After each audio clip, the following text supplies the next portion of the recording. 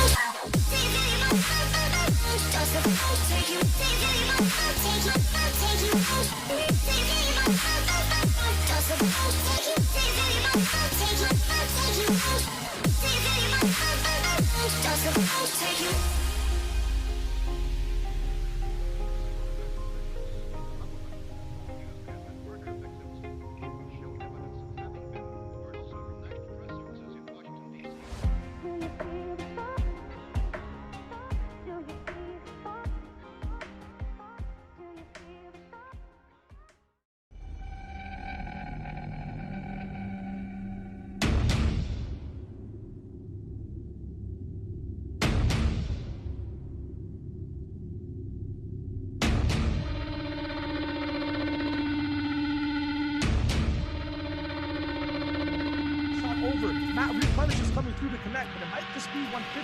Moving down the quick left and right in. The 1-2 combo on Pregame.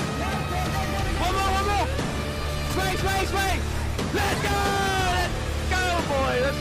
Cracked on me. 1 HP. No, 1 HP right here. 1 HP. 30, 20. Let's go.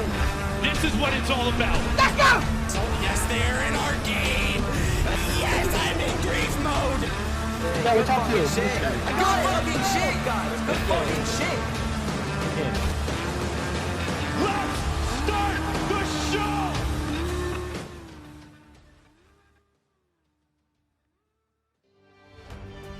All right, ladies and gentlemen, the final day, the third day of the weekend of the FNCS Squad Finals. We are in grand mode now. My name is Shia Wager. I'm joined here by my partner in crime, Bala TW. Bala, we've made it, man. The EU Finals. Yeah, we've made it. It's been an intense couple of days of action throughout all the heats. We watched NA East yesterday and all the unbelievable stuff that happened over there. On Friday, we did get a sneak peek at EU, and there was coverage on Play Stelling Stream and a bunch of other places. But today here, we're going to be covering EU Finals first. It's going to start in about 15 minutes is when those games launches, and I couldn't be more excited. No, neither can I, man. Like right now, the storylines we've kind of built up and seen through the last 5 weeks of competition, scrims beforehand, then all the qualifiers going all into action during the heats. And now we have play style specific things to talk about in just a few moments as to how EU is developing. That being said, we've seen a lot of things as well in the chat about the passing of one person who's been really influential in a lot of Fortnite montages. RIP Juice WRLD, shouting out that really quick. F's in the chat for the big boy. At the same time, we're moving on today for those European finals. It's going to be intense, hot competition. We do have the prizing as to what these guys are fighting for. So we'll take a look at exactly what Europe will win today, depending on who gets at the top spot. So Bala, break it down for me. $300,000 is up for grabs at first place for the squad that takes that first place at the end of the day. 6 games will be played to determine that, but looking all the way down the leaderboard, to qualify for today, you already earned yourselves $9,600, and the rest of them is on the screen right now. That's a lot of money.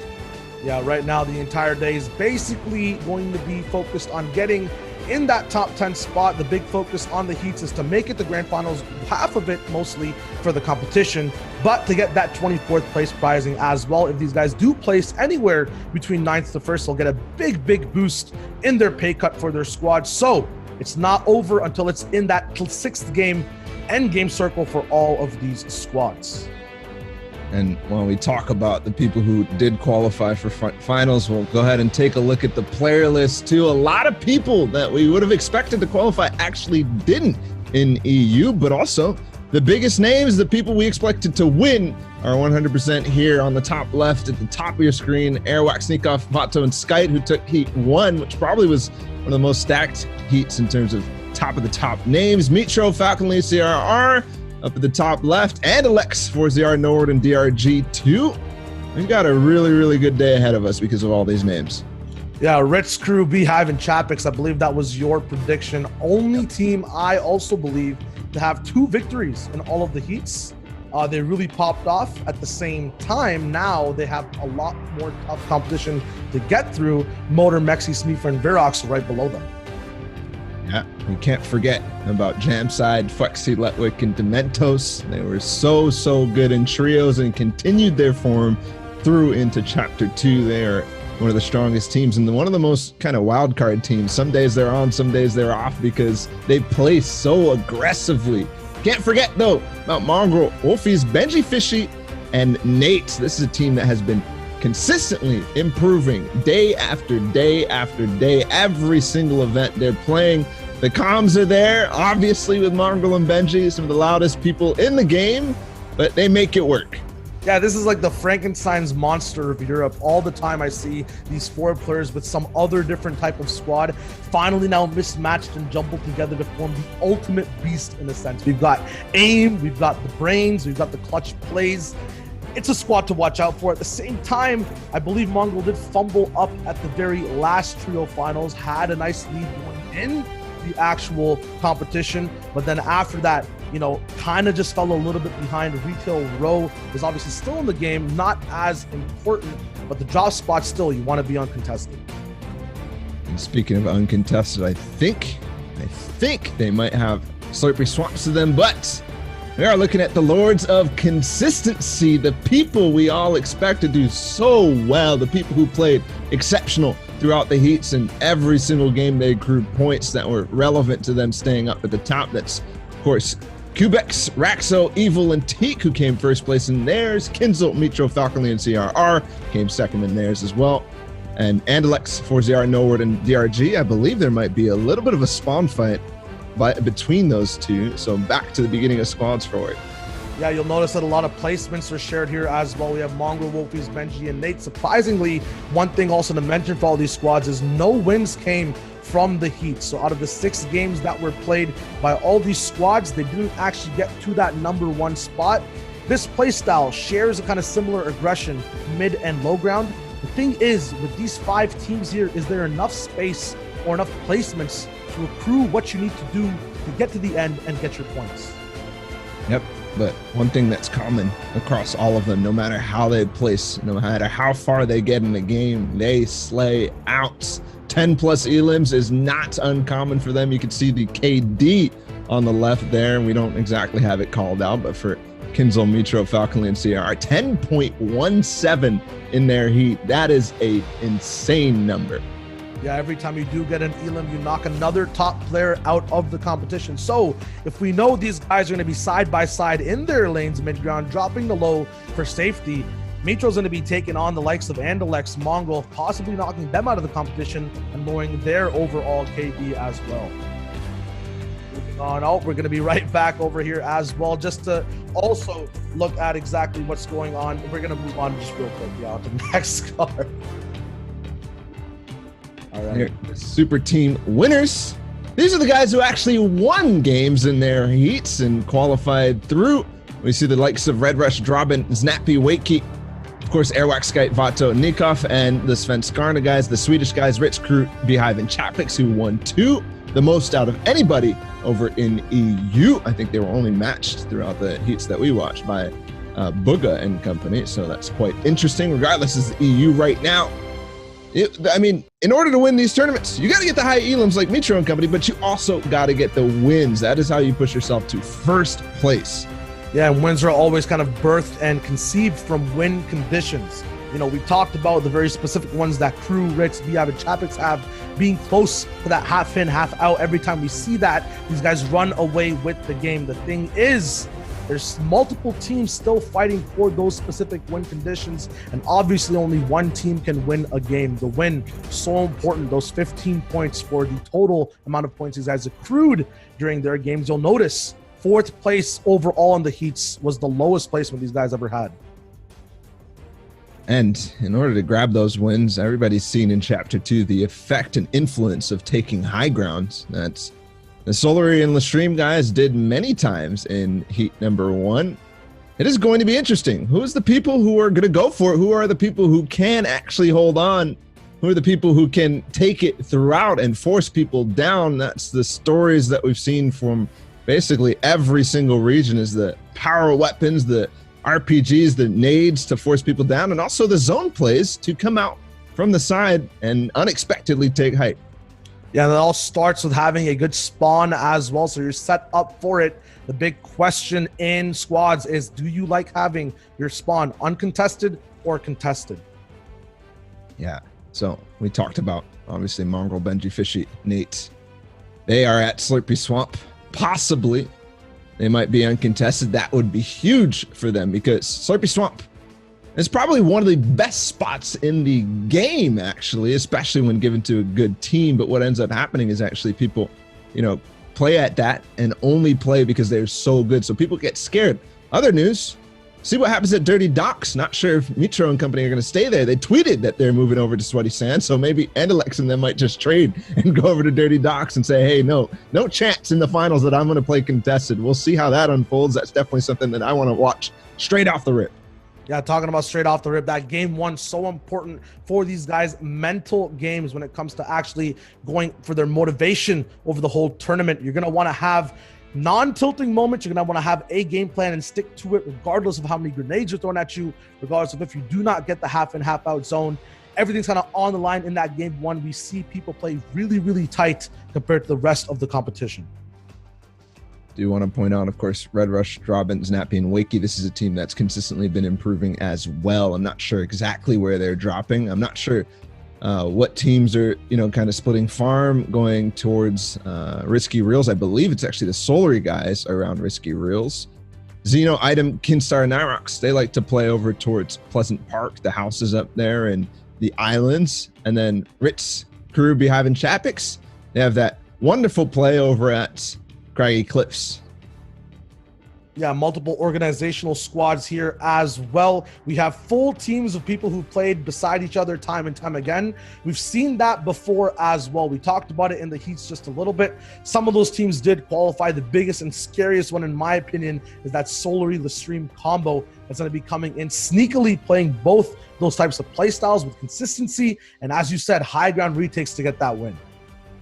Well, don't forget about Storm Surge 2, because on finals day, 6 games to play, and it's not top 6 that are going to qualify. It's really, you guys are all playing for the win. Everybody not only playing for that win, but trying to push themselves up the ladder in terms of prizing and earning themselves the bag. So we'll see. How do people adapt? What kind of Storm Surge tactics did they, create? I obviously looked at the Swedish guys, Crew, Chapix, Beehive, and Ritz. Throughout the qualifiers, they had that very, very unique thing where they would land Craggy, but instantly out of Craggy, instead of looting and taking time, they would go and literally farm Storm Surge tags up towards the side, people landing on a split outside of Steamy Stacks. A nice play from them. So people have to be adapting. People have to be thinking about how to earn these Storm Surge tags throughout all different stages of the game. Of course, the nades are there too. Solary, we saw them in Heat 1, use that to get their Storm Surge tags, but still play aggressively off of them too. No, absolutely. The big thing about that as well is we do have teams like those experienced Craggy Cliff divers, Crew, Chapix, Beehive, Ritz. The thing is, though, there's some other teams that have upset and gotten in here, and this is their first chance at a shot to fame, in a sense. They have their own surprise tactics coming in. They might not even be thinking about those Storm Surge tags and might be kind of a feeding tube for a lot of these top teams. So I'm not saying the RNG, but the kind of way these guys are going to be moving around the map might be influencing a lot of the ways fights are taken in the mid game and the advantages some of these squads might have, having multiple POIs of loot all the way to the end.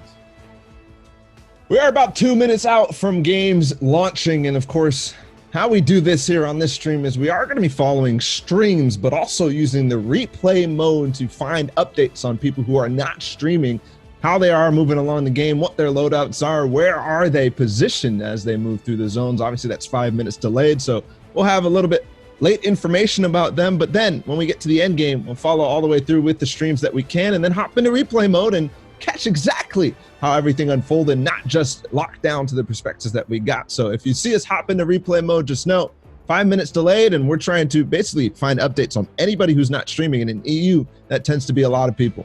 And this is very community driven as well. As Balo mentioned, Europe sometimes, especially during the finals, there isn't a chance to grab any streams. If you guys know of any people who are streaming the finals and playing in them with a delay or without a delay, you can tweet at us, hashtag FNCS finals. If you have anything, an opinion as to who can win, you can tweet that too on social media. We'll be flying those graphics throughout the early and late game. We do have statistics as well to talk about while these games are going on. You'll see a card fly in from the left or right side of my cheek like this right here while the game is going on. Balo will be reading those out. I will as well. Shout out to Prodigy Analytics, who's providing us with information for those statistics. It's very interesting to read those out. They've been fantastic all weekend long. They've been kind of catching us up on everything interesting that we should be watching and following, and also just kind of giving us a better insight on exactly how these are going. I hear we are waiting for service, so the games are being launched. The battle buses are going out. We'll hop in when we get a chance. So huge shout outs to Prodigy Analytics, and EU actually has a lot of people on Twitter giving out some statistics as well. I want to shout out Gal Paniset, who's doing some drop spot maps on battlebus.info, I believe is the website, and also his Twitter. Of course, there's Bella as well, who's been posting a lot of interesting things about these zones and how people are playing with the zones, who is contested, all that sort of stuff. We'll try to get as many as we can. We are on the bus. Game number 1 shy of the EU finals. Let's hop in. The world is watching as the first major region gets into its first meta-defining game for the next 5 that are going to be following after this. We're in here with Julian Calm in the diving seat, Superior Shaka, Gems, and Minzo, a part of his squad. We're looking like it's going to be a nice classic Pleasant Park drop. Which could be interesting because we know Xeno, Item, Kinstar, and Nyrox have been favoring Pleasant for a very, very long time. Looks like they're actually uncontested, so that could be really nice for them too. Clement, Kaizen, Stigo, Blake, which were, to me, the surprises out of Heat 1, landing at Frenzy Farm, uncontested. Except, no, they're not. Stigo goes down off rip. What the heck just happened? Pickaxes going off. No way this is happening in the finals. The preparation, unfortunately here, the risk to go to Frenzy Farm from a spot that they weren't playing in the heats. And already 2 players down. Looks like a shotgun took out Stigo, and then Clement gets pickaxe and followed up with a couple weapons from the house. Yeah, it's a little bit early. I think these guys are still kind of waking up. No really items in Keizen's inventory as he walks over and out of Frenzy Farm. A duo going forward, no reboot cards. The most shambles you can be in terms of momentum starting out the competition. Hopefully these guys can bounce back. We've seen it before in trios, Aqua, Nyrox, and Stompy, Chinkin, and Aqua in the last trio finals did not have a good first 3 games, but then immediately bounced back. A lot of the times as well as that specific squad as well. Clement had a few times they were behind, but then bounced back as well to qualify in the heats yesterday. So it's not over, but they do have an uphill battle to face. Remember to get all the ammo boxes. Trying to track all the off-spawn fights. Looks like 4ZR did just knock an anonymous player. We do have MCS's stream, so we have to pay attention and see if Andalex is on that POV. And if they are actually fighting our good friends, Meat Show and company. Okay, we do have their POV, so we'll be able to hop into the Sweaty Sands fight. I believe it is actually going to be against Meat Show and company, which would be really, really, really difficult for them to come out. When this did happen, they did end up beating them for the most part in most tournaments, especially in the actual FNCS qualifiers throughout the semis, the opens. And then one time they did contest each other in Fishy Cup. It went about mostly towards Andalex 4ZR Norward's way, but they love to 50-50 this hotel. Here it is. Here's that high ground fight. Multiple people dropping up top on the patio, but it's not all vacation for everyone else. They're now falling off all the way from that high skyscraper, going down, fighting 50-50 for chests against each other. The speed is fast and looting. These guys are now spreading like ants in a wildfire. Still very close by, though. Just few houses beside the hotel is what's going to be split with Andalex's squad. We know they do get a knock, so it's going to be interesting to see exactly when 4ZR steps up to the plate. This fight's going to be huge for the entire server because that's a huge squad that's going to be knocked out for the end of the game. I think I saw 2 get knocked. 2 of them might have landed somebody else, but there's another Elim, and I think that might be just one more player on CRR, Mitro and Falconly's squad. I'm not sure exactly who it is. I definitely saw CRR go down, but the rest of it has been anonymous mode, so we don't know. Looks like right off the rip, Andalex, 4ZR, Nowhere, DRG are very successful here at Sweaty Sands. They're still preoccupied with something, but the amount of time saved, plus getting the zone here, I think that they might need to, yes, they do clean it up. There's another KO, actually, another knock and another finish, so might be one more player, it looks like, based on how they're building and how they're approaching this. Yes, it is one more, and they're searching him down. They're hunting. They want to make sure I get everything. No chance for points for you guys at all. As of the record speed and how fast these guys have cleaned out, specifically this drop spot competition. We're going to be moving over to the big boys, though, who've been kind of low-key throughout the mid and early game. Once again, looking like uncontested, right beside where we saw that action. Clement Squad and Frenzy Farm. We're going to be doing a little bit of a POV for the Rasir Solar Boys at Risky Reels, but then jumping straight over to the last Solar member, Kitstar, moving over near right behind his organizational mates towards the center island. A lot of people thought that Risky Reels was going to be a bloodbath on EU. We see 4ZR getting the elims again in the feed, so we are using the streams. They might all be on slightly different delays. We'll have to keep an eye on exactly who's ahead, who's behind throughout the entire time, but it also sometimes gives us extra perspective so that we can go back and watch it again or see it from a different angle, which is very cool too. Risky Reels was a bloodbath in the final week number 4. But from what we've watched so far, it hasn't been too crazy. Solary and the stream guys have gotten that and the center island pretty much for free. Yeah, one of the hardest resources to farm, and there's so much of it there, metal. A lot of the POIs around Risky Reels itself kind of funnel in to top off the end of their resource pool. At the same time, people like dropping down there so they can skip over the time limit or the time investment of being there.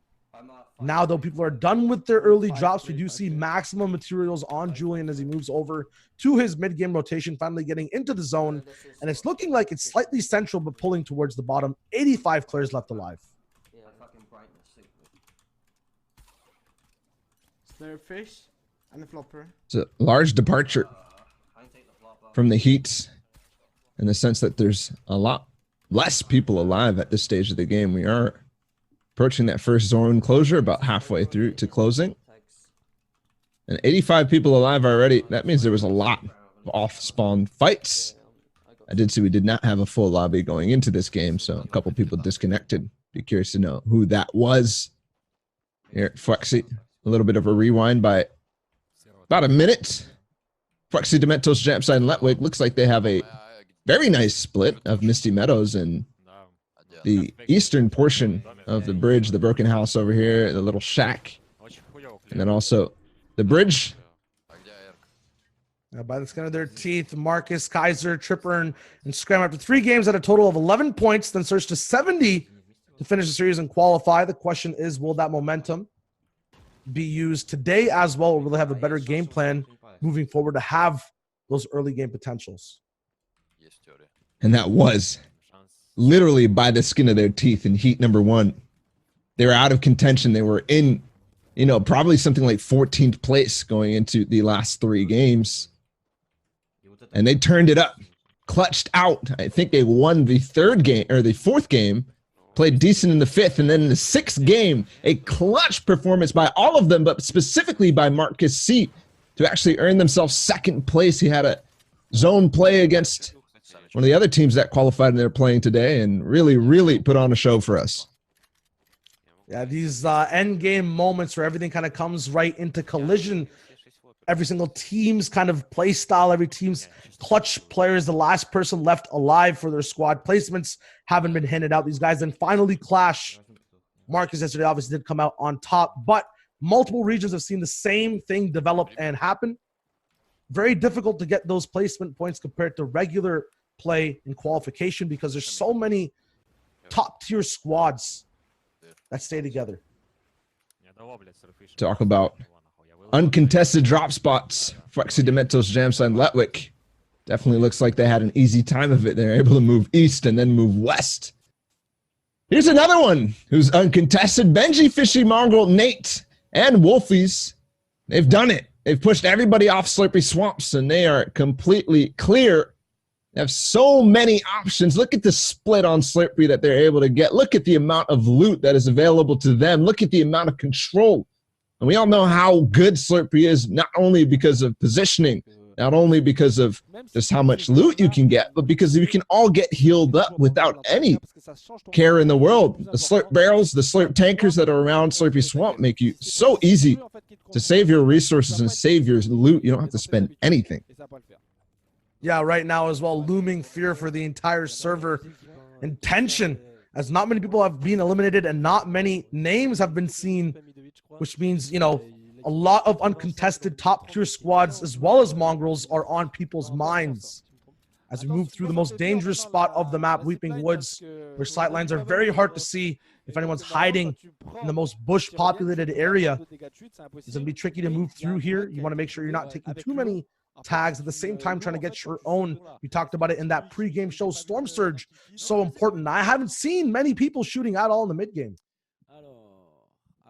Tuning in with Andelix for ZR Nord and DRG. It looks like a successful off-spawn fight against the Titans of EU. A lot of people's favorites. Did they just mark a legendary pump shotgun? I believe they might have just done that.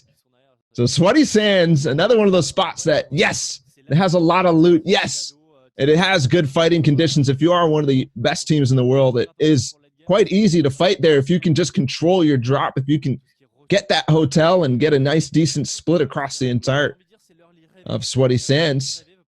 Fighting there is not too difficult, but the only downside to it is rotation here. They're fortunate enough to have zone. They're fortunate enough for the fight to have taking very, very quick time so they can farm out and loot the entire thing. Look at his resources. Look at his loadout. Already has the 3 nades, legendary AUG, a harpoon gun, and maximum materials. Now they're starting to base up and even find a little bit more loot before they move into zone. Here's a replay, actually, of the Lazy Lake fight. It looks like it was off-spawn fight as well. Maggle, DM6, MXer, and Viper, who qualified out of heat number 1, also by the skin of their teeth, but early in that heat, they performed so well, and this is exactly why. No, actually, in this case, the trades are bad, and they get knocked out completely. It's Anas Kaspersa who win that fight, but not before losing a couple of their members. It even looked like one of their cards was not recoverable. But given the POIs, given the reboot vans, it is possible for them to bring them back up and into the game. They might have 3 going forward, play as a trio. That might be good enough. But what's not good enough is the amount of time and the amount of loot that they lost in that fight. The resources they spent, the heals that they spent, is going to be so difficult for them to even contest the leaderboard in this game. Yeah, what was the reward for that fight as well? Multiple members on that squad just rocking pistols and sniper rifles in that close range fight. Not much to actually gain to have any power weapons for the end of the game. Right now, though, in the opposite side of the spectrum of power, we have Julian with a metal base on the highest point, it looks like, in the server we've seen so far. Finally doing the job every squad must do in the mid game, sitting near the edge and going for tags on people who are fighting / rotating to the trickiest parts of the map. Swap off that stream. It was lagging slightly, so we'll get another perspective. They were just going for Storm Surge tags, so we're not missing much. Here in Weeping Woods, this is the spot that Kinstar item Narox and Zeno decided to base up on. We saw their split near Salty Springs, and now they've invaded like termites into Weeping Woods. Big thing to know that Bala was talking about earlier is the difficulty in different stages of the game, the off-spawn contested fight being one of the biggest ones, but as well, using your maximum loot that you have efficiently throughout the whole game. The harpoon gun you've been seeing in a lot of these guys' inventories, at least 2 or 1 per squad, can be used to recycle things from a distance. But the fact that everyone's kind of used to that kind of meta play now, people are looking out for it. Multiple punishments being handed out to people who have walls open looking for loot. Right now, a very crazy split actually going on. Flexi being left behind as the squad moves over to find either a better position, catch up to him, or just stay safe, maybe one fake base. You want to be watching out for grenades. The throne is empty. That's a fact. There really isn't any reigning champions that have actually qualified into this Aqua. And his team failed to advance in the heats yesterday. They won't be joining us today. The reigning champions from FNCS Trios are not here. So a completely clean slate for these guys to claim the Season 2 championship. Will it be Flexi, Dementos, Jamside, and Letwick? Or will it be Mongrel Squad, who are off to a good start? Looks like maybe a little bit of a build fight actually breaking out. And Flexi taking the opportunity to get a couple of tags. Storm Surge may come into effect with 9 players above the threshold, but that's not a super dangerous one. I see Scram actually getting some elims in the feed. Now, the decision now is, do you want to stay back here and try to funnel that Storm Surge as possible, or do you want to stay on the move like we see Mongrel Squad right now? Once again, another squad moving through Weeping Woods. I believe all the top dogs now are rotating to the left side of the map, and a bunch of them are being held up on the right side from that big build fight community that we saw. Flexi looking over.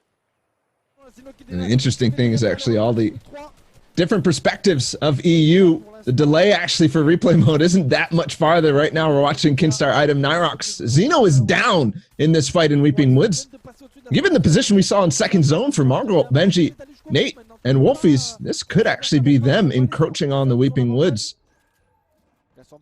A big endgame item lost here by Kinstar as well. Missing a few harpoons, actually hitting the walls around the loot he was trying to grab. Now he's going to have to finish this fight if possible. Big tags and a cracked shield coming over from his AR beam. Very nice angle there, but Zeno's down. Zeno is down and out, and they are going to be recover his card. Not sure how much that's going to come into effect. There is a reboot van not far away in Weeping Woods, but is that the one they're going to choose? I think it might have to be, given that it's the only one that has any sort of cover anywhere nearby. The sight lines are a little bit more difficult because of all the trees. Looks like they're just going to rotate through. Probably a good decision too. They still have a trio. Getting that last player up isn't as consequential as if it was 2 players down or a solo trying to play by himself. We have seen some clutch reboots. Plenty of situations. Also on the left, Vatoskite. Airwalks and Nikov, they're based up in zone, so they have none of the troubles that some of the other squads here have. Kaizen and Blackie, in the meantime, have actually positioned themselves off of the off-spawn fight. Look at their loadout. They've recovered quite well. Yeah, still surviving, possibly hanging by a thread. The biggest thing about these end game zones, or the worst thing for people with a man down, is being on top of water. Don't forget, again, with the delays, these guys are far ahead. We're already seeing the 4th zone on their screen.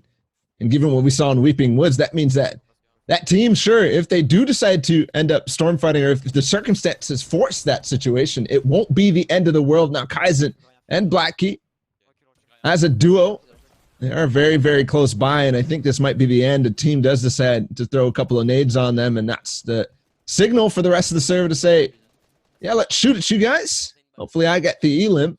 They are definitely below Storm Surge, so that's also going to be a huge issue going forward into that 5th zone for them. 4th zone about to, or 3rd zone about to close, and we'll get more information about that 4th.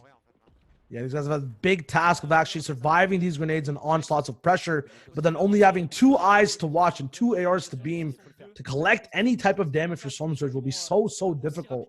Now looking back at Andalex, kind of pulling north, or these guys landed Sweaty Sands, but now we're pulling back, I think, towards the northern side. And the huge hill here. easily letting them rotate into zone. They still got to be careful about the teams here, but the majority of the zone is covered for them. So they find themselves a really, really nice base on the side of the mountain. Mountain goat base.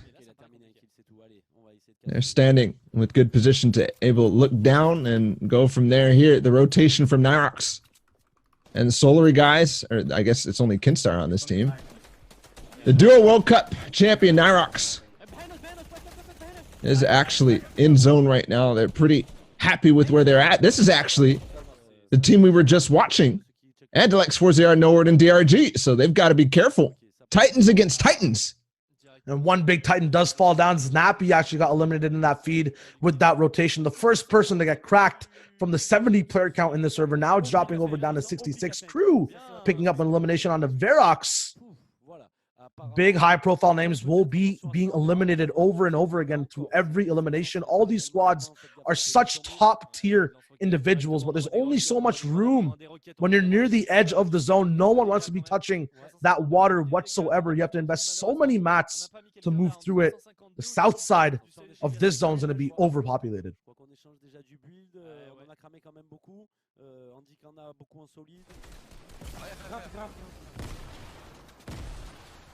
It's all a nice squad fire there. Now tuning in with Flexi, Dementos, Jamside, and Letwick.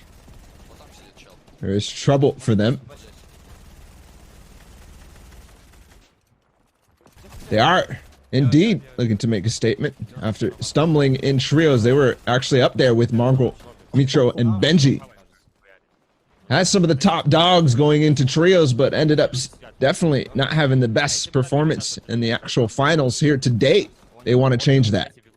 Going to have a big uphill battle, though, as Zone is going to be on the opposite side of the map. They're going to have to cross a big trench as well to get there, which means the early rotation is now going to be in full swing. These guys are finally moving up on a mid-ground layer, dropping and tinkering down a little bit to save a few materials. The question is, can they make the big trek? And to think about the situations and the positions that they were in the past, this team was in Misty Meadows, so they actually had a lot of probably resources saved while they moved towards the position where they were in for the zone up on that hill. Had to go for that position of power, but of course, it always pulls across the water. Now they got to go across the way. Other people that we know where they were, Andalex, DRG, Noword. Those guys were all the way across from zone with the mountain in their way too. They have a lot of people to rotate through, including Item. Nice knock there. This player unfortunately ended up dropping their box. I'm not sure how he got so far away from his team, but ended up grabbing himself or gifting them a nice pump. But so many teams right inside of here. Freck is going to take out Flexi, and unfortunately, that goes both ways. One team drops in a box. That means they have the 50-50 on all sides. They are going to get full wiped by a team who got way ahead and got the right position in the zone here. Andalex, 4-0, Noword, and DRG. They did end up getting into zone, and they're holding. Yeah, halfway over through the placement as well right now. The 15th slot has been divvied out. At the same time, it looks like these guys are going to be stuck on the aquatic side of the zone. Andalex picking up another elimination, but Noword goes down for that trade when the focus is kind of split. Many Alpine aces as well might find each team being confused as to whose teammate is whose with so many similar skins. The outside of Storm people trying to be caught in. That's Noword actually going down. That's the full wipe on that squad. Andalex, Noword, and company, they might have won the Sweaty Sands fight, but the battle is not over. They get completely wiped before any placements, I believe. 13 eliminations on this team. Julian Com is doing everything. He takes out Evil on the edge of zone. Another one from up above. That's Motor who goes down, almost finds another shot, but not before losing Minzo. They're not in zone yet. They got to keep going forward. They can carry him on his back. Julian's guns are carrying the entire squad. Placement points and elimination potential as well. Motor finally being eliminated. A lot of wood builds above and around them, meaning that every spray is so much stronger. Hard mats actually fully depleted on all mats as Julian. He only has his aim to rely on. The dude is still going. They end up winning off that first game, 30 points in total. This POV is way in the future, and the future is this squad's victory. 19 eliminations paired with the win is an unbelievable start. Here we'll look at this perspective back in the past before we hop into the in-game replays. Here's Andalex, 4-0, Noword, and DRG. Before they were full wiped, look at how this zone progressed. I actually thought we were way further south than we were. No, we were actually towards the center island. Completely misread the mini-map there in this case. And now they have 6 zone, but we know they get knocked slightly after this. They did attain the placement points. I thought they were out of it. So not a absolutely terrible game from them. I thought it would have been because without the placement points, only 5 elims, that would have been not too great here. Andalex on the back foot. This is probably right before Julian Calm and them start knocking them out, start to wipe this squad on the rotation. Yeah, this entire rotation is basically a big mat siphon when you're over that water, and it can split so many people as well as you have people swimming under you trying to knock on that basement door and get into your box. 7th place is actually what Andalex ends up going out in. We're gonna have a replay of Minzo's perspective from Julian's squad. We'll see him being the tarper, making sure Julian has everything set up to beam anyone around him as well. Mongol, actually, Benji Fishy is the last person left alive from the top squad. These guys have a total of 6 eliminations so far. Benji with such little HP as well to move forward. He's still controlling a mid-ground layer, but only 200 mats left. The closer you get to the bottom of that water, the more you have to spend, the harder it is to micromanage building and eliminating players. And he has 4 HP, no heals at all. See if he can clutch up and get the top 8. He doesn't do it, but they did have 6 elims in that game, so they're not completely out of it. Here's another player who's trying to clutch. Mexi, Verox, Motor, and Smeef. We saw them get knocked as well by Julian. It feels like Julian just knocked the entire server, but guess who's on height? We saw Julian slay out on low ground, but Ritz, Crew, Chatpix, and Beehive seem to have controlled the rest of the lobby. That could be a good performance from them. I'm not sure how all of a sudden they did lose height. Oh, of course. Who else but Vato, Sky, Airwalks? It seems like they're the kings of the high ground take, because every time we watch it, it's them contesting, it's them controlling, and them ending up taking the high ground.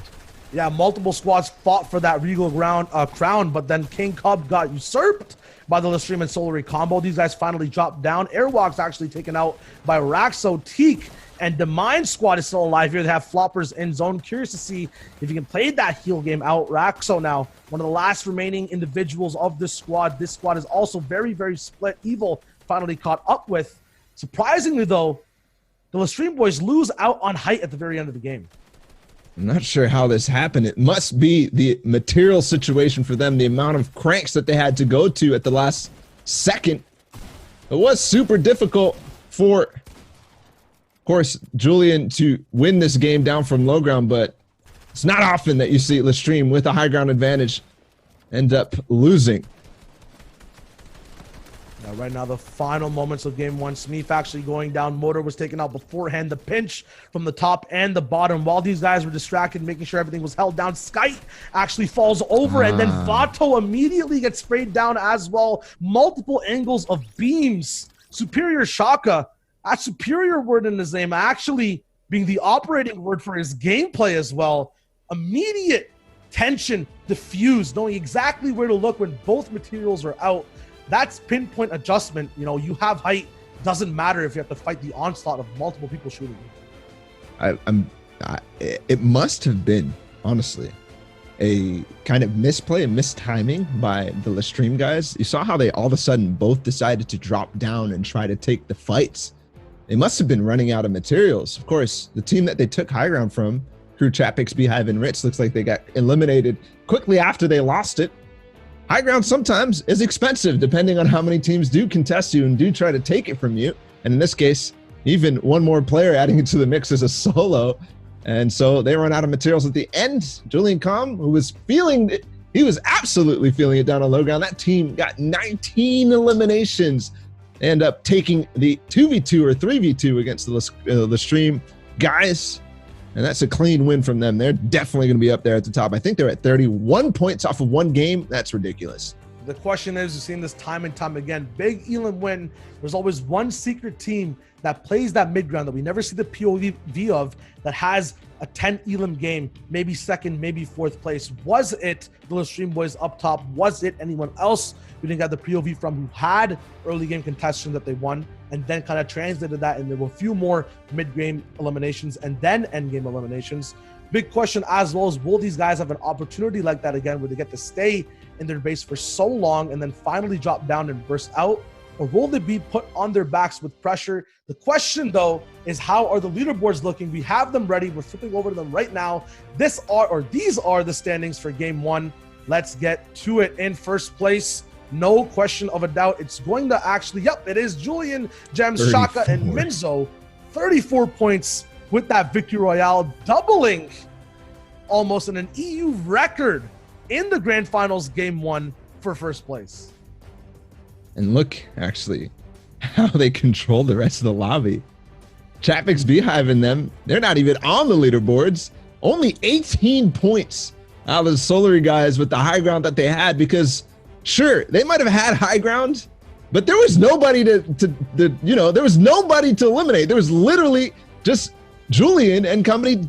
They're taking out everybody. They had no opportunities to take anybody else. That's basically only placement points from Airrock, Skype, Vato, and Nikov. I think they had maybe 6 elims. That's crazy. Yeah, there was a huge filter basically right below them that wasn't allowing anything into that high ground funnel at all. Maybe that's why they kind of overpeaked their heads over height to be like, hey, where's everyone? What's going on? These guys peaked over maybe a little bit too much. Over there, though, we saw Motor actually get taken out by Julian in 3rd place. At the same time, these guys did live all the way through with that placement. We saw the Demind individuals and King Cub actually fight for the stream's height. They ended up getting 4th, 15th place. A lot of elimination points basically carrying out these squads, kind of different from before. Another top squad as well, Camo, Pepper, Fluttermoist, and Rejasser. These guys are going to be in 5th place. 6th place is going to be down ETQ, Krog, and Swag. And then 7th and 8th, and Alexis there for ZR, Nowhere, and DRG. The early game off-spawn fight carrying their big point potential. And then Freck, Dyer, Vig, Hanky, and Faye in the 8th place slot. And we'll have to see if Julian Com can continue the absolutely amazing performance that he had in game number 1. That seems to be probably once in a lifetime, to be honest. I don't think I've seen something quite like that in any of competitive Fortnite that we've seen, really. That harkens back to things like like the Warrior Switch. a little close up on Shio. Hey, man, I didn't know we could do that, honestly. Now we can get the ISO cams going and everything. That's going to be sweet. But yeah, no. We'll have to see, because if they continue that, they're obviously winning, but there's 5 games left, and to continue that form, it's going to be a tall task. Yeah, that was a very specific end game circle in a sense that pulled up after water. If you're a low ground middle or middle ground team, that's the lowest to low ground, you get to control everything and height is blocked out. If that situation happens again, then teams who play that way, i.e. Julian, they'll be able to just get everything popped off. The question is, will it happen? Game 2 has been started. People are in the battle bus. Let's see exactly how things are going to be flowing through.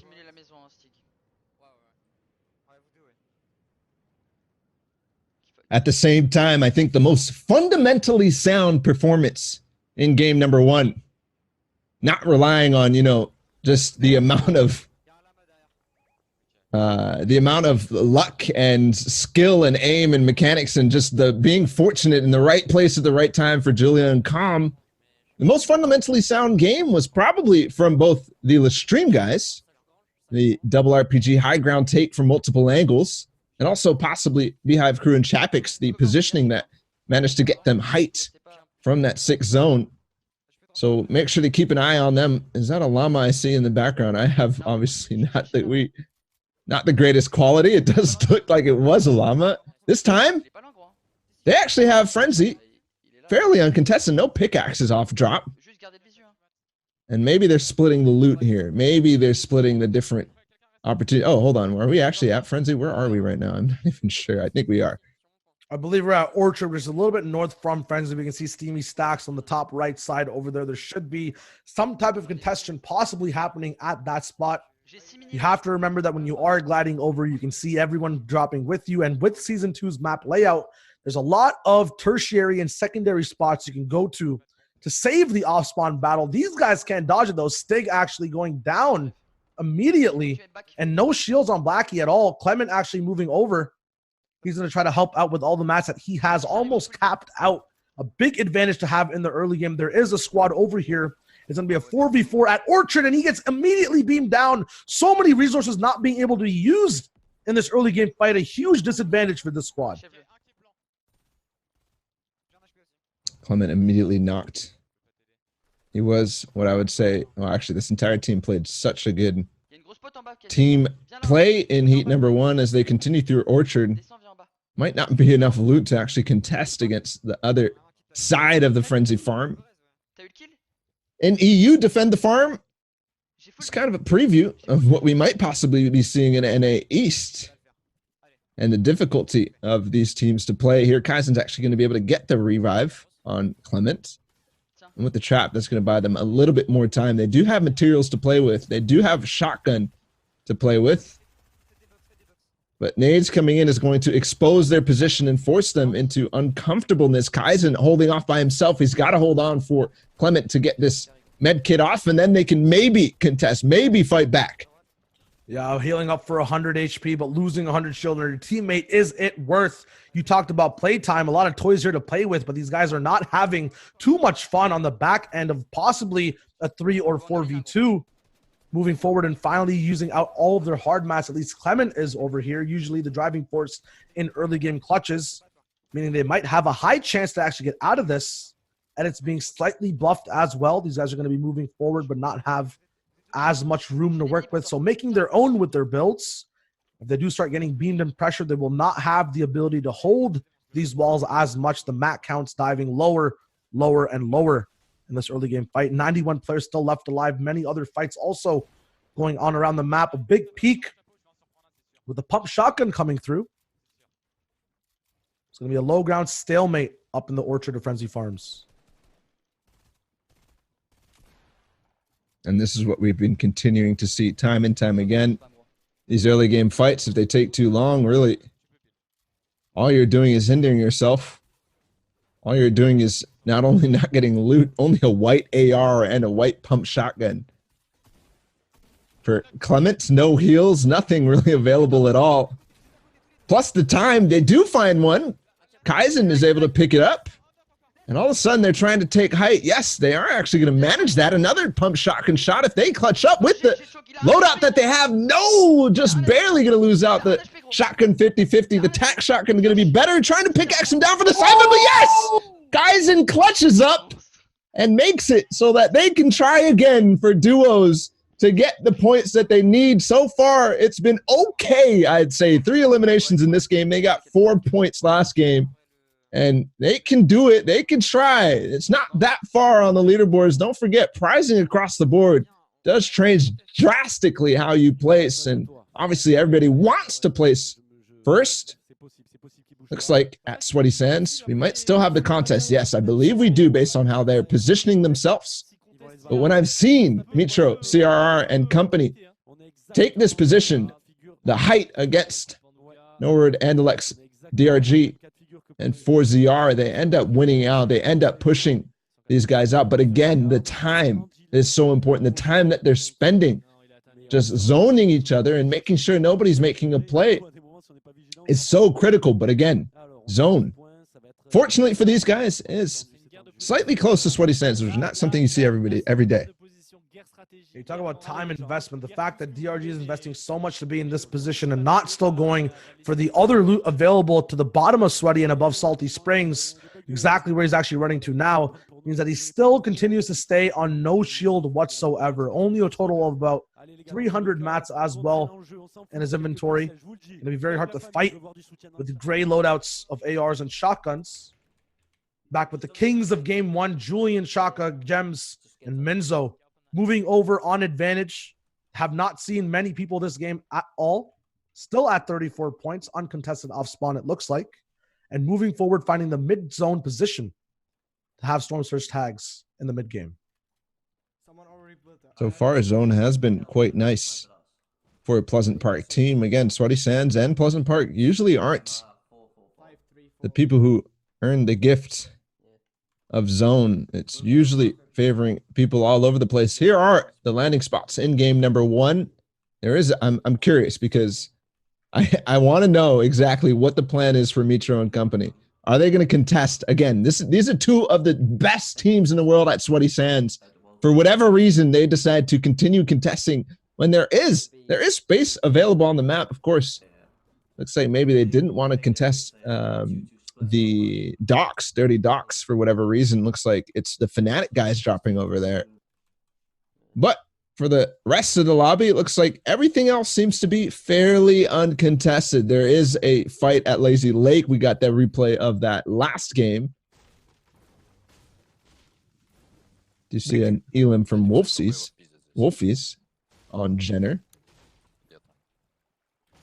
Thing to know as well with that drop spot breakdown, Europe choosing the option of dropping near the central part of the map more so than anywhere around there on the edges. We saw a little bit in NA East and NA West that people prioritize that South Island that's currently unlooted, uncontested, and unchosen. The islands on the top left also being used and taken and prioritized. Early game paths are basically all taken. There's not that much room for editing your course before the game starts. That being said, once that third game finishes, once everyone has their point scores set up against the top 6, they might start contesting each other and going for more powerful spots rather than just having the calm of an uncontested spot for the top 6. Based on the calm right here in Sweaty Sands, I'm going to guess that Mitro and company did end up leaving out the back. And they're moving forward. Thanks for the tweet, Real Zingus. The Stream Boys is who he's rooting for. And we'll continue to be tracking the hashtag FNCS Finals. Make sure you're using that if you guys want to tell us your opinions, your thoughts, your predictions, and what exactly you're following in the game. Wolfies picks up another one on a different player. So a fight breaking out by that team. We'll see if we can catch that in replay mode to get that perspective, because I know a lot of you guys are interested and are paying attention to that. That's big momentum for a squad that operates and feeds off of it. Once these guys start rolling, they do not stop. And finally now, getting a few early game elims off their rotation. I believe last game we just saw them kind of walking around in Weeping Woods. Didn't have too much to do. Or if they fight squad to squad, it might be so much better just for their morale and mentality. Does anyone carry minis? I don't know. No. Yeah? Can you drop me one? Julian doubling From one back now. city to the next, Julian Shaka Gems Minzo moving from Pleasant Park and now farming out Salty Springs. A good recovery option, a good stopgap while we wait for the next zone and decide what the next positions are going to be. They're going to only have wood available here, so not exactly the best building out of Salty Springs, but mostly, you know, some cheap houses, mostly wood here. Talk about favorable zones. It looks like the third zone that was revealed is very, very similar to that first game, and these guys are in a very similar spot as well, choosing to bunker down in Salty Springs where the last game ended.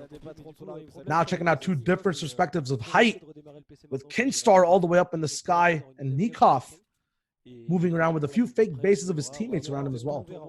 Yeah, the fake bases here, the spread on this team along that center ridge line with all the mountains. Kind of like the Appalachians. They are chilling and having control of a lot of different space. Look at the mark. Look at the blue arrows where they're at. They aren't going to get zoned at either of their positions of strength, but so many fake bases spread along this mountain range means that no matter what, they have control of a lot, and they're going to be able to move pretty freely. Speaking of freely moving, freely rotating Kinstar item, Nyrox and Xenos seem to also be having an easy time of it. They go down south or down north and in towards the center island. Gonna have the barrier of that water to kind of swim through, though. A lot of times you are unable to build if you're halfway through and move to the island with so many squads on high ground, far, far away and close by on these land shores and beaches. There might be some trouble. We saw it in that fifth zone last game when people were trying to cross by. Of course, there's a lot more space to work with when you're just halfway through the game. It could still be a difficulty. You're talking about a little bit of a glitch in the matrix when it comes to being calm. Julian in a mid-game fight, looking for beams and gets a few, not too many tags though. They want to make as much room as possible. Many squads actually fighting over for Salty Springs. A nice quick edit and reset, landing 100 damage plus shot onto the people who are trying to take these guys' walls. Big mistake. Do you not know who you're messing with? As a game one winners, almost gets another tag through the turbo build spam of his teammate, which is quite interesting. Not a tactic I've seen employed too much. Well, usually, trying to return it through your own wall breaking. Almost gets more tags, though. He does pump him for a little bit, not too much, nothing that the opponents are going to be worried about. We heard when we were watching this team earlier, the nades come in, how they all spread apart, spread to different spots. They clearly don't want to fight, but they do need to return fire and make sure, hey, you guys, if you want to push us, you're going to pay. We do have Storm Surge active at the current time, so it's possibly that is influencing this team to go forward. They now have actually a pinch between two teams. Good spot by Julian to edit through the cone. It looks like as this is going on somewhere else on the map, Maggle actually takes out an entire squad with gear as well right behind him. They're going to be having a lot of loot in comparison to this actual squad we saw. Now a big fight actually developing between Mongrel squad. They're going to be taking height over Jenner. This is what we saw Wolfies get all these eliminations before in that early game. And it looks like on the rotation out of Slurpy Swamp is where this fight took place. Peak. Pericle. And they're trying to get more angles in them. They don't want this team to fight at all. Wolfies did get another one. What a shot there from Mongrel. And then Nate also cleaning up Lewis. They've got one more player to find, and they can easily pinch down to this building. It looks like that player might be making the great escape, though, on the southeast of that. Yet Peak, no, he's just sitting still in the building. He doesn't want to be found at all. He knows who he's dealing with. You don't mess with Mongrel, Benji, Fishy, Nate, and Wolfies. Not at all, not a single time. Stay away from the Slurpy Swamps is the signal that these guys are saying. They've still got 5 games to play, so okay, hold on. All of a sudden, Clement has just taken out Mitro. I believe that was 200 quick dead, not 220, which would signify Mitro in the Salty Springs. We saw so many different teams here in Salty. Julian was nearby. And I wouldn't be surprised if who was pushing Julian was actually Mitro and company, because they tend to get so close to each other. Another Elim on an anonymous player that could be anybody else on that squad. You got to remember the reboots were not possible for this squad in that Orchard fight, and now they're just going to be 2v Xing basically the entire lobby. 62 players still left alive and 6 eliminations from these guys. So they do have a few points on the board. We saw how low everyone but in first was. Because Julian just eliminated the entire squad off of that mid ground. High ground not having a chance to actually have a say. And right now the same kind of situations happening in the mid game. Low ground eliminations, town to town. Mats actually being split. A lot of recycled loot as well. Floppers available from a POI. You usually don't get to see any. In the dry desert land of Frenzy Farm. Now Kinstar still having a free rotate out. Lots of shield available. These guys have been moving very, very smart. Using natural cover as well. The question is, when are they going to run into a roadblock? They are getting very, very close to Salty Springs.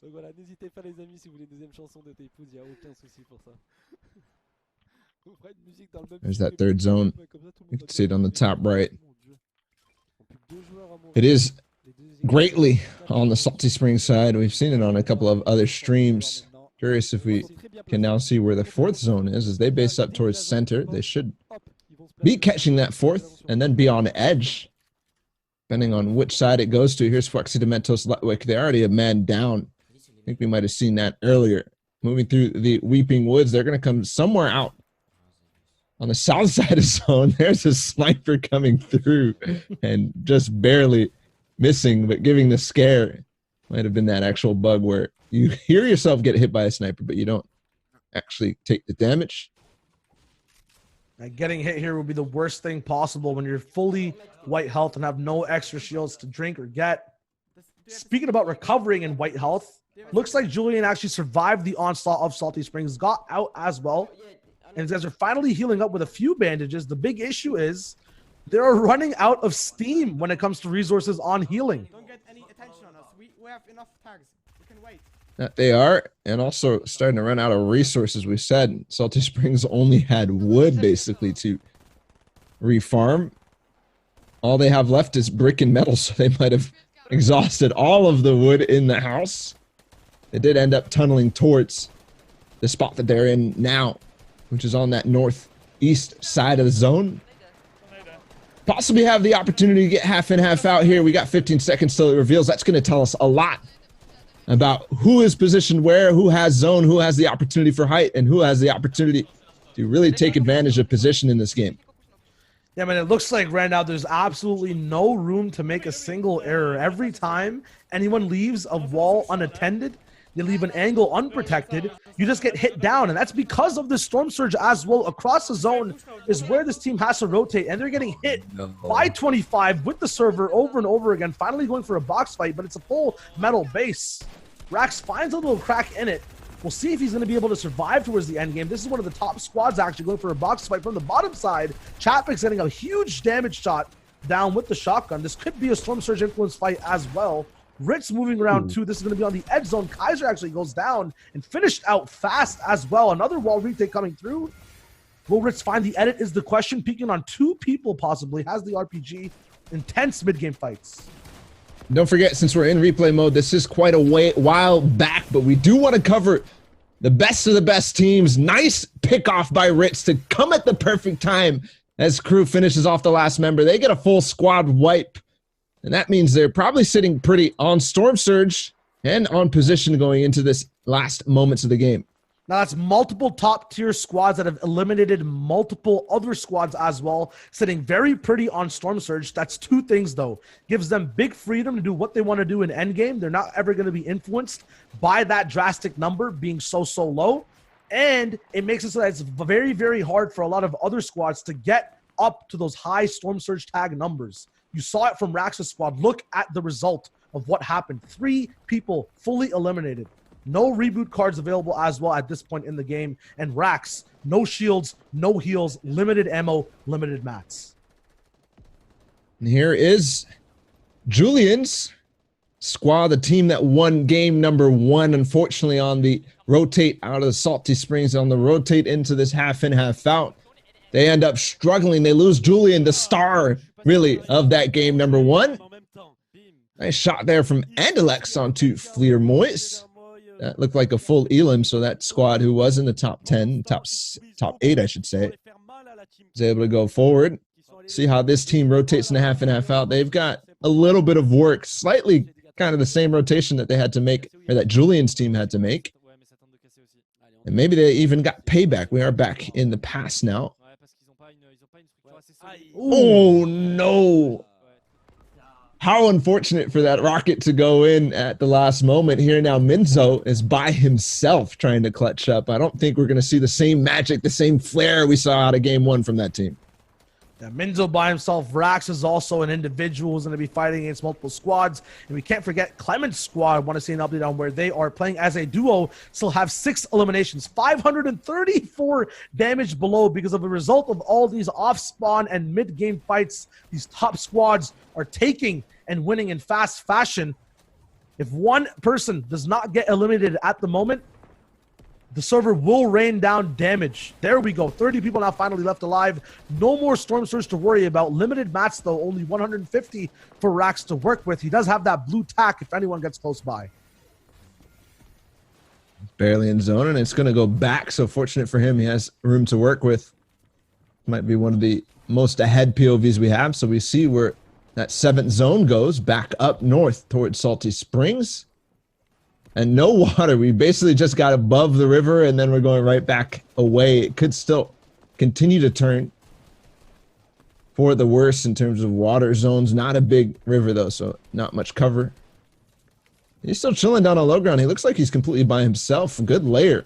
Sometimes low ground is a hectic layer, but in this case, not so much. It will be as soon as these guys start running out of mats on that mid and high ground, and I think Rax knows it, trying to advance as much as possible and defend. Look for anything he can grab with that harpoon gun as well, but people are playing very, very tight or just getting eliminated a little bit above him. I saw Minzo just get an elim as well, so that player who was by himself on Julian Com's team in first place has made it all the way to 16. I think top 6 has just gone through. Airwax and Nikov are slaying out. So we'll see if we can get their perspective. Obviously, we were watching this because this was way ahead of time. That was Red Rush, I believe, who took them out. Here's Kinstar, Item, Narox, and Zeno. I hope the Solaris team switches to Vato and them. Yes, because here in 5th zone, in half and half out. They're actually on mid-ground, but knowing what we know about this team, they probably yoink tight at some point in the future.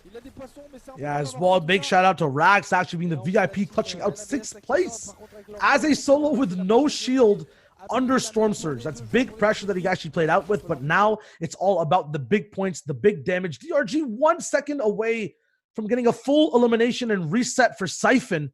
So close to zone as well. I believe this could be his edits around him. A trap actually in front would be impossible to go through with.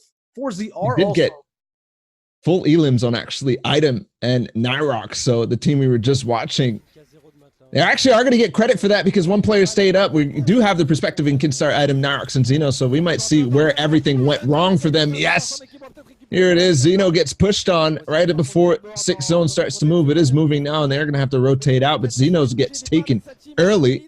I believe we saw Item and Nyrox get taken out by DRG and company, but not before they take out a couple of their own. We see Clement go down by Nyrox.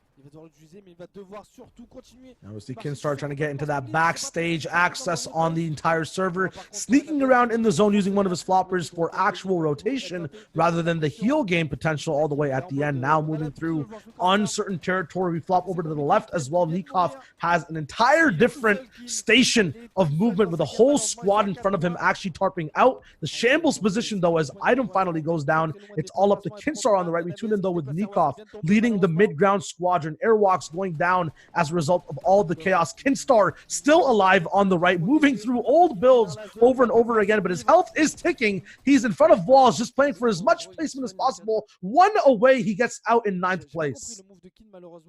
Storm takes him out. Airwalk still down. He's not going to be recoverable. Nikov, Vatos, Skite are playing as a trio now. Not exactly the trio that competed in the last FNCS and did very well, but still great experience here for them.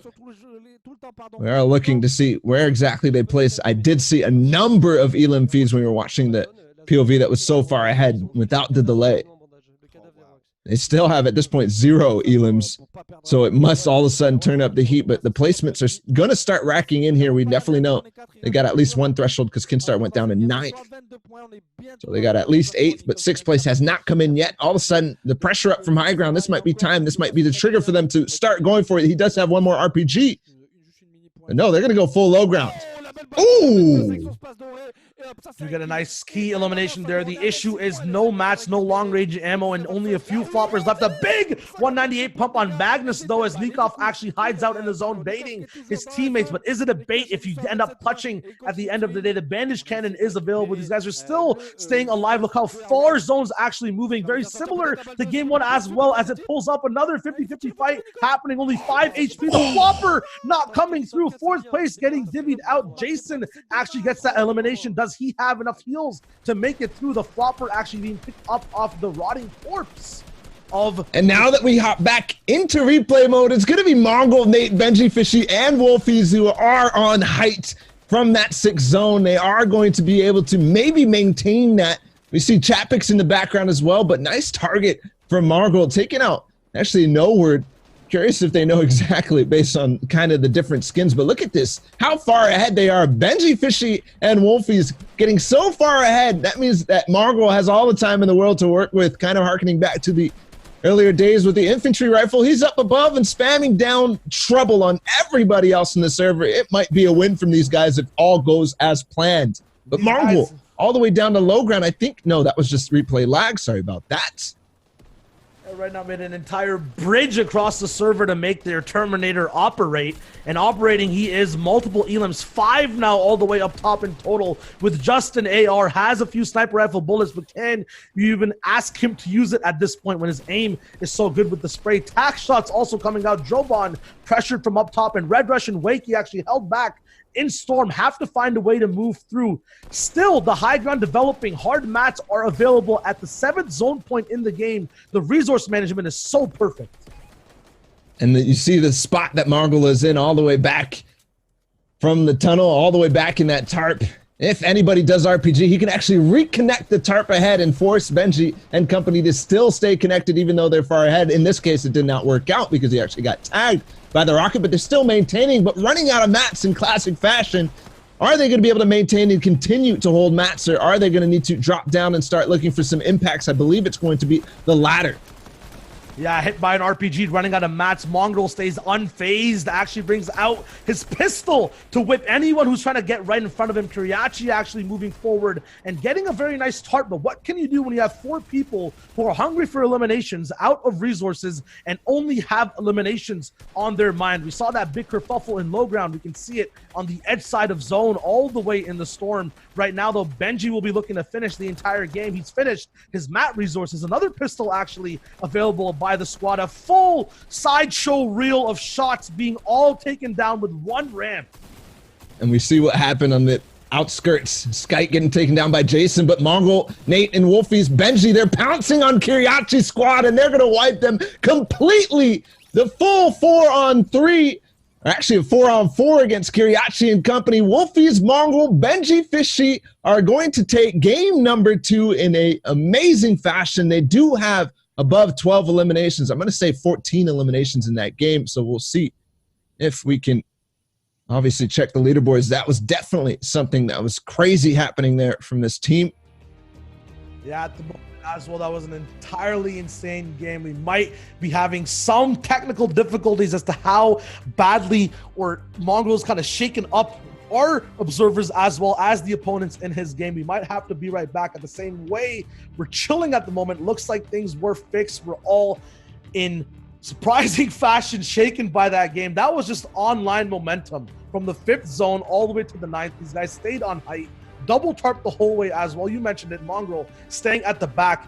He got to expend all his ammo 24/7. Yeah, he was just a fire. He literally had a Gatling gun. We don't have the minigun anymore, but we do have Mongrel, and all he's doing is spraying down below. We do have leaderboards ready. Let's see where that ended up happening. We saw the first place team from game number 1 did end up having a player clutching up. Minzo, I think, got towards something like 6th place possibly. But in 2nd place, that win does push them up to 34 points, and now things are looking a lot more even. Yeah, this is what we call the kind of split between the top and the bottom. 30 points is the place to be if you want to have a say at that top spot, at that 300 grand prize all the way at the top. Right now, 3rd place, Airwalk, Skype, Vato, and Nikov from Lestream and Solary will be just big chilling there waiting on a victory royale. Those usually come later from that squad. A little bit of shakeups on the bottom side of the leaderboard as well. Looks like I don't see Andalex anywhere. He was 7th place early on. Motor actually getting knocked out of the top 6 is now in 7th place. And Jason, who I believe was a solo against the stream guys, I think it was Skype and Airwax. I'm not sure, but that low ground kerfuffle that you pointed out on the edge of zone, that puts him into 4th place, not only clutching up the placement points, but also clutching up. We are on the battle bus, but we can continue to watch these for a bit as the early game fights are going to start to develop. The streams on delay and such. Anything else that you're seeing on this leaderboard right now? I'm seeing King Cub actually in first game fight for height with his squad playing very well in the mid ground, but in the second game, nowhere to be found at all. The 15 points though, if we see that that's an 8th place tie with no performance in the actual second game, it means that probably there's a majority of squads in that 15 point threshold. So on that bottom side of the leaderboard, anything can happen. Well, since we are into game number 3, we'll go ahead and hop right from the standings into game. Keep these standings in mind as we move forward. We're going to bring it up in game periodically to get the different thing. Okay. Another one. No way. Oh, no. And this is the team in first place, mind you. He is going to back up to his teammates. Good decision from them, dropping very, very confined and close to each other as they knew they were getting contested. They're going to back up. This was actually the team we saw the pickaxing begin with in game number 1. They're still contesting that orchard, but in quick fashion last time, they ended up getting pushed, and this time too. Looks like they're already on the other base. They're going to build up towards the top of this big red barn and try to get shots on them. There's actually a player from the other team. Oh my goodness, where did he come from? A squirrel out of the tree, maybe. Clements goes down early, but the fight is coming back. Hadakaisen, he returns the trade. But now it's a full-on fight as the rest of the team looks like they're pushing from up above. Yeah, Pest Control finally caught up and took care of the problem. The question is, where are the other 3 teammates still left over there in that orchard fight that I guarantee we'll see again as well. Early game traps, a very tricky thing to actually play around. Julian has one, but his squad also only has 1 person remaining. He gets shot out from a right side window peek by Ariano Lover. Very hard to actually see that happen and detect it coming. It's going to be a very unfortunate 0-point game potentially for that squad. 0-point potential for sure. Here, Kaizen, Stigu, and Blackie are still holding on. They've won the fight pretty much most of the times. I think in game number 1, they just completely gave up on it and backed out and just played as a duo. But they do clean up. They're going to be able to pick up Stigo and Clement. They do have his card for Elims again. So they're kind of actually staying in contention for that top 10 just on these early game Elims alone. And I think they've done something they might have not realized. They've created a wild card team now who doesn't have a spot in the actual game. Will this team be contesting anything else is the question. Talk about more EU contention. A squad fight at Lazy Lake is actually breaking out, actually being finished off very quickly as well. Casper, the last person left alive, only has a green pump shotgun. Very hard to actually fight with that fire rate against the whole squad. Multiple, only 30 damage shots as well. A 4-angle beam comes through. He's over and out. And as you see, DRG40 Norwood and Alex actually have a massive split on Sweaty Sands. So they did it. They pushed Micho and company off. But guess what just happened? Ariana Lover is actually Falconly. He traded his name, so we don't see the Train H Falconly tag. It's actually Falconly with CRR and Micho. They wipe out the first place team at Pleasant Park. And that could be a huge shakeup in the standings. Right now, they're actually in 23rd place with only 2 points. So not having a best of days, but being able to actually clean up on Pleasant Park and being the first place team, all of a sudden they're making a play. They're saying, hey guys, we might not have won Sweaty Sands, but we still want to contest towards the top of the leaderboard. We're going to take out the first place team with us and maybe have the game that we need to recover. Yeah, why do you need a drop spot map to break down exactly where anyone is when you can go straight for the Kings and where they drop on the leaderboard? Finally, as Bala mentioned, taken out, 0-point game from first place. And now the guys who use momentum, the guys who know and have built out the meta for EU squads in both cups, qualifiers, and tournaments will have a chance to move forward. And once again, their opponents are still getting contested on their drop. This kind of loop path shared with Salty Springs and many other people landing in between. They might not be fully safe coming out from this early game. And apologies for the audio. There's no audio because DRG has no audio on his stream, but we still want to give you guys the coverage. We still want to watch this team because now that Sweaty Sands is uncontested, all of a sudden their chances of pushing the top of the leaderboard go way up. And especially given that they're already at 14 points, they're already pretty much in that top 10. They have a chance to rise up into first place. There is the top 6 right now, 18 points. So really, basically, yeah, they are in 9th place. We can see on the bottom, actually, of MCES's stream, 9th place. They're chilling, and they could, now that Micho are gone, all of a sudden we're in a spot where it could be those 2 teams at the top of the leaderboard at the end of the day. Yeah, this game is 100% the catch-up moment and the runaway moment for the top squads. If you are being eliminated like Julian, you still have a little bit of leeway to work with, but so much pressure put on your next game to kind of bounce back, play perfectly, and start making points on the leaderboard. You don't want to have a situation where you're winning games, playing perfectly, but then losing out multiple times due to surprises and mistakes. At the same time, if you are at 19 points, you want to be able to pull up and pop up all the way to the top and make sure you have every chance taken to get as many points as possible. Here's Rax and the rest of the Eternity guys. See their early game split. At the Ego Comm Tower, no ego for these guys. They're not going to push into anywhere super crazy. They're just going to try to find themselves a slice of the map that might not be the best, but hey, we all know the recipe for success. Now, chat kind of freaking out right now, but the future finals also coming up in NA East. Right now, the focus is on EU. Multiple fandoms have been built over just this weekend based on all the pop-off moments that have been happening all the way from endgame to early game fights. Names have been switched. Skins have been swapped. A lot of ways to hide, but you can't ever break the light that is the top plays of the day, that is those 4-man tactical shotgun sprays. Right now, Rax was the clutcher last game, single-handedly earning his team 6th place. Now we'll see if he has a squadron to back him up or if he's faced with the same task again. Clement finally getting rebooted at Frenzy Farm. Is it going to be safe, though? This is probably the safest reboot van along the entire map. There's plenty of them, but this is the only one that's got full vision cover. You can obviously get shot here, but very, very low chance that anybody is actually going to take that. There's Clement. He's back in the game with only a pistol, but they still got some stuff to loot on their path, even though first zone is taken. I believe that they're splitting Orchard with the team and then Frenzy. There's a couple of, this is a very large loot area. It might all be taken if there's one squad taking it all, but still could find a shotgun. He does find himself a sniper. Speaking of snipers, Kaiser with the 169-meter snipe onto Stigo. It looks like it's going to be A-okay. It looks like they're going to be chilling, but with zone coming, might spell disaster if Kaiser and company decide to hold them out of zone. It's a possibility, but they're all the way up at the bridge right now. Stigo is still getting... No.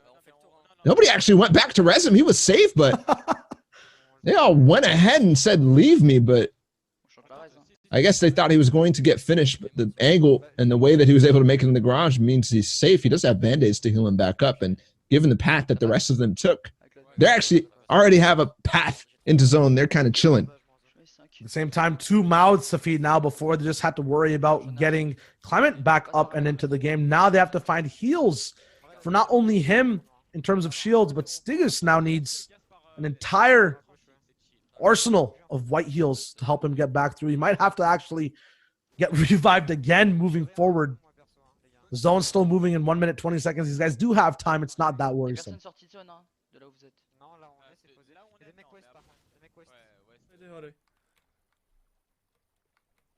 Don't forget, guys, do use that hashtag FNCS Finals to talk to us. Tell us what you want us to watch. Tell us who you're looking at. Tell us the stories that you're following, because we definitely want to hear it. I see a lot of people in chat right now getting excited about the NA action up ahead. Of course, storylines there definitely are heating up. Young Calculator has graced the chat with his presence. It's pretty fun to see the spam going in there. A lot of people cheering for them. Zayt Saf High Sky Commandment may fight back, but right now we're in EU, and for sure it's heating up because there could be some drama up ahead with Mitro's team swapping off onto Pleasant Park and maybe even starting a comeback after 2 games. They're at 23rd on the leaderboard. That's not where we expected them to be. But 2 games means there's 4 left, and that is plenty of time in the Fortnite world. Sir, things are definitely, you could say, surging at the moment, too. 78 players left alive, meaning that there has to be a game plan to be able to do damage. Could be a possible fake base being built from Raxer or a real one to actually scout up from. He has a sniper rifle in hand, a slurpfish, too, in case things get too hasty, not being able to do enough damage. You have a little bit of a peek into the future. Once again, remember, every time you switch these POVs, they are a little bit offset in terms of delay. Clement does have an earlier one. We see that now there's 74 players left alive, and Rax has caught up to that as well. They are slightly above the storm damage threshold at the same time. If one squad gets into a fight, that could change really fast. Já to vidím. Jo, počkej, potom to... Až to jde. Pojď, dělej. Again, the hashtag is A já myslím, ať to ty... FNCS Finals. Ať to ty prostřelíš. Watching Rax in their base. Not much control. We've seen the different strategies to take control and take power positions and find yourself the tags. You saw Solary with their split base. Here, Mongrel, Nate, Wolfies, and Benji again. They are uncontested at the not sweaty sands, the Slurpy Swamps. And look at their loadouts. A purple shotgun on Mongrel, a purple RPG on Wolfies, a gold tack on, who was that? Nate. I think the last person we're missing is Benji Fishy. But speaking of fishing, they're also, each of them were using a flopper. Each of them have slurp fish. Each of them have heals. And each of them have max materials. That was only first zone, so all that could change. See if they decide to opt to take that fight at the power plant underneath the dam. I don't think they will this game. I think they're definitely going to be looking for back-to-back wins and opt not to take really any fights at all. Entire European servant respecting this drop from Mongrel. At the same time, how long will it last? Because there's no way you should be letting a team have a spot like that that's that powerful with fishing potential free for 6 games. right now, though. An update here on Mitro's team moving out of Pleasant Park. Looks like they might have had a small scuffle with crew Chatpix Beehive and Ritz. But if I'm that team, if I'm Mitro's team, I know who's moving out of Craggy Cliffs. In this case, as we rotate over the bridge, thanks for the tweet, TNCW. Margot, Benji, Nate, and Wolfie's going to win this if they can keep maintaining height like they did in game 2. I definitely agree with that. Given their spot in Sleepy Swamp, we could definitely see another win if they do just like you said. Rax now clearing off the entire map of any refarmable trees, breaking off a lot of sightlines he can now pick up onto this big built fight going on in the east. Note that team will have to move over to this spot as well. In the feed, though, crew getting a few eliminations. Chatpix also coming up onto what looks like Kaizen squad. Yeah, so Kaizen, Clement, the troubles continue there. Stigo also getting knocked out, so it looks like they're under a lot of squad fire. Not sure what the casters are so excited about on DRG's stream, but hey, I'll take it. I like the excitement out of the French casters. They always bring the heat, the fire. Probably some of the best casters in the game. Respect them a lot, and they provide the best coverage of their teams and their French community out of pretty much anybody, I'd have to say. Yeah, these guys do definitely get down with the vibe in a sense. Know exactly when to turn things down and heat things up. The players do as well. They've actually done it beforehand too. I just thought about when we were watching Shia. I don't know if you mentioned it. I'm looking at chat. I all of a sudden peek over. They're like, why is the tree not breaking? That guy spent like 80 light bulbs with the pistol. It just was not breaking. Invincible tree. Young Calc tweeting in. This is the closest they'll be to let me be on the actual show. I can't even read that tweet, Calc. I don't know what you're saying. You don't speak English, apparently. Use grammar. Come on, man. Margot for the win, though. Appreciate you chiming in. Thanks, dude. We'll see Calc perform later on at 3 p.m. Eastern is when those games are going to start. Of course, the NA East Finals on a lot of people's minds. So many big names, so many big performers. We even have Ninja in the final shot.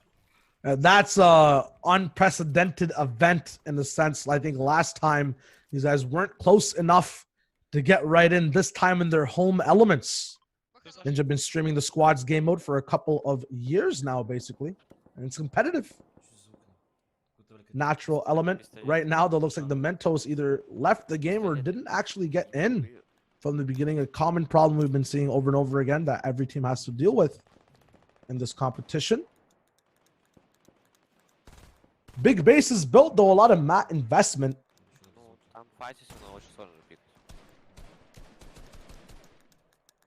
These guys escaped Storm Surge. I don't see the actual update on the right side on bottom of their mini maps.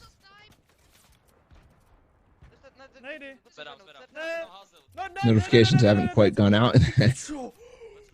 Nice names on the Joey Jenner. They kind of traded knock for knock.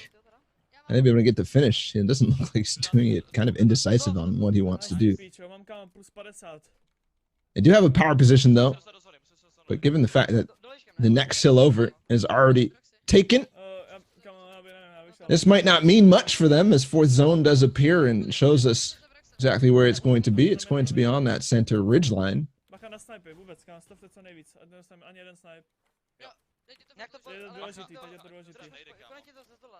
Moving in, though, everyone's just kind of chilling out. Not much to actually do or say. 60 people left alive means that Storm Surge, even when people get closer, might be tricky right now, though. Crazy strat.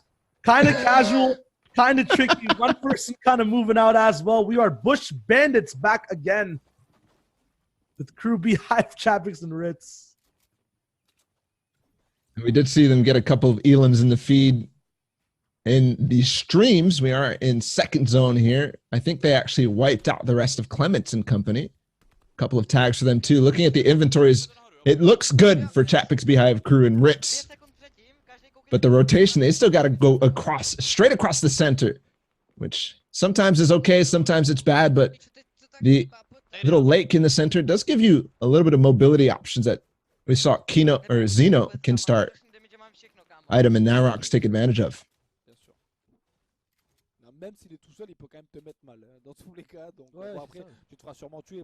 Right now, it looks like there's multiple types of biomes kind of developing in terms of mountains going off everywhere. Nice statistic on the right. They're cooling off with 19 elims. Julian's team had the same elims in game 1 as their last 4 games combined. We talked about it a bit. These guys do need a perfect type of scenario to be able to clutch up with all these shots at the end game.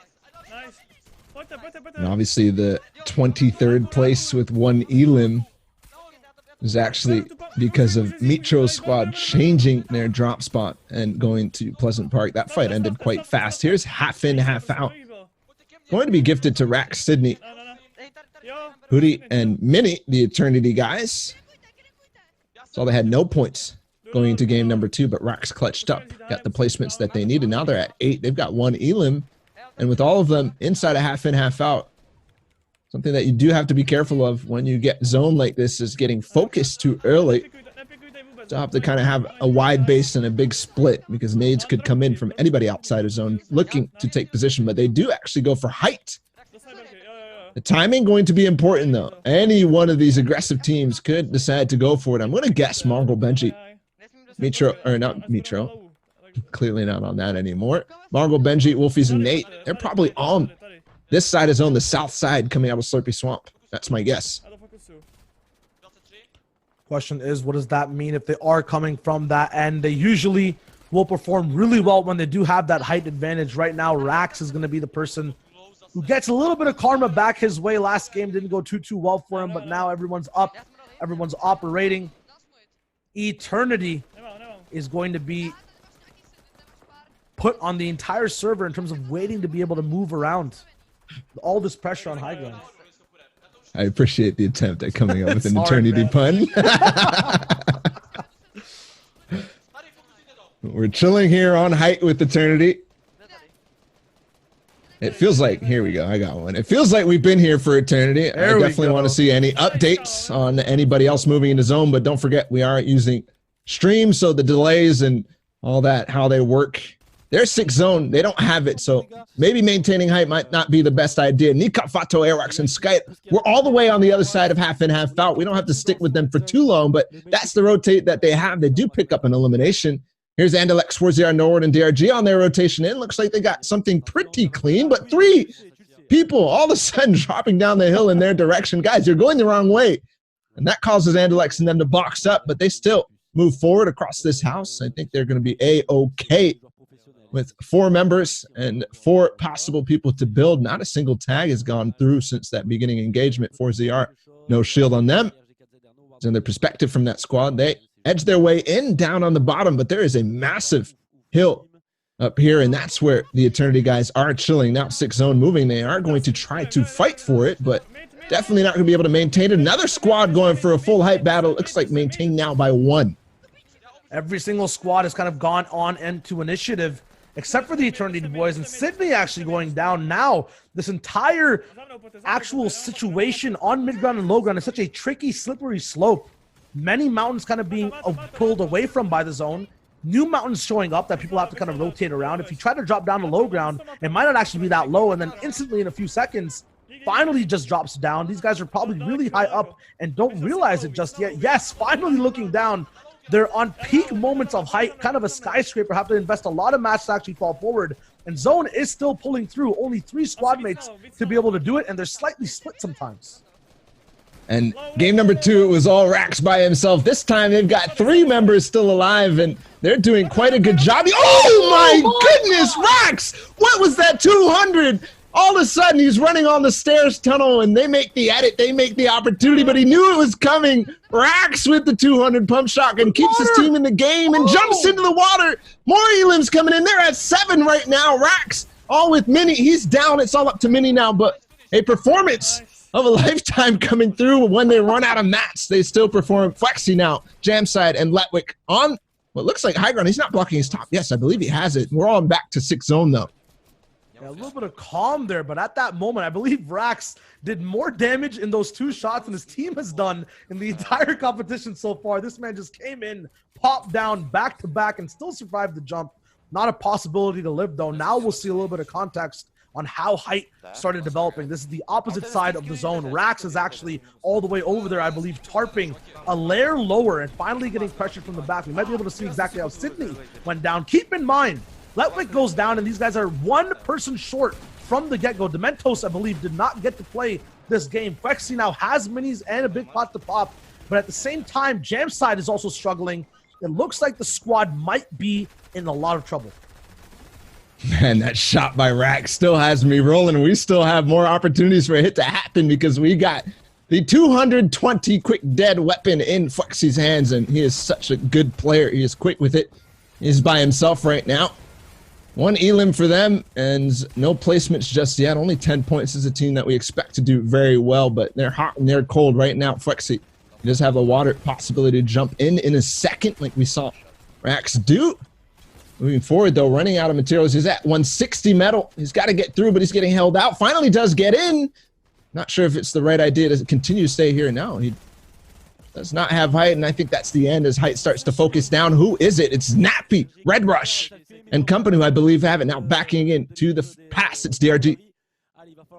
As Nappy had that first place run in the heats, and now finally in the position to get up to that spot, but has a lot of ground to cover. The zone finally pulling over water, and all four members, DRG, 4ZR, Noword, and Andalix, are alive and healthy. They do have time to think compared to all these squads dropping all the way from the high ground.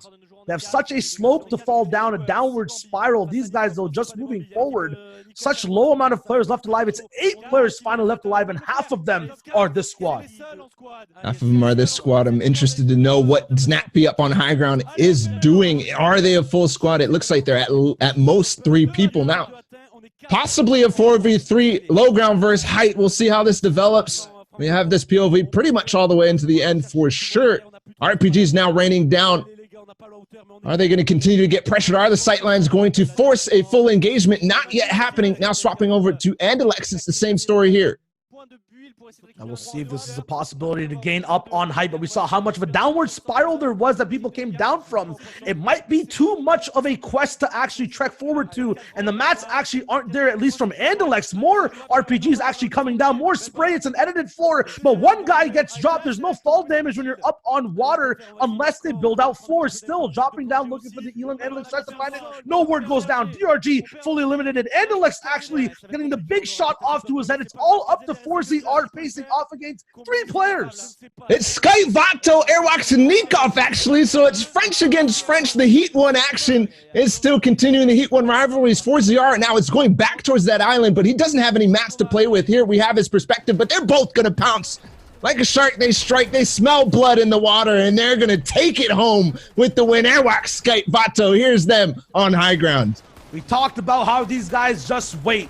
They wait for the proper moments, the really weird zones like this one, the drop down zone, I want to coin it as, and then come in and play it perfectly in a way that looks prepared, but impossible to prepare for. Look at the replay and the fact that these rockets are coming down and these guys are waterfalling right beside them, precisionally placed. Now, finally, we saw DRG farming out that entire wall. Snappy, one of the high ground teams, actually being taken out all the way in the water there.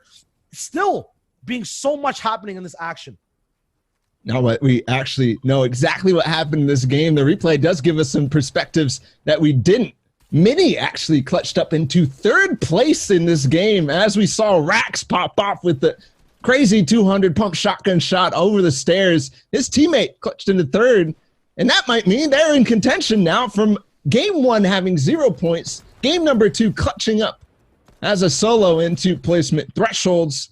And then game number 3 here as a squad, they might be heating up, but guess who is definitely on top after this game? It's Sky, Airwalk, Sneakoff, and Vato for sure, given that I didn't see Margot, Benji, and everybody at all. Oh my goodness, Skype. Seeing it from his perspective is unbelievable. 4ZR tried, but against 2, there's nothing you can do, especially players of caliber like Vato and Airwalks. You talk about sharks in the water ball. This man just got out with 1 jump and 1 180-degree turn. Took out 2 people. 4ZR had a nice try to get a big shot off onto Vato, but then he just gets help all the way from up top, and these guys finish out the game. This is the shot of an eternity, in a sense. The big 200 pump comes through, and then another back-to-back 170 clap. That's what you call perfect placement of the crosshair. Huge shout outs to production to get us that replay too. Really appreciate that. You guys are doing a bang up job. Connor, Mel, Albo, and the rest of the team, Fung and Play, I believe, are back there too. Huge shout outs to you guys. You guys are doing wonderful on this coverage. Obviously now in game number 3, moving into game number 4. I would love to see the standings. We're waiting on those to get updated. Of course, I don't know exactly what could have happened to Mongo Benji's squad. They're updated, so let's go straight to them and take a look. Boppity boop. We see the leaderboards with the transition zooming in. A black background. All good. We're looking at the standings. The number 1 team, the top 3 teams all have victories. Airwalk, Skype, Vato, and Nikov with 59 points, though, standing way up high compared to all the competition. Now, way up there, 19 points in the lead. Of course, that could still change, but the most consistent team so far. I talked about the fundamental way that they're playing the game, the way that they tried to take high ground. They ended up running out of mats at the last second, so that the guys in second right now could actually still hang on. I'm surprised to see that Shaka, Julian Cominzo, did they rise in points? I'd be surprised considering they had the struggles against Mitro. I didn't see Mitro in them either. That's pretty crazy because they had that early game win against this team and they were moving out, and I would expect them to do well, but again, their elimination hungry playstyle is not paying off today. Yeah, today it's all about adapting to what this final zone is looking like, because right now we've had the most odd ones from game 1 and game 3. Game 2 was kind of a commonplace, which is why we saw the people who are kings of the commonplace go through and play it out. Mongo, Wolfies, Benji, Fishy, and Nate. At the same time, at the bottom half of that leaderboard, it's kind of a scuffle brawl in a bar. Multiple people just a few points away fighting for that top spot. Right now, I would say, top 6 is where you need to be, but in the grand finals, it's the top 9 you want to get to have an increase and a pay bump in the payouts for prizing. Number 1 spot, obviously being that big 300 grand that I'm going to predict is going to be taken away by Airwalk, Skype, Vato, and Nikov. We are at the halfway point, so I'll take your predictions. We see what's going on right now. And again, I have to agree with you. The way that they're playing every single game, it seems that they're cleaning up the lobby, taking height, and doing exactly what they do. Heat 1 was a preview of this. I love that we saw the 2 French squads go head-to-head in that game through. We are going to take a break to swap up some casters and bring Monster D-Face in. I'm going to take a step back and come back for NA East, but I'm sure you guys are going to close it out. We'll see you guys soon. Stay with us.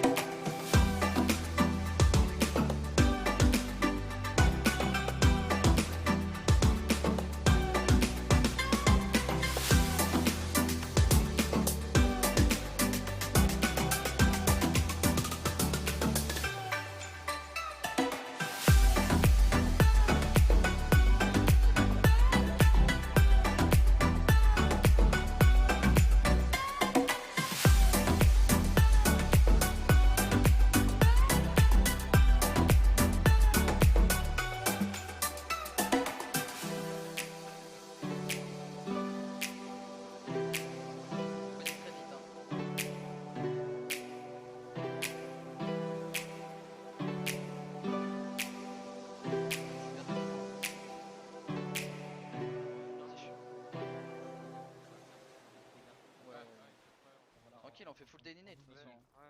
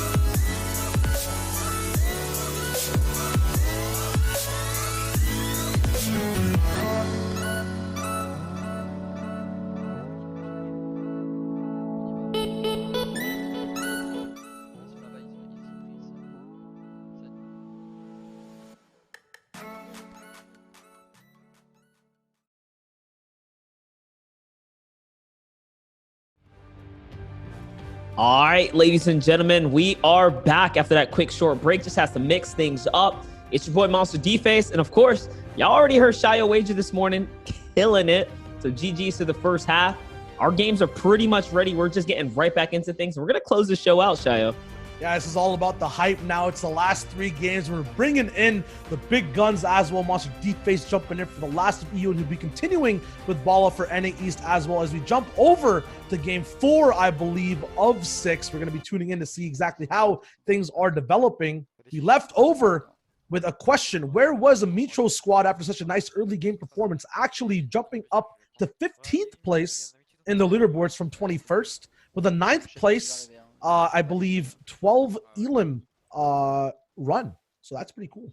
Definitely. They were popping off, man. We see how much of a difference too these these big one gamers can make, just boosting these teams up the leaderboards.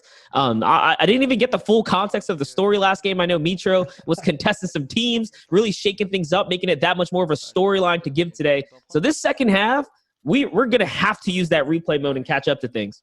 No, absolutely. Right now, the big context for everyone tuning in to Europe from the first few games is these early game contestants. We have Clement, who actually is kind of running away from Orchard, usually actually contested. These guys were tuning in a little bit later into the game now, are going to be moving on with their job. We've had Sweaty Sands contested. Julian actually moving over all the way to this side of the map that I said in game 1 wasn't being utilized at all in the European region. This drop has an abundance of over 30 chests. They are split out, but now this big squad in second place has access to them.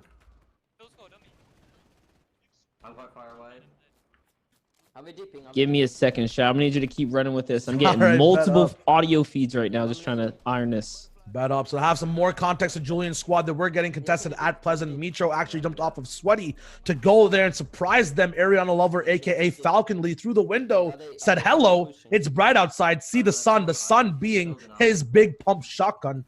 Gets him all the way down. Right now, though, moving to an uncontested spot off of game 1 actually seems to be contested on the right side of the map. Geens actually being, or Gems being taken out, and Julian going for a nice burst shot there. Could it be a possibility for getting out of here? The mats are low. Julian's been doing a phenomenal job so far today in PvP. He is just on top of his ball game. You talk about players coming in and feeling sharp for the day. That is Julian right now, really on top of things. Take a look at this little side peek right here. Oh, leaving the backside open. He is going to find himself a little tack shot. And I love the re-edit coming back down to his builds, allowing him to just kind of hide out, keep a low profile, and gain small victories in this battle right now. They are one man short, though, in this battle. Yeah, one man short, but I've seen Julian take away end games all the way by himself with the team coming in for support. So the match being put over to him. He has that gold burst. He has the tactical shotgun as well, but this enemy team has grenades. Gem's card is going to be expired very, very soon. It's across in the water of the southern island. Shots now from pistols being taken. I like the TAC SMG of last season does so much damage to builds. That pistol is so underrated, but the tactical shotgun's even better in this close quarter combat, as he's going to land 2 shots and it's not going to be enough. Compact SMG shreds through the builds, and it gets him off guard before the next build can even place out. No time to react right there, as Minzo also gets traded out here. Another big pump shot, and that's going to put these guys down. Shaka's just off to the races, trying to stay in the game for placement at this point. Look at how unfamiliar those guys are as well. Those parts of the map not even being discovered on Julian's feed. Big thing as well here, the key to success. Yeah. I was just going to say, I just find that crazy. These pro players not even like, don't need to go here. Nope, not part of my loop path. Key to consistency over here. Mongrel's team tied for the best from EU Heats, converting 5 out of 6 games into placement. Had at least 3 elims in every game. They are showing up. The big storyline I mentioned earlier, though, we saw Julian's team go down on the southern side. This means that Mitro, for the first time in the finals, uncontested and has Pleasant Park to himself. That is crazy. Take a look at the sky shot here. We're catching up. Mongrel, Benji, Nate, Wolfies. Slurpee is uncontested every single time. I think in game 1, we saw their entire team loaded out with slurp fishes and just everything that they needed, right? The floppers. That's because they get this whole area to themselves. They're probably fishing in the swamps, freebie, free of charge. We saw this in the last time they ran EU trios. They were uncontested. They took the entire game by storm. Retail Row in the previous season. Yeah, Retail Row being on the right side of the map last season. Now it's two big teams, both in Pleasant and all the way at the bottom in Slurpee, being absolutely uncontested, both with momentum. Mongrel winning that second game and Micho getting the 9th place 12 Elim show run in the third one. Now game 4, these storylines clash. We're up here in the bottom actual Lazy Lake fight that happens every single game as well on the back end. Man, it's just been a battle for Lazy here. Can they come out victorious right now? The edit, the hard push through, that's going to be a nice little 28 shot. But the swing here, they're in a pinch. It's a 2 or a 3-on-4 potentially. Actually, no, one's going to go down. Now it's only 2 left to fend for themselves, and he's by himself now. Boo has to make a big decision here. What side he's going to go for? Pushes out the back. He ends the stream. You know what? I think we can assume they lost that battle. After that one, he says he is donezo. Killed this show. Get him out of here. That's what you call split decision thinking in a sense. Emotions riding out high. It's halfway point. Basically, the new experiments are going to be tried. Kinstar possibly over peaking compared to before, finally getting sniped out, usually the spearhead of rotation for his squad. Item Nyrox on Zeno will pull ahead. Actually, no, he will pull ahead, swinging forward first with low HP. Interesting, very interesting. I just want to break character really quickly. That was hilarious. All right, but we're back into it. Let's look at Salty Springs here. We have some space to move around. So we're hopping around. Splitting monster. They're splitting Pleasant Park and Salty Springs. Oh, that's crazy. Is splitting 1/4 of the entire map. You know what? I blame the guy on Twitter that's sharing all the drop spots. When you look at the photo, no, seriously, Salty didn't have a single player in it. They probably have been rotating down this way and finding out that anyways. So why not get ahead of the curve, right? Cut the loot time in half and just get straight to it. Now look at this. That's homework right there. Yeah, I'll give half the blame to that guy and half the blame for the goddamn bravery these guys have. For real. Moving 2 POIs, basically hustling the entire server in a sense and prepping themselves up. Blue chest as well, available in gas station. Our apologies for the kind of drastic switch in scenery because, you know, these guys are cross-map international right now. It's just a lot unfolding right now. We got to cover everything. With that, we talk about Mongrel Squad and how much of an advantage they have when they have an entire POI to themselves. That team has no excuses. Kinzel with 2 points of interest in themselves as a team. They should be very well off gear-wise. We'll see how that loadout plays out in the rest of this game, the rest of the competition, I guess. They have 3 whole games. Anything can happen. Game 4, one of those chiller spots where new strats are kind of being developed. Once again, Eternity all the way on height, the way they like to play. I haven't seen much success from these guys mid-ground, but where they're in spaces like this with nades and explosives, they tend to pop off. That's right. With 20 points here, they're still in the running right now. Anyone can take and shake that leaderboard right up this height. And it's actually a nice little wide split. We have another one of the members going off to the side. Big shots on the 120 player in the water now. He's trying to get away with some cheeky swims. Some good point shot accuracy. You can hear the excitement here in the comms. He really wants to see if he can take this player out here, Shayo. Yeah, Rax is the person that kind of directs all the damage. If this was a film, he is the producer. He looks at his team. He shows them exactly where to aim. He lands those first shots first. He has the RPG in tow to use, but only 1 rocket left. More shots being taken, 68 damage above Storm Surge, but we've seen usually that is not enough. Tuning in to the other side of the map on the Solar stream, we have Kinstar once again getting sniped. What is this pattern? That is just how it is. You don't jump around very often running those linear paths like that. Either way, you're going to be a predictable shot to these caliber of lobby. And I mean, you talked about in the pre-show how some teams dominate via, you know, being Elim heavy or placement heavy. But when you're all in the same lobby heats, the competition is much, much better. But here we have Clement and his crew under pressure, kind of hustling up in the same boxes. It's a bit scary being on the backside of Lazy Lake. They have a long rotation to make as the zone is going south. Vitality team here down on the river is probably catching the pinch just off of the Eternity team that was pressuring these guys backwards.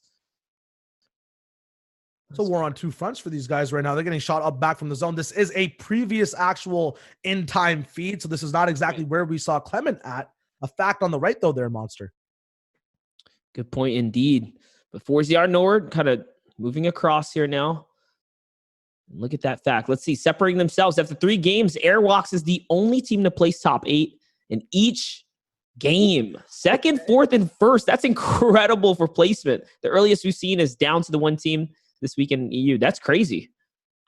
That's crazy for the overall game arc. In game as well, though, we know the zone will pull very far away from Lazy Lake towards the bottom. 70 players left. Actually, this is before when Storm Surge was ticking. It's a southern zone. This is where actually Julian ended up going down. The team over there is going to be, I believe, Direvig. They're going to have a big advantage owning the entire side of that map. Fake bases will be built. As well, Micho has a big rotation to make all the way from Pleasant and Salty to all the way down to the southern point of the map. It's going to be very hard for these teams, even with big gear, to get their games rolling. This is actually very interesting. They had a piece of the mountain, and they say, you know what? We're not going to go for the gamble of the high ground mountain. Instead, they're getting to a point of interest where they can recycle all of their builds. Just take a look at that mat count here on the right here for Nikov. They are in shambles, so they probably came across the Eternity team that was up on the mountains or something like that, and they made a little bit of a weird situation for them. Nonetheless, we're going backwards in time here a bit. You have Kinstar, Item, Nyrox, Zeno. This is their fight over on the Lazy Lake side. Here's the Eternity team. So Eternity is way ahead of the game right now. They're on the mountains. This is a tough terrain. Yeah, right now you talk about investment, Monster. This is the exact thing we should be focusing on. These teams using so much. Andalex actually picking up Elims on this left side as well, as we saw all the bases from Kinstar's perspective. Big thing to note is how much are these teams investing, though, to be in these spots. We saw how much it takes to get to that island. The bases are already set up. Eternity has such a sight line on everyone, and these guys haven't even started moving yet. Zone is, though, 1 minute, 25 seconds. Beam still being taken. That's right. And just for a little bit of context, for those of you guys tuning in and wondering how the formula for the cast is working, we're tuning in with live streams and replay spectator mode as well. So the sync is a little bit off. Some stories or some feeds are going to be slightly ahead, and that's how we're piecing together all the zone. You can just imagine, we know this zone's going down this way. This is how much of a struggle that rotation is going to be for some squads.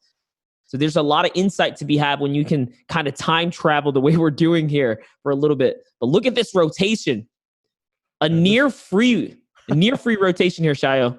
Yeah, Bala actually also talking about rotations and job spots, the actual bravery on, the fact splitting 2 entire, jobs off for Micho. We've been touching on it so much. The big thing to also note that Monsters, the big thing to also note that Monsters talking about moving over to the south side on this big rotation is so hard for individuals. That's the full tweet there. Pleasant and Salty gained. The question is, can they move forward? Clement also moving from that spot. Blackie actually goes down, unrevivable as well. No cards to boot up. They're going to be in trouble. Yeah, this is already endgame. We're approaching zone 5 into 6 here, where the half and half, but Snazzy's going to get taken out there by Clement. Clement's actually going to catch him off guard just under the ramp, and it's 2v1. He catches another on the trade there, and his teammates are just in time to back him up. While there is a storm pressure approaching, there it is. Now it's time to cut across. Huge snipe across the field. Bit of pressure. They can't eat much more of this. He has no heals on his inventory. This might be the end of it for Clement, as Nuji and he split off to the left and right sides, and there goes the server collapse. He is now out of the game. He does get out, but did get a few points to go with him. Once again, we saw the Eternity Squadron on height in a good position last game, as well as the zone pulled towards the southern side. There are once again the mountain goats, and they get the half in and half out zone with enough Storm Surge tags, meaning they can prioritize movement first. They don't have that many mats now. They've used a lot of wood to get here, and there's a big uphill battle happening as well. They're actually getting hit below now. Storm Surge, a bunch of teams taking damage. There's a box fight happening, Monster. What they really want to do is kind of wait this one out. There's only, it's inevitable. Teams are going to get taken out. But no, now it's Mini who's going to go down in their squad. And now the grenades from above are coming in as well. That is the problem with having zone. Sometimes it can be a blessing and a curse as focus comes and the attention comes to them. Storm Surge no longer a thing, but Rax is left by himself. They went from the most dominant and prime position possible, near victory almost handed to them, to now everything in shambles, entire squad wiped, and he is by himself. Yeah, we talk about the way that these guys went down too, signing up with nades. Camo comes in from the back and actually eliminates Benji Fishy near Misty Meadows, one of the places you're going to have to walk by to get to the southern point of the circle. The revive possible? I don't think so. A lot of people in chat also asking for POVs of Mongrel and Benji and updates. These guys are unfortunately not streaming, which means that we'll be able to catch them with replays. If they do end up going live, we'll have their live feeds. We'll always have them in track once we see these live plays happen. 46 players remaining here, Shayo. The mountain is ready to claim its toll. This is where the server will get cut in half. And if somehow this team doesn't claim up to the top, they're going to have even much more problems. But 4ZR nowhere, you see a little bit of them. You see Wolfie here for a big revive here. That's going to bring Benji Fishy back. We caught a small glimpse of Benji getting taken out by a huge sniper shot, but it looks like they are going to be able to save him. So they might be in these final circles here. We're not quite sure just yet.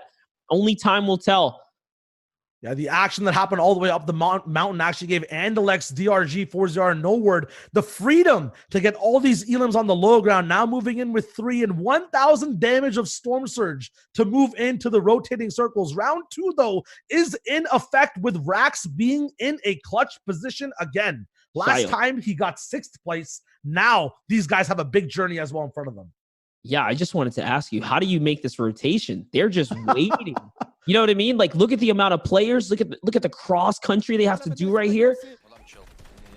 That is a huge one. We'll see if they are able to make it all the way through here. But now jumping with Flexi, Dementos, Jamside, Letwick, veterans on the scene. The old goats here, popping shots down the river. And none of those guys are building. They're just lights. It's a huge little headshot right there. A big thing to note about these guys, if you want to Google the dictionary in Fortnite for efficiency, the pictures of these players will pop up. Mid-ground warriors know exactly when to spend their mats. Another fact on the right as well, shaking it up during Hates. Only 2 teams on average dropped at multiple locations across 6 games. We've already seen that a total of 3 times in 3 games in finals. That's big. Moving on, though, looking at an earlier portion of the game, this is Nitro's squad moving forward from their 2 POI drop spot split. Have a lot of ground to cover. Yeah, this is a interesting take on how they were able to kind of cut across. So they were alive just a couple minutes ago, and they're somewhere in this congested feed here. I can see Ariana Lover in the feed right there. Takes out Fnatic Motor, so we know they're still alive somewhere in this catacomb of brick and metal. Yeah, it's actually crazy. And look, this is the patience on Flexi. He has 12 rockets. If this team somehow loses high ground or doesn't take this victory, it's going to be because they choked. I'm calling it right now. 12 rockets, ultimate height. They have everything in their power to stay up here. Even now with the zone favoring them, it's cutting across the mountain. This is perfect for them. Yeah, one team actually gets dropped down just a little bit from their RPG. 100% agree with you. This is their game to lose. At the same time, using that blue RPG as a win condition, every shot matters so much more. The reload time, as you can see, slightly longer. It's going to take a very smart shot each and every time right now, using it to waste the mats of whoever's high ground. But take note, that RPG is not reloaded yet. And I like how they're doing that. Flexi stay in the background, once again, making it very difficult, and his team is tarping far and wide out ahead. Now it's time for him to take care of it himself as the shots are raining back. And no, 4ZR is going to get dived on somehow here. The trap does come down, so that means the team ended up jumping into the box. It became a little bit of a fight right there. Nice coverage of the back tunnel. Yeah, in the feed right now, a bunch of 8 elims in a row actually going down. 4ZR being one of the members of it. Still no idea exactly where Mitro is going to be. We'll see that in the replays. But they have beast loadouts with kills already. We're looking at Flexi moving forward as well. He has 154 damage above the Storm Surge that's ticking. Shots being taken up top. The mat count is there. Is it possible for them to survive Monster? It was such a good run for them up until this point. Now everything is kind of collapsing in. They're even changing layers here. Flexi trying to find his way back into the zone. Great usage of just reading the map right now. It's cutting back off the mountain. So this is why he wants to kind of lower his elevation. Is cutting back into the river here. It's a repeat from game 3 where the high ground dwindles down and we have that downward spiral. Height so hard to keep. Last time it took the entire force of Lestream and Solary to make sure they can hold it. Now the RPG coming down. You said it was a game to lose. Looks like they're winning it now, but no, 1 HP on the Flexi. He can't take any more fall or zone damage. It's so close, and Letwike somehow split up as well. He's in a battle. You can see his health just moving back and forth here. No, he runs out of materials. Doesn't quite count correctly, and off he goes. So Fwexy is out of the running here. Could this be the end of the team? Looks like it is, as Letwike was left by himself. These guys actually dropped all the way over here from the start of the game, and now they're the kings on high ground as they move through and drop down. The question is, can they secure the game? Low ground still has so many mats to use. They had everything in their power to take it too, but just letting their guard down. One team takes high ground, and suddenly they were in shambles, and the pressure was coming. Lucky for us, we is sticking around the game so we can see a little bit more perspective before we jump back to some other feeds. We're going to go back in time now with Mitro and his crew. Look at how they found their way up the mountain right here. That's actually crazy. Coming from the low ground, leading the push out and over. And they want to play it safe. They want to play it safe by getting up the mountain. Little do they know it's going to cut back down, but nonetheless, that's how much a mountain can kind of interfere with your game plan.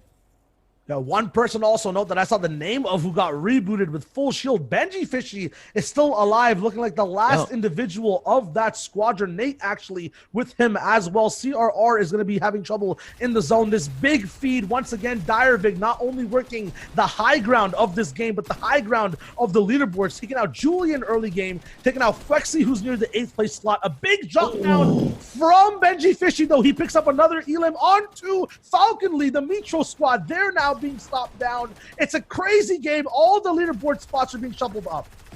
Benji just waiting for the opportunity by himself. It's crazy. He's one of the few players that can just be such a powerhouse in the end game. Has an incredible clutch factor inside of him, just waiting to be unleashed, and that's what he's doing right here. Is he's scoring points in the final moments. He finds another one. King Dub's gonna go down. He still has floppers, so that's gonna convert to some health. He's kind of stuck in a tree right now. He's got to figure it out. Tactical gameplay and positioning, and then precise shots. He only had 2 to take, needed the siphon, 1 more flopper left, still in zone, 20 HP, no 30. No mats left either. He can't drop down, it's too high. Direvig shooting up from the top side, 16 HP left. He finally gets taken out, but not before getting placement as well as shots down on his opponents. Great movement on Benji Fishy to stay in the running, making it that far. Not quite sure if he picked up placement points, might have, but nonetheless, this is that aerial view that we wanted to see because Freck's teams is still in it, as is Direvig. They were the guys that upset everyone else on high ground. They had an RPG last time we checked in. So M10 Pepper, Red Rush, and Wakey down the low ground. It's a good old-fashioned team fight right here. The pressure's coming in. Pepper's by himself. He's in the water. Oh, there's a player right in front of him. He sneaks that one. That's huge.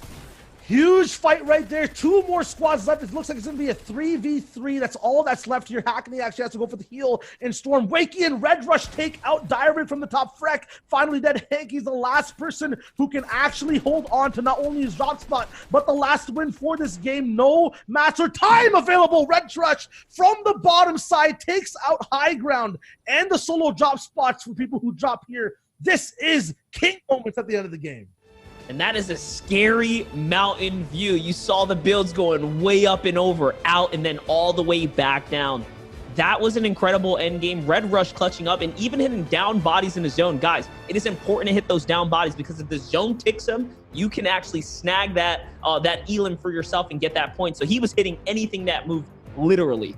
Yeah, and not only all the way in the end game clutch moments from the victors of their actual heat coming so high from Red Rush Wakey. The big thing to also note is the fact that Benji took out Mitro halfway through his waterfall. That's going to have a big shakeup for how they can actually climb up to the top. Remember, Mitro in 15th place with 2 split POIs. Multiple things happening in that game. Yeah, we tuned in. Mitro's squad was going up that mountain, kind of had a clean, free rotation from Falcony across the side.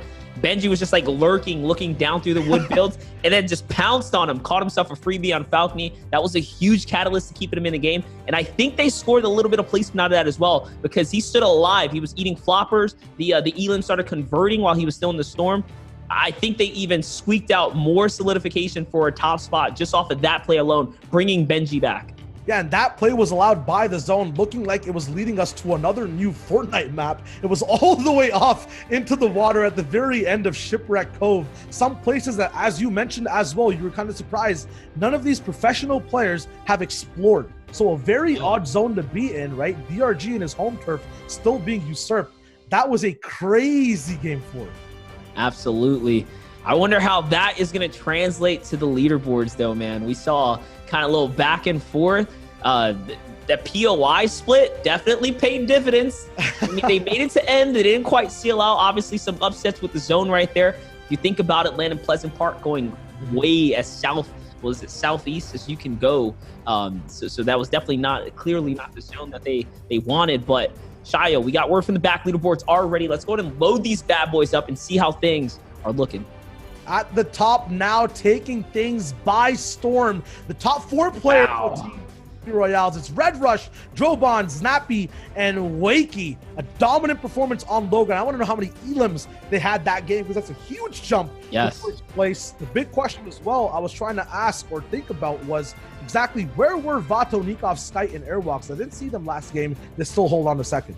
Yeah, that is a story that we definitely want to fish up and find out. But look at that. The consistency from Benji in the end game, just reviving him down when they did. Man, yeah. Up to 50 points. That's going to be huge, and just allow to kind of stay in the running and make this an interesting final 2 games for the EU finals, guys. And M10 Pepper, Camo, Fledermoys, Raja, we saw M10 Pepper in the final moments as well. He was on the beach. He picked someone up just in the final moments. So also giving them a little bit of running.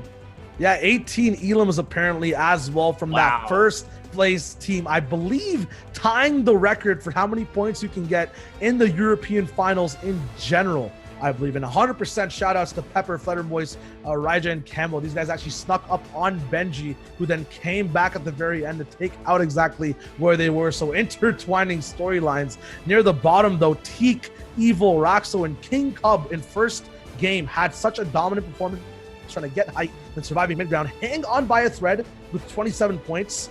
We saw a lot of plays that we divvied out by the teams who are underneath 9th place, though. They are still fighting for the top spots, Nitro being one of them. The question is, 2 more games left. What's the play now? What's the play now? Andalex, 4ZR, Nord, and DRG. They were the favorites coming into this region. They have to pick it up. Obviously, they've been on the cusp of a victory every single time. They're making it to endgame. They're finding their moments. But with this game right here, we're jumping into game 5 right now. This is their game. They have to come up big. They have to take a victory. Look at that leaderboard. If you don't have a victory, you're not coming away with the top spot here.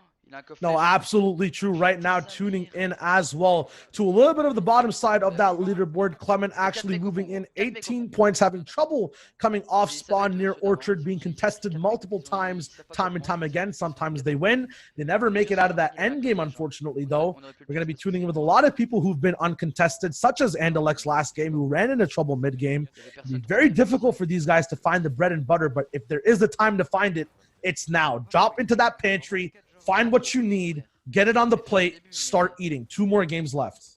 Shayo wager food count reference 46 for this stream today, as he is on fire with them. Gotta love it. But no, honestly, this squad right here, we've seen them clutch up here in the Orchard Farms consistently, even against all odds, taking on full teams. I think game 1, they had that kind of hiccup with the llama or something like that. It was crazy. So definitely a consistent team, definitely a bomb squad right here, a sleeper squad to say the least. Yeah, let's put it on the table for you, though. I'll put this on the table for you, right? We've got multiple contested drops happening. Clement actually not being one of them now. They are in contention for 8th, right? That's one thing. Big thing other than that, though. Where is Julian? He got contested once again at that South Island. What are the possibilities? There he is, back in Pleasant. Is Mitro here?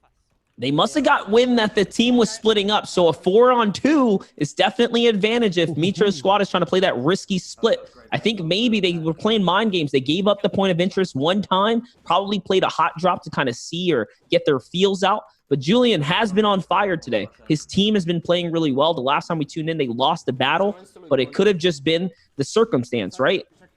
No, absolutely. It's all about kind of the surprise that Mitro had onto that window shot. A lot of his the other individuals in Julian's squad were actually down at that point as well. Right now, it looks like they're going to be splitting this drop. Letwick and Dementos in the kill feed, though, are going to be getting a lot of eliminations. They're going to be moving forward with some momentum into Game 5, which is huge for them. Still, the same house these guys got eliminated in is now being slightly pressured and contested unless Shaka is just putting up preliminary walls. This is going to be a stalemate in the early game, which I can only assume is Mitro's squad.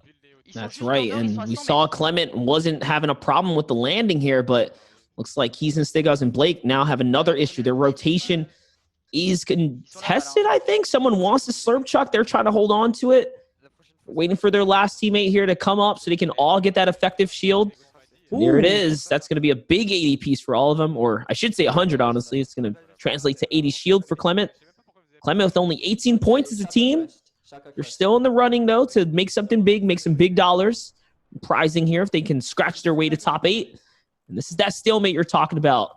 It's going to be nice and patient. They have a sniper on their squad on the other side of Pleasant, which we can only assume, again, that's Mitro's team.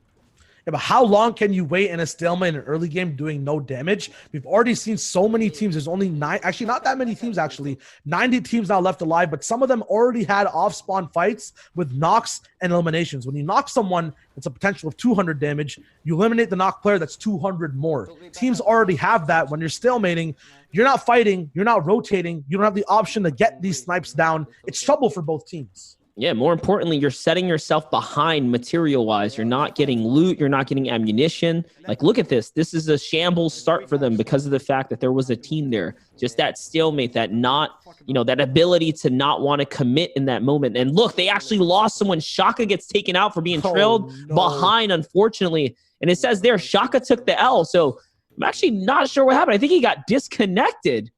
Oh. Might have got disconnected. Might have been an alpha brain strat to actually reduce the total storm surge in the game. If he leaves, that means the enemies can't actually eliminate his knocked corpse. He gets to just live on kind of and reduce the damage his team has to do when they move forward. It would be an interesting strategy. Definitely is a bit of a reach, though. We'll just have to find out. Yeah, I don't know. Losing eyes, losing a communicator, even if your team's down, is still kind of huge. We will find out. I think he just got DC'd potentially because they didn't even go back. They were just like, man, and left him there. Looking at the card on the right, they're making a push. Mitro's team is starting to heat up. They finished in elims by game. It's 23rd with 0 elims, so no points there.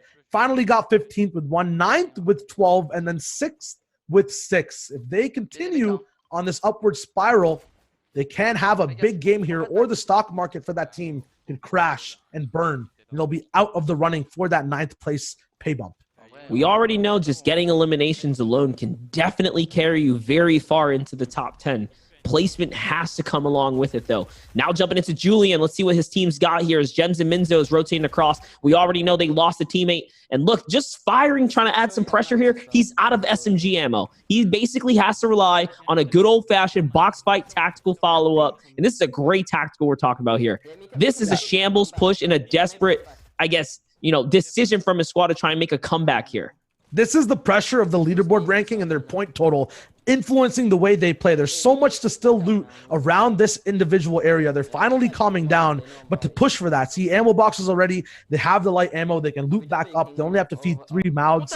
If they let their position influence them, it can lead to mistakes. Looking at teams that do make a lot of mistakes and trying to fix them, Clement now is still in a mid-game fight, still should be doing damage, though. A nice snipe coming in on a knocked player. That Elam was crucial to have in terms of momentum in the fight, and Storm Surge tags as well. As there's 86 players left alive, the question is, where do they go from here?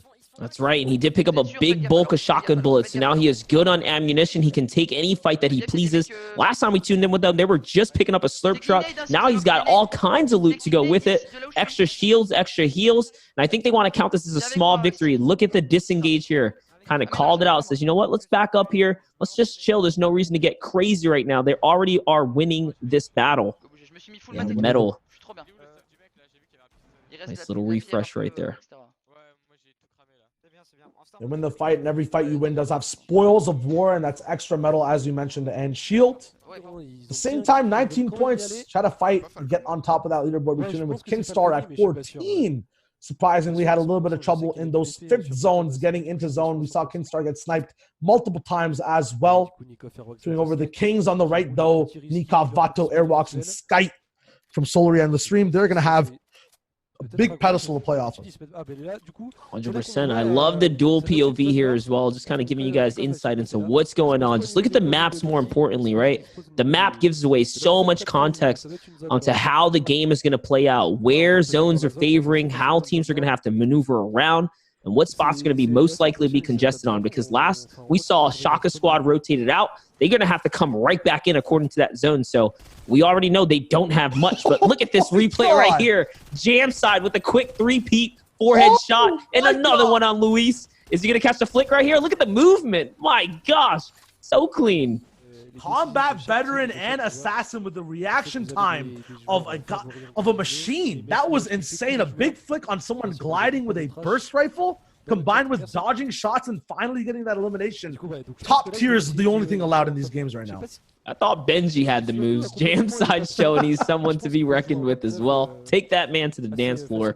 Z's got something going on, but back with Kinstar right here. Kind of getting his loot up. Look at the little fun facts right here. We're running out of time, Shia. Yeah, for favorites like Ritz, Crew, Flexi, Kiriachi as well, who we saw in game 1. It's now or never. They want to secure their top spot because these points are getting higher, higher, and higher. They've had some big performances.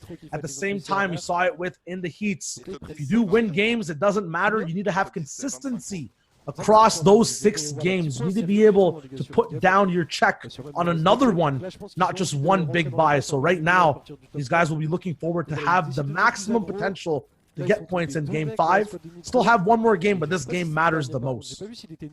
Yeah, it's actually crazy. Kinstar has no extra shotgun bullets, barely any mediums, so I don't know where they rotated out from, but if I had to guess, maybe it was the weird split. Maybe Mitro squad did hold the split, and because of that, they pushed off a team from the Pleasant and then maybe just made things weird for other teams in the nearby area, because that's a kind of awkward loadout for them to kind of be sitting on here.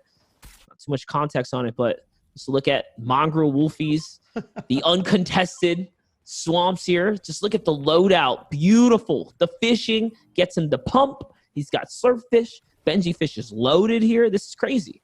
Is this fair? Is this allowed? Who in the back is allowing people to let this happen? I guess these guys have garnered so much respect. No one wants to deal with them. Even you saw it last game. They get eliminated. They come back from the grave to fight again. How can you stop that squad monster? You can't. We saw it before. If you let Mongrel get super loaded, they're just dangerous. They're absolutely dangerous. Not only that, they all have pop-off and clutch solo potential. Literally can carry themselves in the end game. So they're almost guaranteed to, score a little something at some point or another, even if the squad doesn't quite go their way. So regardless of what, they're going to be in contention for some kind of top slot. And if they walk away with the victory, I don't think anyone's going to be able to close the gap, just based off of their consistency so far and the fact they have everything uncontested. That's very true. Winning a game, though, always shows one or two squads operating in the dark in that mid and low ground, getting points. If I think Mongrel's on height, Nikov will 100% be somewhere in that mid ground, funneling the rest of the eliminations.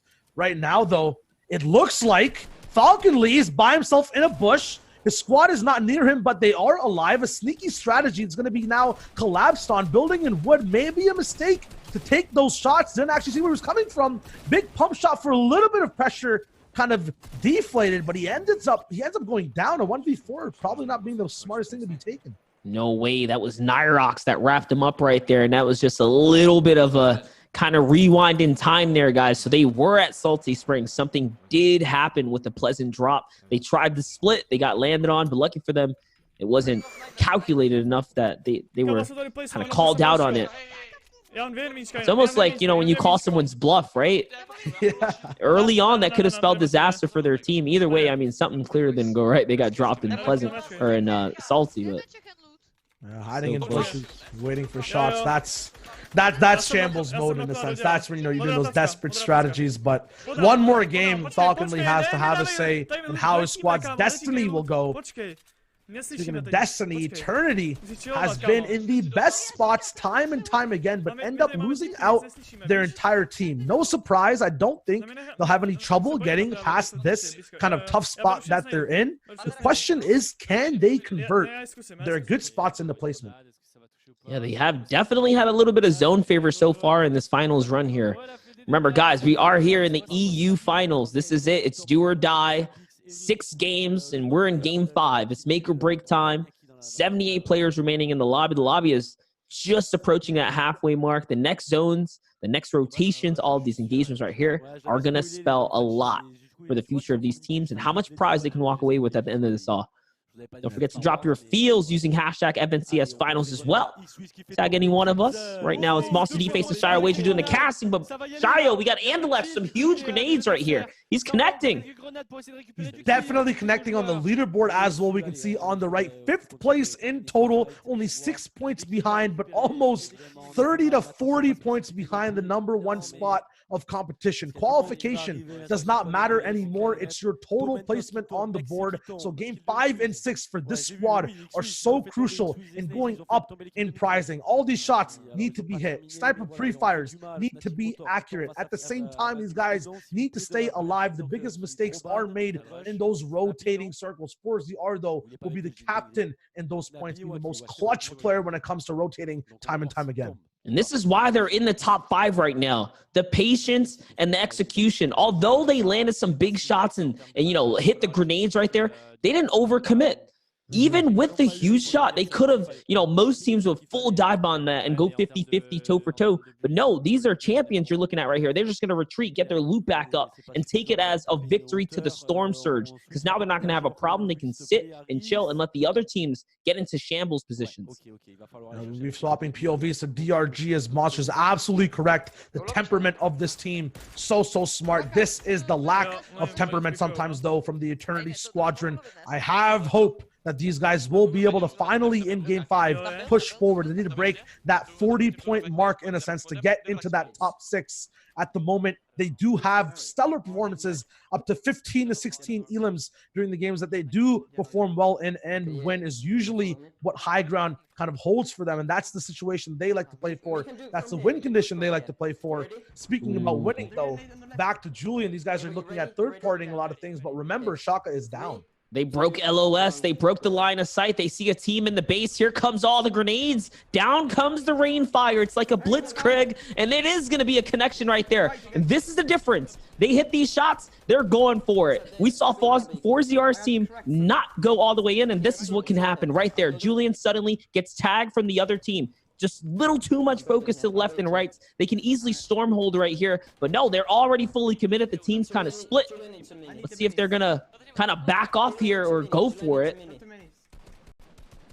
The cost of doing this is so tragic, not only to the HP, as you mentioned, but the mats. Just being shot 3 times makes Julian make 1 box that gets spammed for 10 more seconds, costing him about 300 metal moving into this third-party engagement. At the same time as well, they could have prioritized movement, nading that squad just a little bit, and then moving around, breaking line of sight, as you said. Chose not to. We're going to be on the backside of Storm, but that 4th circle right beside them, there is an entire community, though, watching anyone rotating towards it.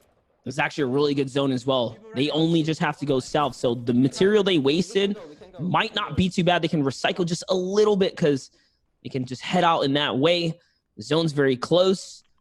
Big tree right here to once again just kind of break line of sight a little bit. But they're going right into that team. They aggravated these squads already from kind of firing at them. And that's a lot of mats they're going to have to waste right here. And the server fire is just coming in heavy right now. So they switch to heavy, or I should say upgraded materials.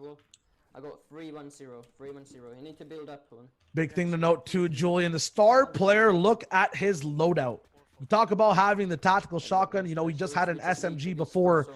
It's a great tack with a lot in it. You can't do much with it, though, and the AR is just not there. So these guys have to pray they've done enough damage to all these teams with their grenades. Speaking of nades, a few more being thrown beside them, but does Julian have what he needs to start accelerating at a speed that can keep up with Andalex, at a speed that can keep up with Mitro and Benji? That is the question.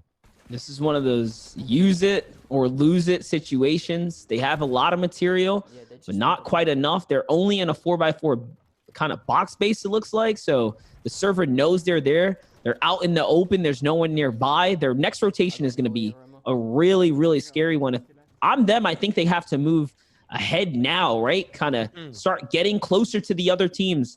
It can be a bit of an issue when you already have the server kind of focus you and then you wait for the next storm to come through. If they don't catch zone this next time around, well, they might not make it all the way through this game. But only time will tell, honestly. Yeah, making noise right now to be able to do that is going to be such a risky decision as well. The option I think they're going to be going with is just hoping that zone comes somewhere near them. They will be looking for shots. Only 22 bullets left for Julian. He has to be very careful because getting through walls sometimes with your teammates, the pickaxe cannot be enough. Shots actually being taken as a wall doesn't get replaced. Remember, only 3 people left in this squad. That's so many less mats, such less inventory ammo as well. They could go for a box fight, but they have to be very careful. He gets dropped down.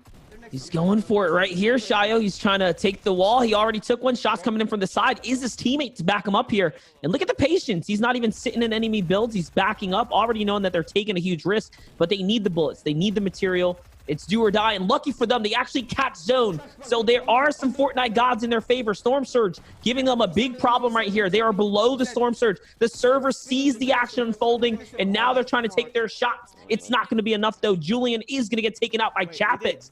That's the wrong team to fight in the box battle, I'll tell you right now. Chapix in that spot as well, although as well as I said as well like 14 times. They're so high in the leaderboards too. Looking at a spot and fight they actually took in the early game at the same time. Clement was the one to fear the consequences of the decisions these guys made. No escape in Orchard whatsoever. The entire squad gets rolled down. Shots being taken with all weapons. That's a fast cleanup. That was like a little blast from the past showing you guys that they are around here and they're not messing around. Unfortunate for that team, but now with DRG, Forzyard, Nord, Andalix, I think we kind of talked about this. DRG speed doesn't have audio, so when we can, we'll try and swap around here. But the Cooler Squad, the MCS boys, Vitality boys right here from the Storm Surge. Yeah, game 5 Storm Surge. I think this zone as well might possibly be, if I'm correct, not sure exactly where Chapix's squad is actually where the zone ended up being at the very end of the day. One of the win conditions, if it is so, for Chapix and the squad is having half and half. Every time they do have it, the likelihood of them winning the game is so high. We'll see if they get to boost their spot up on the leaderboard at the same time. Look how tight the server is, Monster. 18th place was handed out when Julian went down. Almost every top tier squad is still alive. I actually love what they're doing. They're using their AR fire to clear their tunnel path ahead. I don't think you've ever seen something like this before. Not me, at least for casting. That's a very, very interesting approach here. They don't want to be in any enemy builds. They're too high on the board to risk it at this point. But DRG, 34 points, under pressure right now, and he is so hurt. He's got no health left. As a team, they're kind of in shambles. Great harpoon find right there. Oh, the double rocket AR spam. He's going to get taken out.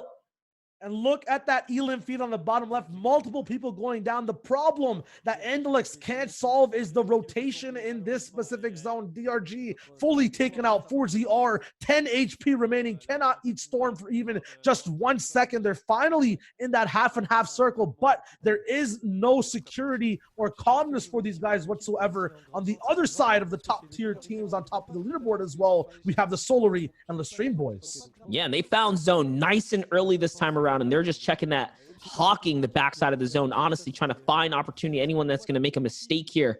Keenstar sitting in the metal cone right now. There's a player right above him. He's thinking about it. He's got the sniper. He's thinking about it here. Look at the damage, man. Look at the polarizing damage. 1,156 from Kinstar. And the top tier low-key squad, just 37 over, finally getting a few more damage tags. The story of both their games have been so different in momentum. Yeah, and they're good, though. All they have to do is kind of hold out here. There it is. The 49-player threshold just cracks, so Storm Surge is not going to be a problem much longer. Kinstar just lurking Again, the Storm didn't quite push anyone out, do anything too reckless just yet. It's a stalemate right here. Let's see where this next zone is going to push them. Oof. That's going to be a bit of a move for them. And now you see the entire server, they were as quiet as we were just waiting for people to move out, and now the ants start to scurry over, but there are multiple colonies right beside each other taking shots and bites over and over again. Kinsar actually gets left behind just a little bit of a tendency we've seen a lot of the time as well, getting sniped time and time again on rotations, but right now being very safe, moving through what looks like enemy builds and a whole tarp that they found. Nikov as well moving through what looks like enemy builds too. It's side by side on opposite areas of the zone. These guys are finding ways to get as close as possible to that moving circle. I'll be honest, I think they're just above one another, rotating on the same side. If you look at the map, it's actually crazy. Yeah. Now they're on the same layer. We might see them collide here.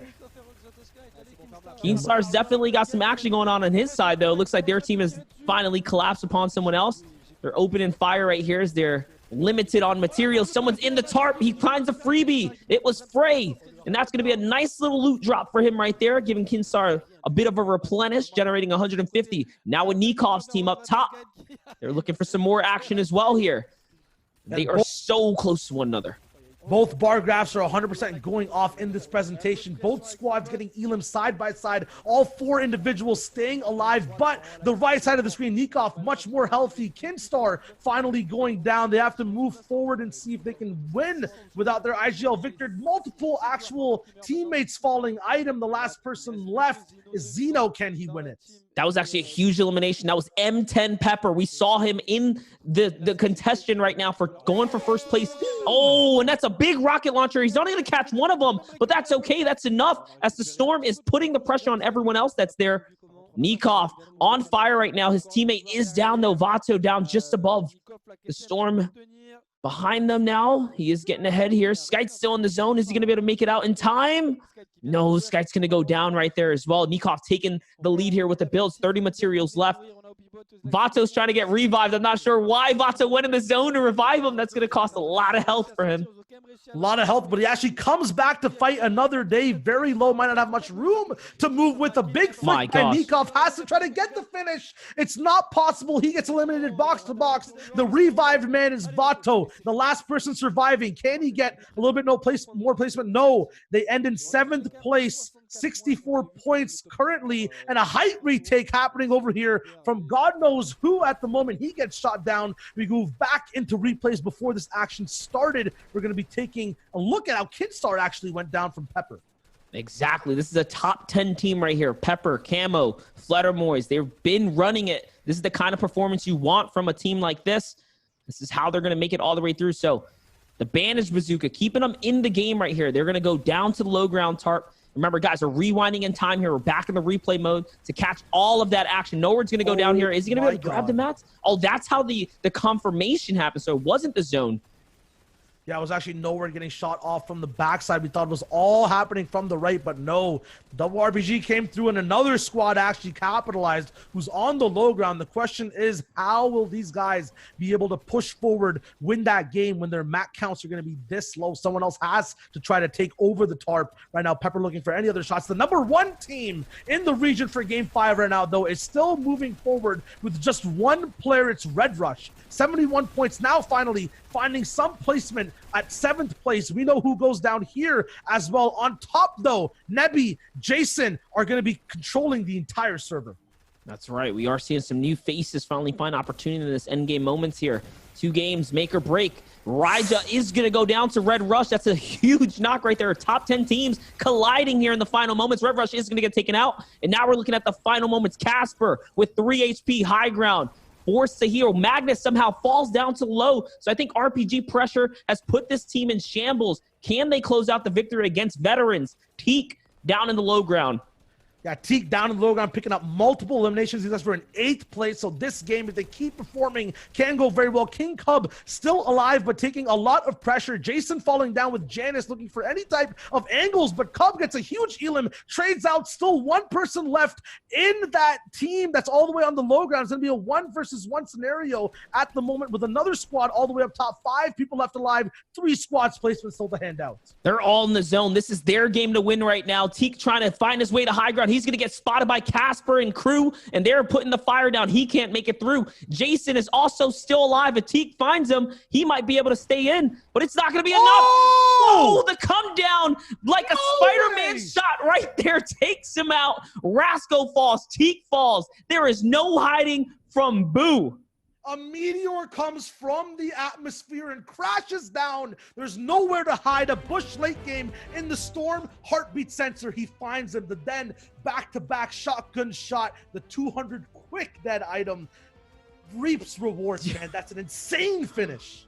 That was a crazy game. We saw a lot of toss-up here. With that, we're jumping straight into the leaderboards. Let's see how this shakes things up for you guys. Back at home for the players competing.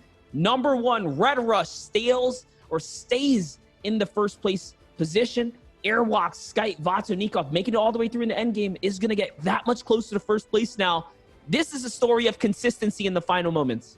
This is a big jet that has such a consistent structure at the very center, but that plane at the back is falling through. Julian suddenly falling down now from 4th place all the way lower and lower down to 6th. They need to have a consistent game now. That being said, King Cub tried it the first game. Didn't work out getting height. Finally, in the 5th game, these guys stay low, frag out. Unfortunately, couldn't clutch that win, but did so well towards the very end. Zynie, who won that game, out Casper with the clutch. Pop in 8th place, 37 points, 1 victory royale. That's right. That's where the money really starts to shake up as you hit that top 7, top 6. The increments jump up huge. So that's a big win for them right there. But it's been a story of consistency and popping off.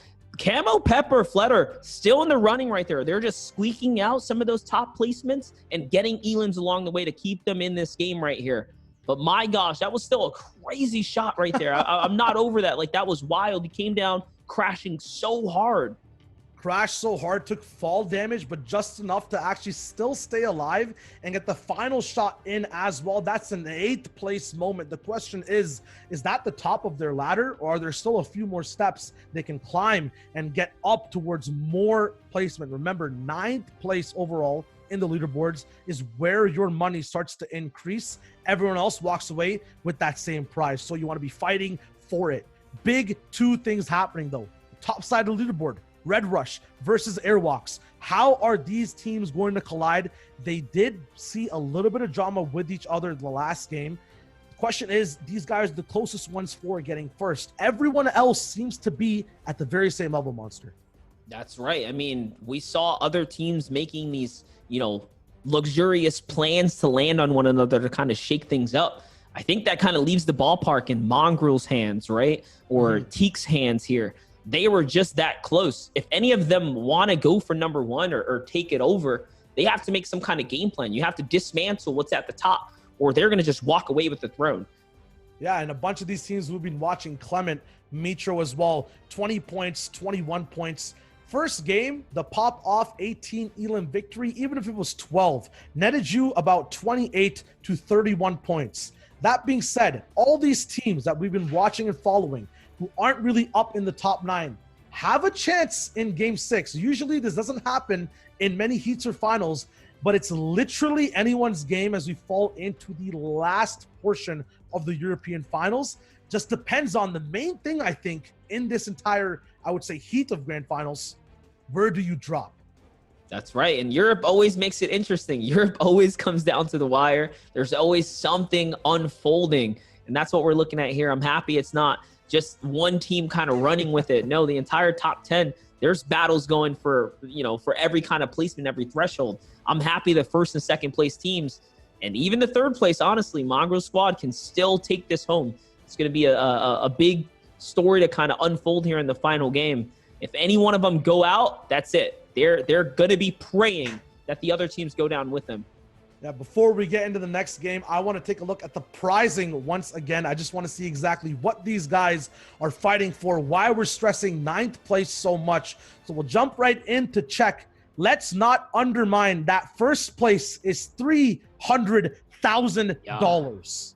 Yeah, over 2 times as much as the 2nd place prizing. So this is the stress that is on these players' backs right now. When you see them in those final moments, there's a lot of prizing on the line. Yeah, and you see that 10th to 24th game slot. That is where a majority of the fan favorites are trying to break into 9th.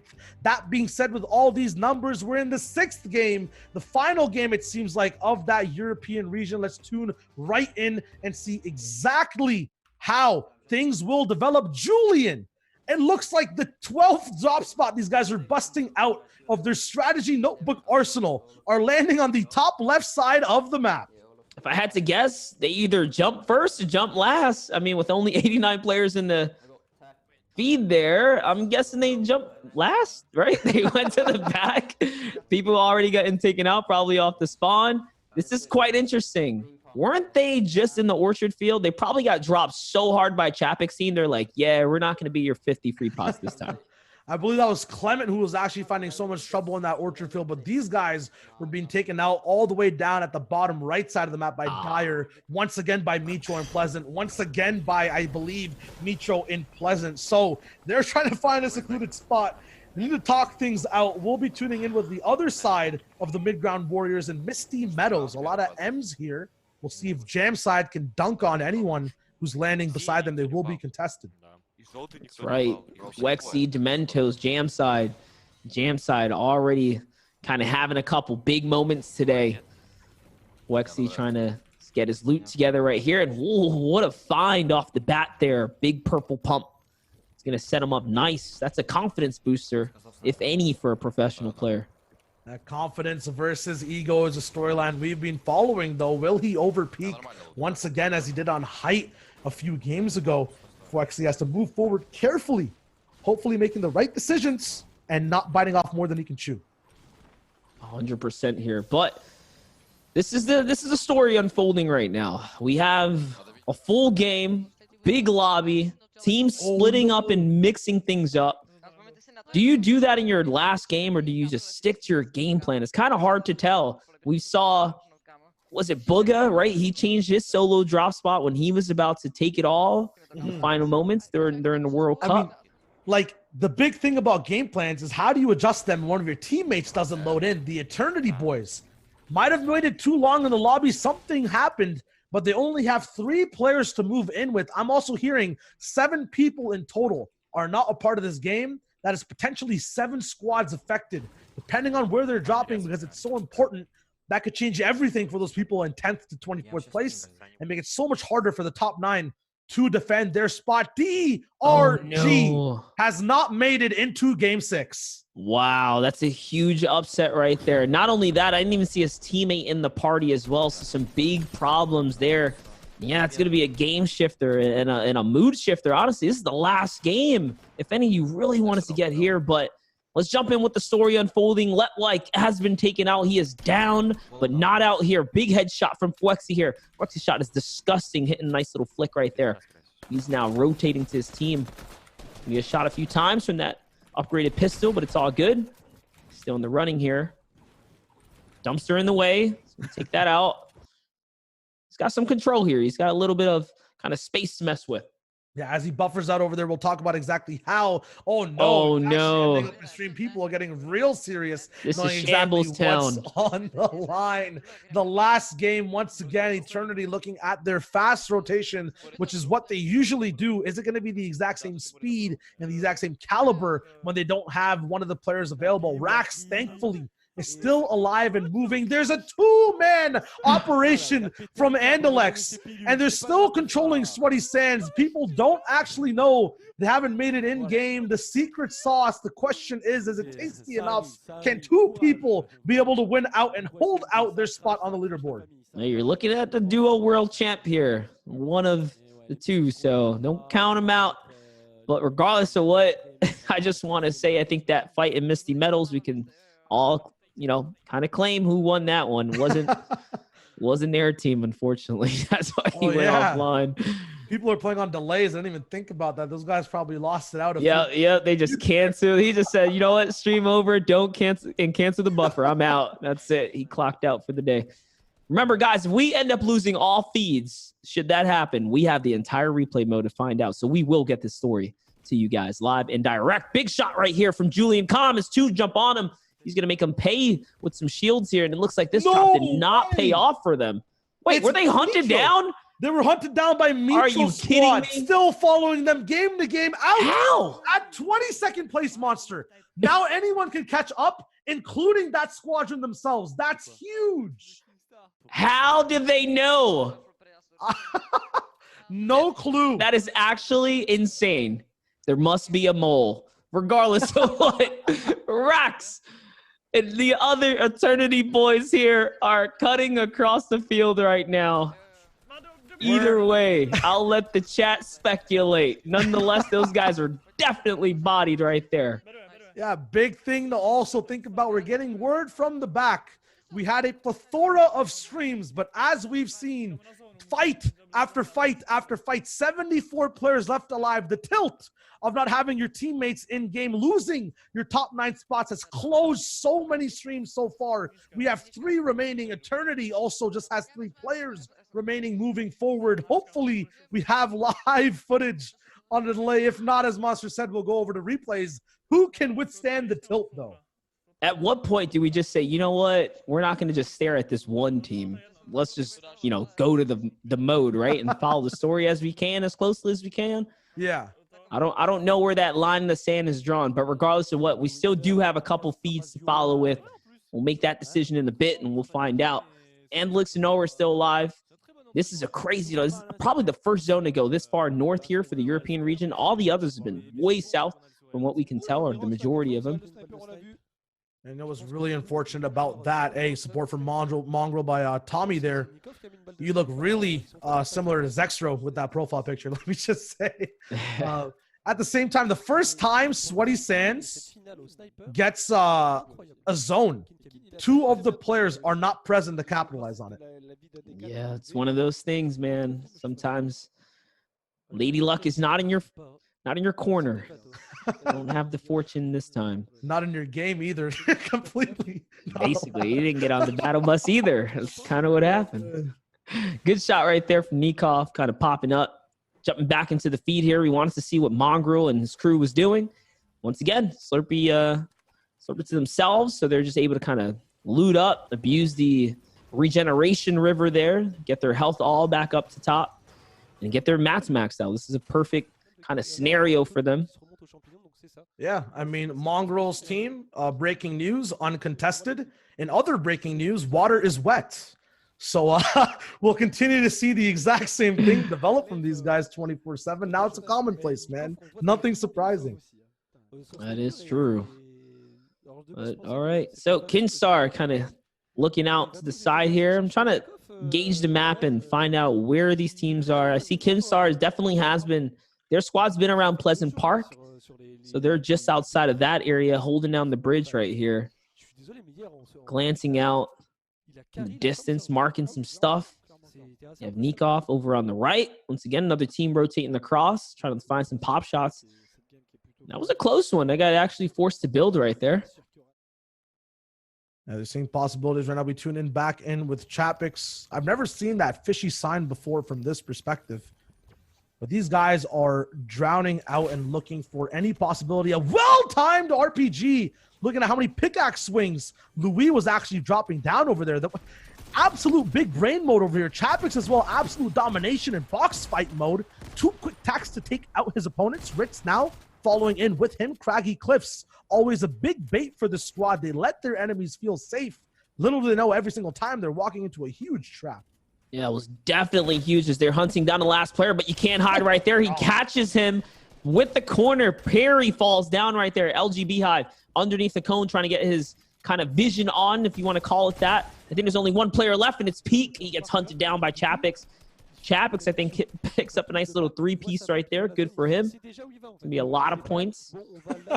They make, like, top qualified pros look like placeholders for a new AI mode that Fortnite's developing, man. They just finesse the way these guys move around and just make them look like the most clueless individuals with how fast they finish these fights. Crew and Chapix are just so good. They're just too good. You kind of hear the banter here. They're cutting across back into the replay mode, guys. Remember, the replay mode does have a bit of a buffer backwards, but our first place team here finding themselves another Slurp Chuck, waiting to kind of huddle up here. I believe this is right outside of the Loot Lake, just south of the military barracks in between Retail Row, Loot Lake. It's going to be big. It allows them to kind of all freshen up. Look at the loadout right there. Great little loadout. It's got minis, grenades. Everything's so good. Number one team holding off everyone else in the server. Question is, we've seen it every game, depending on the zone, who is at an advantage. The Orchard has been so chaotic. Kinstar has had such unfortunate luck rotating, using up all of his shield on these sniper shots coming in. Big thing to know as well are the grenades that get bopped down. We see them on the right side on Nikov's screen. They're being rained over in the final game of the European Grand Finals for squads FNCS. Back with the 3-person POV. Frenzy Farm, we mentioned it before. Hot spot to rotate through. We see the remnants of a few box fights potentially or looting. It'll be very hard to find any extra ammo or guns, if possible. Definitely kind of running through here, but they don't really need much. Rax right here, a 3-man crew. Looks like they also lost one on the QN, but it's all good. They're kind of loaded up. He's rocking 3 heals in the loadout. Big pump, blue AR for the follow-up. Near perfect for the situation at hand. Running through enemy builds, quite risky here. Just trying to find his way to the zone right now. And you can see the difference just having, you know, that less or a lot less amount of people kind of queuing from the beginning really opens up the field a bit, makes it much more of a calm mid-game. Teams are not forced to kind of jump on one another and force the engagements here. But Andelix Norwood 2v squad, if we had to guess. Let's see what they got. They're trying to hold it down right now. He's going to pop this big pot. He's going to get hit by a rocket launcher as well, though. Now forced to heal. Still has floppers. 2-tick. They do have the zone. And we saw this yesterday with a lot of teams who are at a numbers disadvantage. They choose to play the heal game in earlier zones. At the same time, at this drastic level of every elimination counting, I don't think they'll be able to get off scot-free. No one's really playing too much for position. They want to get as much as they can out of scraps of eliminations in the early and middle game. They actually find a little bit of a valley near Craggy to move through, but who else was at Craggy Monster but not of Chapik's crew and Beehive with Ritz? It's going to be a dangerous plane to walk, pretty much. You go into replay mode looking at exactly that squad running into Mitros after the fight where they cleaned up Julian. Yeah, Kenzo's team was parked just outside of Pleasant Park for a while, but this is why you kind of saw them there. This is the story that was unfolding. Falcony tries to go for that high ground right there. He's going to get taken out. Mitro's going to follow up from the backside as well. Now he's forced into defense as we're looking at Chat's perspective. Jumps in on Kinzo, wins the exchange, takes Kinzo out with a good tack shot to the face. Mitro goes for high ground, trying to secure a position here to see if he can get some visual cues going on. CRR coming in out of nowhere, trying to box up Kinzo, keep him safe, and Chapix gets hunted down by Falcony. As now Beehive is just above him, so this is some high-tier box fighting and chasing going on right now. Big tug of war that we're looking at. The back and forth of some of the best players colliding right here. Yeah, kind of unorthodox to use all your mats up in the early game. These guys must know exactly who they're up against after that first elimination / exactly where the zone and fight is. Look at the overabundance and commitment of mats and boxes from Chapman's squad versus Mitros. There has to be some type of personal vendetta. It is a 3v4 finally. Falcon Lee going down. Will this fight end is the question. Multiple people all the way ran out of mats when you're on a beach as well. Very little mats you can recycle. So it'll be very interesting to see exactly how this finishes out. We should call this a grief monster. Well, I call it a grief. I don't know. You know, maybe they just got, you know, lucky. They found each other, you know? That's kind of what it looks like. Yeah. But either way, this does shake things up for top 10 regardless. Someone's got to come out of there victorious. Jumping back with Rax's crew. Fast forward in time here into the future. You can see the zone is starting to pull closer and closer just outside the farm now. Centering itself, I should say, into the server. So everyone's going to be kind of forced to move in, per se. We're looking at this. 27 points on Rax's crew. So just still enough if they can walk with the victory, find themselves into top 10. They want to break those big thresholds to find some more prizing here. It can make a huge difference. There's a player right there. 3 main points to touch on regarding Rax and the zone these guys are in. They're very good at playing normal zones. They've had height when we have those downward spiral situations. Right now, they won't have to deal with it. The issue is only 3 players alive. Julian as well, so good at playing the zones. One of the wins was from his squad, but he's nowhere to be seen in this game. Mongrel, the only other team to win a normal zone, and they are alive. Mitro as well is very good at playing these, but they're a player down. So a lot of developments happening, a lot of 3-man squads in one of the most classic Fortnite zones you can ask. Natural low ground, no mountains. That's right. These are the perfect end games where the best of the smartest of the smartest stay alive. Now we're jumping back in with this fight here. It seems to have staled out just a bit. CRR, 200 quick dead, aka Mitro right here. Yeah, they do have zone to worry about. 1:15. You can see it's moving just fast enough that it will cause a problem. He is out of materials. That was the last one for him as he's forced to retreat back. Big shot right there. That was white. That's going to get him excited here. C goes in for it. Beehive also gets cracked. Nearly clutched up right there, but it's not going to be enough. Balcony is going to get beamed as well. And this is all just not going in their favor right now as Crew and Chapik's team is sort of dictating the fight right now and breaking ahead here. But CRR still very, very healthy nearby. I see where the drama is coming from between these 2 teams. A storm fight in Game 6 at the edge of the map.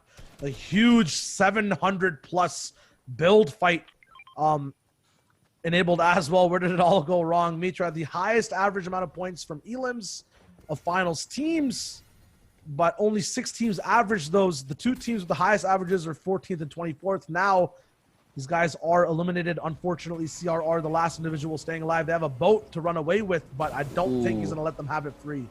Probably not. With a shot like CRR's, he's probably going to get 1 or 2 right here. Let's see. Good little usage of the strafe right there. Ritz is so lit, though. He's the driver as well. He's going to have to swap on over. And I think lucky for him, all the shots are wasted. He's got the bandage bazooka. He's all right. They find themselves a zone, and Chapik's team walks away victorious, completely annihilating Mitro's squad back here. But there's enough time for him to at least pick up a couple of reboot cards, get the heals, get the med kits off the bodies. He's probably going to be all right. Now we saw Benji make a comeback from a Misty Meadows fight. The question is, can those guys, or is this roadblock too thick to drive through? Talking about driving forward in the game, Rax, now 2 people down. Huts actually goes down, or Huddy goes down, but a big shot on a Kriachi in a box fight. 1v1, wow. He finally gets eliminated after getting a knock. Mini can capitalize on this. Stormy Wright is the one who's part of Kriachi's squad. He finally gets taken out, though. Eternity ends, 12th place. Time stands still in their minds, but the game moves on.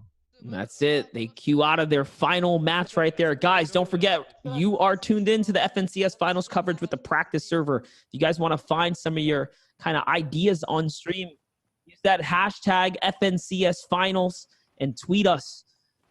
So you know, get your thoughts and opinions on all the controversy unfolding here in the last game. We're going to resort to the replay mode for the last and final games as all the feeds are pretty much getting wiped up here. There's a lot to be had. So now jumping into the thick of it. This is the perfect time, too. We're just getting to Storm 4. It's going to be over by the Anarchy Acres, and things are going to start popping off here. Casey with a very nice factor support of Peppers, who's played very well and consistently. Hasn't had too many breakout moments, but they have been just flying kind of under the radar in that top 9 slot. We'll see if they can boost it up and get even further and higher with a win this game. If you guys are unfamiliar with the replay mode, a few things are swapped around. The mini-map is now down to the bottom right side of your screen with the storm phase there, as well as the time. At the top left, you will find the elimination feed in a new spot. The left number represents the amount of squads left alive, the right number represents the amount of squads left alive.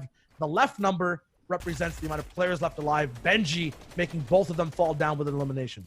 I'm not gonna lie, I tend to forget that sometimes in endgame, so thanks for the reclarification, brother.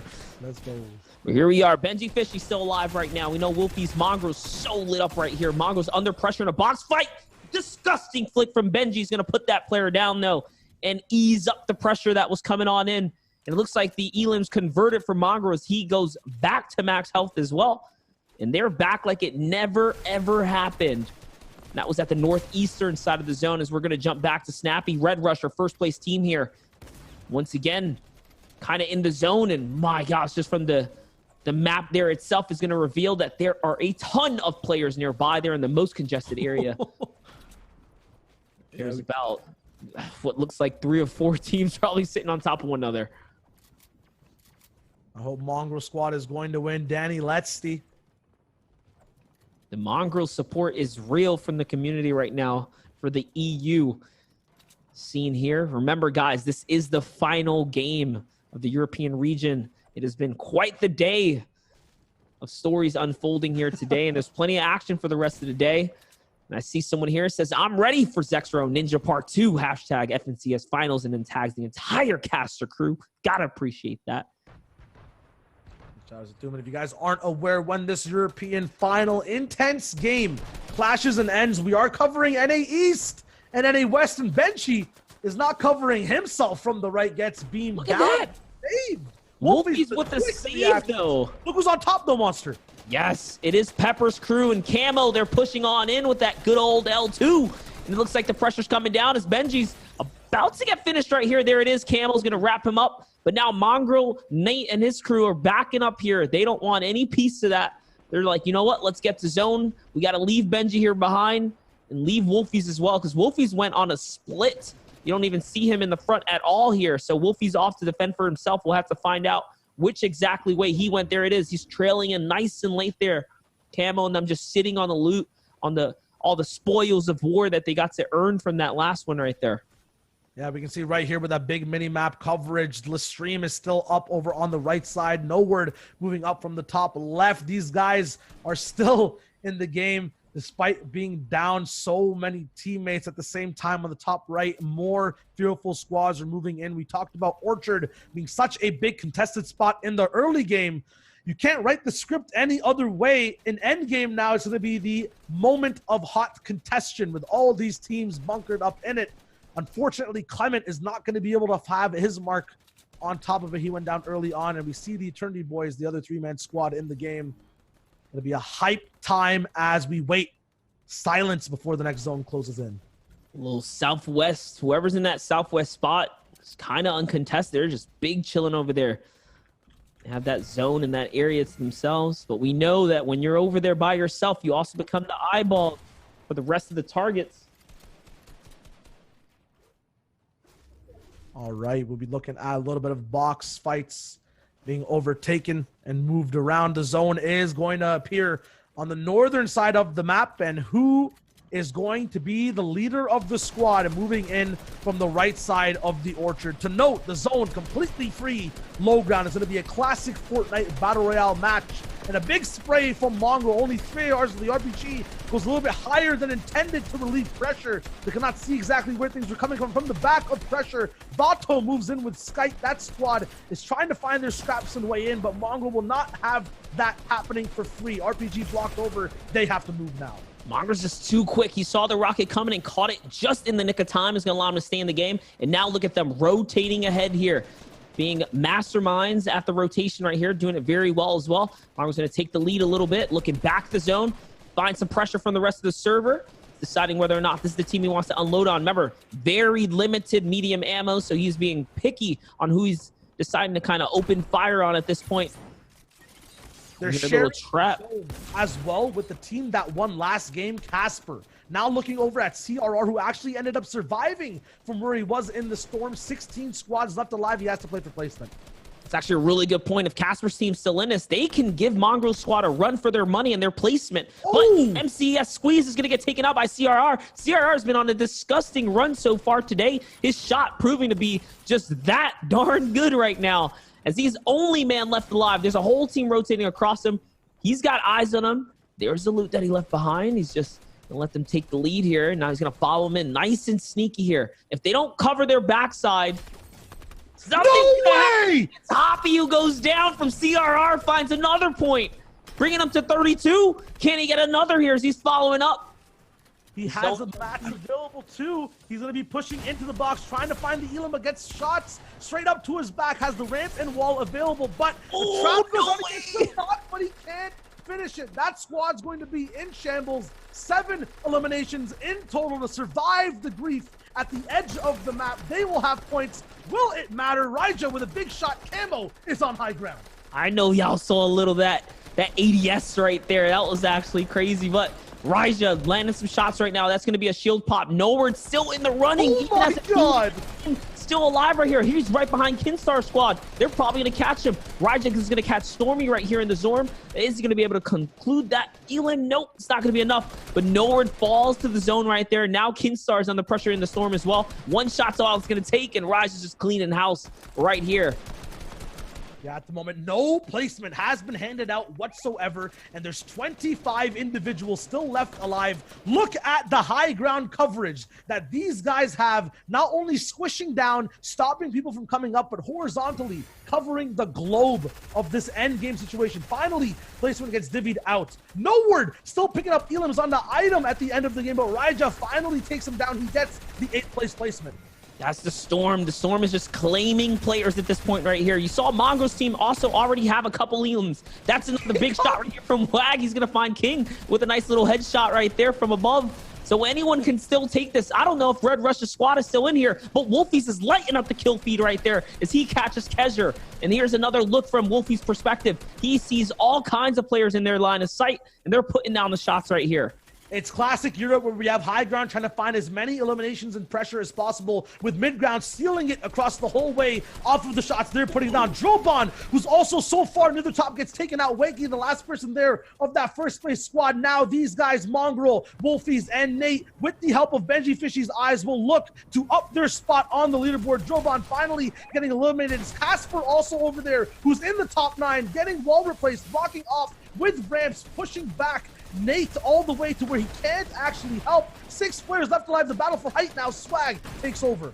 Camo's going for high ground. He actually claims it. As now there's a fight with Raija here versus Wags. The trap comes down, but it was a little premature. These are actually his builds. Couldn't have been a better situation for him. Now taking a look at Nate, who is still in the running. Oh! With a disgusting flick. He actually has 4 fishes in his inventory. He's going to be able to hold out in the zone for a little longer. Nate squeezing away placement points right here. Wag is going to catch Wakey right there, and now they have the high ground here. It's time to run it. 4 squads remain, Shayo.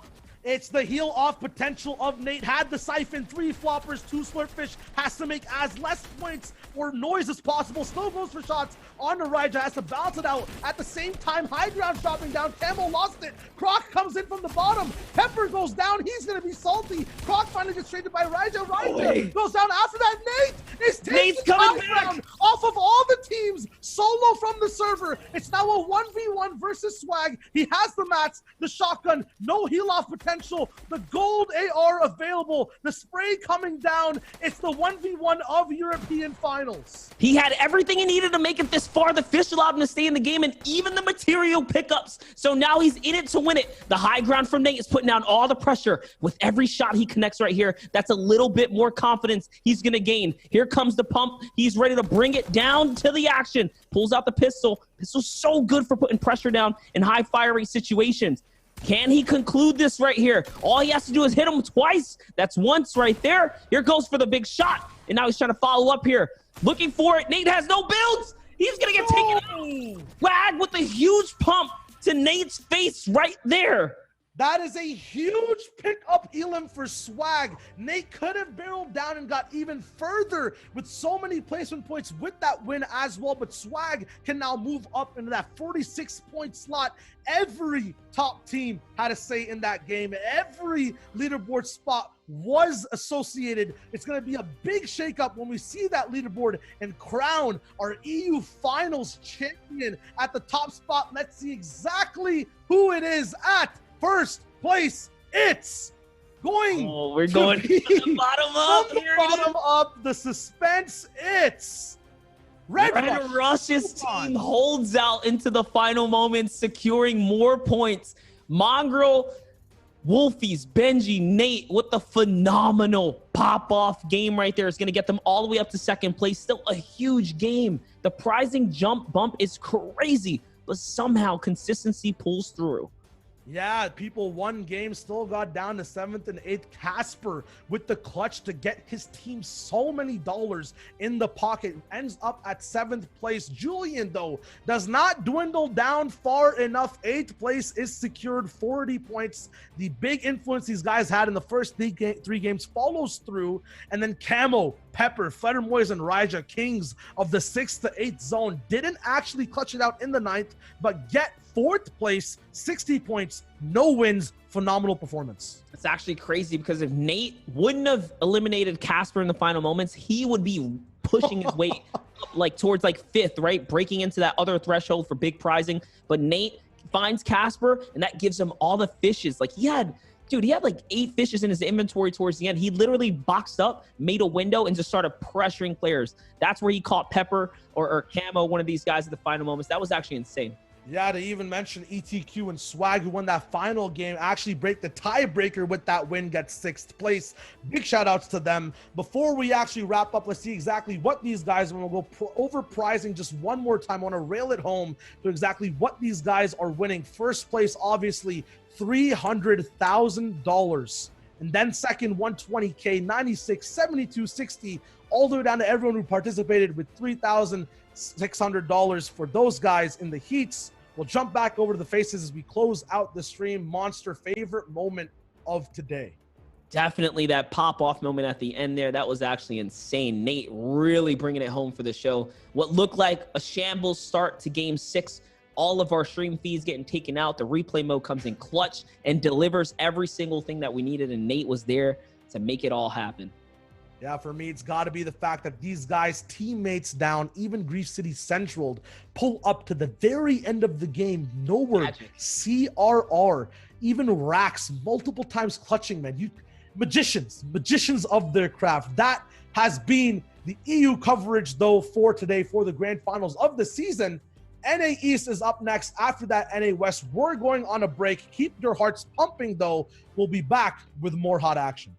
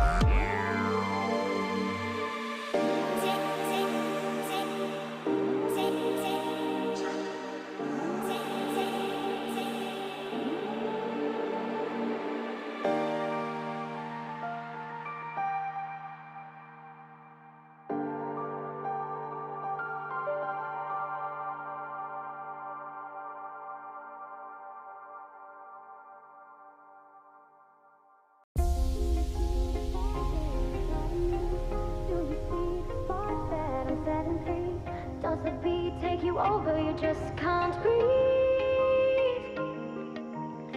Do you feel your bones start to shake? Do you feel the earthquake? Do you feel your bones start to shake? Do you feel the earthquake? Do you feel your bones start to shake? Do you feel the earthquake?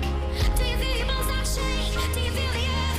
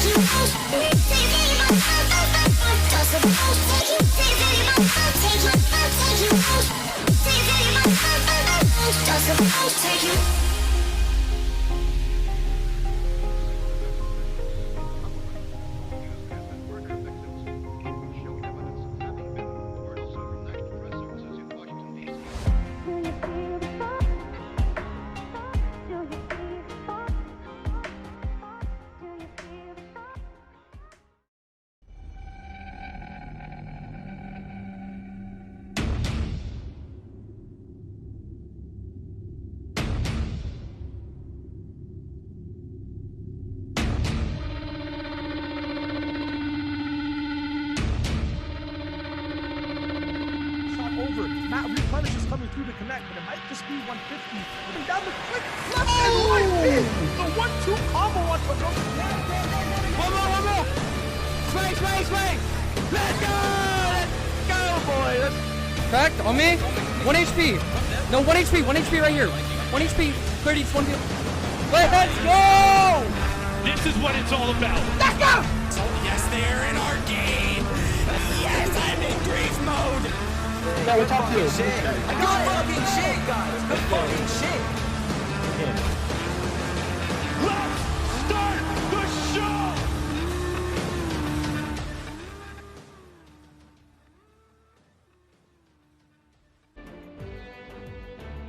Hello and welcome back to our coverage of the FNCS Finals. I'm Bala TW, joined by Monster D-Face and Monster. We just saw some incredible action in EU. Of course, Red Rush, Robin, Snappy, and Wakey taking first place over there. You got to close out the cast. That was amazing. That was crazy, man. Nate at the final moments really making it feel like a full-on finals, and that is what we are here for. Once again, guys, it's been quite the weekend, hasn't it, Bala? Yeah, it absolutely has. Right now, though, we are heading into the NA East Finals. Definitely an event that a lot of people are looking forward to. And a lot of people are looking forward to this right here. Hashtag defend the farm. It could be a three-way fight today. Of course, your fellow Arab Inspired Kaz and Aguilar on the right against Team Liquid Luck on the left. And also, out of Heat 1 was Has the Great and Perplexy and his squad. We'll see where all these teams go. It could be a three-way fight. Yeah, this is an interesting kind of story that can unfold here. The fact that Has the Great has a backup spot that is, kind of around this can really make it awkward. We already know that, getting contested off the bat will heavily influence your run. When you have multiple teams there, it makes it that much more of a stalemate, and kind of that, what can happen factors high in this battle. As far as we know, based on the tweets, based on the research done by analysts on Twitter, such as I'm Speedy Gonzalez, Destiny Jesus, and people like that, it is possible that this doesn't happen at all. But the beef and the rivalry is seriously high, especially between Liquid Luck and Arab's team. So even if they might not be dropping on the same spot, if they engage each other mid-game, that could be some drama for sure. Oh, this is a fueled, heated battle all the way through to the bone. Regardless of whether or not they get it off the spawn or if they fight mid-game, there's like some bad blood low-key between there, but of course it's all in good spirit and good sport. Yesterday, though, I do have to give a lot of respect and kudos to Aguilar, Arab, and the boys. They were popping off.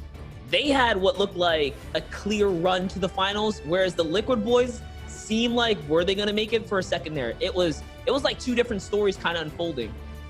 Yeah, that was crazy, especially at the last moment. Liquid just barely inching their way through into the finals and playing today.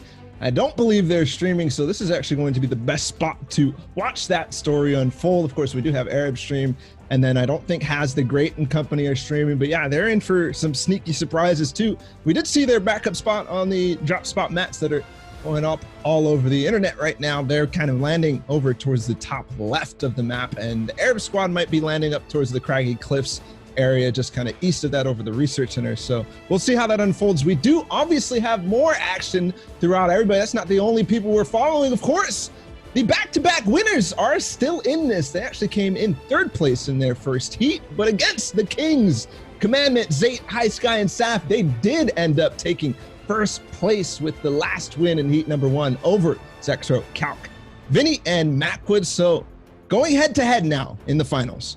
Nonetheless, they had similar stories, different heats, similar stories, because of the fact that, look at the elim counters. They were all fragging out. I know it's not kind of like labeled there, but average eliminations are high on both sides. So pop off teams all under the same umbrella. Not everyone's going to be able to frag out every single game. It's really going to be a story of who's the best at popping off in the end game, if you ask me.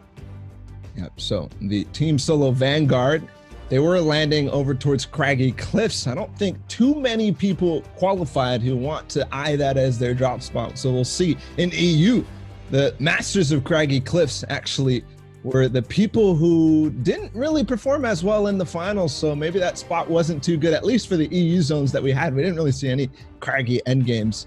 But in terms of Zexo, Macwood, and Vinny, they were actually in the same heat with Zayt and Saf. So we've kind of seen this story already. We've seen the fact that Zayt, Saf, and High Sky, if they're in the same lobby, yeah, they're both performing at a high caliber, but they are obviously going to edge out. Don't forget, in every single one of the Sunday finals that Zayt, Saf, and High Sky and Commandment played, they won. Yeah, those guys were fragging out. I think it was just that one time they didn't make it through the heat and they didn't come out with the victory. Obviously, just proving that kind of same stride all the way through. We have Prodigy Analytics hitting it up with the graphics that whole way through. I'm looking forward to the kind of stories and, you know, the number crunch that comes out of this one, because NA East has a bunch of accolades that we were going to want to hit and see if these teams can stay as consistent as they have been between all the runs up until this point. Yeah, well, let's go ahead and take a look at the rest of the players who are in this lobby, who are competing today for their chunk of prizing in the NA East finals.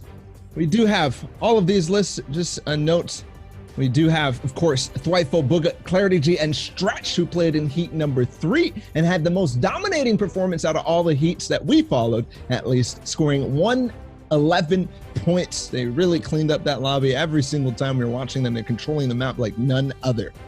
There's so many favorites here today. Unknown Army really showing up yesterday with some big moments as well. Coming out of his heat, you got Creo, Zypha, Cloud Keys, an underrated squad coming in here. Punisher managed to pull through with the qualification as well yesterday. So this is like the perfect finals. It's all your, or most of your favorite teams, right? There were a few upsets that didn't quite pull through, but there's some big names here.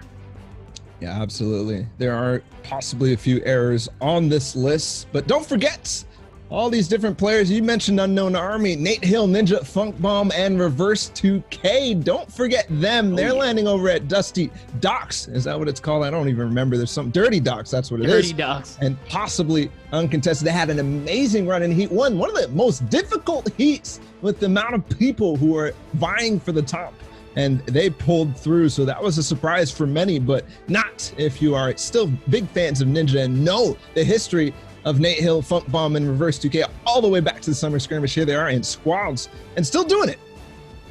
Yeah, Reverse was in his fields this morning, man. He tweeted out this might be the last time in a long while his whole squad gets to compete under, you know, one roof for a little bit, as we kind of already have been hinted at some duo action coming up soon, or into Royale and whatnot. So this is a big competition. This is one that allows these teams to kind of seal the deal, put the stamp on it, and move on for the next competitive region.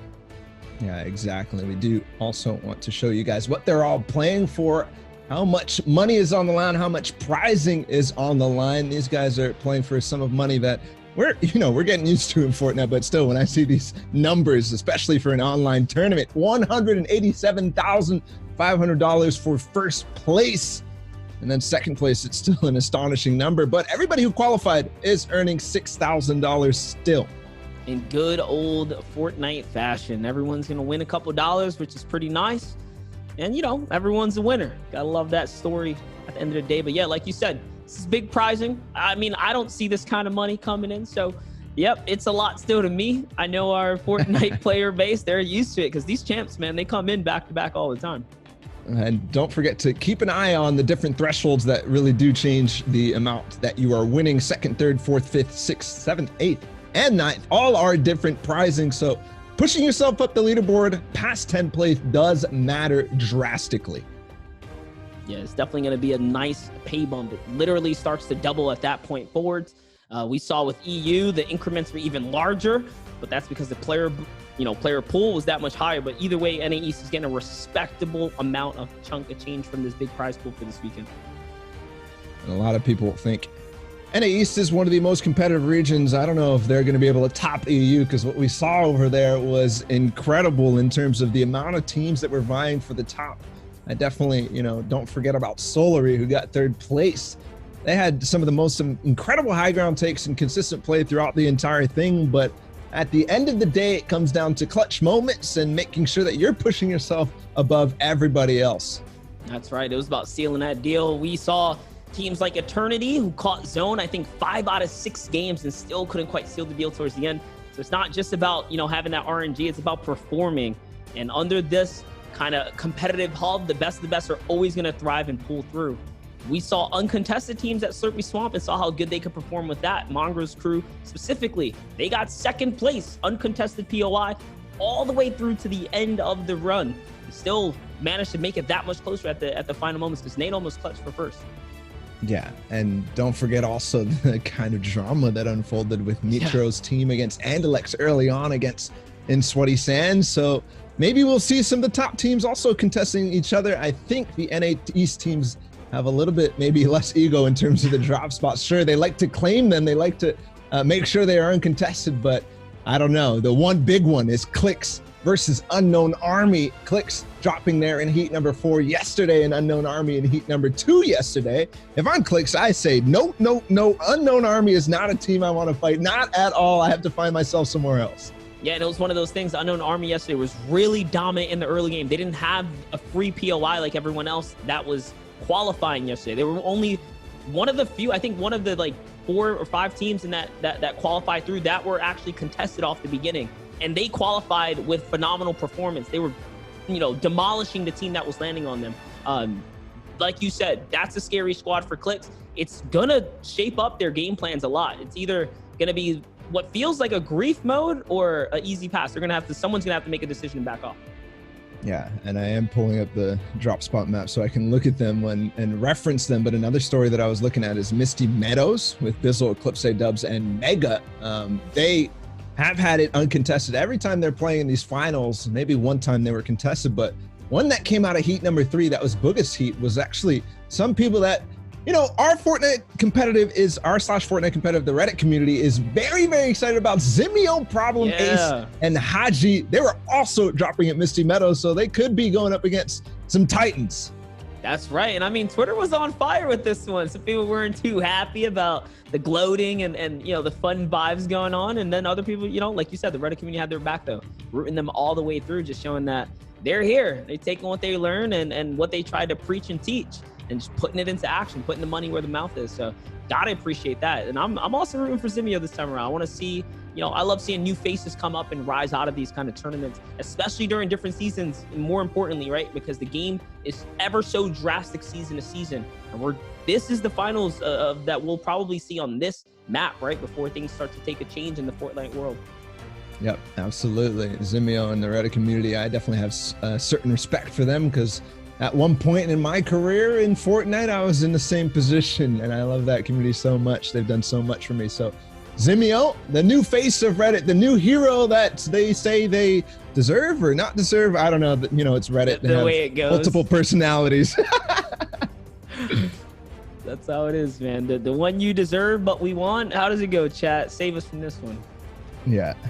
Another story too. Tifu, Cloak, Kanata, and Fiber, they had steamy stacks. Of course, everybody was following the week 4 kind of demise or almost near implosion of that team, where they were very, very hard on Fiber. He popped back in the number 4 heat number 4. They actually won out that. Did they win out that heat? They did very, very well. I don't remember exactly the results at the top of that. There's so much to track, but Punisher, Jacob, Tosley, and Gage were in heat number 3, and they were landing steamy stacks, playing contested in that heat. That is possibly a backup spot if what they are doing is not going to go too well. I think they're actually encroaching on Ninja, Reverse Front Bomb, and Nate Hill on the zip lines, the kind of power tower. So that could be interesting to watch too. Yeah, Tfue team I think actually took second in their heat only to Clicks, and that's because I saw Clicks was also talking his smack like, hey, how does it feel to be down there? We're the best right here. And that's gonna, that's a small friendly rivalry that we're also taking into the finals today, because they have been going back and forth. Clicks wants to steal his partner, but I think Canada wants to stick with Tfue. It's been kind of weird right there. Yeah, definitely been a little bit weird. Guys, we're about 1 minute away from the bus launching and players getting to the lobby. Of course, we are using streams and also a combination of replay mode to get updates on teams who are not streaming, such as Team Liquid Lux. So if you're interested in that, this is the place to be. We will be using the live feeds from the players, who also could be slightly delayed. We'll have to get used to that, but mostly on NA East, everybody's doing a standardized nice 2-minute delay. And then from there, we get the updates and replay. Don't forget, we'll watch the end game back again in replay mode so we can get a full picture and full coverage on everybody we are following. That's right. The replay mode has come in clutch all day today, especially during that EU region. If there hits a point and moment where people just start getting dropped, the replay has everything that we need, and we'll take that story on from there. What I actually do love is that kind of back in time recap that we get from the replay mode. We get a little bit of everything. It really allows us to piece together everything. And that's what made this such a success this weekend. So honestly, shout out to Balla. I think he masterminded this whole, like, let's go with the hybrid style. And at first I was like, we're gonna do what? And I was like, yes. So yeah, there you have it. A lot of people were, trying to figure out if they liked it or not. I think now that we've gotten used to a little bit of the delay, I think people are starting to come around. But hey, if you're not, it's all good. There's plenty of viewing parties all around the place. Regardless, 8 seconds until the battle bus launches. We'll be hopping in as soon as we can. So much to follow, so much on the line here in the finals of NA East. And we are jumping, so let's hop into game number 1 of the NA East finals here. Monster, I couldn't be more excited because it's gonna be hot. Absolutely, and we're kicking things off with the first player to jump. Clicks, Crims, Blake, and Spades, and it seems like they are claiming up on the spot off the bat, and they're going for it. This is gonna be quite the day. This is just the opening hand here. It looks like there's 2 teams, maybe 3 going for Lazy Lake. Not sure what's happening there. But that's going to be a quick rotation for this team to come straight down for Clicks' squad. They're already getting shot already. They're looking for this outpost here, the military outpost. But at the same time, when they're shooting these guys, it's a really nice split for Crimson Company. They're actually uncontested. But what's going on in Lazy Lakes is interesting as well. That's probably, just based on my maps, Gandhi, Rox, Frat, and Tezu, who came out of Heat 3. And then OSP, Furious, Jareds, and Vexy were dropping in Lazy Lakes. They might be contesting each other. Some of the teams who edged their way in as kind of, lesser known players. And that happened in EU too, and it did not go well for either of those teams. We'll see how it progresses on NA East though. Yeah, and just to touch on Gandhi and his crew, S2 Frat, he was the decision maker for his squad qualifying through on game 5. I actually remember taking note of it. If it wasn't for him, they wouldn't have gotten some big placements and some big clutch up moments. So there's a little bit of clutch factor going on in that crew over there. Lazy Lakes, we'll see who comes out king of the Lazy. We'll see how that kind of shakes things up here. Can you tell us what happened? You hear the comms. There's a lot of talking going on here with this crew here, Balla. Is he gonna be able to play or is he out? Of course, this is our first insight into the fact that Clicks actually is not dropping towards Slurpy Swamps. They did have a disconnect there on the stream. I think we're saying, Nico, can you repeat what you just said to me? Okay. I think Clicks' internet just went out. It was Spades' internet just went out. So that's unfortunate for them. Looks like they're ahead. And here's the perspective of landing in Lazy Lakes with Gandhi, Rox, Frat against the other team, which I believe will be OSP, Furious, Jareds, and Vexy. And it did take shots at Clicks flying over. See how this continues and how this fight goes. And there he is. Gandhi is kind of touching down first, seeing if he can peek Any of those kind of corner moments right there. Doesn't find anything. This is a little bit of a reverse in time, which is nice. We do get to see if these teams are going to engage on one another, which I'm sure they will, all things considering. Lazy, though. One of those spots that even if you're contested, if you win out your fight, there's so much loot here. And in many cases, you're still just fine. Definitely. One thing I will note, though, they don't have the dominant position on this spot right here. They're kind of at the mercy, because if you take the bottom section in the suburb, you get locked out to the entire northern part of the map, which holds the bulk of the loot that's here. One of the kind of restaurants down in the southern part of Lazy Lake is so bad. So whoever's up on that building right there will be able to kind of hawk them out, while the team is going to be able to loot freely. They have access to the most gear here. Disengaging from here is also not that safe. You're only, you know, at the whim of the team at Misty Meadows and everything else that's around this area. So this is actually kind of interesting. They have to push or they will be pinched. We do have, obviously we saw the bus path, which is what I'm thinking of right now, how it affects the rest of the teams. If what happened at the farm is correct, they would have all had really late glides and long glides, because the bus was so far down south, which means possibilities of some shots out the sky for anybody landing at the farm. I do hear word that Arab and company are not at the farm, so what we thought is getting confirmed. They're staying up north and taking a lot of actually what Fiber, Tifu, Cloaksy, and Kanata would actually take, which is these houses up here and possibly, you know, the Craggy Cliff research facility. Bro, I can't hold. Oh. So I just listened to the comms right here. Tifu's already trying to rotate. He wants to get out of here. They have a long rotation to the western side of the map. And it does look like they have most of the space to themselves, which is nice for him. So jumping over to Tifu's perspective here, kind of see what's going on. A little bit of a wide split as Kanata is taking good care of that beach right there. They're up in pairs. A little 2-2 action here. He's got 9 grenades in the inventory, trying to juggle some stuff across. And look at how they're trying to save the heals here, because there is a slurp truck nearby. If any of you guys are curious as to why these boys aren't popping them good old heals. It's another way to kind of max out and conserve more heals for later in the game. Very curious what is happening over at both Sweaty Sands and Slurpy Swamps. We saw Clix's perspective earlier, not landing at Slurpy. Wondering where Unknown Army is. Here's Booga, Clarity G, Stretch, and Twifo. Saw their performance yesterday. They had a fortunate amount of zones in the feed, though. I'm seeing actually Rox, Gandhi, and everybody get knocked out. I saw a couple elims there. And Rox actually got pickaxe, so we'll have to see how that proceeds. I think you might be able to jump back with the delay, but if not, it's all good. We saw what happened in the action feed.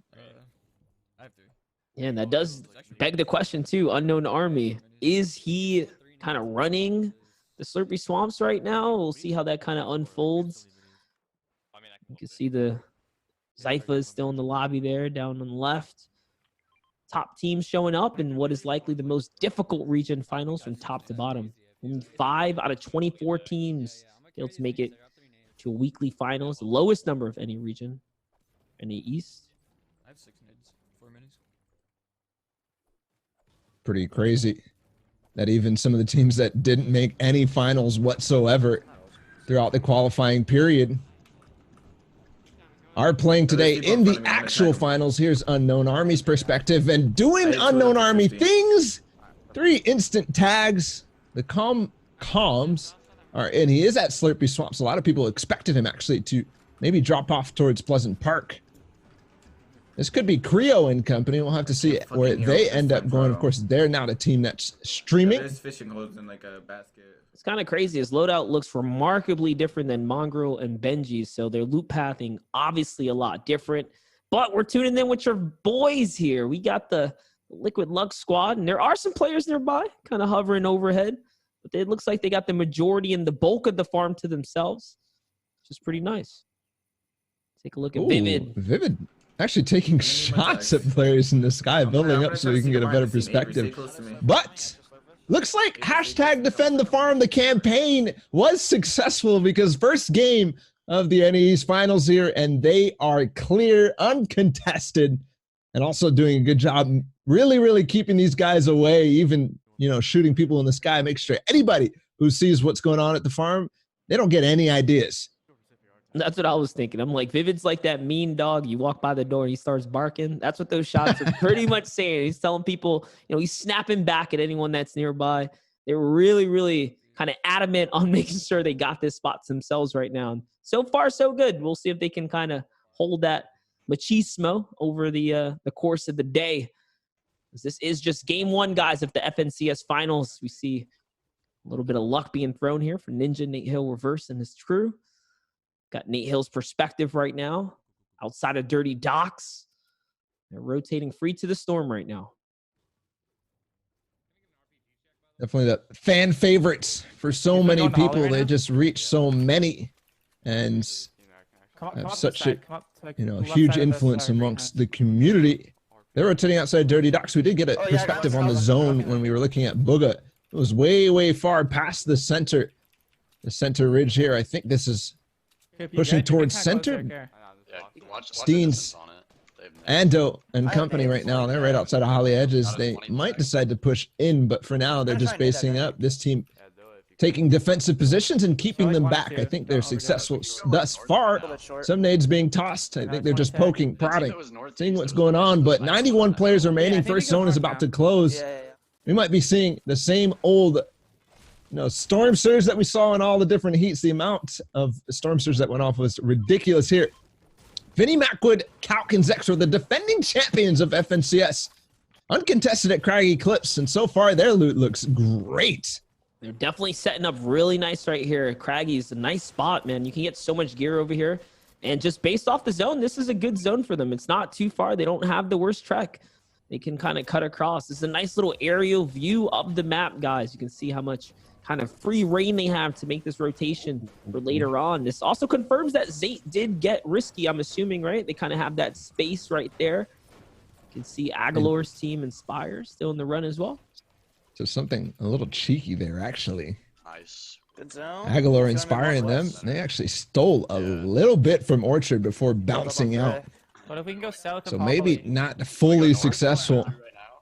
They make out with a little bit of loot before heading over and back up towards their teammates. That these splits that everybody's talking about, that's still uncontested. So Liquid is definitely going to be okay with that, right? They'd rather not fight at all and give them a little bit of loot than end up fighting over, a couple of chests. Right. I mean, we saw yesterday 72 and their whole team get chased what felt like forever, and even Storm held for a bit there. Definitely not what you want in your qualifying heats, but finals here is a different story. A lot more riding on the line. We're talking big prize money. Opportunity to make a name for yourself for some of these lesser-known folk here. Adonis Spudlight saying, and Lyjax, these guys impressed me thoroughly in their heat yesterday. Not people I was familiar with at all. I basically have only heard of Spud Light on this team. And they performed so well. Obviously, they qualified, but winning games, too, is very impressive. Now taking a look at Ando here. Finding themselves just above what looks like Salty, I believe, here. Oh, just outside of Holly Hedges. So a little glimpse at the map right there. They're trying to find their way to a little mountain piece. Probably going for the gamble. The last time I saw the zone here and I was casting, I'm pretty sure we hit the Nightmare Water Zone. This is kind of that treacherous piece of land that you're playing around. Lots of teams nearby. Here's Clicks. Kind of back with this perspective. Good to see his streams back up and running. They did lose Spades. Crimson Spades actually at the same household. They've been together for a long time, all the way back to Duo World Cups. Spades comes over during every single tournament. What I'm hearing is he actually kicked his power cable out, so his PC went. Now they're playing as a trio. That's not the start you want to have. Looks like they got a little bit of a hiccup here. You get rid of that tree. Coming back with Posick. They might, Looking for shots, trying to break this tree here. It's covering the line of sight. 93 for me. Middle and Smack kind of based up just beside him as well. I'm at 2 on HP. 2 on HP. There's clicks. Looks like they're under pressure right now, so he's actually getting shot from both sides, and that's going to take him out right there. It's going to be Adonis, who we just saw, who's by, I believe they were just underneath the holly hedges right there. Remember, it's a little bit unfortunate because they do have one less player, and they get spotted out like that. Any team's going to want to pounce knowing that they have the natural advantage off the bat. Take a look at another team here, Frosty. So they played pretty well yesterday, securing themselves a little victory. We spam from all sides. The call to expand out. The direction to expand as well. Of course, no team is pushing them. They are spamming, of course, get a tag or I'm dead is the call. Storm Surge notifications are out, not the zone, or not the activity yet. They're not getting tagged, but being 25 below, the rocket almost sneaks in. He pulls out the sniper, maybe tries to go for another one, but they know what's happening. Continuing to get spammed. Here's the Storm Surge activity. Yeah, we just need to run. And we saw that happen to them one time yesterday. They clearly did start picking it up. But right now, not learning from their mistakes and not paying too much attention to their tags and how much they need to stay above. Here, Unknown Army, 0 elims, but 525. And it's time for the W key. Hold on, he gets a knock, though, with that. Slyjacks might be able to get the finish. Yes, he gets the 275. That's Ninja, who goes down. The 275 and the sniper on the head of the knock body makes a huge difference for Storm Surge. Just getting the knock was not going to be enough. Now they're 380 above. The push is successful, but not at the expense of Saiyan Trunks' life and Spud Light's HP. They do have a bandage bazooka that they're going to be able to shoot out for Spud. Grab the bandages and start using them. Gotta be careful not to get tagged at all, though. Frosty and Adonis, the upsets right here for two major teams, Ninja and, of course, Clicks. We know Adonis just picked those guys off, so they're tearing it up in the box battles over here on their side of the field, really securing dominance. But Posick is down, Niddle is down, Schmecht and Mikey are in a fight up above. Looks like the team that they were sniping, A1 Isu, is going to be the fault.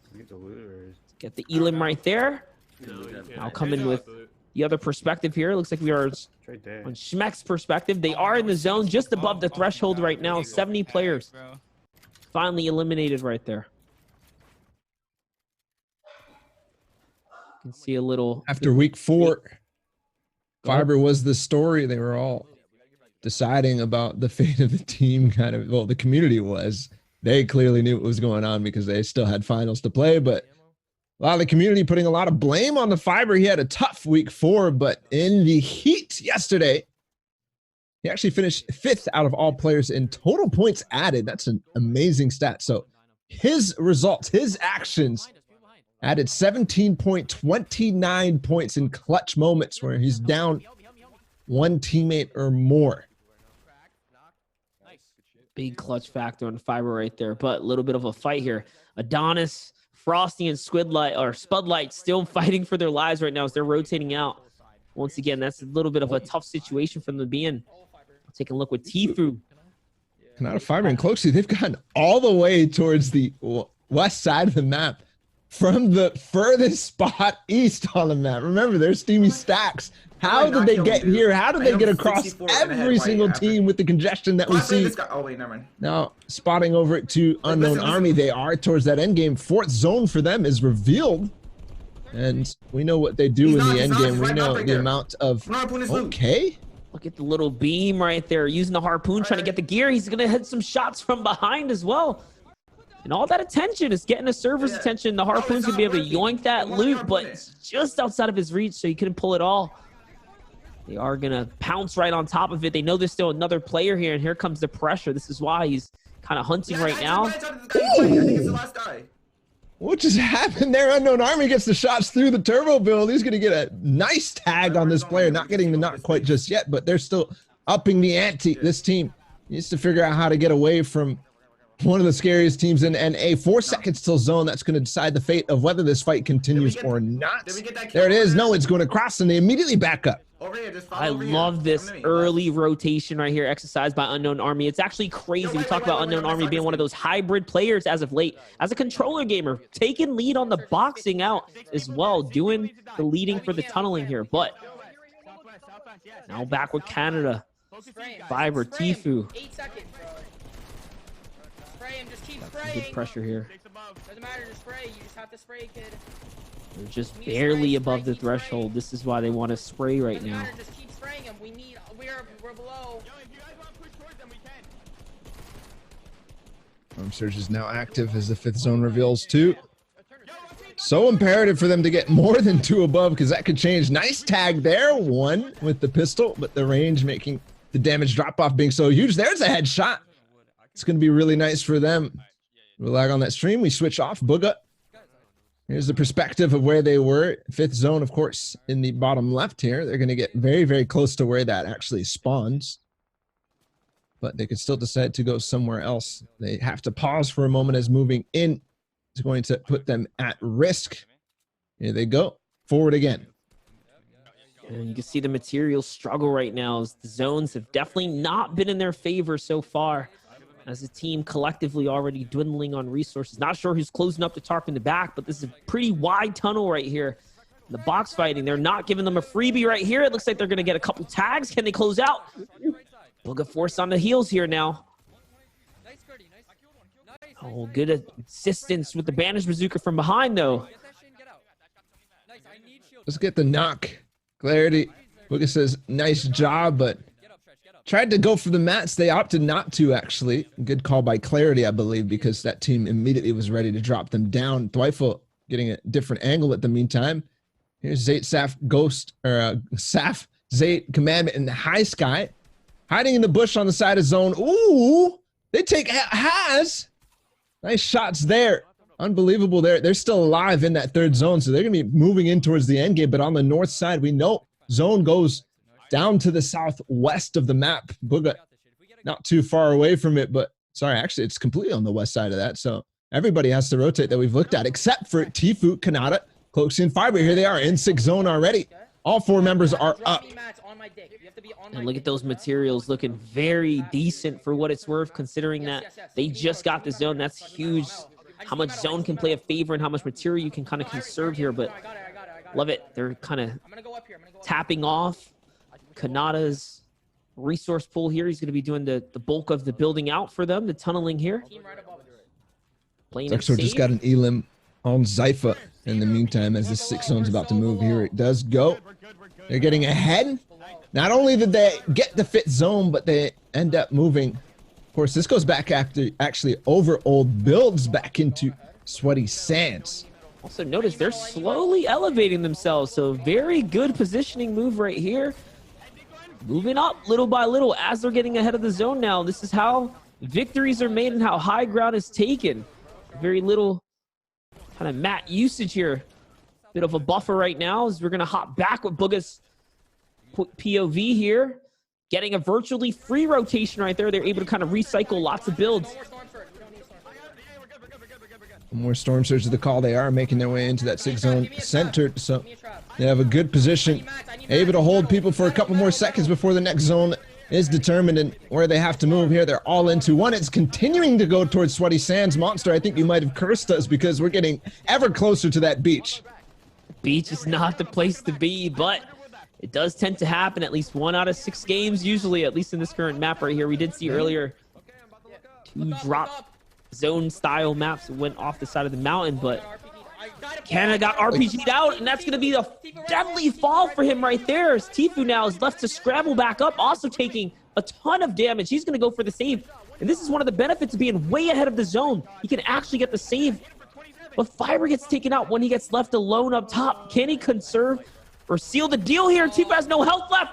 Oh, he's going to fall, and it was Macwood. They needed to try to pick that up because he had all the fish. He had all the floppers. He had the slurp fish. Now getting an update on 72 hours. And Vivid Nice shots onto Adonis. He's actually going to continue chasing this. He knows the HP of this player. He might be able to take him out, but no! Somewhere else. No, that was Lijax that responded back onto 72 Hours. Here's Tfu's perspective, slightly back in the future. Tfu for once playing on delay, which is interesting. Here's the tunnel. We saw this happen.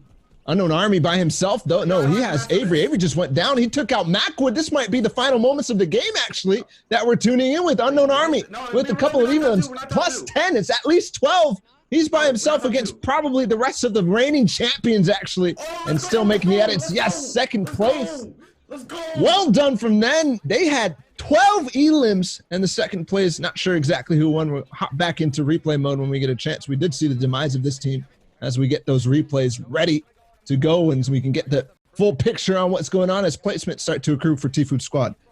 Yeah, this is right before that big RPG came in and took out Kanata right here. It was actually Macwood, so I was curious of whether or not Macwood's team was still making it all the way through to the end game. Knowing now that they have a rocket launcher, that's huge for them.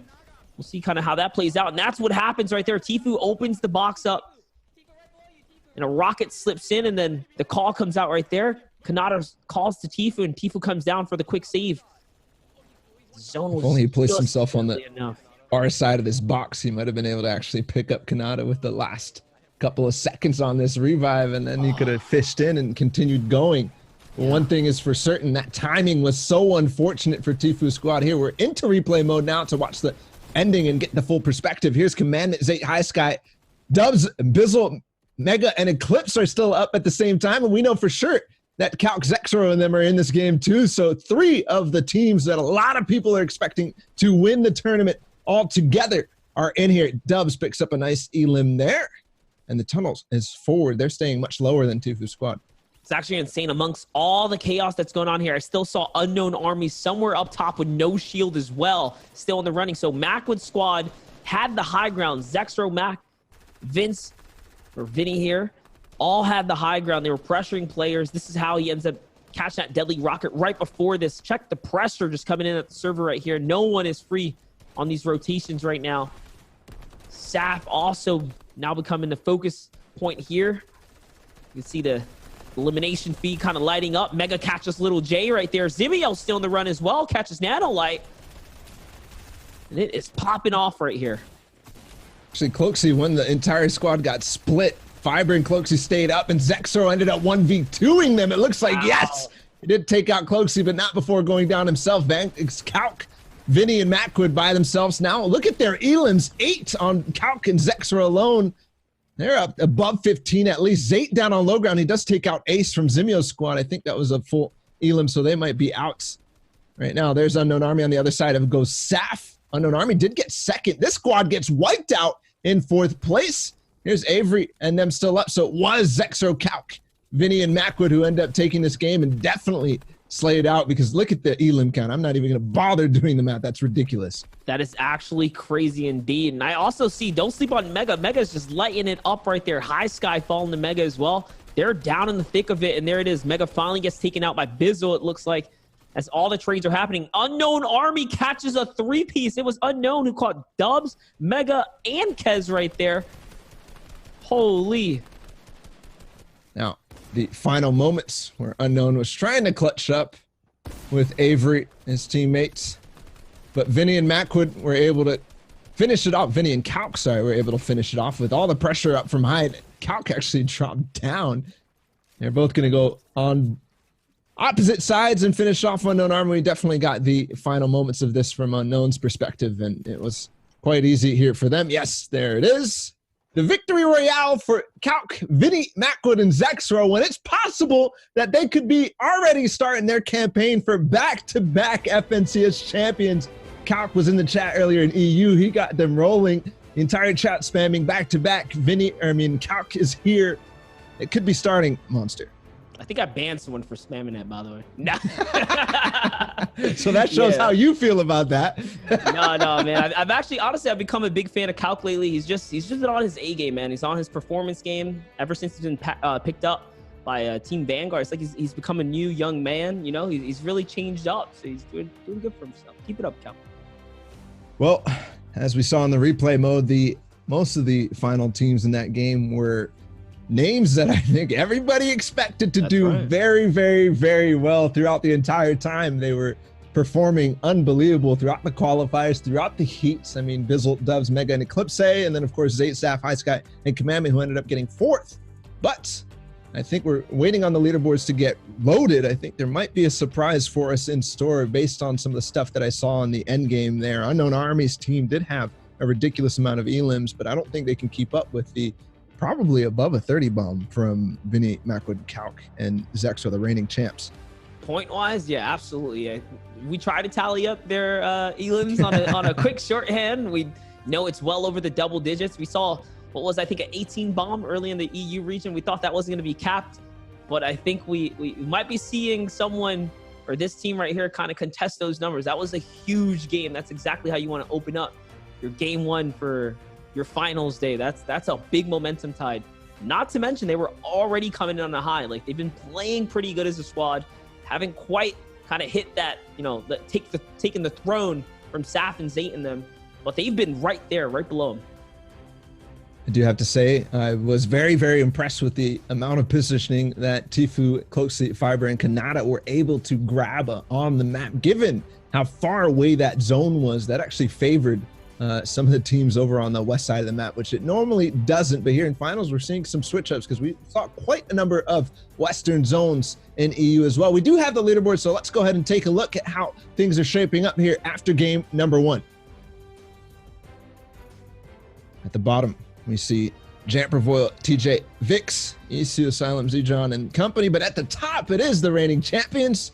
The back-to-back campaign has started. Right after them, Unknown Army, Kez, Ronaldo, and Avery at 24 points. These guys have been slowly and steadily improving throughout the entire season. I think they're starting to reach peak form, especially with all of Unknown X Army's solo performances. Peak form for the squad, is it reached? Maybe not. They could still improve. That's right, but this entire top 6 looking like a complete bomb squad of names, including that boy Zimio right there in 4th place with Problem, Ace, and Haji. A little bit of consistency, definitely fragging on the end game there. Mega, Bizu, Eclipse, Dubs also doing a very, very well job at the end there, lighting up the kill feed and just catching elims for those points. And then in 6th place, Commandment, Zayt, High Sky, Saf. They did end up in 4th, but not many elims to their name, so they only have 12 points. It's a double tie for actually 5th. Not sure how the tiebreakers go in this case, but a solid performance for them. That's what we're used to seeing, but we know every single time basically they do perform that way. In the last week that they won, they actually had so many incredible performances. Nothing like what Zexo, Calc, Vinny, and Macwood had with 18 or 19 elims in that one, but they did have 14-13 elim games with the win. We are into game number 2. Let's hop right on over to the battle bus and the drops. Here, we do finally have Spades' computer back up on the network, online. He's in the game.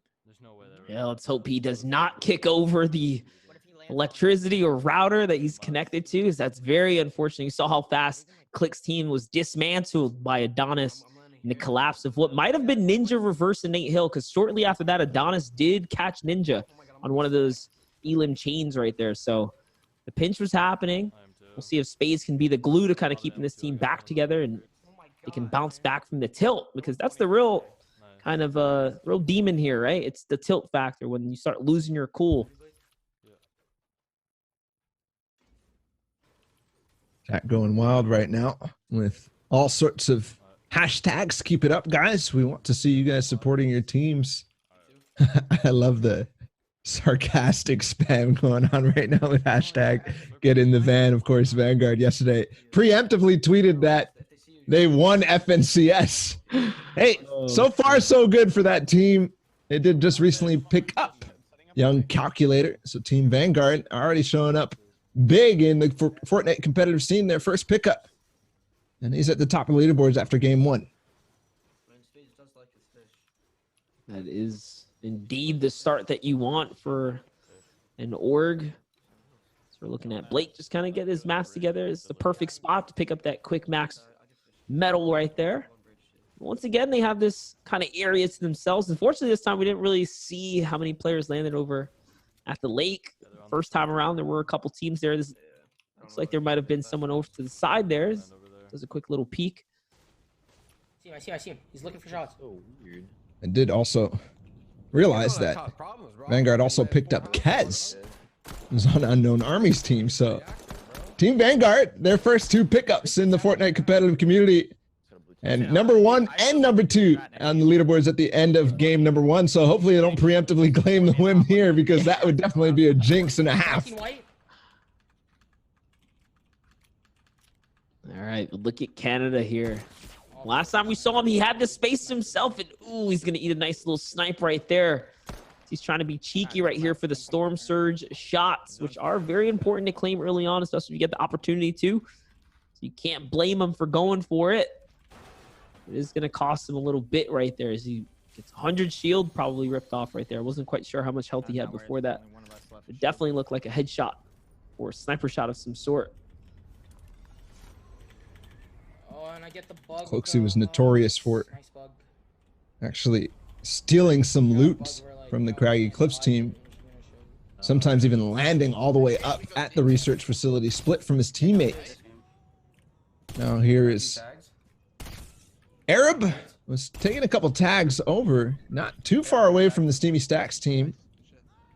That might be Jacobiki that he's stealing tags on, but on the return, we saw Cloaksy Fiber and them taking tags and shots at probably who we're looking at right now is probably Arab, which is hilarious to think about.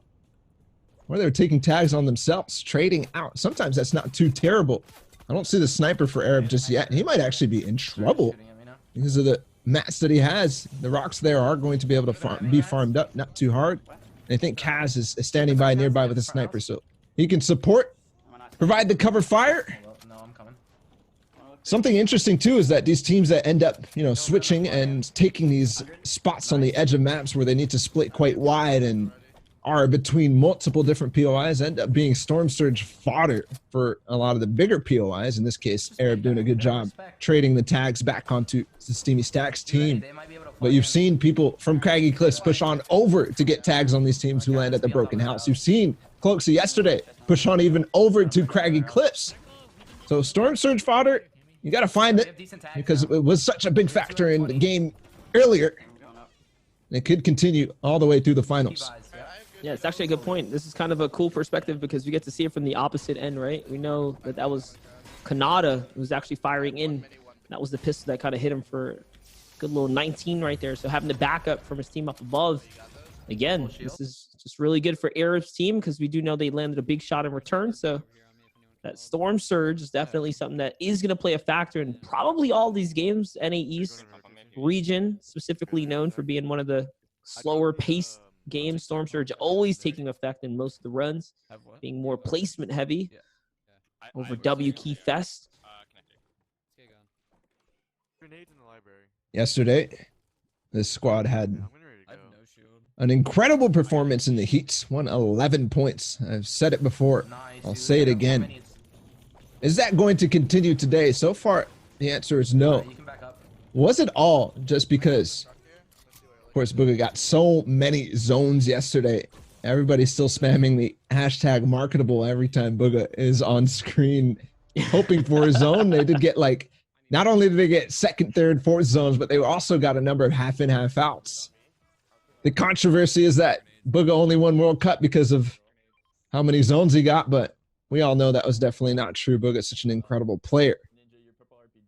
But yesterday, they did get those. This time, the zone going all the way over to Sweaty Sands. So difficult to rotate from retail.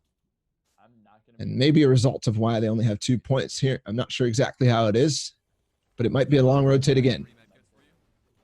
Yeah, I don't see much on the board for them right now. Nate Hill, Funk, Reverse, and Ninja do have a little bit of a rotate to make, but it could be a lot worse. The zone previous in game one was a lot worse than this one. So you got to count their blessings where they can. It's a little something. You can kind of make a cross. 30 Ducks, all to themselves, though. So far, it's looking pretty good here. I do apologize for a little bit of the buffer kind of hopping around right now, but just kind of getting situated. It's also a great, nice upgraded semi-tactical shotgun in the loadout. This loadout's looking real good for Nate Hill. Yesterday, Nate Hill Reverse and Ninja really came out big with some big performances, popping off endgame, going for high ground in multiple runs. I really want to see what they do with the endgame this time around now that the caliber of the lobby has been a lot more condensed. And, you know, arguably the skill gap's been raised by a fair amount. I believe there is actually some Twitch lag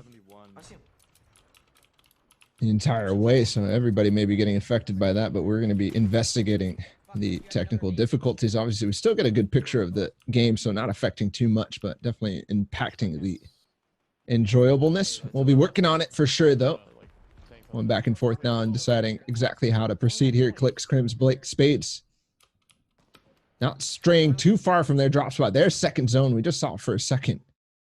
And we can talk about that because it's just to the west of Lazy Lakes, which is exactly the kind of zones that Booga and company thrived in yesterday. But now that Clicks is here, who knows? They do have a really, really good zoning. Here's Vivid and company again. The farm uncontested. They even have a lot of orchard themselves. But they're missing a teammate. No, 72 hours. Not in the game. Look at the bottom left right there. In the replay mode, you'd be able to see his name. So that unfortunate bug is still affecting so many people. Look in the top left. 5 players did not make it in. So terrible news for any of the Liquid fans. Hashtag defend the farm. Still going strong, though. Yeah, it's just one of those things. You saw 24 squads made it into the game, but 5 players were, in fact, missing right there. So a couple teams have been affected. This one, though, not one of them.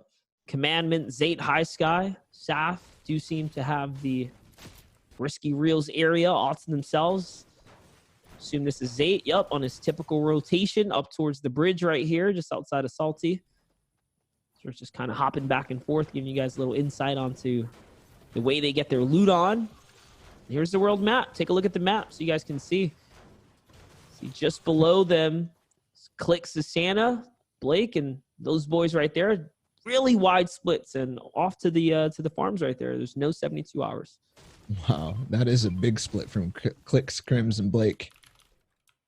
Crims is on the mountain, or Clicks is on the mountains all the way down here, and they did start to regroup. I think Spades is nearby, but Crims was all the way down on the bridge near Frenzy Farms, and Blake was even further south. They did coalesce on to the mountains here, but wide split in the early game. Don't forget to note the inventories of Zate, Staff, High Sky, and Commandment. They were all sitting on pump shotguns, maximum shields. I think each of them had about 2 or 3 big pots.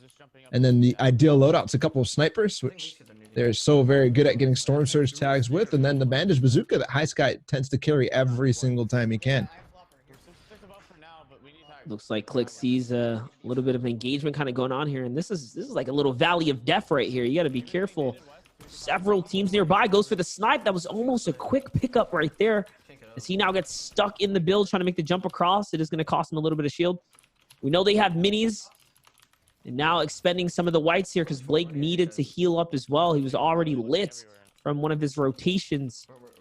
It's going to be just more resource expended here, as they are now dry on wood from Clicks's rotation all the way across. Very low on brick as well.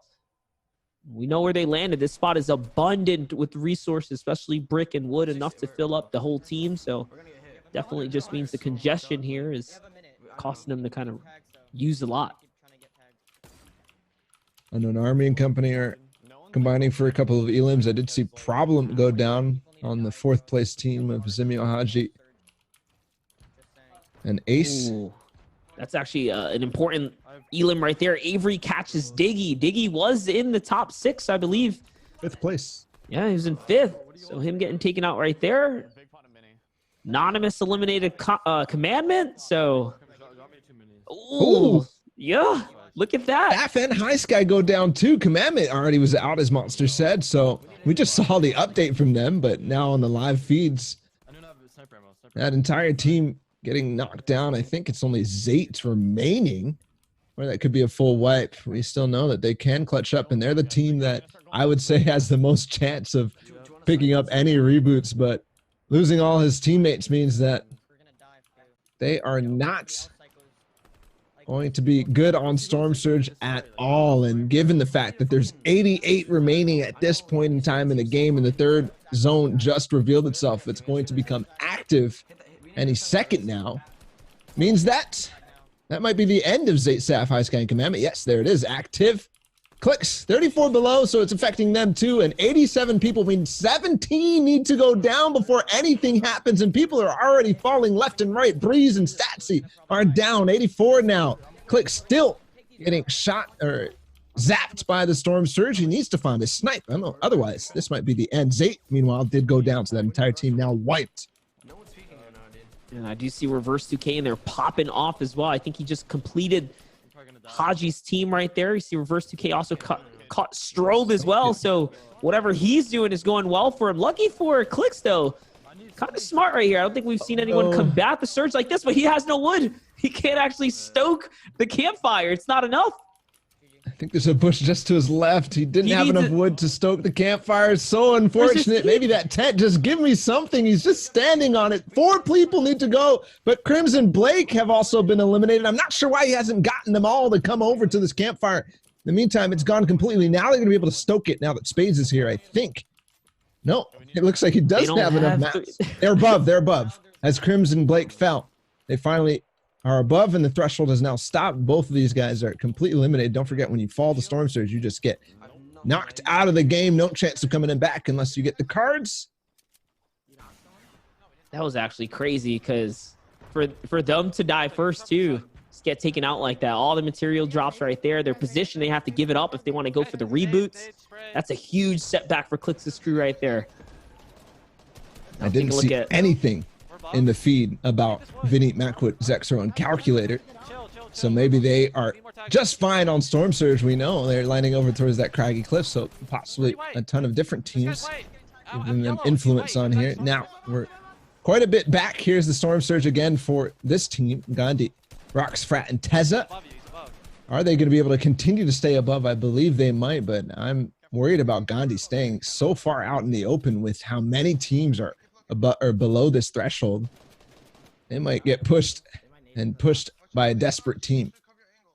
Yeah, Tezza and Frat did catch a knock up there, though, so Gandhi doing just a little bit of lurking on the side here, trying to see if he can catch a nice angle. Maybe one of these guys let their guard down or assist the battle from the side here. And that's the angle right there. He's not going to connect quite.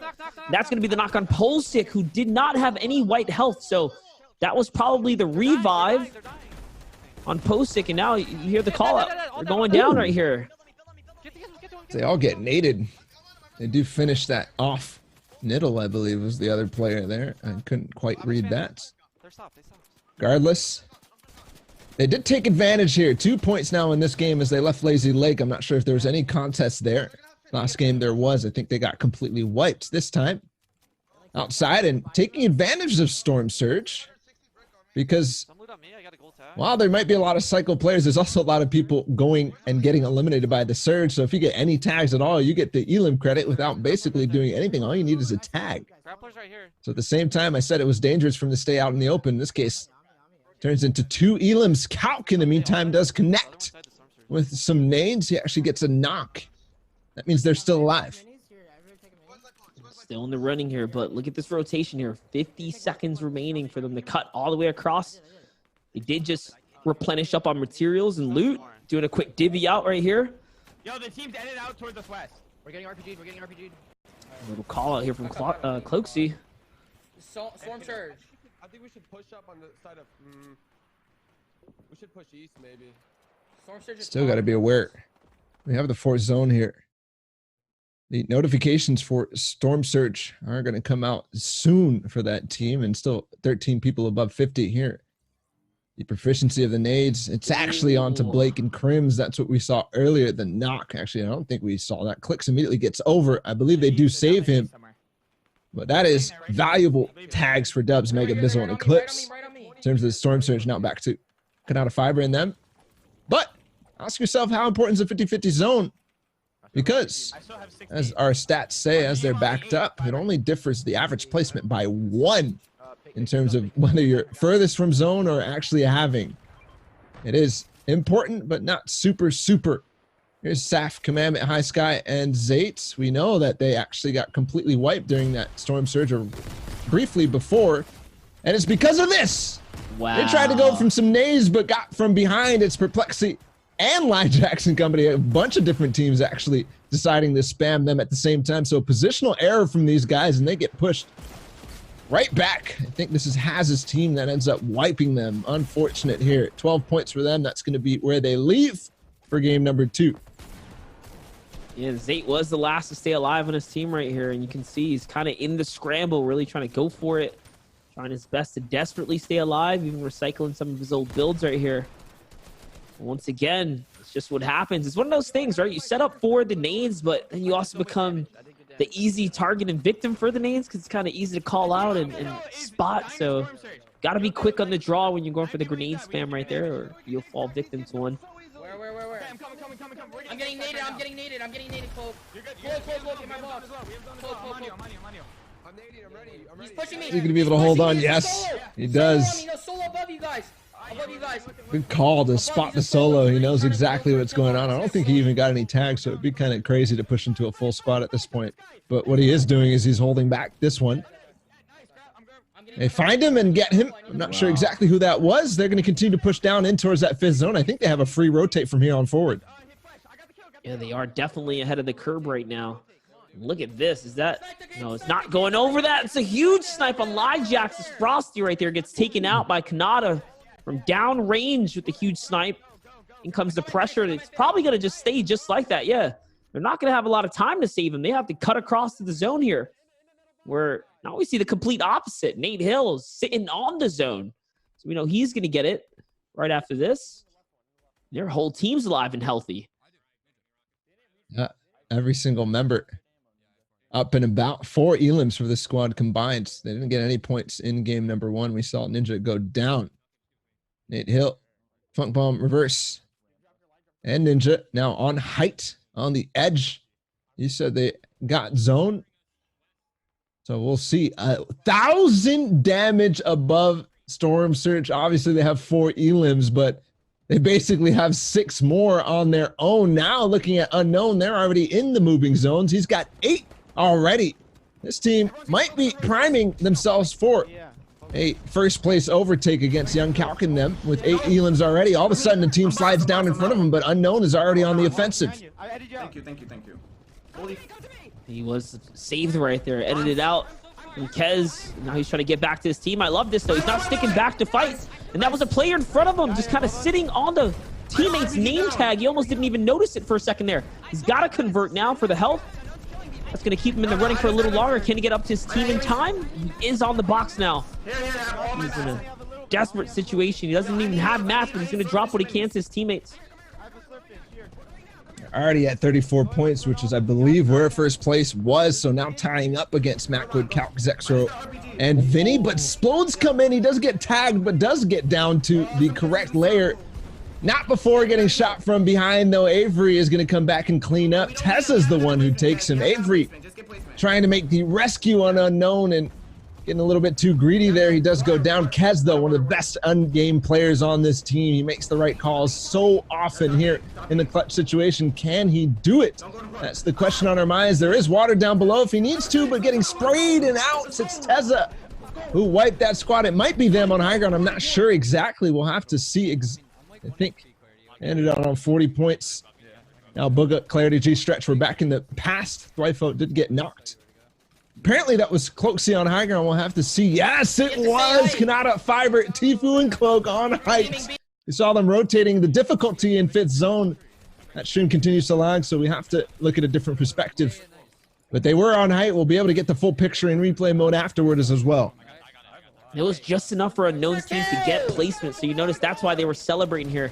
Remember, guys, we're going to be coming in and out of this perspective. It is dropping frames, but nonetheless, we get the story right here. Look at this high ground hold right now. They're pressuring players. Kanata, Fiber, Cloaks, and Tifu all alive still in the game. Tifu's on the lead right now, looking for the hunt right now.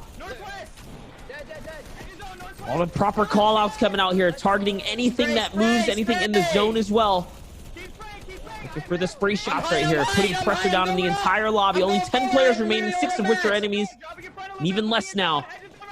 Got to be careful, though. The height and the distance that Kanata has moved forward. Here comes the split. Really, really good, actually, from them to go forward and split up like that. Wow. More tags and more knocks coming in the spray, like Kanata said. It's now 4 against 3. Vivid was the player who just went down. So many elims for him, and it might be actually Liquid luck down below because Vivid did not get fully eliminated. Again, we'll get the full picture when we go into replay mode, but there it is. The win from these guys as they overhang across the mountain, the zone. So perfect for them.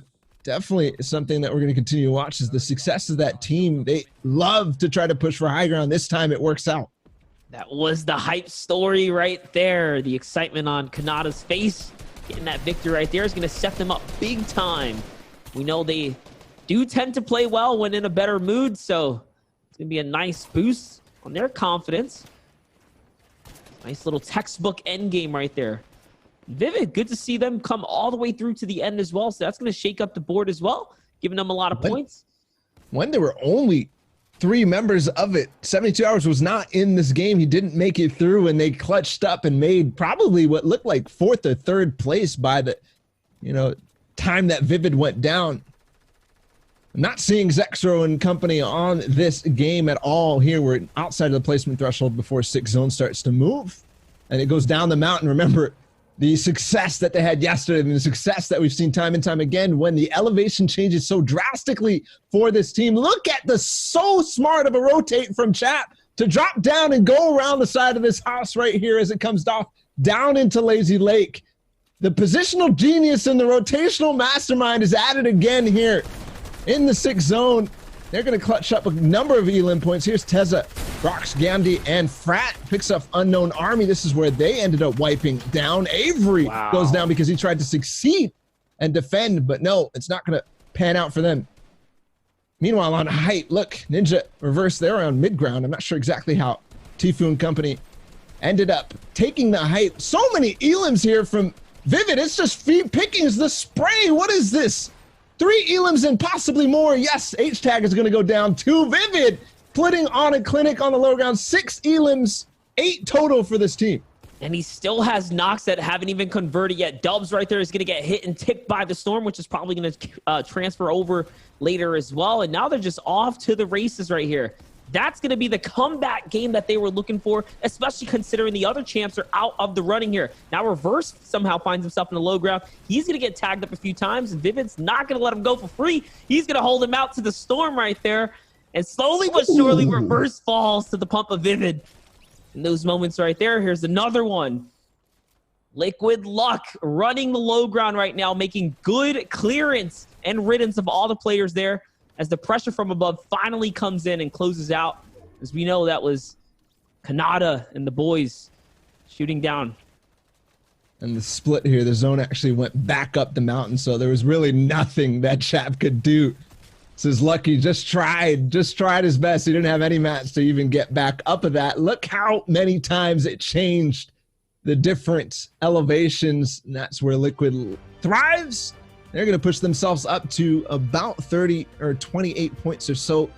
That is probably not going to show on the leaderboard, so we're going to have to keep that in mind because that was that amount of points in that game. Right. We'll have to make sure we keep track of exactly where they really are on the leaderboard. So every time you see Liquid, add about 20 points at least, and that'll give you a better idea of where they're at. Yeah, that is a good point, but I think they rounded out at about 10 total elims right there confirmed. Definitely kind of bank on that, just knowing that they're doing pretty darn good so far in the running, especially this early, right? That was only game 2 coming out of the 6. That's a big bounce back for them to clap back at the rest of the server right there. Yeah, so when we look at the standings, they only had 2 points in the first game. So we just subtract by that, or we'll make sure that we know exactly how many. Nico, I believe you said it to me. Just type it in the chat. That way we can keep track and do the math. But the original ones that kind of started the trend, I tweeted out in week number 2 that they won the finals. I said Liquid Chat was a positional genius and a return of Liquid is near. And so far, the return of the original Chap making the smart plays with the trio of those guys. That was, remember, the original guys that ended up coming in 2nd place last time we had this FNCS. In season 1, the trios It was Sizlecki, Vivid, and Chap who came in second to Vinny, Zexro, Macwood, and Calculator. So maybe we're starting to see a complete repeat. It's not just back-to-back for the winners, but maybe back-to-back for the top two even. I mean, so far they've definitely proven it. Under these squad kind of, circumstances, they just tend to play better.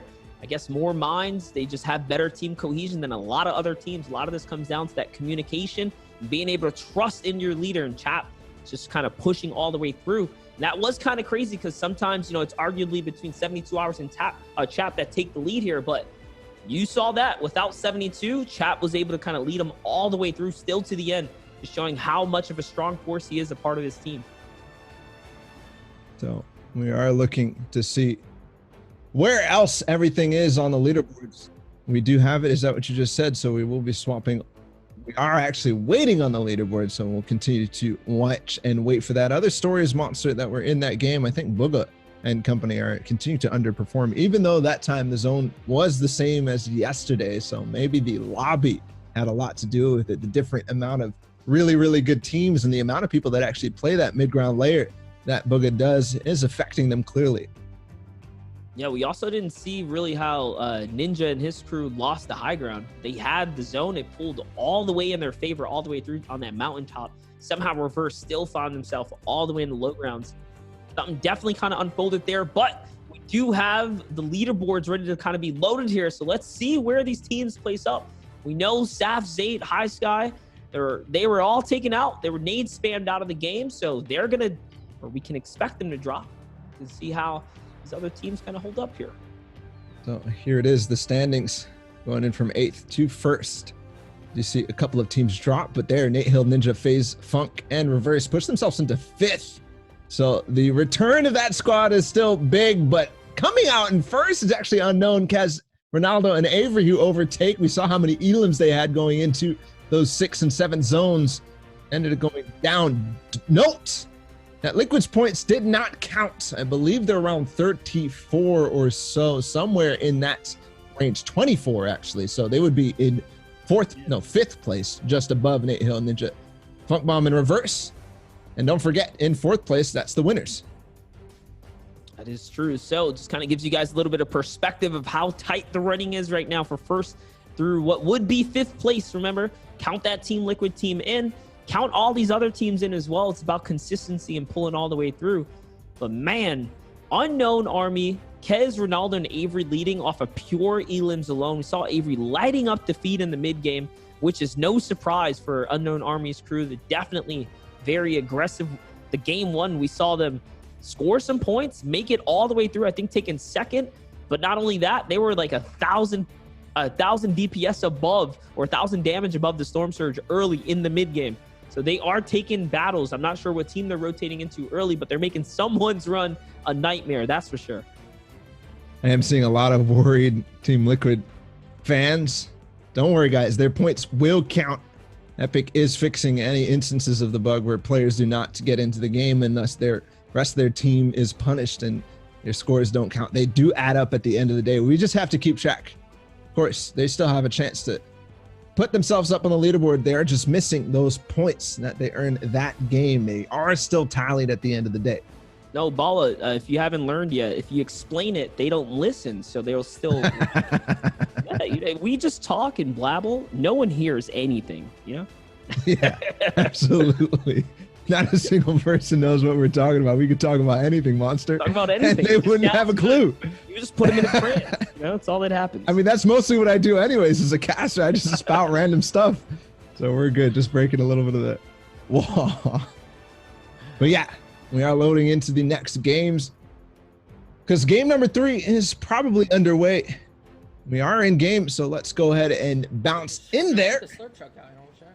The winners from the previous game at 31 points in 4th place right now on the backs of Kanata, Vibrant, Tifu, and Cloaksuit. Not on the backs of them, but we're watching them. Okay, hold on. He might split. They might actually end up going towards that slurp truck based on the amount of people in their zone. That's a strat that they do sometimes, is take the slurp truck first, then loot steamy stacks. Don't forget, they have plenty of time to catch up to the zone because of the stack, so you can float out of there. The only mobility on the game.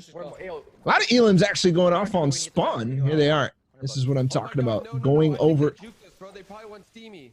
I'm not even trolling. Oh, Grabbing. call out right there. Tifu saying, I think they got juked and maybe lost their POI to Arab and his crews. We know they were just over by the cliffs. But no, actually, I'm seeing in the feed, actually, Arab is just taking out Chap. Whoa. All of a sudden, they're back at it. Inspire still combining for some elims.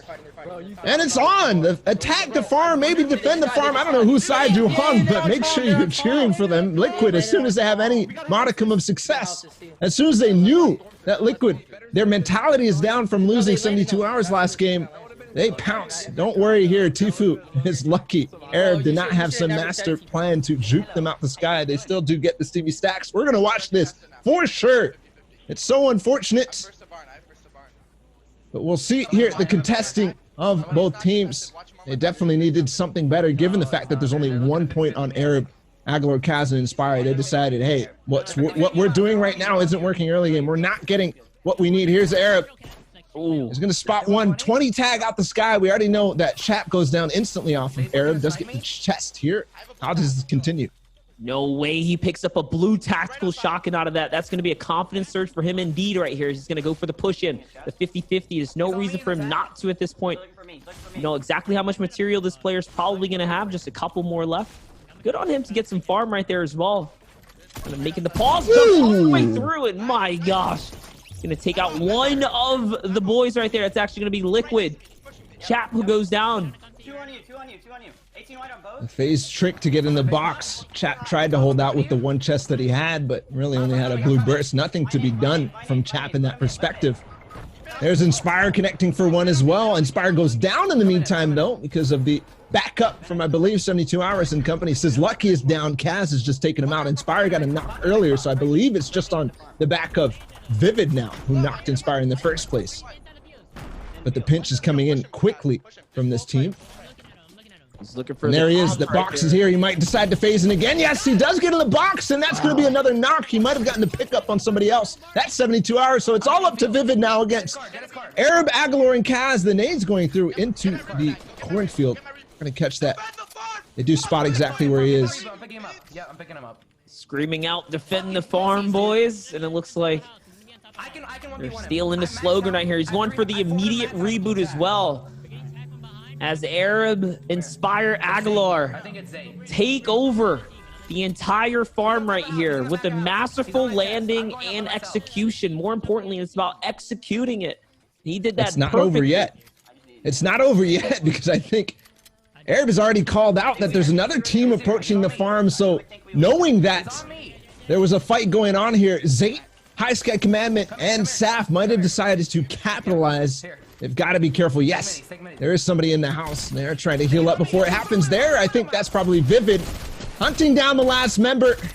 Hiding inside the house, hoping, praying that they don't come. It's a horror game, and Arab is starring in it. Ooh! Inspire didn't go for the 50-50 trade either right there. He probably should have. That gives Vivid even more opportunity right now to get this siphon off. It wasn't enough. Let's catch that. You see his charm, his chat exploding with chants of defend the farm. The saga continues here on finals day.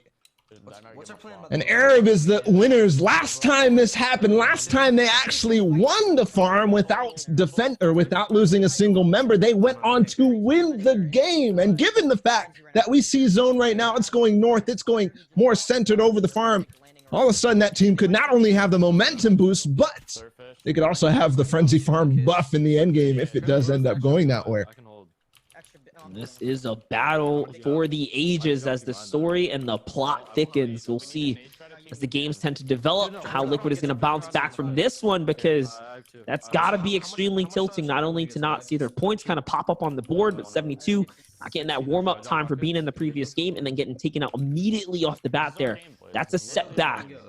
That is a huge setback for them. But nonetheless, hashtag defend the farm or Arabs owns the farm. Use that hashtag FNCS finals as well. You guys can totally tweet us on social media so you guys can see your responses up here. We want to know how the community feels. So get up on Twitter, hit those hashtags. Let's see how y'all really think about this.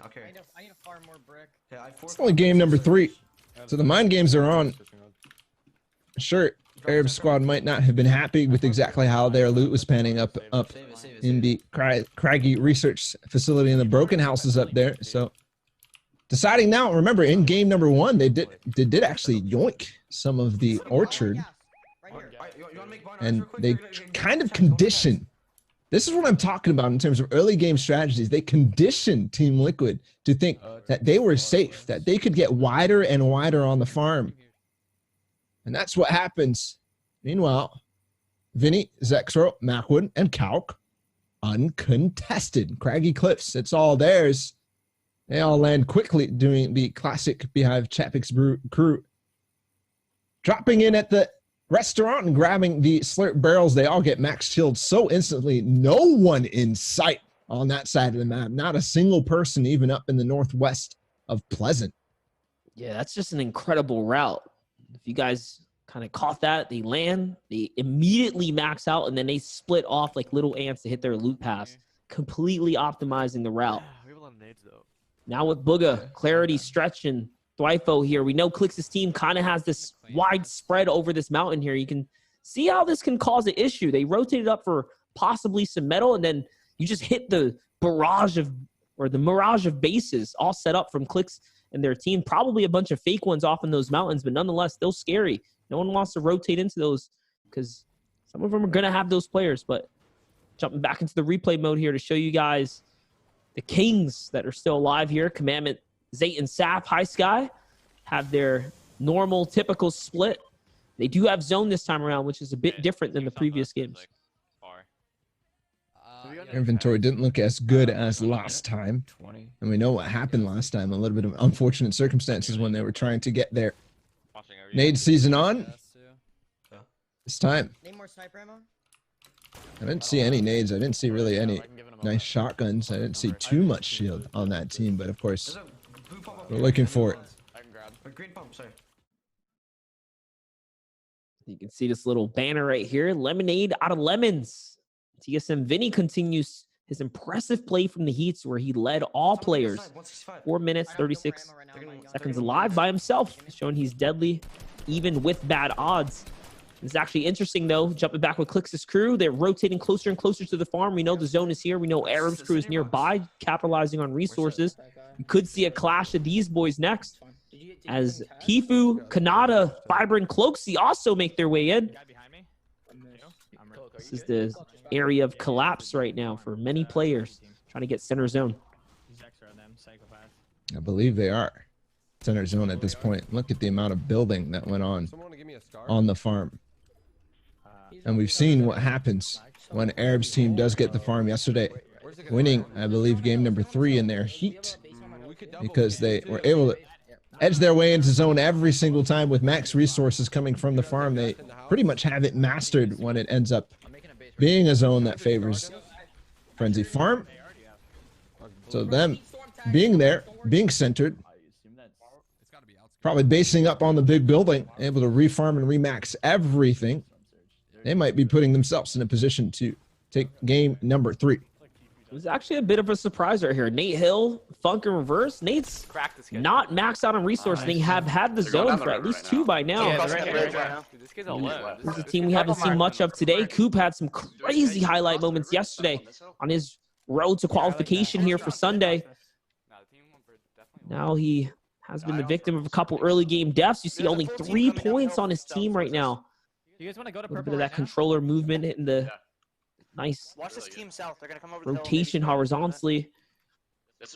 Look at that leaderboard right there. This is what everyone's battling for this time around. We do have the Liquid boys up there in 5th, where they should be. They're out this game now. Hey, Hill, Funk, Reverse, and Ninja, even though they didn't maintain height last game, even though they did eventually lose it to Tifu, Cloaksy, Kanata, and Fiber. They did net themselves 18 points in a place in the top 8. The rotation now for them, they're going to come in on that east side. Here's Unknown, Kez, Avery, and Ronaldo, who are in first place right now with 41 points. This could be a huge story as Unknown Army continues his Cash Cup prowess. Everybody's talking about this guy. Everybody thinks that you know, they're all thinking it. They're all basically thinking, wow, this guy could actually be one of the best players in the world. But nobody's, you know, saying it just yet because still time to tell. He obviously hasn't won and had any huge success in massive major tournaments. The Cash Cups, while they're all fun and good, it is solo game mode and not a team mode at all, and also a lot less on the line in terms of prizing. Oh my goodness. There he goes again. The man is a monster. He's on the loose, and there he goes, building up towards them. Storm Surge is active. They're above. It might be easy times and easy pickings to find themselves a couple of elims, but no, his team backs off. Unknown needs to make the spark play and get away. It's actually incredible with that. Just standing out in the open, baiting the player. Like, you show your head, I'm going to hit you. Exactly what happens. This dude pops up, rips his shield right off them. Look at how he's taunting and baiting them to see if they're going to peek his teammates, and he's going to come back around. Just to piggyback on what you said as well. Yeah, everyone's thinking it, but no one's saying it just yet. Is Unknown Army one of the better players in the world right now, in the Fortnite world? He's definitely risen up lately. I mean, he qualified for the World Cup as well, kind of a sleeper. Might have been, you know, just kind of the jitters there. What do we have here? A little poster for the FNCS champions, Monster face Balashayo. Says, hope you like it. And thank you for doing your job. The FNCS finals. Man, look at that. Thank you, man. It means a lot. Huge shout out to the production team as well. Reverse Boy, thank you so much. Of course, Nikolai handling most of the switches, the graphics, and everything that you see today.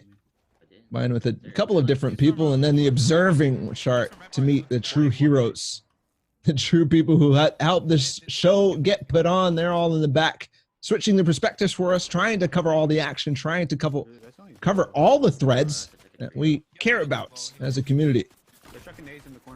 Those are the real heroes. Thank you guys so very much. Collectively, us here at the practice server, it's our pleasure to put on for the community. We hope to do many more shows for you guys, but today we are looking at the FNCS finals, and the action is unfolding. Pulsic Niddle, Smacked and Mikey, a team we haven't seen much of, but we've had the POV of under pressure. See if they can find themselves an endgame. Give us a show. Tifu's under Storm Surge right now, and they have some knock players here. This is a best case scenario for them, at least right now. He has shields. Isn't even pausing to try and pop him right now. He's just going for it. And oh, it's going to hurt him a lot. Oh, and then the no way. At the worst possible time for Tifu there, because he could have held through this. There was only a couple people through. Now that he goes down there, now above the Storm Surge threshold, they don't get any more tags now that Tifu went down. But really unfortunate, because if he popped that mini, not only would he been fine against Storm Surge, but I think he would have also survived more against that rocket. But then it interrupted it, dropped him down, and the perfect timing and combination with the rocket to knock his HP all the way down. Unfortunate. I don't know who said this before, but there's something along the lines of Tifu's one of the most unlucky players. Like it's like he always has the weirdest, you can't make this up moments happen. Like that was like perfect for him to get rocket at that time. Cancel the mini with 0.1 of a second probably left to complete the transaction on that one, and then get hit with the Storm Surge. Okay. It's sad, but it's funny. They got 4 elims off of Team Liquid, but now that they control the farm, all of a sudden they're at 7. I think they must have come from range, or maybe somebody decided to try to push them. Here, in this case, it's Arab's team defending. And this is what I'm talking about. They're able to stay inside this house for so long. Look at Arab's materials. So much that he continues to have. Literally just an incredible amount of mats that they're able to continue through, because this has brick and wood and quite a number of metal vehicles all throughout the farm.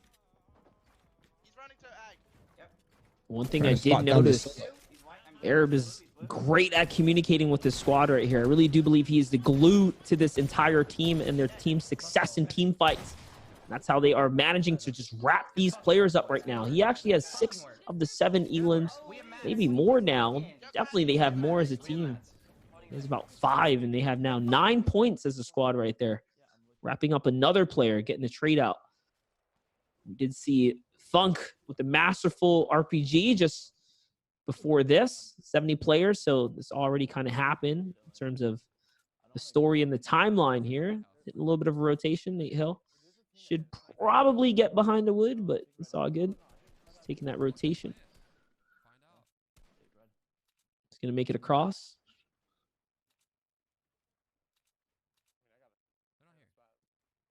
Looks like they're thinking about whether or not they want to build in or just sit on the edge here.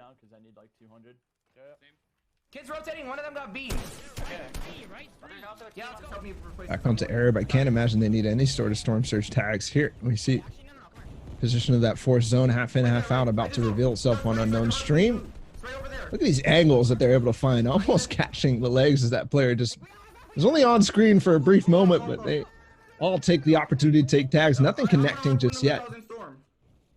A rare moment where Unknown Army is not, you know, hundreds and hundreds of damage above the storm surge threshold. Only one elim for this team so far. It did get half in, half out in the meantime. And they're calling out, it's already a guaranteed second place. Oh, wait, possibly a guaranteed first. They're getting naded and exploded though. And I believe there's a couple different teams. Ooh, Thwifel actually just got a snipe onto Dubs from range. That's the team that they're pushing right now, but Booga gets traded back in terms of a snipe, but they have a full knock. They're going to push up and try to take position underneath this team right here. Yeah, that's a key knock right here, which allows them to kind of be the catalyst to get this rotation and find the zone. But it was at the cost of a lot of health and a lot of material nonetheless. Good job on Mega Bizzle. Eclipse save on defense up there. Now comes the counterfire. They're not happy about getting hit right there.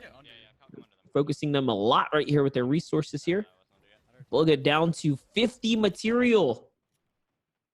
This is really bad for the circumstance this late in the game. They're not going to find any refreshers unless they find players to pick off.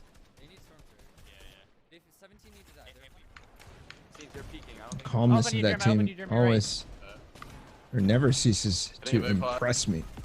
No matter the circumstances. We are in game number 3 right now.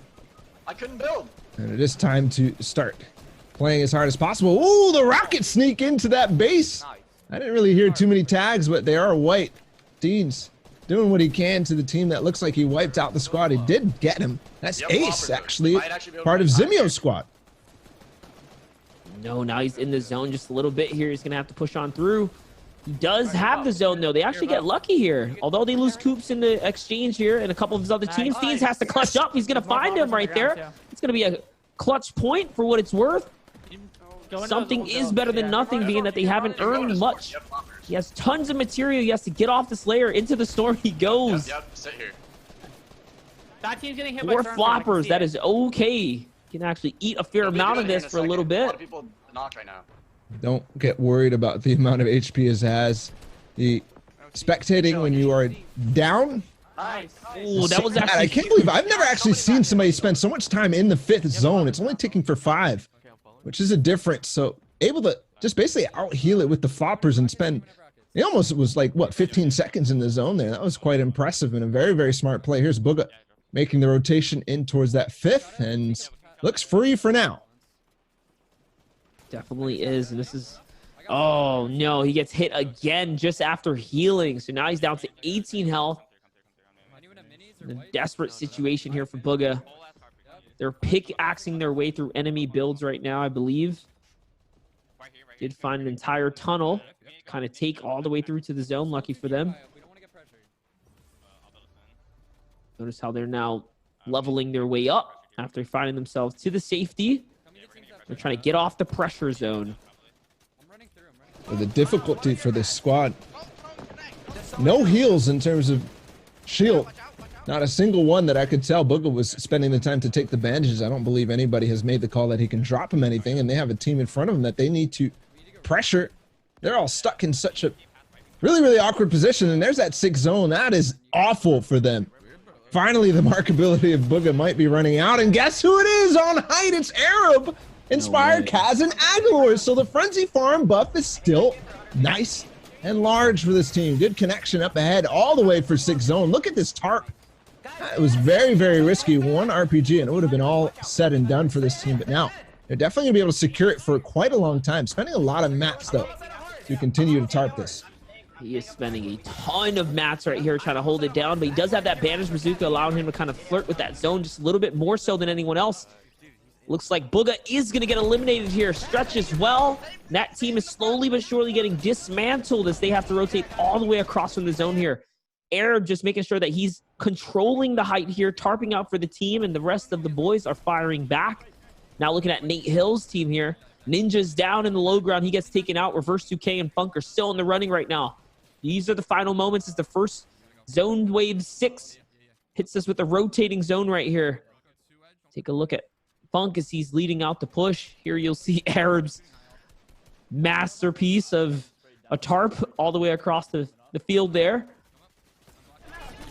Instantly did that as 6 zone revealed itself here. They're still holding on to height. They've got 10 elims to their name, 5 of them on Arab himself. A couple people in zone. There's another one, a nice knock from Arab. And this is already setting up. We said that's Blake actually from Click's team that he took out. What we said, winning the farm was key to their success in this game. They did end up winning that, and the zone favored them all the way through. Now on height, this is things that we've seen. We've seen this in heats yesterday, in the week 4 of the qualifiers. They did exactly this. Arab doing such a good job connecting in the direction that they need to go. This one's slightly off and still spending so many materials, but they still got a reservoir. He's got so much control of the field right now. They don't give anyone even a free layer. Every single layer is basically forced to collapse and fight on top of one another. And that's exactly what they're doing at the expense of all the materials. It is working out for right now. There is some counterfire coming back at them, though. They have to be careful. As Arab's showing that this team is no fluke. If they can run away with the end game or their early game, they can take it to the end game. And that's exactly what they're proving right now. Only a few players remaining. Someone has the high ground here. Huge shot right there. Arab takes him out. It's Avery who goes down to the tack shot. And don't forget, when Avery saw the position of 4th zone and 5th zone, they had it, and they said this is an easy 2nd place if we take height. They decided to opt against it. Here, they took height at the last second. That was an instant elim. Now it's just up to Arab in what looks like a 1v1 situation. Can't quite see that number. No, yes, it is a 1v1. Arab by himself. He's got 7 elims. He can finish this off. No way. Is he going to do it? Don't know. He loses height, but gets a tag. He drops him back down. Yes! Wow. Arab with the win. Clutches up 1v1. Arab with the hype fest. Popping off. Showing that they're no fluke. Taking the farm and taking the victory all at the same time. And with the win, the amount of elims that they got, they were above 12, I believe. That's going to put them all of a sudden into contention of not only putting themselves in top 8 after this game, but maybe even push themselves into 1st after the day is all said and done. But we'll see. Of course, Team Liquid is not a team I want to mess with. They have shown to not like it when people mess with them at all, and they won't take that nicely. Here's Commandant, Zayt, Saf, and High Sky. High Sky is down and out of the game. Only 1 elim on this squad. This isn't looking like a typical day from them so far.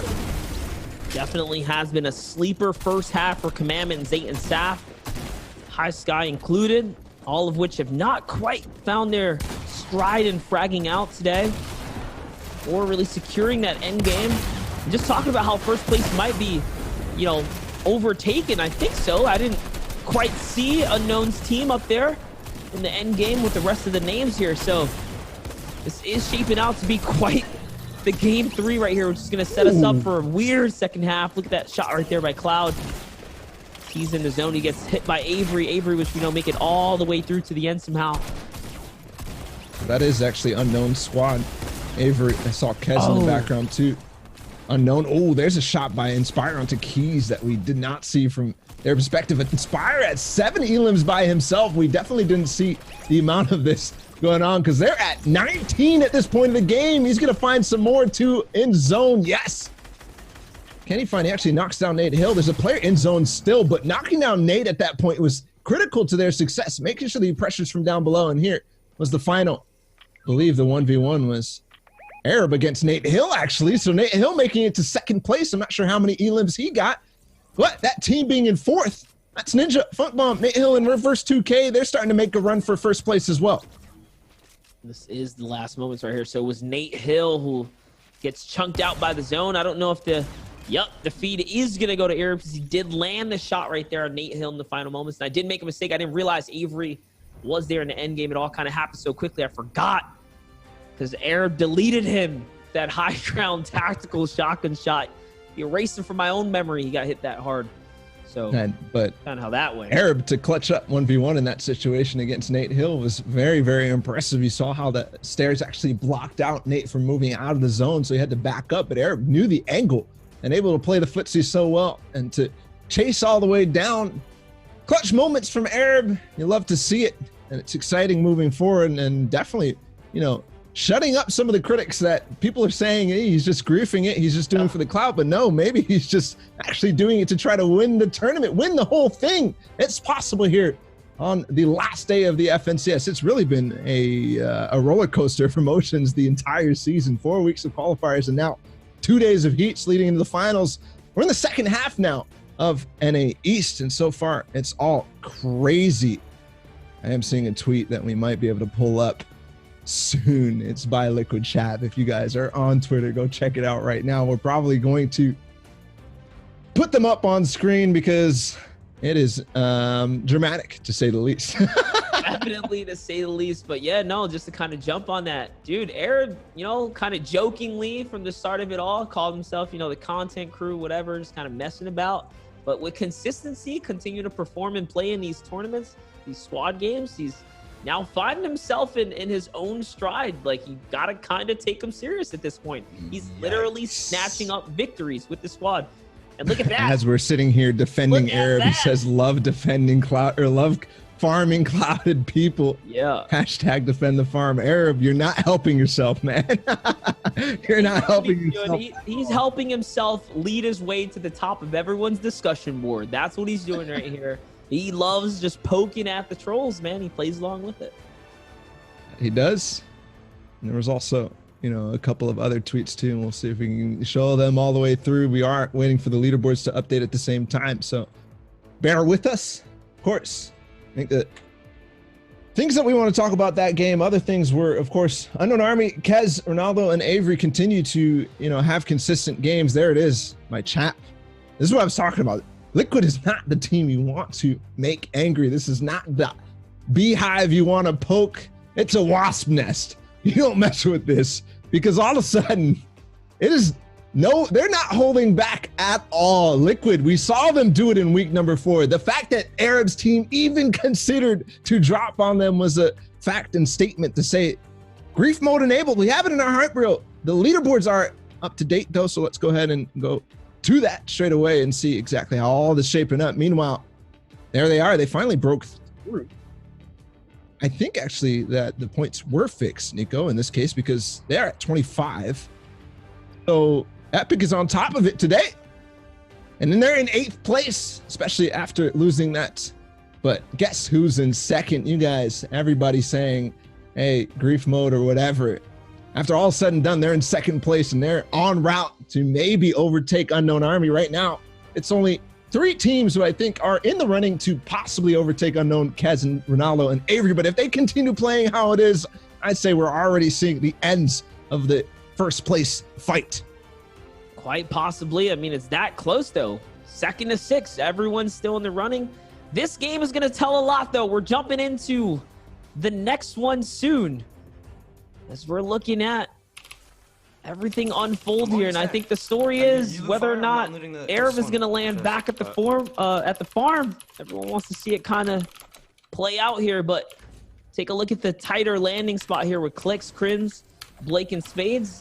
We should go for the surf truck. Or actually, no, they still have their boy over on the side. Yeah. When you go now. I don't have any shields though, and I don't have an AR. I need to go to surf truck and get loot. Okay. You have to go yellow house, but don't really shoot yet. Should I even do it? Clicks, Crims, Blake, Spades.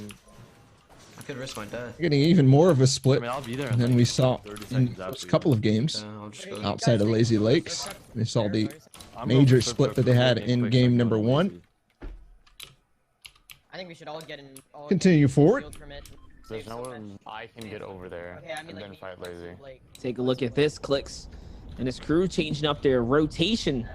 They never went towards the lake before. It looks like they're deciding to go up that way this time around. Now back with Kanata, Fiber, Teeth, and Cloaksy. Uncontested Steamy Stacks. This time around, they did not land on the Slurp truck. So if I had to guess, Arab's crew's probably going back up to the cliff side. Maybe they're mixing it up. Maybe they decided to kind of snatch that cheeky game 3. Yep, Keep the Team Liquid on their toes. And that they might be expecting to get landed on again. Maybe just playing a little bit of mind games here. Oh my god. Here we go. Here's what we want to know, and no, they're not. They've got the marks down on Frenzy Farm already, dropping out of the bus. Yeah, I was wrong. Very, very wrong, Bala. Symphony responded to my tweet. Tweeting out. He's happy about the attention he's receiving. landing Of course, all three I'm of us sure on this? anybody would. No way. They're not. Yes, they are. Boys. Oh, that you're sure? They're not here. They're not here. They're not here. They're not here. They will come in. They'll come in late. They'll come in late. They're going Orchard. They're going to try to. They're gonna come in late. They're gonna come in late. Move from Orchard side. Move from Orchard side in. I'm going my spot. Wait, I hit these. I hit these. One sec. Might be coming in late. Not exactly sure where Liquid is. Looks like they might have defended. Hey, 120. They are landing. 20 white tag on the other side. I think they pushed them off towards Orchard. Don't forget, guys, both these teams are in contention. Both of these teams are showing that it doesn't matter if every single game you're contested. You can still make do with slightly different drops, slightly different plays. They're gonna come in late. We left barn. We got to be careful. Chap said their grief mode is enabled. It's not working. Remember the clip of him in game 8 in the semifinals.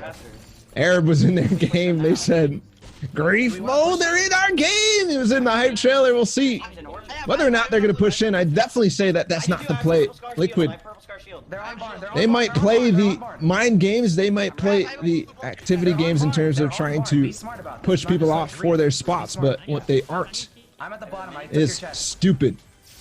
You're making a good point there, calling out. They are on the barn. So play smart. Don't do anything stupid, he says to his team. Be careful and be diligent here. They are watching nearby. Probably they're going to take the grief mode all the way through. Probably looking to kind of hold him out, ping him from a distance, and force him to do something they don't probably want to do here. So Aaron is going to find some good loot right now, though. They're just going to take a long fight. They just want to grief because they know they can't fucking place. Yep, because they're fucking pussies. There it is. You hear the comms right there, kind of catching on to the game plan potentially here. It's just a matter of playing smart and not falling for the tricks.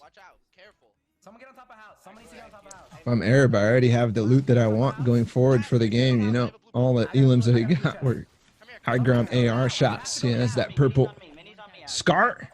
And they're backing down. They're backing off. They're trying to get away as fast as possible. There's a bandage bazooka too. And more shields. So the loot in Arab's favor so far, I have to imagine. It really depends. Gotta be careful, of course. Arab knows exactly the other people. Zayt, Saf, High Sky, and Commandment, you know, they might be friends with Team Liquid, but when it comes to the finals, there's no friendships. They play for the win. This is actually where friendships break. This is where friendships collapse.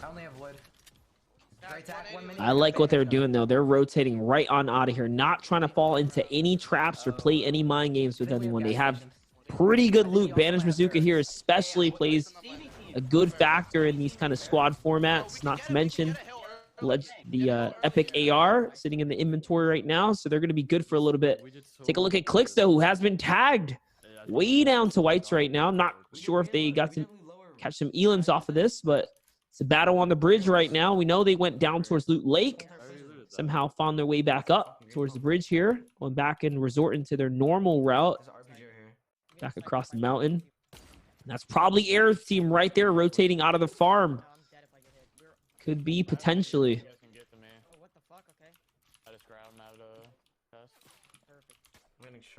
The team that definitely probably feels that they're underperforming. Only 10 points at this point. Team Arab have officially set the all-time FNCS point record? What? Sure, that means for one game, actually. They wow. The most elims in that last game? 23 elims was the final count for Arab. We were so caught up in the moment, so caught up in the excitement, so caught up in the fight Arab's clutch. They actually broke records, 23 elims across both trios and squads. There's no way the content boy did that. There's no way. It's incredible. Calls himself a content creator, but clearly that's a troll. He put so much time into the game, so much time into practicing, not only playing in all the different pro customs that he can, but also playing the top of the top of rest of practice. Ooh, a little 50-50 here. Funk Bomb on the zip line is actually making the play of the day that I've seen. Okay, not the play of the day, but unique early game frat. 50-50's late. Funk Bomb outplays him on the zip line. And now that Gandhi and company are out of Lazy Lake, it looks like Booga's squad may have actually taken some of Lazy Lake. Very interesting here. That's what I was going to mention. I was like, wait, Gandhi and Frat, they had Lazy Lake. They kept fighting off the bat. Maybe they tried something different. Tried landing on Nate Hill and reverse over by the stacks, and that was not enough. Got taken out.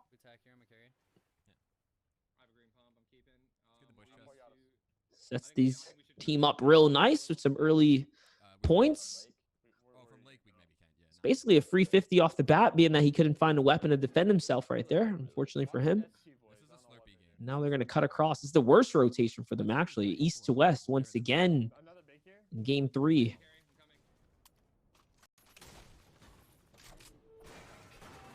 Here's a replay of Macwood, Zexro, Kak, and Vinny again, uncontested.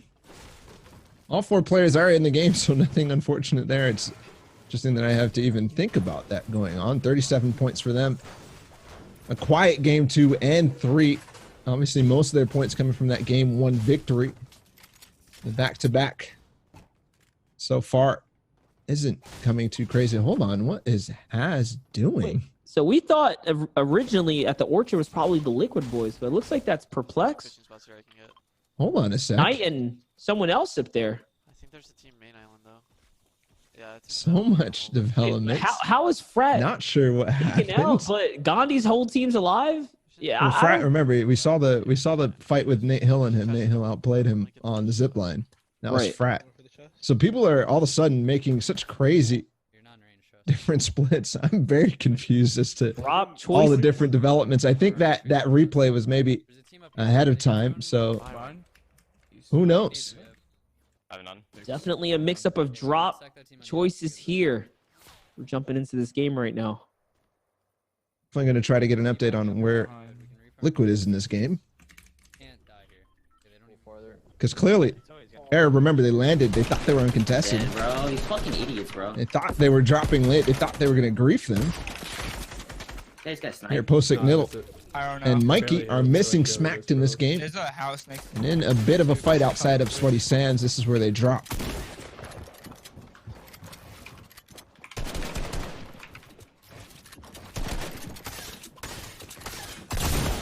Little box fight right here. Big shots are going to get traded out.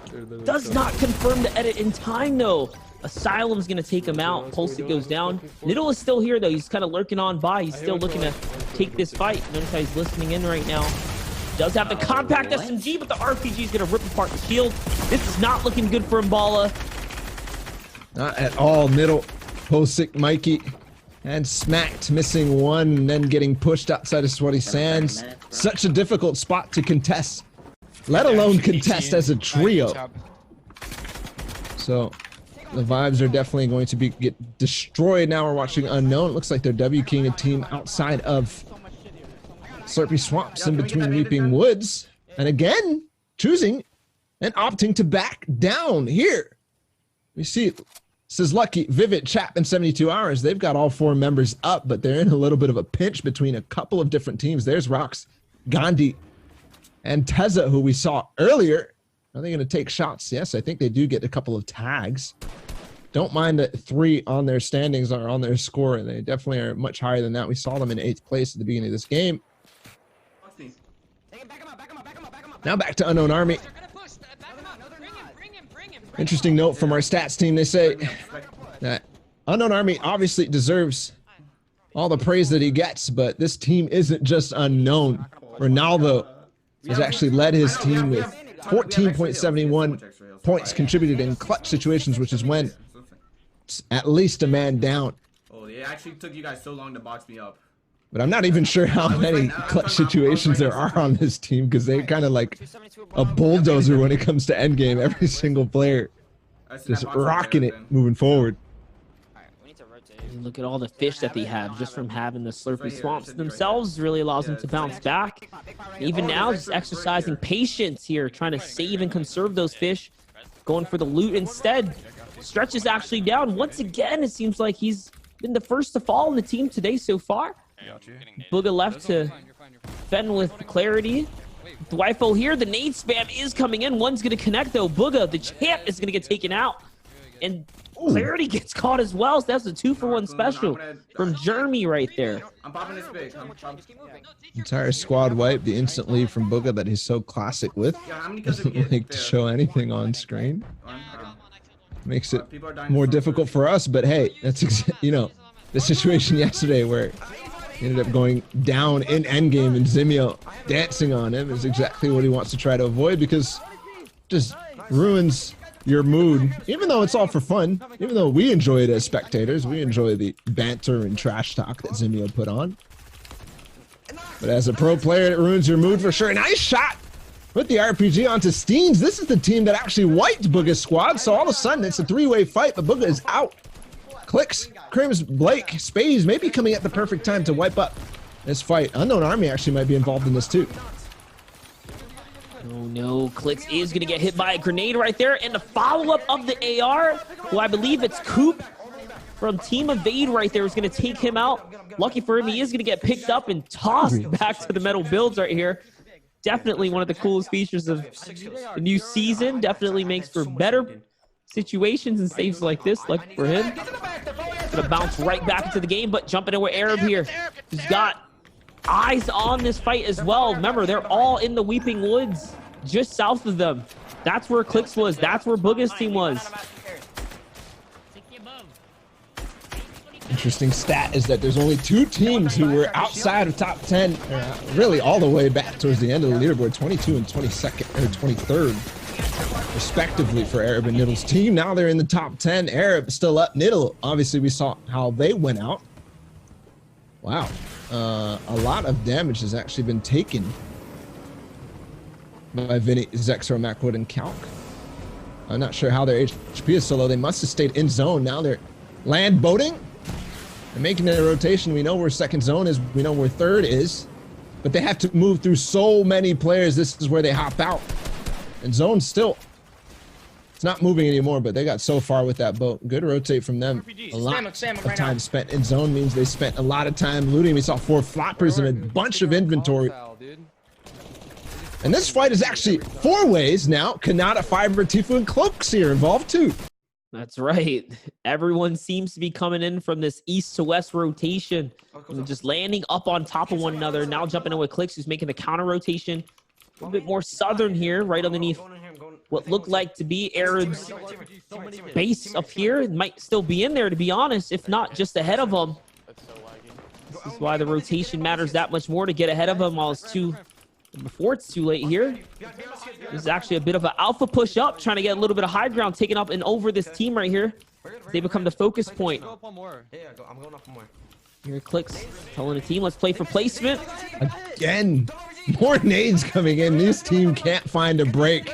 But hey, that's what happens when you get involved in a 4-way fight. Everybody else on the server is targeting you. There's so many possible eliminations in here, but this entire squad, still 4 players up. I gotta expand. We need a RPG, we need to. Yeah. You can hear what he says. We need some more RPGs because we have 2.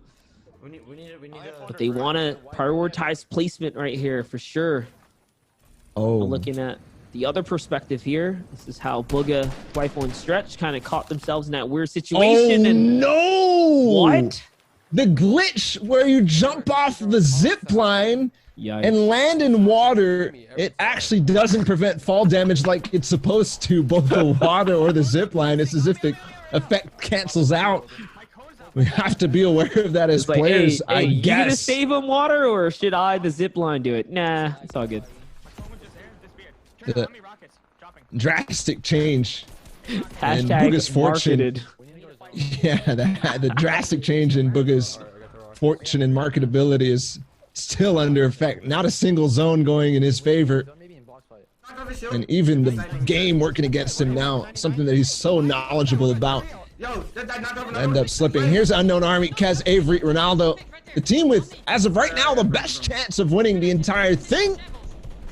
And that would be a huge surprise to pretty much everybody in the community. This is a statement from them right now, leading the top of the pack at 54. We still got, of course, 3 games to go. This is game number 4. And probably the turning point for most teams, whether they can stay in contention or whether they have different fates. Jacob Aki, Gage, Tosley, Punisher haven't made it to the end game. We've had their fees this entire time, haven't quite seen him. Only 3 points on the board for them, having a struggle. Not any worse than poor Turkey Lips, who scored 1 point the other day and kind of joked about it on the media. So there's Unknown Army's team, though, leading the push right now. The burst in the hands of Unknown Army is so deadly. Still has all those floppers and Slurpfish, exactly why he was conserving it before.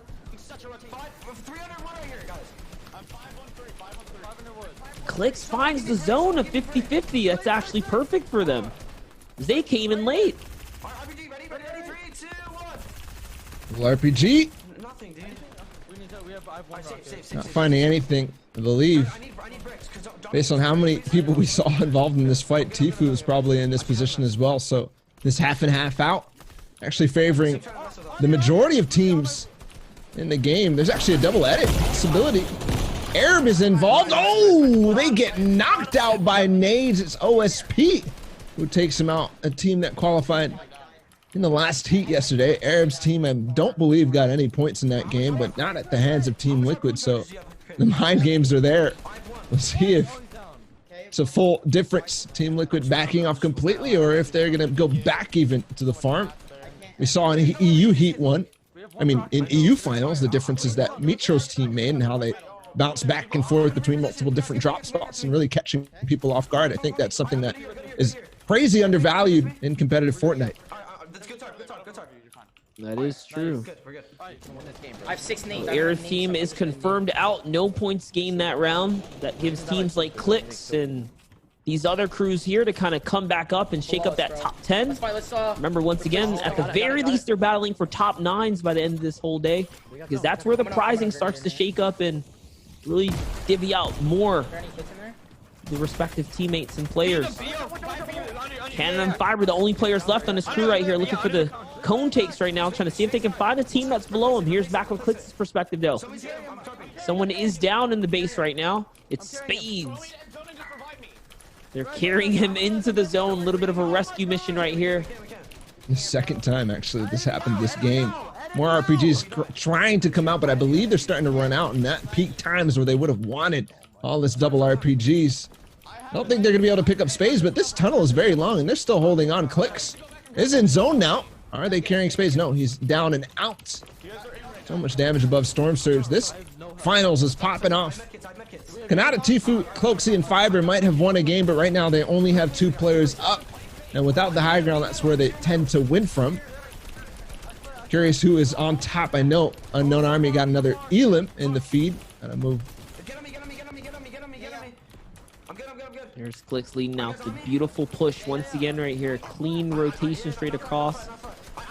Rarely making a mistake with the tunnels right here. Now lowering the elevation, recognizing that above was a little too high. Reading the map perfectly, even on a full-on sprint across the field. Did see Mega pick up an Elim right there in the feed as well just a bit ago.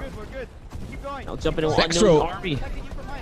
Picked up 2 as well, so that team has a possibility to overtake Unknown Army and has been battling them at the top of the leaderboards. We've been focused on so many different threads, but here Unknown is in endgame. Zaxro is in the same position too. Mid-ground now for Unknown Army, Kaz, Avery, and Ronaldo.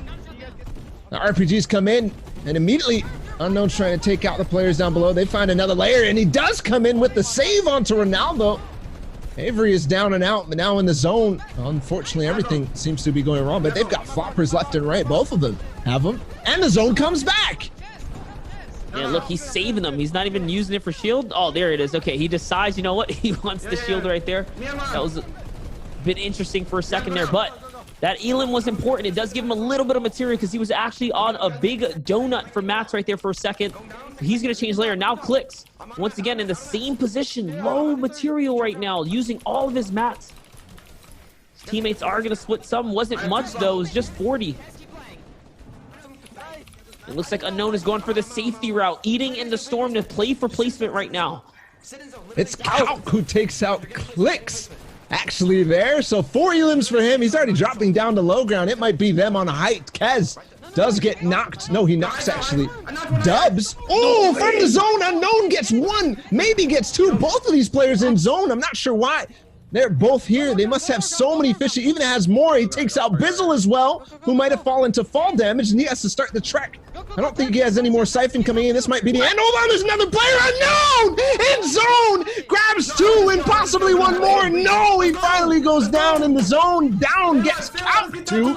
And Kez, all of a sudden, I believe the game is still going. Kez in a 1v. No, his team is completely eliminated. The screech has come out. Unknown. That was wild.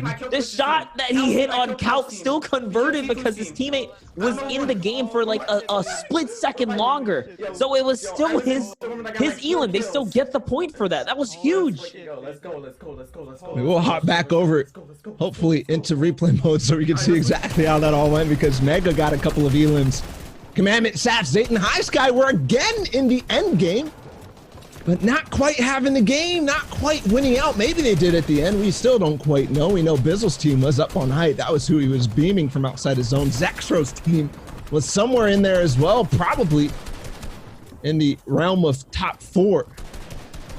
So how does this all play out? Definitely curious where Zexro and company ended.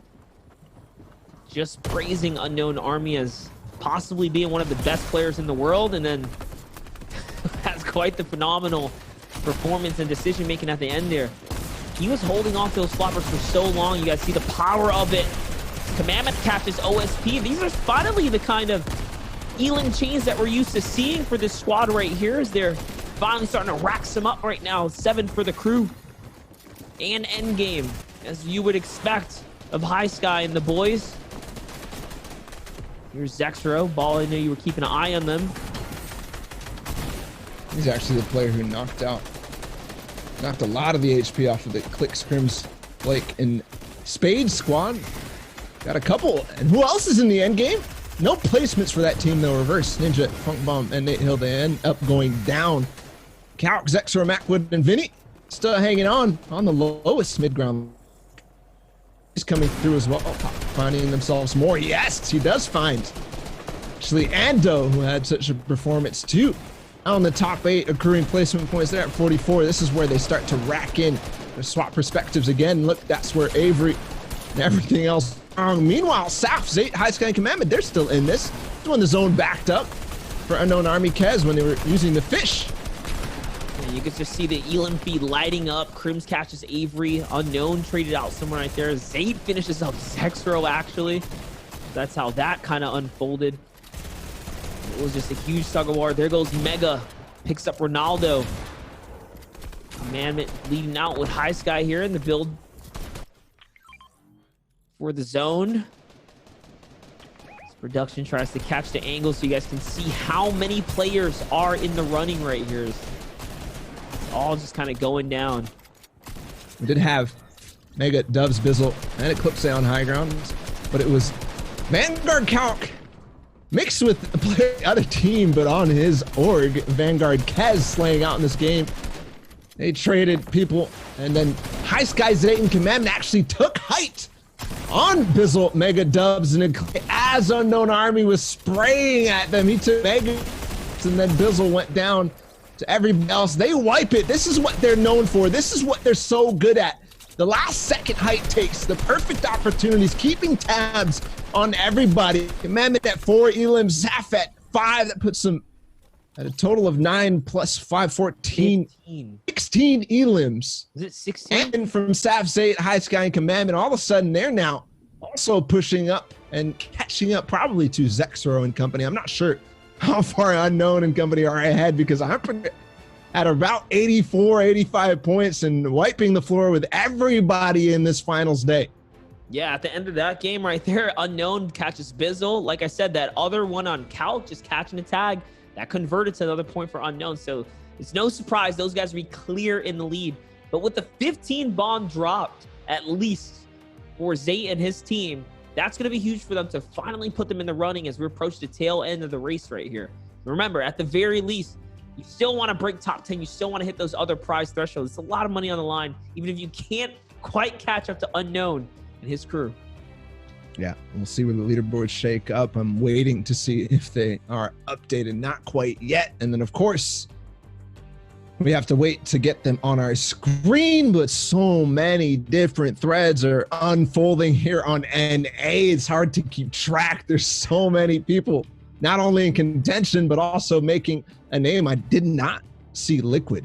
I did not see Team Liquid in towards that end game. The split that they might have done and falling off of Frenzy might not have been good enough for them. So we'll see. Maybe they end up clapping back in game 5, but we are going to take a break while we get some caster swaps and wait for the leaderboard. We'll be right back with the final 2 games of NA East. We'll see you then. But it was just, I was 1 HP, but Oh yeah. so listen to me. I feel like Space. I saw how you died. Space, I saw it.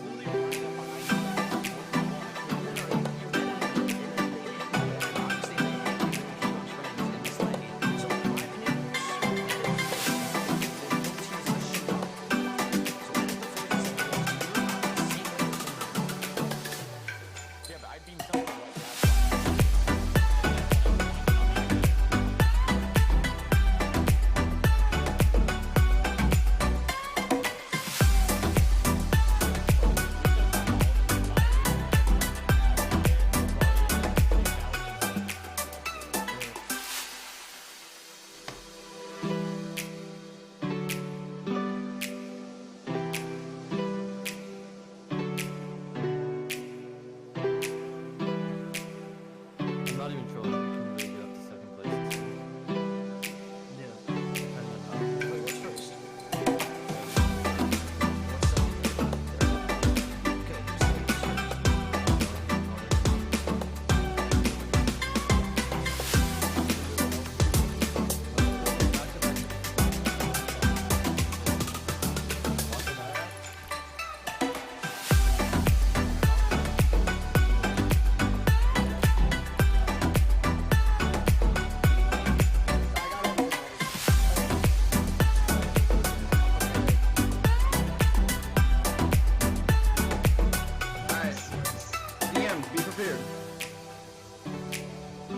Someone said it's not code one. Stop.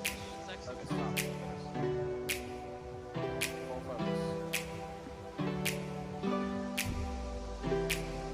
You have too big of a lead to be nervous. Yes, they have 23 points. They have to like, they could die off rip, and they have. Oh my God, they have. Yeah. Relax.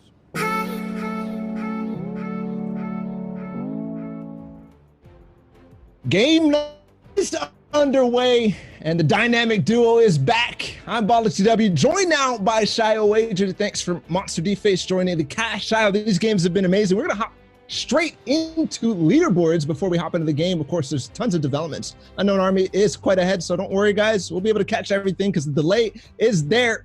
Here is where the leaderboard is right now. Tifu's team seems to be falling out. They're at 8th place right now, but don't forget, I guess, 10th place is going to be getting those 8 extra placement thresholds. Unknown Army, Kez, Ronaldo, and Avery are still hanging on at the top. Yeah, this leaderboard is looking to me kind of like right now a bridge you see all the way up in Asia. You know, some of those planks falling down, those step ladder steps kind of trickling all the way to the bottom. We've had a bunch of people get the taste for 2nd place, 3rd place. Arab's team after game 3 was all the way up there. The victors have also been different every single time. And now it's all about getting that bridge sturdy once again. Game 5 is about to start. I believe we are in game, so let's jump in. Keep that leaderboard in mind. 74 points, the first place team. We're tuning in with Unknown. Cross regions once again. Slurpee stays uncontested. Stays uncontested, and the fortune continues here for Unknown Army. Every time we tuned into him in heats, it felt like, sure, they already have Slurpee contested, but the icing on the cake, Llama's every game apparently, and we might have a new most marketable player in Fortnite. Unknown Army might have taken the title from Booga. Yeah, he might be the most marketable player. We're watching one of the most unmarketable community members at the moment, the villain of one of the sides of the fight that's going on at Frenzy Farm. It's Arab. I would say Liquid are the good guys for a lot of people. He does have a lot of fans though, but you know, both followings now rising up. We're gonna see exactly how things will fall down. Last game, Liquid chose to get that barn, a big point of contention. Arab chose to have that one chest up in that nice cornfield. At the same time, these guys didn't see each other. There was no fight, and at the same time, there was no end game presence. So now, will these guys be contested? There is a team right beside them. 2 teams? Two teams. We saw Has the Great Perplexity Company ended up sneaking at the last second after Herb had left because they were so worried that Liquid was late dropping and going to push onto them. 3 teams here at Frenzy. Moving in is what I'm seeing from the questions or answers back at production. Arab actually going for his chest all the way through. And now it's going to be start moving through. Finally gets one knock is there on the squad. He's going to be going for this chest, aptly farming it as well to make sure he gets an extra mat out or 2 after every single one. Alright, I'm coming in. I got a big pot. I have pistols and SMGs. He has a big pot pistol. SMGs moving forward. 91 players left alive as well. It's a complete chaos. We said before, there's multiple teams beside over here, and the games are closing in. You're going to want these off-spawn eliminations 100%. Has was at Orchard, kind of, you know, biding his time. Endgame, haven't seen him too much. Mid-game does have nades onto some high-profile candidates, but you need the momentum off at the beginning of the game. Eliminating 2 squads back-to-back, that is the highest speed you can operate on. That is the highest speed you can operate on, but also the highest risk you can operate on. Has the Great does get in. That is one of the teams contesting here. It must be Liquid, Has, and Arab, because right now it looks like somebody has controlled the center island, or the center, I don't know, I keep saying center highland. It's the center building, one of the most powerful positions. That and the big red barn. Frenzy, all of a sudden, it's not a killing field, but it's people running away in all directions. They say, no, I don't want any chance here. I don't want to fight at all. Please let me live. Don't chase me down. I got to get out of here. They're taking the corn and making their way out. You talked about this being a little bit of a wasp slash the analogy of bees. It's looking like these guys are running like scared mice now. No one wants anything to do. You know, we mentioned it. We saw a little bit of it on Twitter with the whole grief mentality of being in a finals. Still, everyone has their ego on check at the moment. Want to land here, but also want to win. They aren't throwing their games away like we did in those qualifying rounds. I believe they're going over to where Liquid actually landed last game. Oh, no. Another issue here. Clicks, Crims. I'm not sure I have it's Blake Spades again. The missing member of this squad. Clicks is also split with this team with 4 members of another team rotating through their land, their turf, their territory. And if they notice that Clicks is solo, it could be terrible moving forward. Could be on their territory, but Clicks could be leading them like dogs lead sheep to a farm right next to Blake and Crims. They are moving that way. A complete possibility. One unfortunate thing for Unknown is not having zone for Slurpee. He's going to have to move over once again. But if they have a tarp akin to last game and they play the game of zones properly, they might have a big success in getting more and more points. Don't even need wins if you're all the way that far ahead at the top. Speaking of success and key points, I'm ready to start rotating. Look at this loot. The legendary AUG. Legendary burst rifle. You've seen what Unknown's been doing with it. That was actually the reason why he was able to take out Bizzle and Eclipse in the last, no, sorry, Mega in the last game from height. 3 Slurpfish. No floppers just yet. It's time to move. We saw how far north the zone is. We saw how early that one team was rotating below. Clicks. There's another team that's rotating early a lot. Tifu, Cloaksy, Kanata, and Fiber.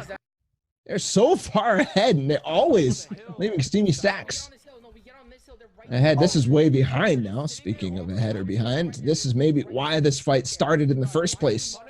No, I don't believe so. Look how split they are. This is very delayed, which is very interesting from Tifu, deciding, hey, it's not worth it. The delay on finals day. Let's just add it.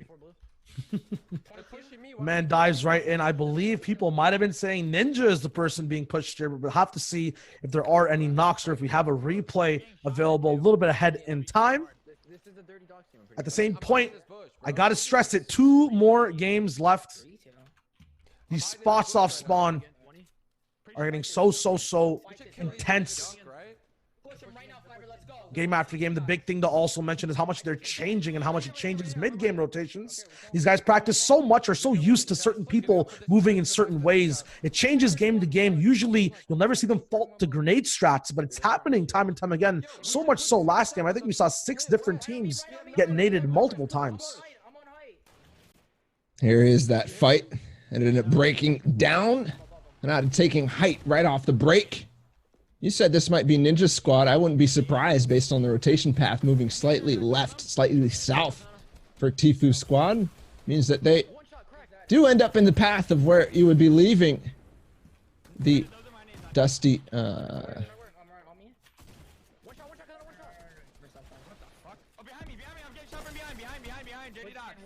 The shots coming in. Big RPGs actually flying back as well. Straight to Tifu. He's going to be the first person to lose all his shield in this actual fight. Going to be going for the box fight method now, but has metal to actually get through in the way. As we all know, that is the hardest mat. At the same time, this man performs under the hardest of circumstances. Still going for a wall replacement, only owning the pyramid of that box. Of course, the wall as well, in case he wants to retreat. This fight's going to start developing. A big 97 damage shot coming down with just a green tactical shotgun. Not sure exactly what these enemies will have in tow for him, but if he's leading the charge, does it really matter? Getting the shots off first, still trying to take over walls. Is it a possibility the rest of the server stands in a stalemate? No one actually getting eliminated. These guys will be the pioneers of the first type of aggression we see. Crazy fight breaking out. Even nades coming in from the other side. One gets knocked on this. There's another one. Nice shot from Tifu with the tac shotgun. It's actually Wifo Booga stretched in Clarity G, who just got wiped. It looks like by 2 different squads. The nades coming in from somebody else, and then Tifu cleaning up.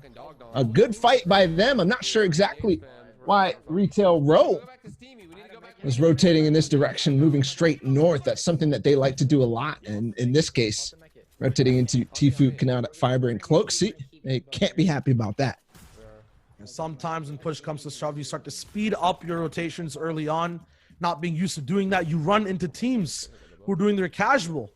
Some weird type of things going down here. I think this is a boat rocket being spammed. Those things have unlimited ammo. So unless these guys move, doesn't matter if even the scene type changes, that damage is going to be coming in time and time again. They're going to be in trouble.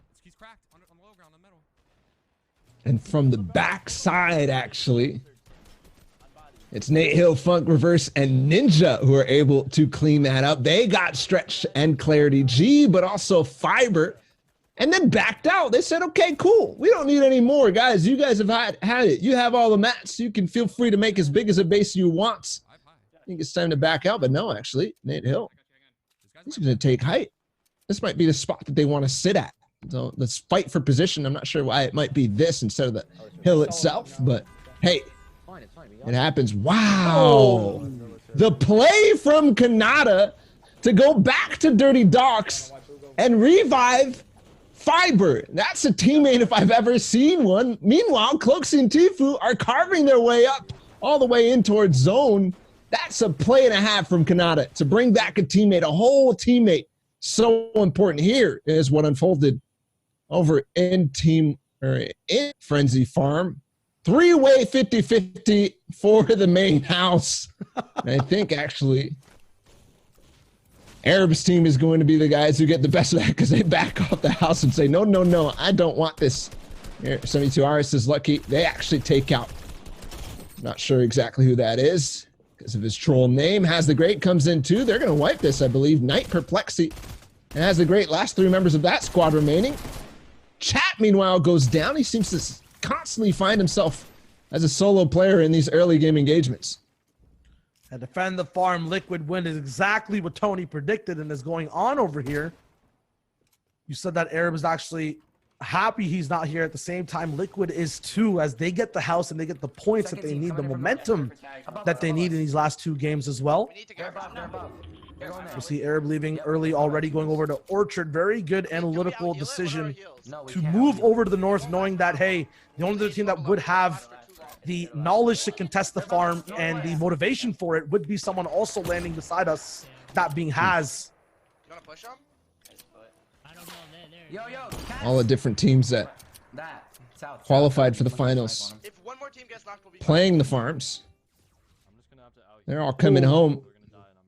Meanwhile, the troubles continue for Clicks. Crims, Spades, and Blake is already only 3 players. It looks like that split that Clicks was working off of ended up being so poor for him because of that team that came through. Crims is down, Clicks is down, and Blake is under Storm Surge because he's one person. It's impossible for him to get tags without saying, hey, I'm a solo over here. Don't worry. He's trying to heal through, though, and I don't think he's going to have enough. He does have 2 minis. That takes every single tag of Storm Surge is 1 mini, and then the Floppers, too. That's 2. So he could out-heal. We never know. Here's Calc, Macwood, Zexro, and Vinny. Had a good performance last game, but outshined by Zayt Saf, High Skin Commandment at 51 points right now.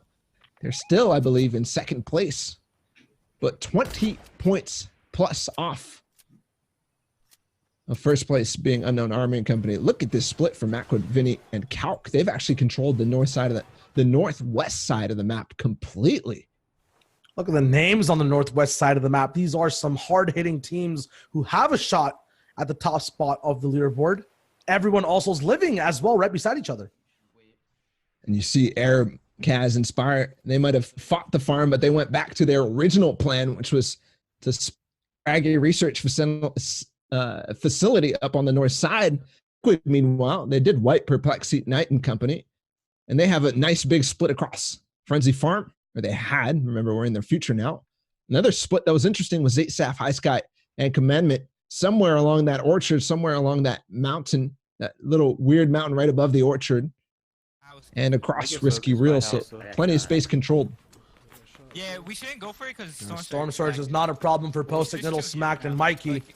The point threshold might be, though, as to where they need to be for big prizing. This game has to be the game where they start getting their training wheels off and speeding full mock speeds forward on top of the leaderboard. That being said, it's being done in the early game. 2 elims in total. Now it's the hardest part for NA East players, moving up in those end games. You saw how long it takes for placements to get divvied out every single game. To survive to that point against people healing in zone, against high ground trying to dominate you, if it's Arab, the game is ending fast. If it's Mega, it's impossible to retake unless someone else third parties. Very, very hard to find a defining trait to get points when the game's ending. Like if you look at right, look. Yeah. Both of them can work if we don't get focus. Are you trying to play the teams that a lot of people We could get it now. said were underrated going into stage number 2, going into the heats. They didn't quite have a blow-up performance when they qualified, but obviously they did make it through. Meanwhile, Macwood and Calculator, I believe, combined to get an elim there. Here's the 3rd zone, or maybe 4th zone. Yes, I think it is the 4th zone. And out of Fiber, Tifu, and Cloaksy, they look like they're playing as a solo right now, not even covering their bases because of what had happened and the way they had to rotate into this. They have such low materials. I think they're leaving now. Give me a sec, though. They're getting shot at. They're getting shot at by the team on the hill. A lot of the planning that's done in these stages is outside the game. The term for it eludes me, though, Balo. What's it called when you watch back your replays? This guy's like pushing towards us. VOD review? Come on, bro. I know what you're doing there. I know exactly what you're doing there. If you're playing in the community bingo, let me pull it up for you guys so I can say all the different terms. No, I'm just kidding. But huge shout out to Hey, I'm Hart on Twitter. He actually did do a community bingo for the finals. It's quite entertaining. Go check it out. Meanwhile, it's time to pounce for Kanata, Tfue, Fiber, and Cloaksy. I believe they do get an elim and probably some mats too off of it. Yeah, this is exactly what he needed. A few kind of tags might have been taken. Things being sent back and forth. These guys are frantically moving out to get these shields up and in their inventories, being very risky here as well, staying in the same boxes after getting naded. Wait, they're holding us right there. You actually Looks like Cloaksy actually goes down after that decision. Grab nades, nade them, nade that team. Hit by that, bro. Oh Nade no. that team. I'm getting sprayed. Nading? You nade that team, we're good. F's in the chat. We're gonna get focused by the whole lobby. This is not something you want to see as a competitive Fortnite player. Right, come right, come no. A feeling that all of us are very familiar with. They're getting naded back. Getting sprayed by multiple teams and splodes.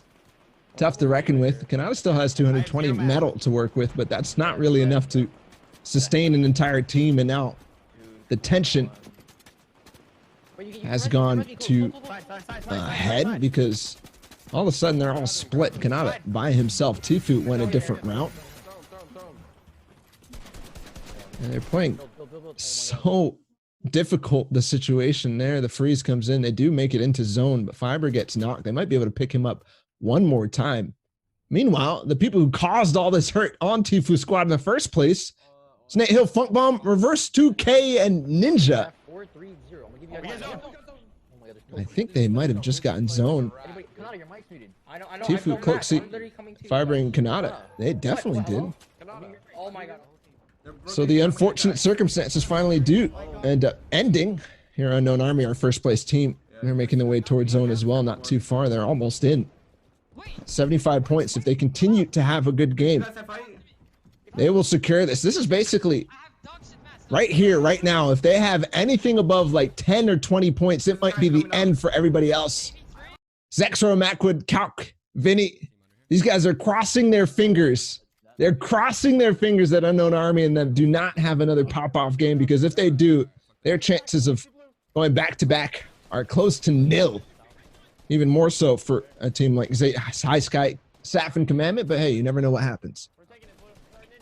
When these guys are stressed, that's when I like watching them most as well. When it comes to Unknown, they'll always have a way to just tack back and clap, get those elim points up, and then somehow use the mats instantly to keep moving forward. Right now, though, a bunch of mat investment up for this high ground. A little bit of a fact on the right. Unknown having one of the most dominant runs in Fortnite history. Not only even in the finals, as the stats say, but in recent weeks and history. I mean about it a little bit before, but Ball has analyzed it over on his YouTube channel with his VOD reviews. This man getting 5th on mouse and keyboard and then winning cash cups as well, time and time again with his controller. There's no excuse in saying that he's probably the best Fortnite player around right now. See, Hart, it's not me at all who mentions VOD reviews. It's always my codecasters. I never say it. I never talk about it. Unknown Army, though, putting on a show for everybody in the lobby right now. Nate Hill, Funk Bomb, Reverse 2K, and Ninja also have a chance to contend towards the top, but I don't think anybody expects them to be able to catch Unknown Army at this point. Yeah, right now the high ground is controlled, but at a big cost. No brick available, no wood, and hopefully we'll be seeing some type of progress coming forward. Now zooming a little bit into the future with the first zone going through. Unknown instantly looking over his shoulder and finding something in his blind spot, trying to harpoon back, but at a big cost, taking up a chunk of his HP. They still have the utmost highest mat or tarp layer, but at the same time, is it safe? RPGs coming through. Finally, these guys have diversified a little bit away from each other, but Unknown needs some type of help for his resource boards, health and shield. They don't have a win yet, so to cap it off with a win in game number 5 would be incredible. Avery's down, though. So it's Unknown, Kez. Oh! And Ronaldo, he does drop behind. Gets a tag, but nothing too crazy. They're all split on high ground. They're playing this quite well. All the different options. Avery yelling from the grave, saying, get placement. You must get placement. I would love to see a win here, but Unknown Army, no materials. He might be down and out of the game, but the movement is so good. He actually gets back to his teammate, but low HP. He doesn't have any more Slurpfish, which was the key to success in last game. And all of a sudden, there's a chance for everybody else in the lobby. Zayt, Saf, High Sky, and Commandment, Nate Hill, Reverse 2K, Ninja, and Funk Bomb, Zexro, Macwood, Vinny, and Calc. They have a chance now that Unknown Army, they have a very, very poor game in their standards. And if they have a good performance here, all of a sudden they can close the gap and make 6 game one of the most interesting games here in NAE's finals. Game 5 was looking a little bit just like exactly how things were going, slowing down. Unknown's the only individual that can actually take it and walk through. But now that we know he's going to get eliminated, all these POVs seem to speed up right in front of us. Posick as well. If some other people choose to actually rise up in the rankings while Unknown stays still, these guys might have an opportunity to peek through the cracks. They have a very good layer right now in the mid ground. A little bit spread out though. If there's a little bit of an opening for anyone else to shoot over, it'll be very hard for these teammates to come right back together. Meanwhile, I see 2 elims. Zexro got one and Calc got one. There's another one from Zexro in the feed. That means they're up, and if they're up, they're probably on high ground. That's been the story every single time. Of course, we'll get the full perspective in replay. I say it every time, but I just want to stress the importance of that nice open from Posick. The double edit on his tarp. He's going to be able to get that player unawares now moving forward, continuing to move forward. The zone as well. Max distance and not letting up on the rotation. They continue to spend. This also means resources so hard. Talk some damage though as they pull through. I think I saw 1.6 thousand damage done this game from both tac shotguns, ARs, possible sniper rifle beams as well. No, or not that many knocks actually being taken at the moment. Just a somber 5, but they finally push over for height. We know that Unknown lost it. The beam coming through, that's a knock on someone. Still a few people left over though. Do they finally have control of height? They do, but at a huge cost once again. Posick out of mats and kind of stranded on his own island, makes the jump across to the ramp. Once again, a multi-tarp layer, big comms coming in, the RPG as well to follow. The final 7th zone closes in, 18 players left alive. I forgot that it was actually Unknown Army's team who was split tarping up on high ground, but it was Posick, Nil, Smacked, and Mikey who took it from them. I'm not sure where. Of course, Zexro and them are. I see Dubs in the feed still. They still have a chance as well. This could be, of course, Zayt. I didn't see them. Really quiet day from Creo. Posick, Nil, and Smacked are putting up a clinic. 10 elims from them off of the mid-ground tarp. They said stay second high. The trap comes in, but Smacked escapes. Now that they have 4 players, last game they didn't. They're making a show here, and they could end up taking game number 5. At the same time, though, Posick has been moving throughout this final or second final game of Game 5 with no materials, just following his teammates like a sentry gun, just looking for anything he can get his eyes on, anywhere he can make his voice heard. Still now, 1 tarp shared amongst the rest of the team that's left. Posick finally goes down. Someone else is going up for height. There's only 1 person left on his squad. And again, the same thing that happened last game. It's a height take in the final moments in the last zone. If it's anybody, it's probably, of course, Zayt, Saf, High Sky, and them. We are going to be able to watch the replay and see how everything unfolded. Here was, of course, Macwood, Calc, Vinny. There's the bingo. Liquid was in endgame. An update on their performance is Zexro. Does get beamed, but I believe he stays up and gets a couple of elims at this point of the game. Vinny there with the bandage bazooka is going to be the best support player ever, supporting his former duo to keep him alive and in this game. At the same time, the right side of the zone. We're talking about staying alive and staying in the game. This is where the zone kept pulling over and over again, and this squad is exactly the individuals who are there. Slightly getting contested by 72. Eclipse actually sharing the same tarp, but not the same layer right under them. Potentials for edit plays are possible. 72 is in the driver's seat for his team, though. Don't let that number 9 throw you off. They are about 30-something points because they didn't have 72 hours in that game. Oh my goodness, is Lucky got edited in on by an entire squad of Bizzle, Mega, Dubs, and Eclipse. Here's Chap by his lonesome. He's going to pick up Tossily. That's 1 good pickup at this point. He does start accruing placement points. Haji in the mix as well. Here's when Niddle, Posick, Mikey, and company did pick up the high ground. Zexro, Calc, Vinny, they all go to low. RPG's raining down above them. They're just going for full placement at this point. a number of elims for them, but nothing too crazy. Yes, actually, one does get picked up. Zexo takes some RPG fire from up above. Top 5 situation now.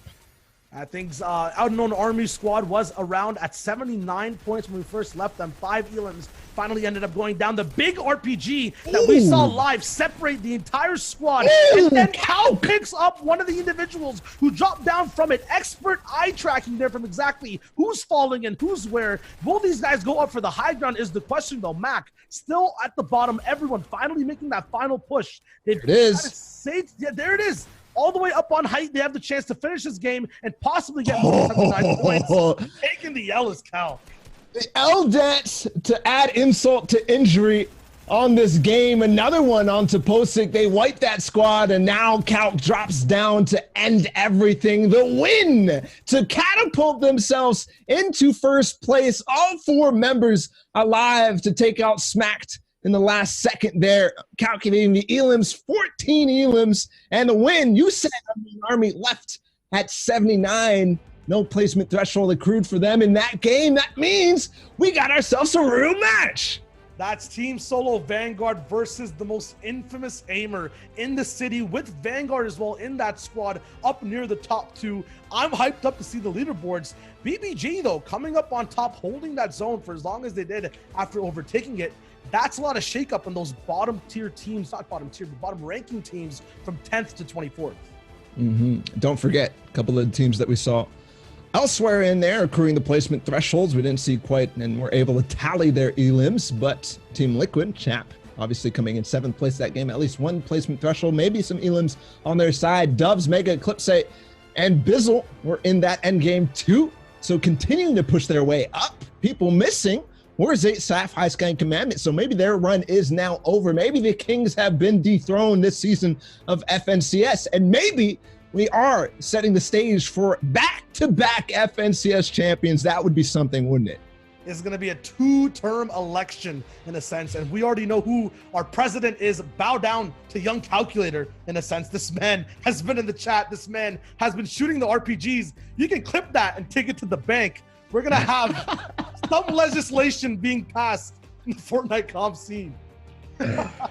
Oh no, my man Shio calling, well, anyways, Calc likes to call himself ridiculous things as well, so why can't we?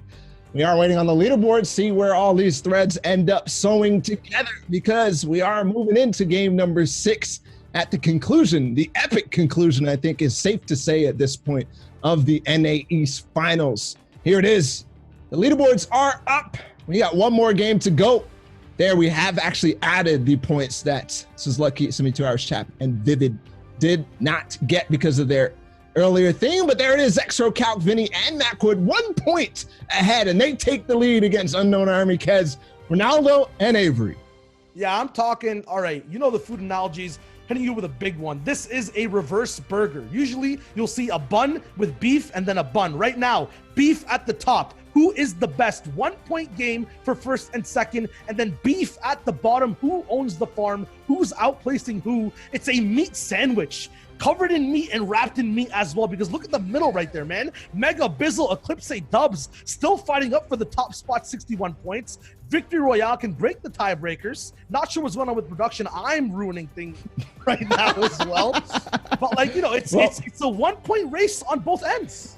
Shia, you are Canadian. I know what they do at Tim Hortons. They wrap things in bacon over and over and over. And here we do have plenty of meat in the story. Let's stop with the food reference. We're literally ruining everything, Shia. 8th place is now Arab's team, and they get overtaken by their rivals. This is probably the best rivalry I think we've ever seen, all the way back Nick Merckx and Aiden in Tilted Towers. I can't wait. I don't know about you guys, but I want is more action.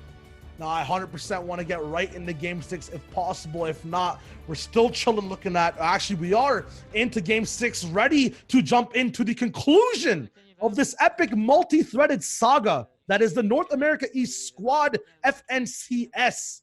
These are the grand finals, game 6 once again, and no surprise, uncontested Unknown Army. They are talking though, actually, no. Getting beat. No. A cigar as well. Will the champ be taken out as a question? Can he ever have a chance at even getting first this game? Safely Oh, lands. God. He safely lands, but not before losing 36 HP and mines the campfire with the wood. Or actually, it's a free campfire at that point. Knowing that that player's low, I'd be very, very, very scared. If I'm Unknown Army, I would be getting my way back over to Slurpy Swamps. He cannot afford to go down. Not at all. Because this guy, sure, he might not be the only recipe for success on this team, but he is a big part of it. Man, he does not stop continuing forward, getting farther away from his team. I hope this does not come back to bite him. Yeah, if this team had a weapon, it would 100% be Unknown Army. Talking to Kez a little bit post and pregame, they kind of just now let him do what he wants to do, tarp out, and he finds his way back home. That's how they've been playing endgame. It's been working out for them, but they need that crucial piece there. Right now, though, tuning back in to the Frenzy farm drop. Since their Game 3 success, exactly what it says on the screen right now, they really haven't put on anything. And they had broken all FNCS records for the number of elims and the number of points in a game. But here, they're continuing what I think a foolish task to defend the farm against two separate teams. At this point, they're doing it for the story. They're doing it because they want to be known as the champions of Frenzy Farm and not necessarily thinking about what is going on the rest of the tournament. At the same time, where do you go as people who land at Frenzy Farm, at Orchard, who aren't experienced with fishing routes, who aren't experienced with all the new mechanics when it comes to high-tier looting in Season 2 or Chapter 2 of Fortnite? This is one of the most unique drops in the game, but also one of the driest and most simple, easy to adapt, but very hard to adapt away from when you're moving across the map. So these guys might not just have a home, and this is the only place that they can go. Oh no. Saf tweets that he crashed last game. GG's only indeed. The unfortunate circumstances do continue. They were a team that had a possibility of contesting at least towards the top. They were in 4th place. That's so unfortunate. Meanwhile, I think that 50-50 at the house did take place, so not sure who came out on top. I did not see any names that I recognized in the feed just yet. Still 95 players alive, so maybe the fight is there, or maybe it was just one team. We'll see. Yeah, we saw Unknown Army dropping off the bus. We're still 95 as well, so Saf's team's not the only one to have missing pieces to the puzzle. At the same time, missing shields here at the very start. The community also wondering who will be the ultimate victors of the farm. I'm full shield. Keep using that hashtag. FNCS Finals, tell us what you think of everything so far. We are in the last game, so it's put up or shut up. I say that every time that the finals was put up or shut up, but hey, there's 3 teams right now that I'm paying attention to. All right, 3 teams that I'm tracking, 3 teams that I have my eyes glued to the action feed to see if any of them get knocked, if any of them get eliminated, if any of them contribute to anything. 0 Cash Cup earnings, just took out Spud Light. So that's telling me that Team Liquid, that Team Perplexity and company are not anywhere to be found, and Team Liquid have actually claimed this house that Arab is now looking at and getting dangerously close to. I think he might have decided that they fell back. That is a fake base. Oh my goodness. Ramping on top of this house right now. They must have information that I'm missing. Yeah, has made the great decision of actually going away from this entire fight, so it will be a 4v4. At the same time, these guys know exactly how Storm Surge works in here. This is the leaderboard and how point systems work as well. 43 points for the top 6 to stay in contention as well. You got to be above that 40 mark in general. Many teams, possibly also below 10th place, could be earning points. If you're at 20, you pop off with a 12 elim game, you're all the way up there in that boosted amount of points that you have. Tifu, 39 points right now, right on the cusp of that. Arab as well, 39 points. You guys are kind of tied for being very close to the top The question is, who will survive the last game's pressure? Of course, don't forget about Mega Bizzle, Eclipse, and because it was so close in the last game, because Unknown Army did go down so early and have a weaker performance as he upgrades that pump shotgun, it has actually made it more possible for many teams to contend. Mega Bizzle, Eclipse, and Doves, as we just saw, are at 61 points, only 18 points shy of Unknown Army, Kez, and Avery, and 19 points away from Zexro at first place. So anything is possible. Keep an eye. These guys could go down early. Zexro, Macwood, and Calc could go down early as well with no points or low points. And all of a sudden, a couple of elims and a win could change things around. So Doves, Mega, Eclipse, and Bizzle, the prolific finals placements, they still have it in them. And we're watching everybody. I've been watching EU, NA East, and after this, NA West as well, so stay tuned for all of that. Very similar, though, to EU Game 6. Every single person has the opportunity to actually be at the #1 spot or in the top 9. Points are very, very close to each other, because I hear myself right back. It's all good. Our observers are also trying to keep track of exactly what we're saying so that they can give as most relevant updates as possible. Thank you for the update on Zexro, Vinny, and Calc. Don't forget, guys, this has been a team effort. We've got observers in the back. Here's the map. Here's the split. Has actually went over the Pleasant. Zayt and High Sky, you see their split, but missing Saf. That's a key piece to their success. Of course, Commandant, one of the most clutch players of all time in this FNCS. I guess I shouldn't say all time. He's kind of, popped off in recent times. Look at who or what side of the map got zoned this game, the bottom left. You're signifying, you're hinting. And of course, Serpy Swamps being in the zone. Unknown Army, Kez, Ronaldo may not have to move, but from what we've seen so far, actually, when you think back to the different amount of zones that we've had in all of these games, it has been very West favored. Another team that has zone more central actually is Misty Meadows. Dubs, Mega, Bizzle, and Eclipse are over there. Right now, still a complete anyone's game in a sense, as long as the performance is there. Everyone's in shouting distance for the very top spot, at the same time for the top 9 as well. Tuning into Here it who is. we're talking about, yep. Uncontested at Misty Meadows. We were talking about who has the zone potential. Look at the loot already for these guys. Misty, one of the spots that has the most loot potential. It's actually interesting that they're all taking houses on the same side. Maybe they were worried about getting contested in the final game, making sure that they're making adjustments to stay tighter in the last game. I think that's very, very important. There is the split. I think the first time that we see Ace, everybody.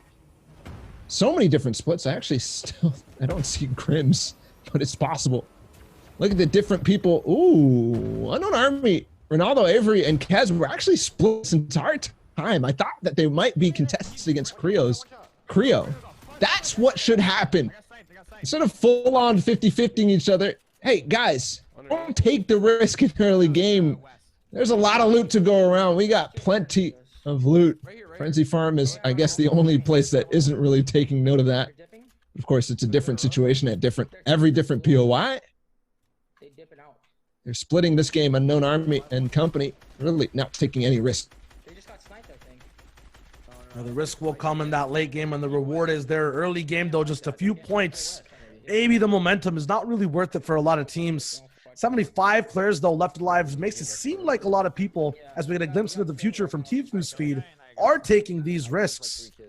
A nice rainbow loadout with a lot of grenades that were available, now down to 2.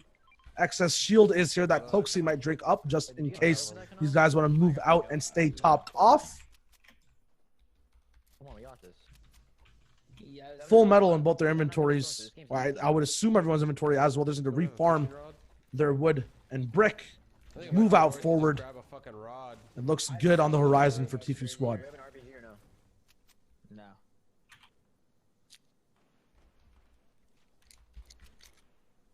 If you're wondering what happened to the usual POV we have early game of clicks, Blake and company, they've actually all ended their streams.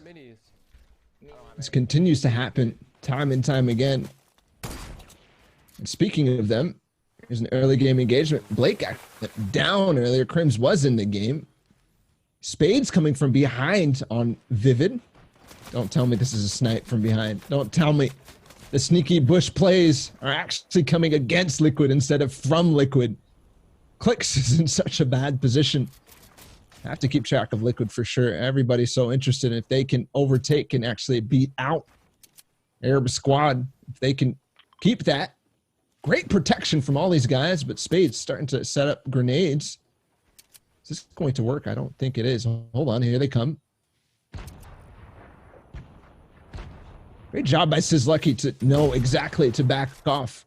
And all of a sudden, Spades has given up his position and said, hey guys, I'm so... Finish your match inside of there. Balla actually cut out there just for a second. I think the note he was on was talking about exactly, you know, hey, if I'm in nade range, you're in nade range too, both going straight back right up against each other. Spades also having the adeptness and dexterity of knowing that's occurring and then backing off.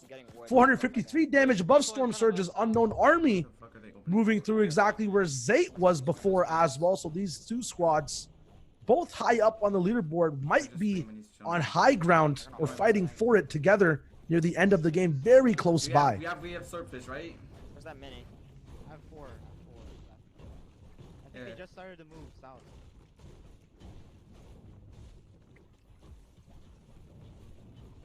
Yeah, don't shoot him. Question on everybody's mind right now. Yeah, no, he wasn't there originally. Happy is Unknown Army, the best player in Chapter 2. Dexter just got a kill. And is it a controller play? Spades, I'm guessing. I think they killed all of them. Yeah, Spades died early. I mean, the rest of his team died early game to somebody else. Is a controller player taking the title of best player in the world? Is that possible? It has all the aim assist debate. And, you know, vitriol against the controller. They created a monster in Unknown Army. Have they caused this? Have they caused him to just have such a strong rise to the top? Here's Tez on to Booga, a replay. Not a good showing from Booga and company. Again, struggling in the finals of FNCS. Last season, the trios, they played so well in their heats. And here again, the same story, playing well in their heats, but falling off in the finals.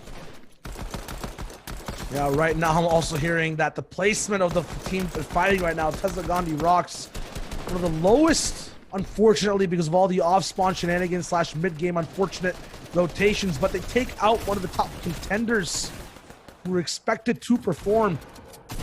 The rankings fighting once again, a nice angle onto Frat, who now has to drop downwards. If these guys want to have a chance at getting his reboot card, Teza, though, still has that RPG.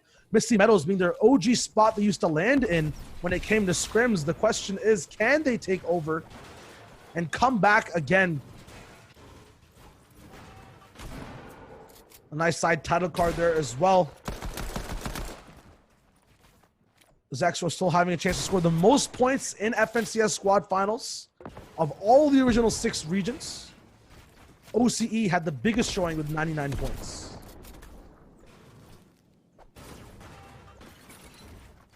We're checking out this fight still right now in Misty Meadows. 22 teams still left alive, so that was an early one. Now moving over a little bit, fast forwarding into the game. I don't know, it's Arab actually moving forward here. 66 people left alive. No actual utility available in his belt either. It's all going to be him right now in Agalor. Their aim, game sense, and decision-making. Zone moving in 1 minute 20 seconds. Kaz now finally jumping between perspectives. Looking at who's knocked and who's not. Finally, all 4 angles closing in. Arab frantically looking out in all directions. Is there a way out, or is his back against the wall? The ramp is not staying up for enough time. The shotgun shot is coming through. He gets thrown out, boxed up, finished by 72 hours in a poetic show of the entire 6 games. It looks like we have an ultimate winner as to who has more points, whose stream And Perspective is still alive. And who won the battle of Frenzy Farm? Liquid on. Seems like a war. What Ball is trying to say might be getting interrupted by Arabs. I got naded fucking 90 times. Goons who might be looking at blocking off any negativity. Nah, it's just internet connection. We're going through a few issues. All good. Watch our east, bro. Is that Liquid is on top ultimately. That being said, there are storylines developing all across the map. Tfue still fighting for a top spot. 41 points, can rise through the ranks. 40 points was where everyone was at that bottom 9 situation. While Liquid controls what's going on between the eastern side of the map towards the northeast, there's a big battle to get into zone. 1 minute to move over, though. There is loot that Tfue can't pick up. The big issue being how much time do they want to invest into this situation. Look at the mats as well. Only 160 brick left. Still putting down more. How much does he get? Not that much at all. Only the minimum acquired mats you get for knocking people down and fully eliminating them. 63 players left alive. But luckily, all 4 are healthy, of ample mind, and can make sound decisions as they move forward. Can we go south or no? They're going to choose to move south. They jump in over with Unknown Army. Once again, that top spot only 1 point across the bottom of that leaderboard towards the 9th place has been secured by Team Liquid. They pull forward with a 4-man wipe onto Arab squad that just recently happened. This top squad, though, in first place. About 10 people alive ago, 74 being the exact number, are in a high up spot. We saw Spades actually get into a kerfuffle with Liquid earlier, who then turned around and looked at a rotating team, which was Arabs. That's kind of the context of exactly where we're looking around. But Team Solo Vanguard looking to push their lead, Unknown already in one of his bread and butter situations, that being mid-ground near endgame, now low ground. And look at this, one of the clutch players of their squad, Ronaldo, is completely eliminated from the competition. We got this whole house. See if this helped. I tried to do something else. How's my mic shut out? It's sounding almost all the way there. Credible now, though, and hearable now. Well, we'll give it a shot for a bit. Here's an army. Not working, so I'm going to shut up and let Shio close out the cast as we're approaching endgame. All right, Balo will be able to jump back, possibly, if these tests keep working, but until then, you've got big old me and you've got Unknown's most precise aim, looking downwards into the water. Don't need a fishing rod. If you can shoot the fish that are there, don't leave your wall open anywhere at all. Unknown getting an elimination crucial, because 1 point is the difference between him, Young Calculators, Exo, Macwood, and Vinny all the way up top. Another Elam coming through. Not sure if Calc is sleeping right now on his side of the map. Not sure exactly who they're looking at as well. It very much could be them. Nades finally being thrown into the water. Look at the resources used, though. No AR left for Unknown. That is a loud channel. Now muted for this team. Ronaldo already eliminated. He was the Elam star all the way at the end of these games. He is not going to have a voice. Unknown has no AR, going to have to play with his team. That's not usually his role. He's usually the lone wolf that gets the job done, then finds his way home. Kez is going to have to be the VIP now. Following the tarp that Avery's making, Avery has to make all the right decisions. Splitting AR possibly, and Unknown is back online. He has 100 bullets to get the job done unless he finds more off of the eliminated corpses in the lobby. We're looking at who's actually up in high ground. 78 damage above Storm Surge. All the utility is not in Unknown's inventory. He makes the most out of the bullets that he has. Mats are available as well. They're looking at the entire development of mid-ground 2. You look back right across the map. Everyone's frantically running for the best position in zone. Unknown already there. The Slurpfish taken. Finally back online with shields. He's going to be moving forward. 30 players left alive. It's now getting even tighter. Usually it ends up fast. He's going for a nice clamp and shutout. Not possible there. The buffer comes through. We switch over to the people who were getting targeted in the water. It was actually Tfue, Cloaksy, and their squad. They pick up a few eliminations, so it's not the end of the world, but is it enough to catch up to Liquid, who had such a big base, getting all of Arab's loot off from 9th? They pushed themselves forward. multiple story threads on multiple sides of the leaderboard. Now someone going and cranking up for height. Avery, where are you with the tarp? Ken, unknown follow. Kez right in front of him. He finally gets up. It's 90 up, which means it's so hard to edit out of this situation. Now finding himself in other people's metal tarps. It's not possible for him to find a way through. He sees 4 individuals there. It finally goes all the way around to the zone side, but the mountain is so hard to climb, and someone has claimed it. Steens is all the way up on height. Kez eliminated. Avery playing for placement. Get third. Is it enough? Who is still left alive? We're going to be jumping back a little bit. 35 points, or 35 players now left up. Posick, 48 points, 49 almost. These guys moving up the board in their last 2 games. Mikey was on height. He got knocked down by Calc last game, fully eliminated. But now he has a second chance to go right back and clap up the top side of the leaderboard, get up their prize money from the 10th to 24th slot all the way to the 9th slot.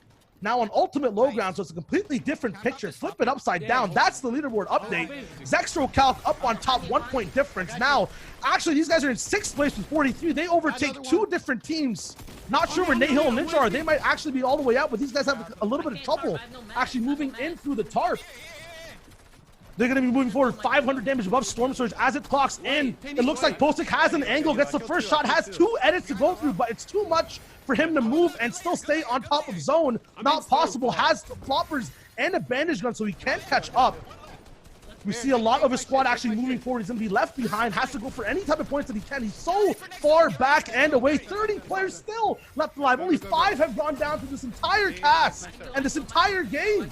On the end zones, finally 1 more, 5 more get knocked. The whole squad is still alive as they move forward and climb up the ranks. 50 points now in total, and they have a clean tarp to follow. That is the best thing you can ask for in this end game moment. They're slow going and still chugging through. Now, this is that big mountain that everyone had to climb over. We saw Kez have big trouble. That's actually their squad being blocked. Unknown right there, being blocked off, has to play up in the zone, but Posick finds a way through. He finds the light through the cracks. Can he get some more smackdown built by gamers and then taken down by shotguns at 5th place? Jakobiki secures that through, gets all the eliminations, and the Siphon. Zypha now taking out 72. That's how they ended up. Only 3 players in Zate's squad. Saf did not load through in the last game. The question is, can they climb up? We saw Posick and his squad at 50 points.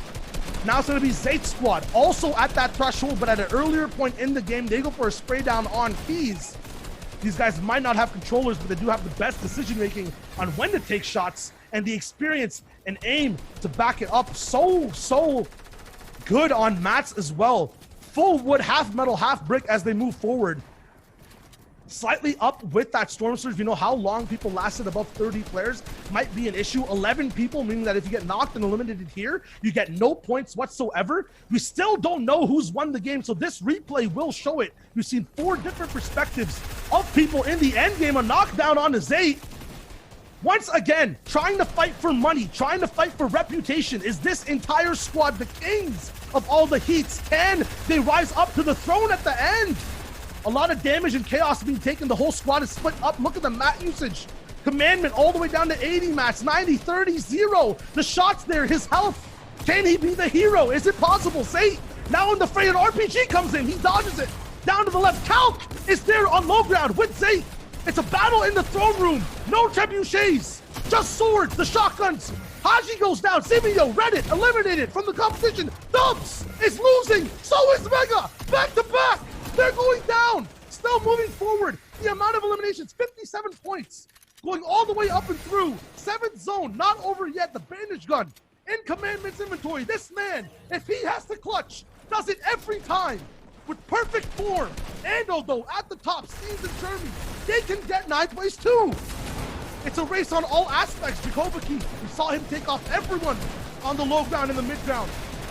Coop is also at the top, had a big clutch early on, but can he clutch up the placement is the question. Big face smack, gets slapped. Tossily, he's going down to Jeremy, takes the trade. Keys goes down, Avery eliminated. Coop is on top, and it seems on right beside him. Is the game over is the question. Someone is healing in the storm. The question is, who is it? Who gets second? It's Punisher. Punisher reveals his face for the first time near the end game, but Steens, Jeremy, Coop, and Ando take it all away. Zate with a big performance as well. The leaderboards are as shaken as my mind is right now. Holy moly. That zone, that game, the NA finals. I cannot believe what I'm watching. Clap. Holy crap, Shio. Big ups to be able to last all the way through. I'm back. I lost my voice just listening to that. That was a huge ups to you, Shio. But back to what we just witnessed, because I don't even know. Zexro not making, I saw Kauk in the end fighting off against Zate, Saf, and High Sky. They ended up going down 2. I literally do not have a clue where standings are going to end up. Based on what we saw, it's not Zate, Saf, High Sky, and Commandment, even though they did push forward with 3 players.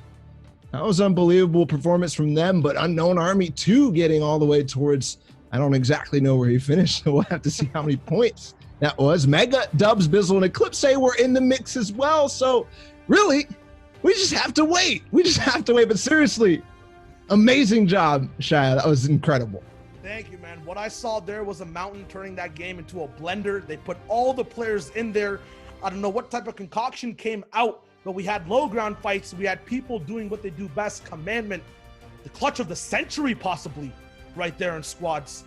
I just want to see when these leaderboards are coming up. I don't have an announcement for it in my ear yet, but I can't help mentioning it. As you said, the results are basically tossed up in the air. Every team was in the fray from the 3rd zone all the way to the end. I'm not sure if we followed Unknown's perspective all the way through. Obviously, my internet was acting up, but if he did get far up that mountain, if he was there by himself, did he just perform the clutch that he needed to get over? Shall you have something to say? Because I know you're jumping to see it. Avery was actually the 3rd person, I believe, or the 3rd place individual to stay alive all the way to the very end up that mountain. Punisher was doing the heal game at the end. Smack got taken out seconds before Coop beamed him down. So that must have done it, right? That must have done it for them. We pulled up the stat that said Avery is the most clutch player on that team. When they're down man situation, he gets the most points. In this case, clutching up the 3rd place, I think that would for sure make them the victors of the FNCS finals. We'll wait for final confirmation on that. But it was a crazy ride. Start to the beginning. Let's go ahead and take a look at the leaderboard. Breathe with me, Shio. All right, from the bottom to the top. Commandment clutching up 6th place, going up a little bit. Then we have Sizlucky on 5th. The winners! They did it! They did it by 4 points. Unknown Army 1X, Vanguard, Kaz, Stable, Ronaldo, and Avery Trident Emoji at the top. No wins not needed when you have the best aim and game sense in the world. The play placement, get eliminations, they come out on top. They improved so much over the entire season. They were one of the top teams going into this, of course, but nobody expected them to pull this off. They upset the entire Fortnite community. They did it yesterday in the heats, and today taking 1st place and showing, hey guys, we got the brains too. We will put it to the test. 4 points separates them and Zexro, Count, Vinny, and Macwood. Just a note though, at Commandments, Zate, High Sky, Saf are missing points, so they will get pushed up above, I think, at least Liquid and probably Niddle, Mikey, and Posick too. So they might be into 4th place. Mega, Bizzle, Eclipse, and Dubs in 3rd. What a performance from them. But at the top, man, I just can't stop thinking about what they just pulled off. Yeah, they usurped 2 victories as well from Zexro. Doesn't matter if you're throwing a few games here and there. Very unfortunate. They just are consistent, and not to mention, Avery, Kez, and Unknown did that with Ronaldo eliminated in the last game before half and half was shown, before even, I believe, 4th zone. At the bottom, though, Tifu finally crawls in, and remember, as Bala mentioned, Saf not being in that game means all those points from the clutch and the high placement didn't count. So, will Ninja hold on to his spot? Were there any other teams that didn't have their 4th player in the game? That is to be known. The top 4 should be secured, though, from what I see. Big plays by BBG in that game as well, that were coming out strong. There is a meme that says they signed all of North America. That might be true. What's also very true is they have some of the best players signed in North America. Niddle, Posick, and Smack finally waking up in that last game with a big alarm and just immediately whipped up all the competition. As we wrap up, let's not forget, Unknown Army tweeted, guess what happened when I started playing for placement about a month ago? And guess what? They got placement all but one of these games today in squads nonetheless. Probably one of the most difficult things to do out of every game mode. Of course, solo is very difficult too. Unknown Army has success there. And all of a sudden, the world is scared because Unknown Army's coming for you and his squad's right behind him. They've got it all wrapped up. And with that, we're wrapped up here as well. We do have one more finals to go. NA West is on decks. That's going to be at 7 p.m. Eastern. So make sure you stay with us. NA West, the best of the best. Up next. We'll see you soon.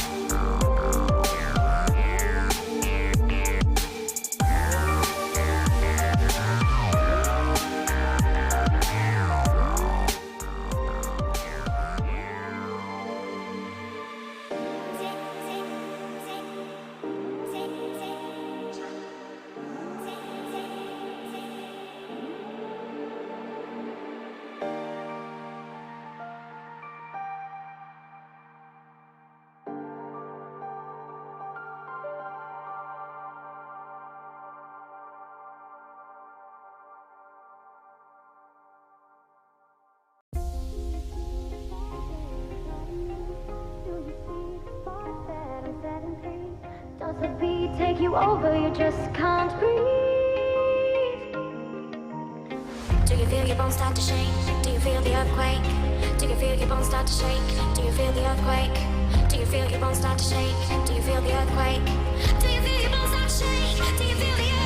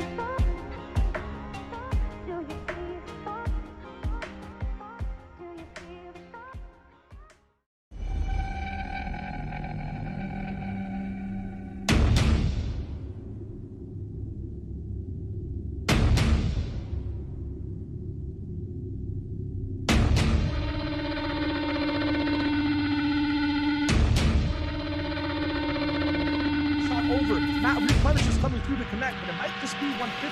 Looking down the click, left and right pin. The 1-2 combo on top. One more! Swing! Let's go, boy! Cracked, on me. 1 HP. No, 1 HP right here. 1 HP, 30, 20. Let's go! This is what it's all about. Let's go! Yes, they're in our game. Yes, I'm in grief mode. Yeah, we're top 2. Good fucking shit, guys. Good fucking shit. Let's start the show.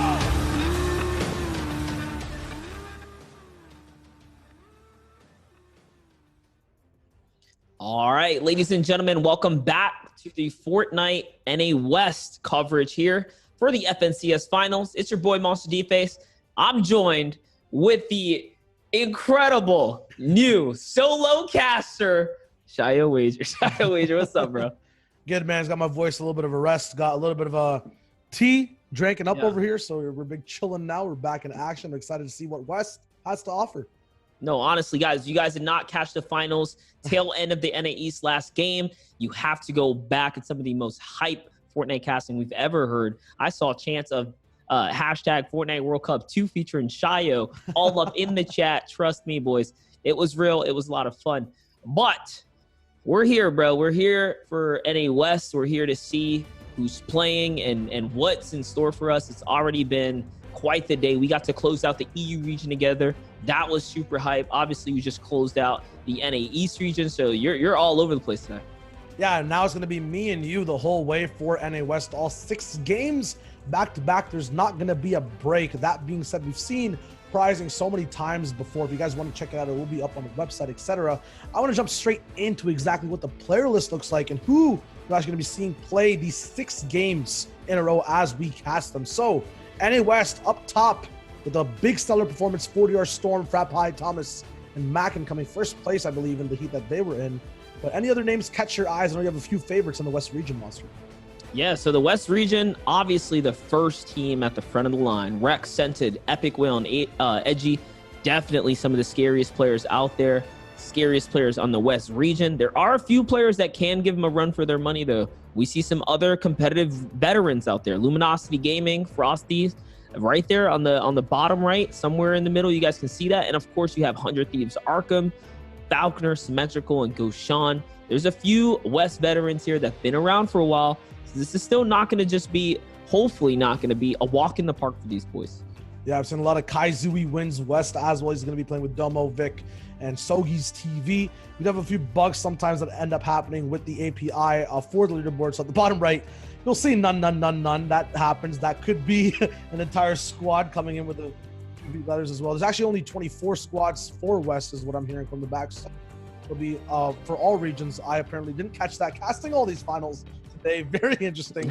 One thing to know, as I want to shout out, Clyfin was at the right side over there. This man has had a little bit of, I'm not going to say a struggle, but a long journey coming up to this point, you know, being a little bit out of the competition, couldn't really find squads, etc. Grinded hard, finally came up, qualified for the NA West Finals. I'm excited to see exactly how he stands up against the competition.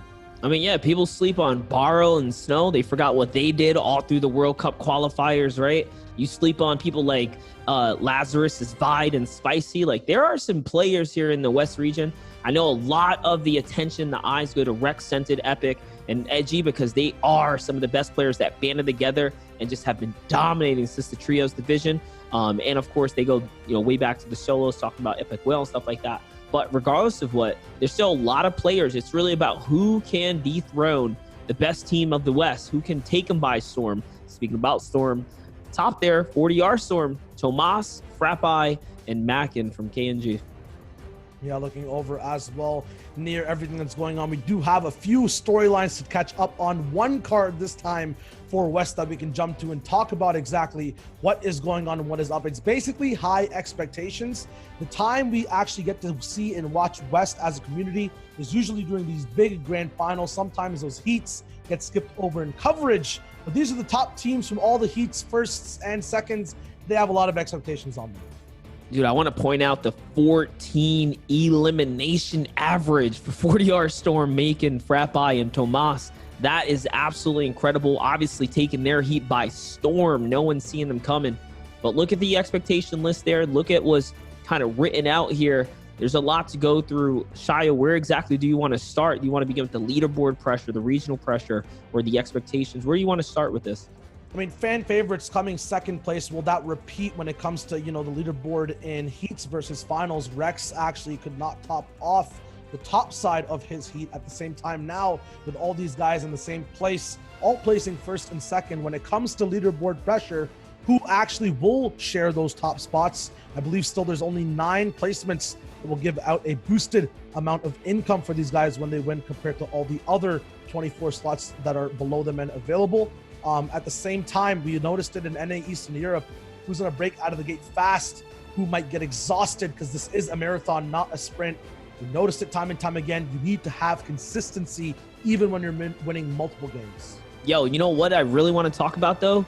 Rex, Wiggles, Epic, Whale, Edgy here. They only queued into 5 games, averaging 10.25 eliminations. I didn't even realize that, but the dudes took second with a game less than the competition. And this is what I mean by they are scary. And that's why everyone's trying to come at them for the thrones.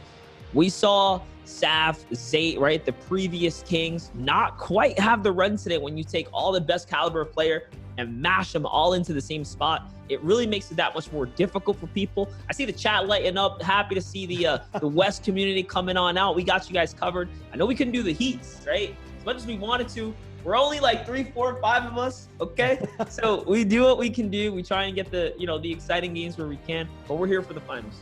Absolutely. There's so many big names to talk about as well. We might have skipped over Jay as well. I believe he's going to be playing with his entire squad. He's in the chat asking for, hey, man, where's my gratification? But there's so many. He's trying to tell you to gas him up, Shia. What's wrong with him? I have eyes.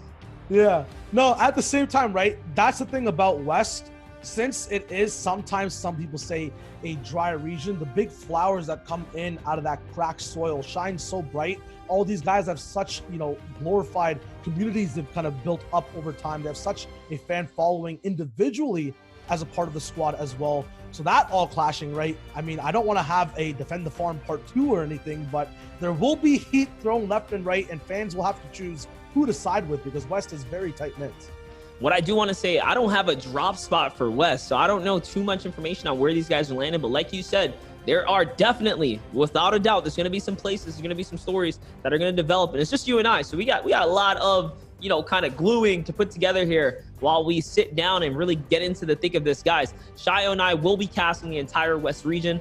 Ball's given his voice a break. He will be on the observation team. I think most likely we're just going to use the replay mode probably strictly because I don't think a lot of West players are streaming. So with that being said, we're going to be able to cover all of the best stuff. We do have a couple streamers, but for what it's worth, I got a feeling we're going to be dependent somewhat on that replay mode. So just stay tuned for that. For any of you guys that are curious, you haven't caught any of the previous shows and how that works, we watch the live streams for obviously as close to real-time action as possible, but we integrate that replay mode so that we can go back in time, catch the entire story, and then push out, you know, as much of the story as possible. And should any of the real streams go down in real time, we got the whole replay mode to kind of depend on and cast off.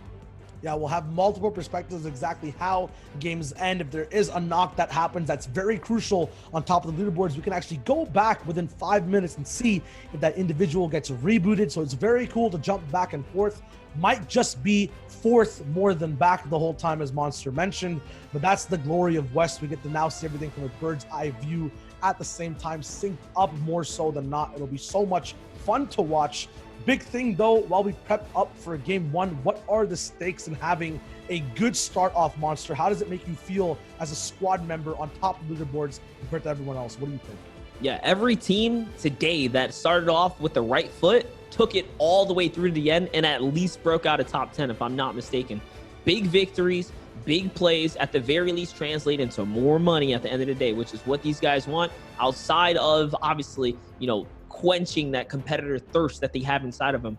It's about starting off right. It's about being and feeling good. We saw at one point, I thought the Liquid boys for NA East was going to be in an unrecoverable position, right? They not only had one player not load in the previous game, 72 hours, but right after that got contested by Arab's team. You're talking back-to-back, like, for real, like, didn't get their full kind of run at the finals, right? You only have 6 games, so starting off on the right foot is huge for your mentality's sake.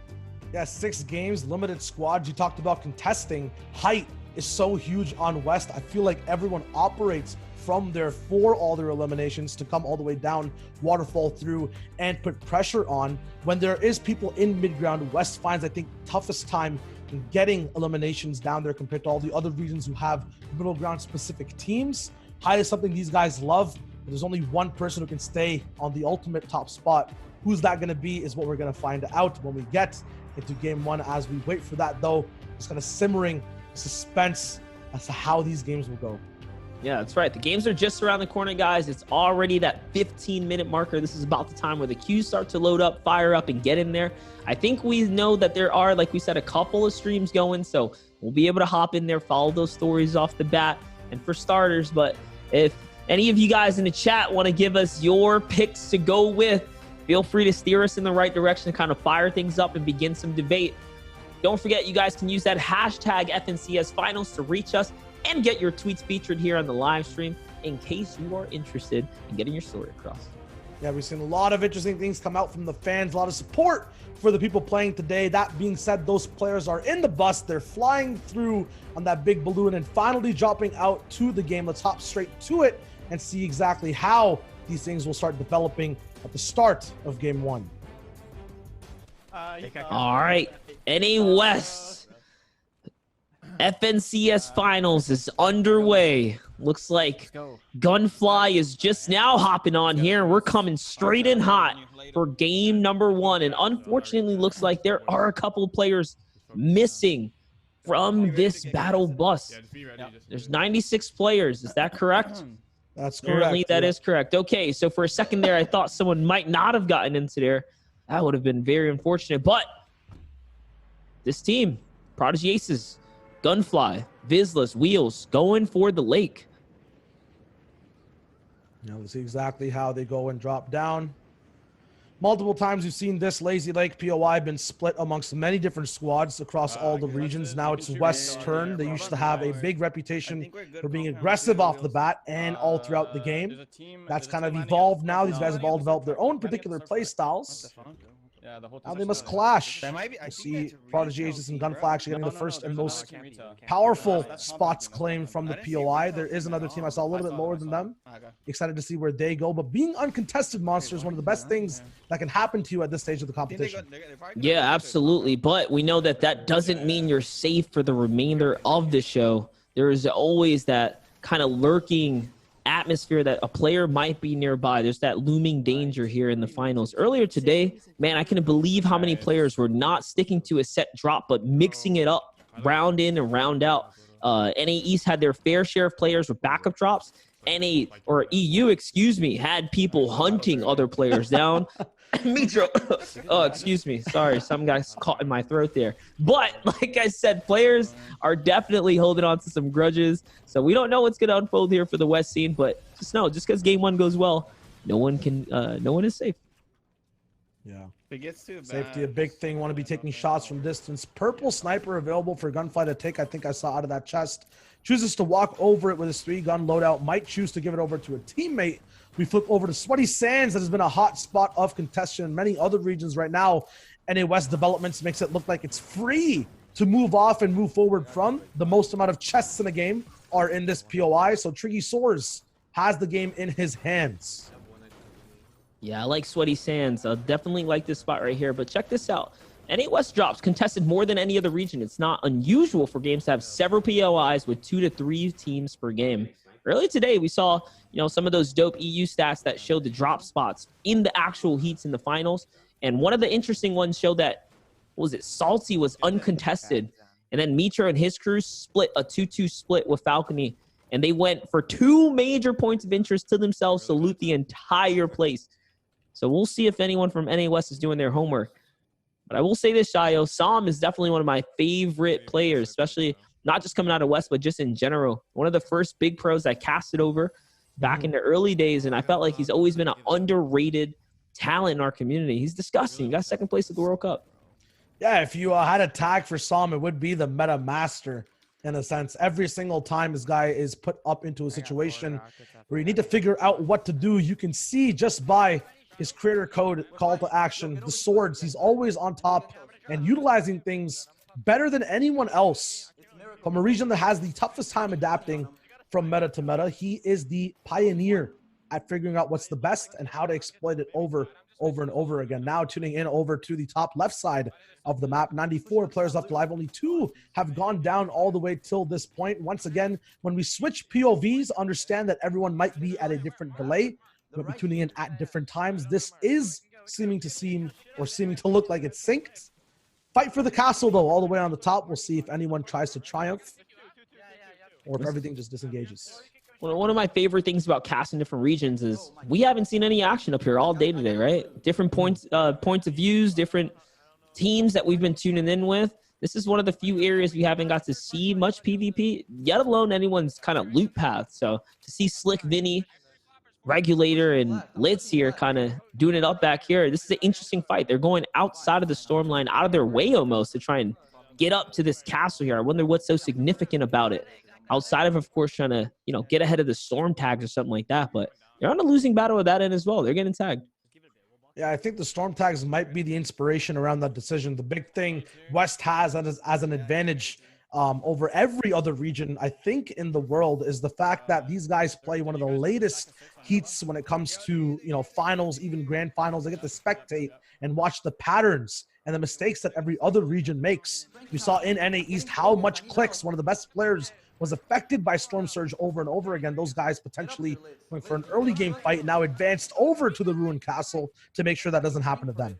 Well, I will tell you this, Slick is definitely fearless. Already 1 elimination on the board. We talked about 1 of the 2 right here, and they're just going for it. I'm assuming they got a pick on this squad, and this is why they definitely want to W key out. Using the rocket launcher to his advantage now, he's going to be able to kind of build up and over. He's getting tagged just a bit here. He has no heals, though, to back him up. Huge RPG, and this is going to be the catalyst to the push now. Shayo, as his team is collapsing in here, taking all the angles right now. Yeah, the cost of this actual engagement might not be able to be made back at the same speed as it is in terms of all these builds being used over and over again. A lot of hard mats used here as well. Still max metal available for Slick over here as he moves up, but such a hard kind of base to penetrate because there are just these fully built brick walls. People can recycle brick over and over again. Granted, they do have the RPG, only 2 rockets, those being so scarce to find and hard to find as well. They have to find proper angles, use those guns first, but if they take too long, it could be so bad for both teams. That's exactly what's happening here too, though. The more time they waste, the more attention they can potentially grab to themselves. But lucky for them, they are on the edge here.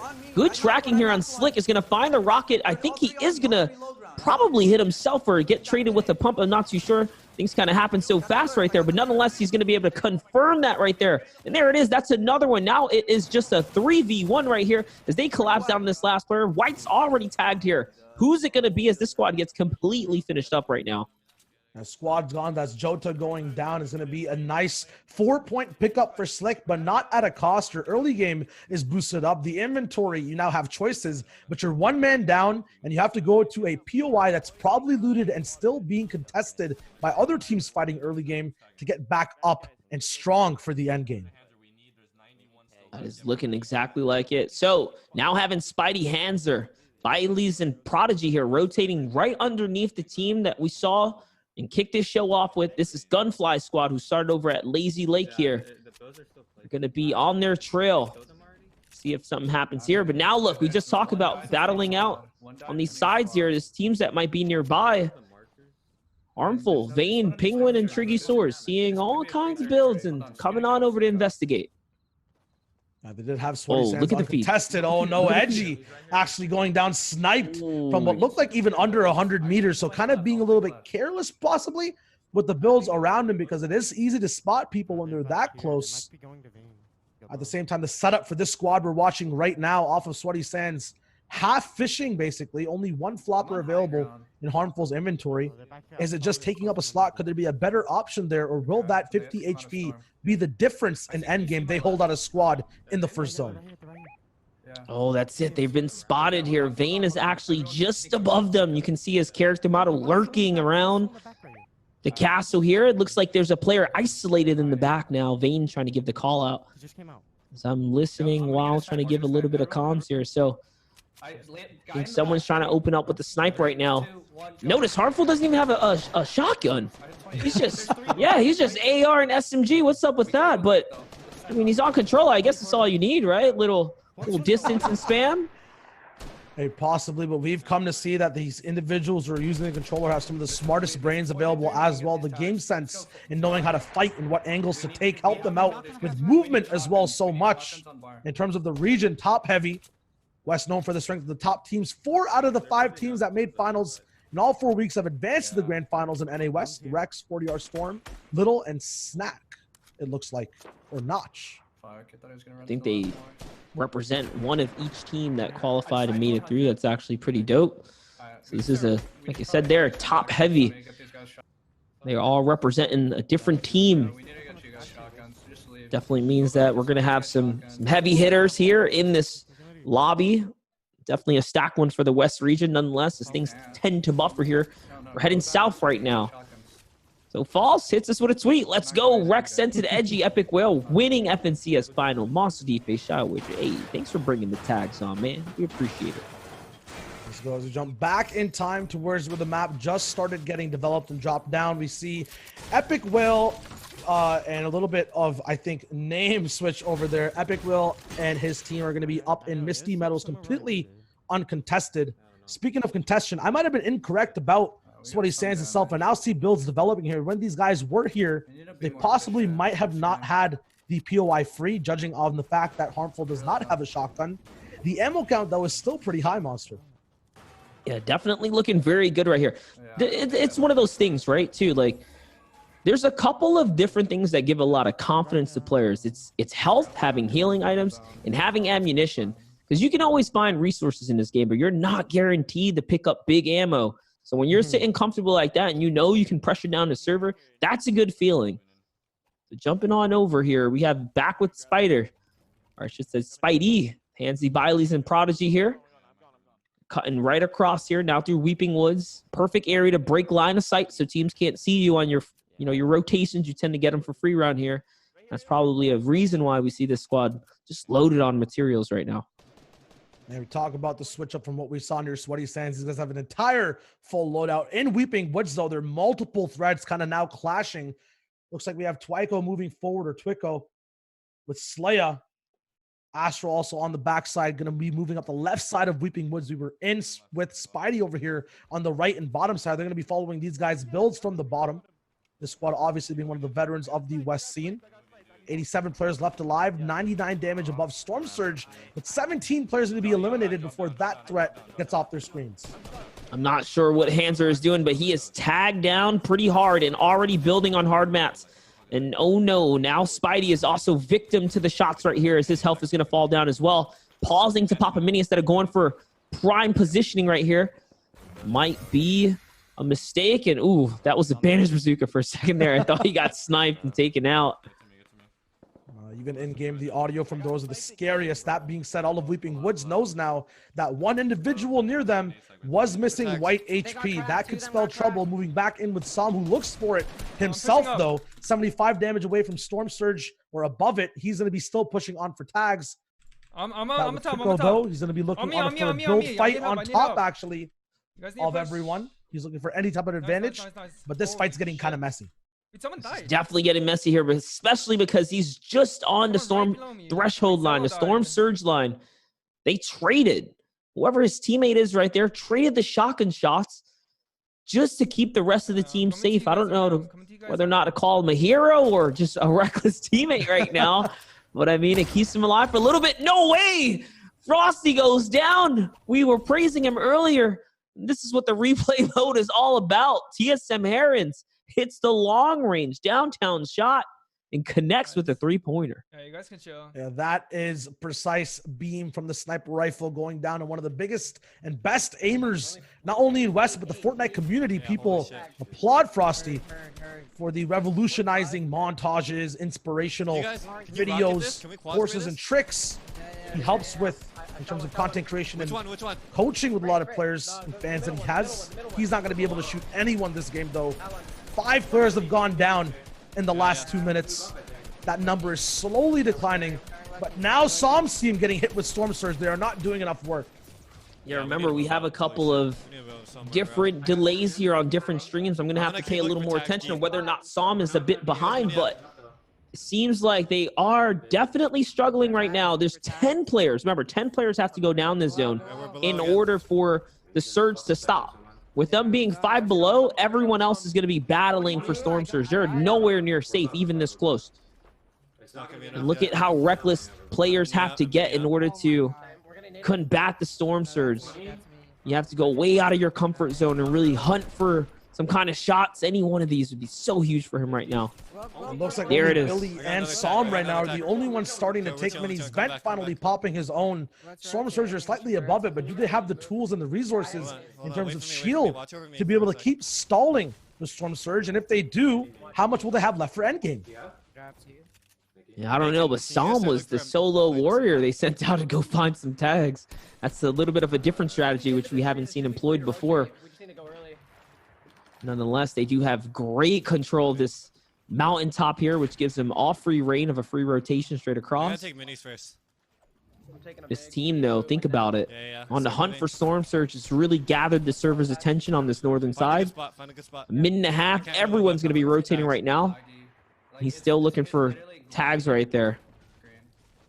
And lots of mats to catch up on here in case this squad was missing out on any wood. Finally finding a shotgun, though. Harmful now has one type of loadout to be able to take, or some, I'd say the best type of loadout to be able to take fights end game. Could be looking for a tactical shotgun if he finds one, but a pump will do that. Purple AR will be beaming over. Wheels now recognizing maybe a few skins or a rotation path, recognizes that Edgy's team is moving over through those comms. We already know one of them was sniped earlier today, so if this is Edgy's team and they don't have Edgy on it, because I believe he was the one that was headshot, and this might be a 3v4 situation here. Grenades are going to come in, someone's going to connect with them, and that's going to take them out. They just take the thirst for free. The Elam feed actually not popping up on that player's screen, so not exactly sure who that individual was. Now jumping back a little bit in time to the replay, we can actually see a top-down view as to where everyone is. On the top left, you can see Clyfton's squad fighting off against Walla's and Maximo's. On the right side, people rotating in. It's Epic Whale and his team moving forward. Wheels, though, based up and bunkered up. The next zone being shown. 44 seconds to make some type of move before that circle starts shrinking. I'm actually curious, you know, normally when a player hits for whites, you hear the you know, the comms elevate and the pressure come in. Wheels hit that guy for whites and caught the thirst. Didn't even call it out. It was like almost no sweat. He didn't really care to get too thirsty for the elim right there. Everyone has a very specific game style and game plan when they're moving forward. The biggest thing you don't want to do is freak out your squad mates or overcom, especially in squads when 4 people need to have a nice dynamic. We talked about the zone finally starting to close in. Instead of prioritizing the shots, these guys choose to move over, get a better position. It's not ultimate height, but having mid ground and Weeping Woods is such an advantage compared to playing on that low ground with the river. Look at Sir D though, the last alive in a place that has such unnatural low ground and a river. Oh man, Vide, Spicy, and Rift all down. Sir D in such a weird position here. Doesn't even have that many materials. I think he was sitting right above Wheels' base. If I remember the map correctly, it was somewhere around that cabin. So he was actually in the tree just above their base. Sneaky guy. And that's what I talked about. Weeping Woods being one of those places where it's so easy to break line of sight in the current meta because of the fact there's no mobility. There's no shockwaves. There's no launch pads, right? No one's in the trees. Less reason for anyone to kind of break those trees. Whereas in the previous map, the previous kind of Fortnite world, it's just so different. The dynamic of the game was so different. Yeah, you have to be bringing your hiking boots or your non-slip shoes, though, because if you are up in the mid-ground or height, you make a mistake and you have to fall to low. One of the hardest places to come all the way back up and survive has to be Weeping Woods. Right here, though, Som's teammate, I think Vent, getting shot up. He needs to move back. Billy's actually recently down, eliminated. No reboot part available for him to get picked up. That was actually Wop King who's getting shot up. Teams all the way around them now spraying through. They're getting focused. RPGs coming through as well. They have 2 grenades to defuse the situation, but they need the right angle to be able to throw them. Som is having a bit of a hard time there with the server keeping up with his actions. Seems like he is struggling a bit here, but Som using those heavy mats right now. Trying to get a focused fire going right here. Definitely looking to fire back. They're way above the threshold now. Before, they were just struggling to try and keep up. Now the servers are starting to fire back. And look at the focus right here. They do have the zone, so this is why they're trying to pressure up the rest of the players nearby to see if they can kind of dominate up on the field right here. The higher they go, I'm pretty sure the higher the enemies go. That's it. That team started to catacomb up above them. They actually... Som didn't cover his top right now. He's got to be careful. That's me spraying from above. I'm RPGing. Here goes the cones. Can you get up to me or right, he's pressuring the enemy builds right now, trying to see if he can give his teammate a window onto him. Your box? Yes, now it is. You're getting half and half. A big relief for these guys as half the team that was, or half the server that was focusing them now focuses on that rotation towards the zone. After providing so much pressure, they do end up actually losing ultimate height as a cost to that relief, and one of the teammates dropped all the way down. Vent actually taking so much damage as well with that trade. Now look at the mats. 400 metal used on that defensive side. Kaizui, one of the favorites from West, gets on down. Arkram is going to try to help out here. Vicaro still up and alive. Domo and Sogi's also kind of moving around, helping him out. They're now all, as a part of a squadron, start to beam through onto Falconer, who has to back up just a little bit. The pistol also being used. Reboot cards going to get camped. Look at all this insane loot on the ground, Monster. That's right, and Arkham and Falconer are off running to the races. They win this engagement right here. Could it be the return of Kaizui? And the boys right here, they're still hunting. But that was, of course, a little while ago, guys. We are using the replay system to kind of backtrack and keep you guys up to the story on your favorite players. I know Ghost Sean is definitely a fan fave for some, so he has been eliminated in game 1.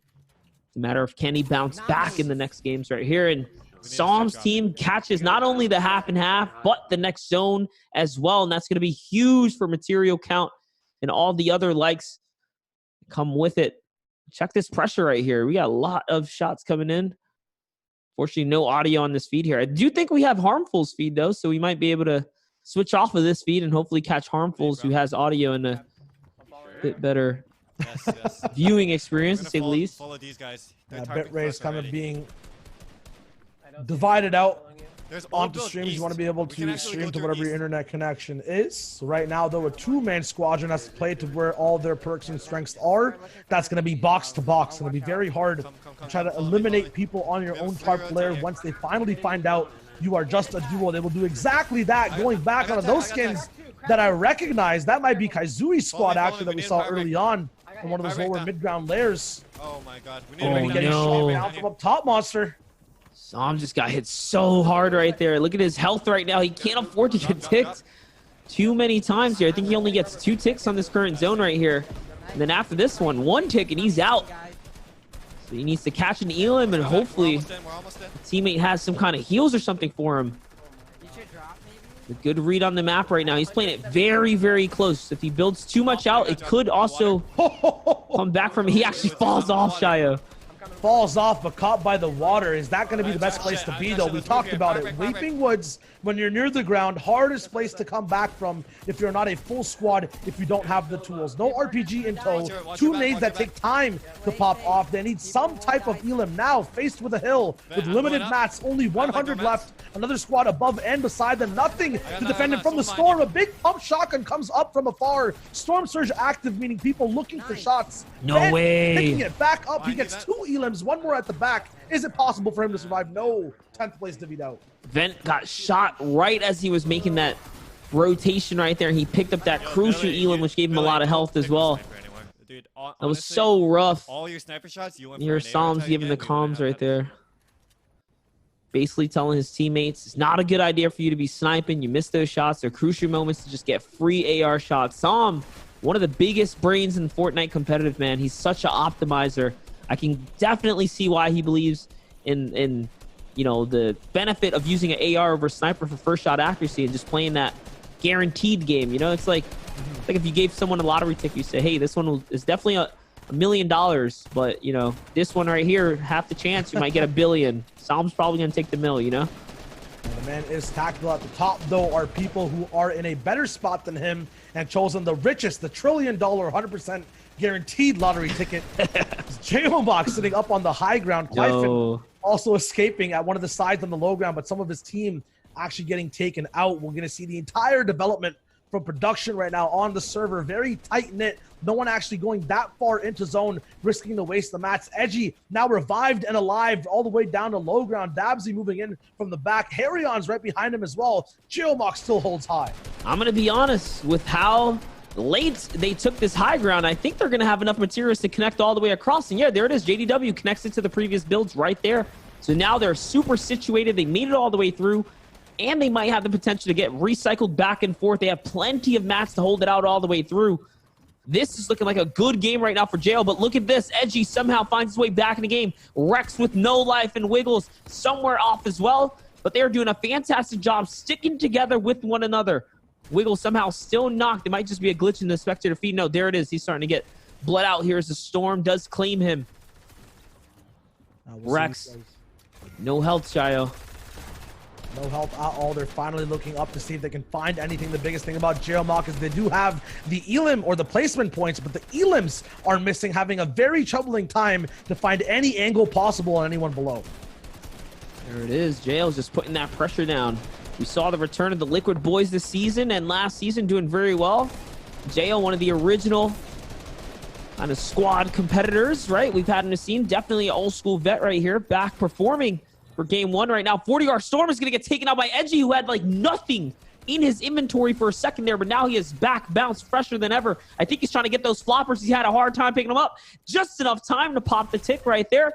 Finds another knocked body, but I don't know if that's going to be enough. Look at Edgy in the zone. He's trying to make his way out.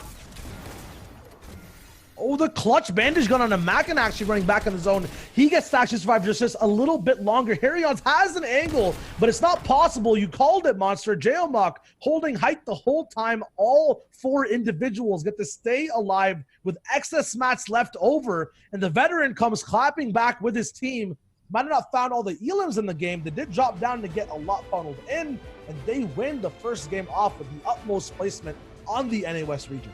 Well, it's definitely a good end game right there, keeping it super textbook for Jo and his crew. Saw Snyrot just beaming players that were pulling up off the storm line. That was actually like an early game finish. All things considering, normally it goes way later into the zone, but that one finished, I think, just right as Storm 8 was about to start. So I think Storm 7 might have kind of wrapped that one up, which means that terrain, just all that line of sight kind of kept people hidden for a while. But once the clashing began, that was it. Those that team jail just stood up over the canopy, over this tree line.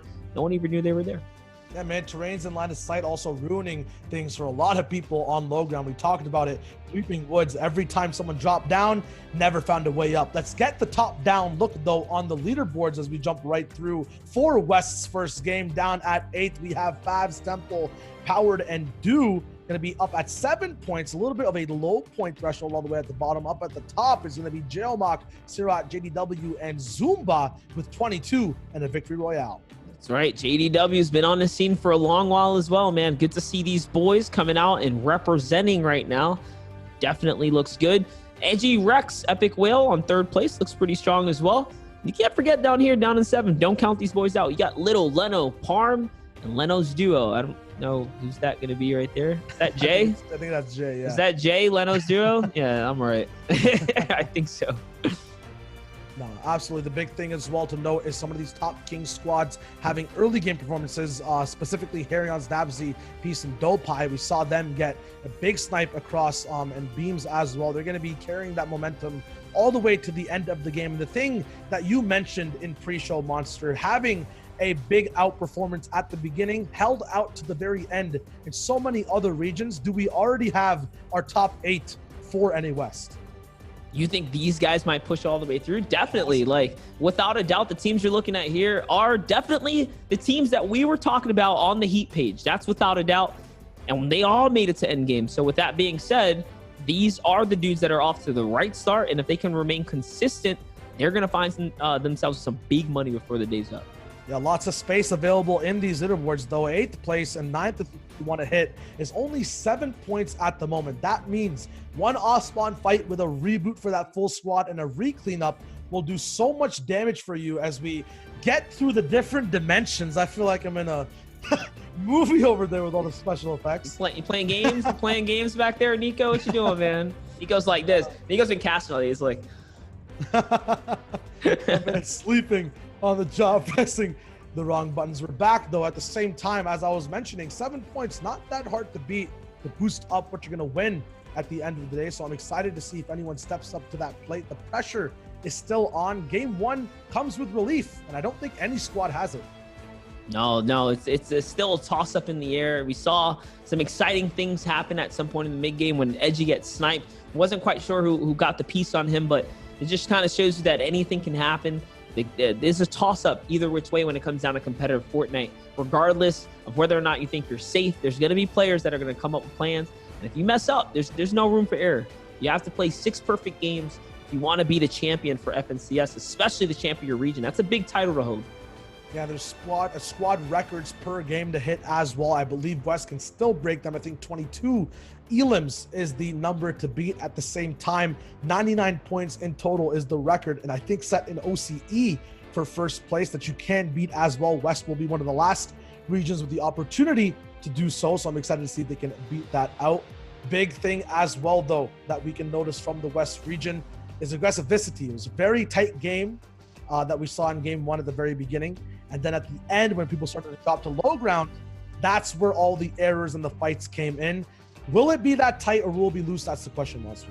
Yeah, for sure. I think moving forwards, you got that first game jitters out the way. But with that, we're jumping into game 2, guys. So we're queuing in for this FNCS Finals.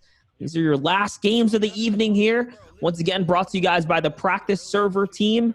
We decided to produce a little show this weekend. Since the official Fortnite avenues and channels were not doing it, we thought, you know, let's stitch together something dope for the community. I hope you guys are enjoying it. Don't forget to use that hashtag FNCS Finals to find some of your tweets up on the screen if you want to share something.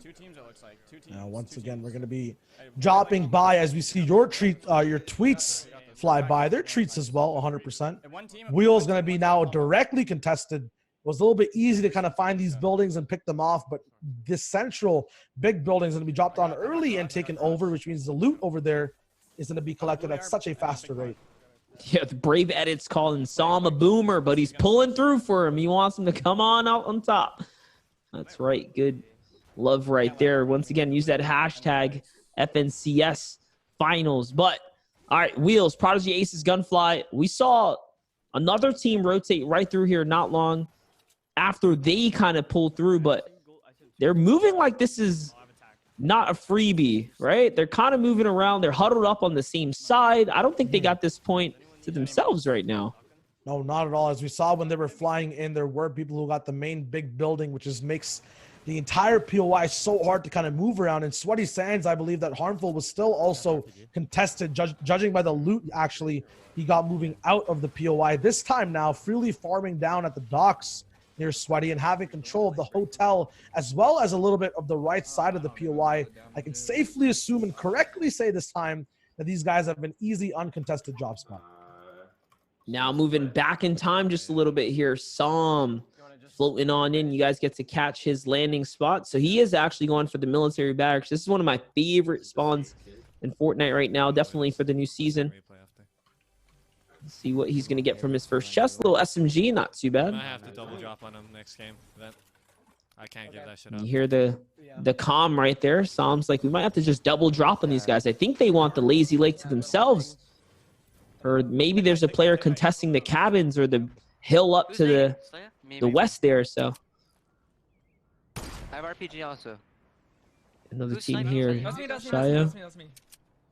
Trico moving forward, looking for any type of snipe at the south side, but a big build fight, it looks like, is developing near there. The worst thing you can do on any edge side of the map, especially when you know you don't have zone. If these guys are smart, they will stop investing builds to come close to here and both fully disengage, rotate over to the circle. The boat will not be able to get there fast enough. Oh my god. A double FAMAS in the same burst, actually. 2 bullets hitting over for 40 total white damage will stop that advance really hard to give Zalo a little bit of time to think about what to do next. Yeah, it was actually a really filthy follow-up. Very clean right there indeed. Now he's just coming up to join his teammate. But I like what he's doing. He's sticking back, kind of being the visual eyes and protection right here. Trying to see where the opponents are. And the build fight breaks out. They can also, or he can also provide some good coverage. Kind of disrupt the battle, if you will. I don't know what kind of angles he's going for. Okay, he's trying to set up the grenades right here, setting them all in. Cracking open the builds. There it is. He's going to expose one player who's building a wall right there. So Astro is going to be able to pinpoint him down. The marker is there. And look at the limited builds, though. To just get to this spot, all the mats had to be consumed from Twicko. He has to help out his whole team, who's already used so many in this big build fight. Those nades as well for the opponents doing so much. Astro getting knocked down to low HP as this fight goes underground in the basement. The base is there in the form of SMG shots onto the Black Link skin that trades out. No builds left. It's raw aim, 1v1s. It's a 2 for 4 as Twicko comes out on top with Zalo. Slayer and Astro going to be revived. They will move over to zone. 54 seconds left. That was some good tracking right there by Twicko. Just going on in, not being any, or not having any fear, pushing through those boxes and sticking that crosshair where it needs to be. Just like Psalm's doing right here, catching these tags, not trying to let Storm Surge catch up to him this time around. You see he has to rotate his staircase. Not sure why he had that faced the wrong way, but there you have it. New MetaMaster secret, possibly? I mean, he is innovative. This is very true. Yeah, you see, I think this is the mountain they were talking about. You know what? That they want to potentially land on the team or the player that tries to split and kind of snag this loot from their path and pickaxe them. And look at this. This is the Lazy Lake. Looks like the fight kind of popped off, and they're the winners. They're the winners this time around once again. Now, Wheels will have his card running out in 16 seconds, I believe. Gunfly will go and pick that one up as Vizlaz gets revived. The leaderboard, though, very close game indeed. It seems like you could have almost also skipped game 1 in terms of how much of a chance there is to get first. Everything is still kind of on the same line when it comes to expectations for every squad. If Geomach ends up flubbing out this game, anyone can really take first if they have a high enough elimination end game. Yeah, that is true. Players, yeah. If you just look at the elims that they picked up, it just wasn't that many, It wasn't enough to catch one of those 30 bomb point thresholds that we saw from before. We have a little bit of information here. The hot streak as Geomach continues their stellar play this weekend. winning game 1 with 7 eliminations so far. The team that wins game 1 in finals has always finished top 8, and that's one of the stats we're talking about. I don't know if it's probably 6 nades. Having consistency is always the way of having an uncontested spot, especially near Sweaty Sands, is literally wavy. Ocean Shores being clapped by the water. 6 players, though, on this storm search need to go down once the zone does close in. We're going to be going to a little bit of a past POV over here from Spicy.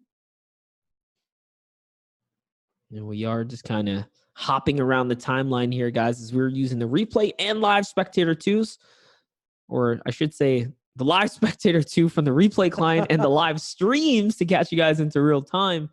And we'll try our best to rely as heavily on real time as possible, while the replay team will be fishing out key moments and points, such as what teams are alive or any fan favorite kind of clashes that happen that might turn the tide of the story here today, which so far we haven't quite had a replay catch up. So I'm assuming nothing crazy's developed. We're following along here. Little snipe about to come out. See if it's possible. I believe Spicy was playing in Heat 4 yesterday. Those was watching a little bit of it at the very end of the night of all the heats. These guys clutched up and qualified in very good fashion from height. Also from these crazy low ground clutches. At the same time, once again, we are rotating through Weeping Woods. We talked about and saw exactly how low ground will affect so many of these squads, as that is the backup place to be when you are in trouble. But if it's an even worse spot than where you came from, it's more of an out of a frying pan into the fire situation. Sam made a good read right there, thinking that there were some nades coming, but it was actually his teammate setting up the preparation instead. They kind of spooked Sam. So now that they're getting shot in the back, this is the make or break decision a lot of us end up in, even in your normal pub games. You know, you see a team, you're about to engage, or there's a little stalemate, you get shot from behind. What do you exactly do? Let's see what these professionals decide to do in this situation against other pros. They move instead of landing themselves in the pinch and completely disregard the initial fight. And that is how you kind of handle that disengagement properly. Well, that's exactly correct. Disengaging. Complicated format, especially at the high tier level. At the same instance as we're watching people disengage from fights, Sam's actually disengaging from rotating to the middle of the zone, choosing to walk around the very bottom, expending a little bit of time, risking his position as well to running into a squad that's moving more central. It's a very interesting strategy. We have to see if it pays off, though. Back over with Harmful, Tricky Source, Caden Vane.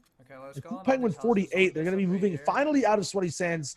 One of the first times this POI gets to be closer to that central zone, and all 4 members are in the game alive and very, very healthy on all aspects of their loot. I don't know what right here means. Yeah, and it's looking really good right here. And now finally we can actually see what's going on. Looks like the zone is favoring a bit center, I guess, right? Or a bit north and center-ish. This is about to reveal the next spot right now. There is going to be a storm surge warning. Should be coming soon, being that there's 79 players alive. No one should get knocked out. Right now, little mark on a squad that's nearby. And these guys have a bit of a later POV, but at the same time, they should all be synced up. When we get towards that end game, snipes being looked at, taken, but not actually connecting. Going to be watching Surdy ahead of the whole squad, leading them through exactly where they need to go next. Rift will now take over that decision, though Spicy has to catch up. Everyone trying to get tags as they move. That is the name of the game when you're playing Fortnite against Storm Surge. That is definitely true. So check this out right here for some more information from the team in the back. Says W Key Kings. A major characteristic of the NA West is the aggression by the top teams. Top 10 NA West teams have averaged about 20% of their elims before Zone 3, compared to 9% for the NA East counterpart. My gosh, that probably explains why they did really well in the Fortnite World Cup. I believe majority of the NA players that were in the top 10 of the leaderboards as well had something like NA West written all over it. And those are we can sneak up on that things you kind of have to do on West to stand out and get a say on the lobby before everyone else does in the very end game. Sometimes people don't move in the most predictable ways. Your lair doesn't go as planned. Sometimes during cash cups, as well as these qualifier weeks, you face inexperienced players in the lower brackets before finals. You have to have a say before someone else. You have to be showing confidence at all times. And the most confident teams are at the top. So are the most accurate. Harmful literally on high ground, looking at anyone he can find and landing shots over and over again. Yeah, great shots right here. Definitely going to keep them in that safety threshold right now, as they're only 126 above. 7 players remaining to drop before that becomes an issue for them. But right now, Harmful taking a wide, long look at the server right now. This is where things can get weird too, right? It's going to cut back across. It looks like piece that whaling area. Whoever's on the bridge right now is so situated. Look at all the metal and brick they were able to recycle, not only off the bridge itself, but there is a shack that was there. Look at that little tidbit fact. Zizro's internet went out completely. Wow. The entire squad to not even have a chance to gain any points off the games that they have missed. That is really unfortunate. That is so rough, man. We saw teams miss games earlier, but it was just players, not enough to really affect the whole squad this time around. For a whole squad to be affected, that is just so unfortunate. But going back in time here, Prodigy Aces catches Frosty. Once again, Frosty's on the wrong side of the clip here this time. So he gets shot with a shotgun and an edit to the face. Prodigy really been the clutch factor for his team. The few times we've tuned in, he's always been one of the last ones alive, really, you know, putting on the big boy pants for the squad here. So he's coming around, and there it is, just clutching up some more, and even catches the last one, reviving there as well. And twice in the same game now, Prodigy is picking up his poor little teammates. Got dropped right there. Gunfly and Frosty both obviously sharing that same organization, Luminosity Gaming. It's laggy. I'm watching for you. Only one can thrive and survive, though. Spicy will pick up a care package. All the way near the very end, we'll see exactly what he gets out of there. Spidey down, and it's now a 3-man operation. The reboot card available. There is a van in Salty Springs, but with 70 players left alive, 100% there's no room to go anywhere near there and get that up. And just a little FYI, if you guys are watching on YouTube or on the Twitch avenues, don't forget to follow the channel, turn on notifications to keep up with any of our tournaments or any of this kind of fun stuff we're putting on for the community. Try to keep you guys dialed in and tuned in to all the action. This weekend, this entire show is brought to you guys by the practice server. So this is the unofficial coverage. And that's why, you know, Shao and I are just kicking back right here from our homes, our comfortable chairs. We're streaming some Fortnite for you guys. This chair is seeing a few miles today. 2 finals down. The last one to go for the history books. It's squads. It's been really interesting to see exactly how this game works when it's 4 people all kind of, you know, working with each other and against each other. Yo, look at that. Look even trios and duos. It gets so hectic. Communication's so important. Everything needs to be top tier and precise on the line. 100%. Looks like here now, Twico still alive. We saw them kind of beat down that other team in the building before this with the grenades and whatnot. They somehow find themselves all the way up and under Salty Springs here, turning this house inside out for material. RPG, right? I think he has max brick, no metal, not a lot of wood, about halfway on the wood counter here. They're in some enemy builds here, so they're just trying to turn inside out. Honestly, spending more than what he's earning at this point when he's going to have to rotate soon. Just going back in time here, Shayo, we have Leno's duo still alive. Parm Little J and Leno moving forward all the way from Steamy Stacks. They're still in zone. They should be on the top right corner of that screen. Observing right now on an absolute great standpoint. Multiple angles in that last fight we saw with Frosty as well. 65 players finally left alive. Storm Surge not as much of a say in this game. I don't think so. But if everyone does rotate smartly here, that's an actual over-encumbrance of 15 players that will need to go down. A classic low ground space as well for people to participate in. This replay obviously a little bit far behind Epic Will, one of the top squads that we saw on the leaderboard. Will be trying to have a say on the wheels. Little, no way, who came in from the storm. Rex has his eyes on him, gets shot down and fully finished. The card will be picked up, but sent it all the way up top looking down at Leno. These guys will not have a free rotation in. That is crazy. Edgy, Rex, epic whale here.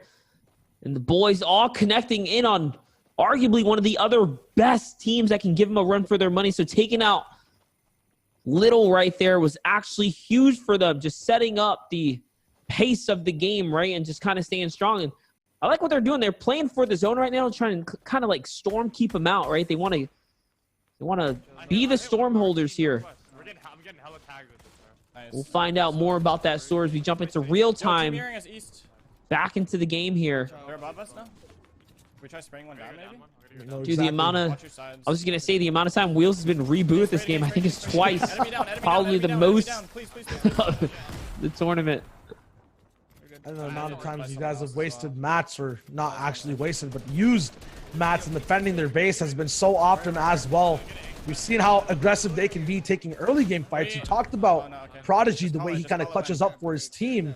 The question is, are these guys putting themselves in those positions for Prodigy to clutch by over-peaking, over-editing for angles? They need Storm Surge. Are they not staying low-key enough? Because right now, there's not much to do with 620 damage above Storm Surge. They should just be staying quiet in their bases. That's true. Prodigy has 2 ping. I mean, maybe he's just baiting his teammates out. Getting all the trades instead, but Harmful chucking a bunch of grenades down there. It's not going to catch anything. Storm Surge is going to be a warning. It's not going to affect this squad too much this time around. The server's getting tight. You talked, if kind of mentioned for a brief moment there, if all the teams rotate safely, only 3 players died on that rotation coming on into this new zone. People are going to be playing for that placement. Easiest thing only to get one res, only one res. You guys placement look for tags. will not build in front of you. It will not try to take shots back. You just have to be patient with it, and it'll give you that reward. I'm reading in chat as well that Scented possibly also got taken out in the fray. Might have been one of the 2 or 3 people on rotation. Looks like someone might have got rebooted. 63 players now left alive. JDW, one of the winners from last game, is going to be supported by Geomok and Snare Out with a golden pistol. Trying to move forward. 2 teams now holding out Leno, J, Little, and Parm. I think what we saw right there was JO's team taking out what was remaining of Little and Leno squad right there. Might have been. Follow me. So the champs of the last game are still in the running, or at the very least picking up points, which is huge for staying at least consistent and relevant for a top 10 leaderboard finish. Good shotgun follow-up right here to give some pressure back. Sam is being proactive right now. He's got to be very careful with no shield right now. He didn't even crack the shield off that player. He does make the call. He's in a box fight. I don't even think they realize him. I kind of like the play right there. The door open into the floor take. So much damage. I might die for us. Storm Surge is being taken by Psalm Monster. There's not much these guys can do. They have to get shots in. 71 below. RPG is being taken. He can only take it one more time. This team's still getting hit. I was just going to say, if all the people to go down, he went down with the bandage bazooka, which is the perfect thing to kind of stay alive and buy yourself some time. Don't get sniped. Kind of a rough call right there. A bit of a rough run for Sam and the crew. Coming back to Vayne, Harmful. He has a sniper. Friggy Penguin. Saw they had zone last time. Harmful once again gets a second shot at Redemption. First game, these guys had a nice spot to be in, a lot of ammo, but could not actually convert that into a proper endgame finish. Now they have the choice to move first towards where the zone is going, reset their actual height. I don't think many people, if they're not paying attention, will notice. Yeah, not only that, like you said, resetting the height, right? Getting here and then building a new high ground as opposed to tarping all the way out. This is a very cool decision to make right now. Let's see if it ends up working, though. So long as they have a rocket or some kind of good pressure, good ammunition, they should be able to hold players out. Okay. That's a big difference. Look over at the left side of the server. That's going to be clashing over with Harmful, who I think is leading towards the backside of the spot. RPG's coming down to stop these guys, actually put them down to another enemy's lair. There'll be a box fight happening as their pressure comes down. Looking over, though, sniper shots still being taken. These guys are still active. I think them. Another big beam coming through, but the RPG does trade against their builds. Harmful finally pushing forward, trying to get a top spot, looking down for beams, but these enemies have disappeared. Are you out of your mind trying to challenge Harmful with a controller in an AR fight? He's crazy. Oh my god, I'm getting lasered. Harmful really is connecting his shots though right now as Triggy goes down. And now it's up to Harmful, Vayne, and Penguin. Bro. He's going to be looking over and saying we can do anything. 30 players now left alive, which means Storm Surge is not on the minds of these players. Just the placement, just the elims, and that ultimate victory royale. Quick split of mats being dropped down, multi-tarp layers. A possibility. Harmful's HP, though, is looking kind of waving. He's going to be seeing if he can get another Siphon elimination if possible. Minis are all in Caden's actual inventory, and they're not being split. Could that be a mistake? Focus on placement. Vayne making a little bit of a mistake here. They're double tarping out when they're very limited on materials right now. Good shot right there on the defense from the rocket that came in. And now 70 bills remaining on his team. I think this is where the commit is going to happen. There it is. He's going to take one player out. It takes a lot of fall damage, though. That's going to give him all the health right back. That's going to generate a few mats as well. Can he find himself to the zone right now? He has nothing left. He's going to get taken out in 7th place. I think just on a cusp of placement points right there as well. Yeah, 8th place does get divvied out to them. Sir D actually hiding out in one of the back boxes of this old build. Has match, chose not to use them. Waited for possibly the zone to catch up slightly. Vied above him, Rift somewhere below or beside him as well. Moving forward, getting multiple layers and tiles in front of him without building. Finally, though, has to cover just a little bit. Teammate to his right, no, that's an enemy. Maybe they might actually be grouped up, though. It looks like Vied is still, no. He's going to be beside him. Rift actually got taken out. They're finally dropping down. There's 26 players left alive. A little bit of a later POV that we saw from before. Vied taking down very, very low on HP. Sir D, the last alive now. Sir D still rocking and rolling down here in the low ground. Great reads on the zone as well. Just playing very smart. He's going to actually get himself eliminated there, accidentally walling himself off when I think he meant to put a ramp down below him. He tried to do the look down and ramp to protect his backside. This is the last moment we kind of tuned in with right before this, as he placed 9th. We gotta all focus the height. What's given out. Still moving forward, though. Another team, a new team now takes over height. Triggy once again does go down early on, as we saw part of Harmful squad. They will not be able to get another game, even though they had it from the very beginning. Smart decisions made, but not on the same page. We jump back into replays to get access to all the names of specific plays and angles. Slick, we can see exactly how he got beamed down. No walls put towards the left or right. He might get finished up regular and just to try to defend, but in that decision gets beamed too. And Rex spray transferring as well towards the backside of zone automatically, like it's in his blood. Gets a shot off on Zalo, potentially to finish 2, not possible. If he looks down, he might get a little bit more mats too as well. Yes, he finally gets to replenish on Metal, Brick, and possibly Wood gets a flopper in his inventory. Now you can make it to zone. That was a very good play right there. Those mats might come in handy here to keep him in the running. Rex is going to get into a little bit of a fight down below and lose the Pitbull piece, but now Cool Penguin here, we're going back to the high ground as we're running it back and forth right now. We already know Harmful and his crew ruined their chances with the high ground. They had the game in their, I guess, their grasp, right? And mistakes were made when they lost the high ground. They started overbuilding here. This is where Vayne falls down. These are the final moments where we just needed to pick up right after Sir D's death. It's Kaizui who finds himself in the high ground. The return of Kaizui for Kairos, Sagas, and Damo.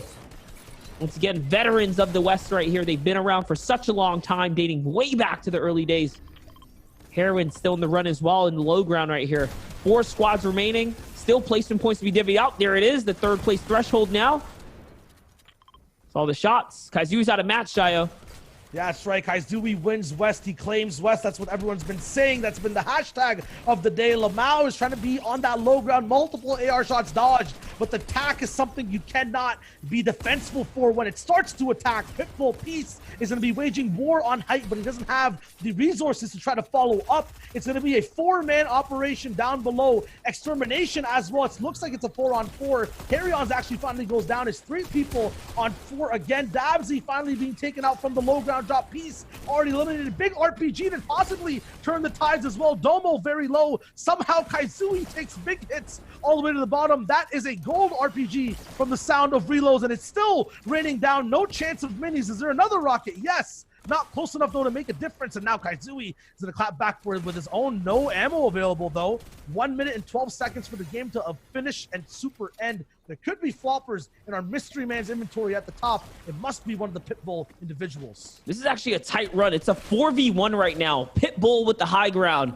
Damo with no health. Kaizui barely with anything left right here. He can actually clutch this just based off of the rocket launcher damage. That's going to be the shot, but it wasn't enough as Kaizui jumps overhead and hits him with the big pump. Dopai goes down. You can't count him out at all. 18 HP. He survived in the back builds using the last of his wood to defend against the RPG onslaught. Looks like Dopey, though, at the very end did not have, or Dopey didn't have anything available for him to kind of finish off, whether it was rocket ammo, whether it was the position he was in the zone. It kind of all came down at the very end. The ninth zone still moving onwards. That's a person who was, or that squad in particular, was in, I believe, third place.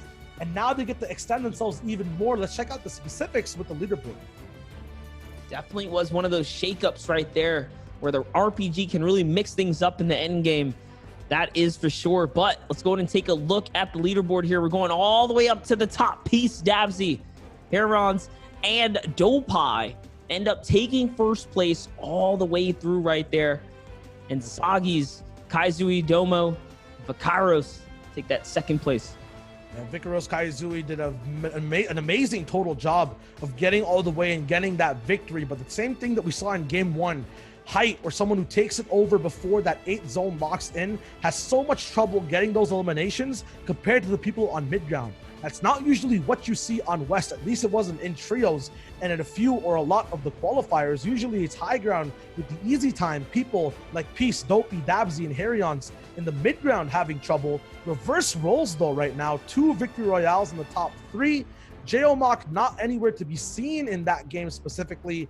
Rex, Scented, Epic Will, and Edgy had some mid-game eliminations, but not an end-game performance that we would expect from them. Still a lot on the line for NA West. This is like a performance that we saw earlier from Unknown Army, Avery, and his team, where they weren't quite winning, but they were fragging out, making end games, getting big placement points, and just being the better teams overall, looking like they were in great shape. J.O.'s team right here, for example, I think only pulled out 1 eel in that game, moving them up ever so slightly, right? Just above Rex, Mr. Wiggles, Epic Whale, and Edgy.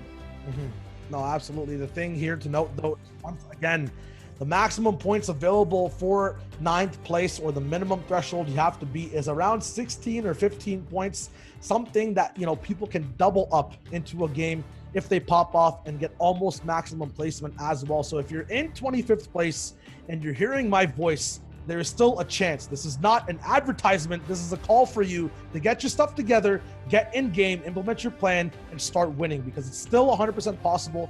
Game 3 is about to come up. On West, literally, it's always up for grabs.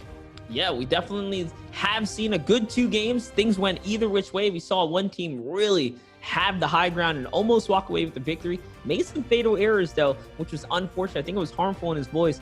Definitely are going to be regretting the fact that they were overbuilding towards the tail end and then getting those rockets coming in. I think RPG was the name of the game for that second game right there, though. The RPGs really stumbled up a lot of the teams and caused some choke builds to happen and teams losing the high ground.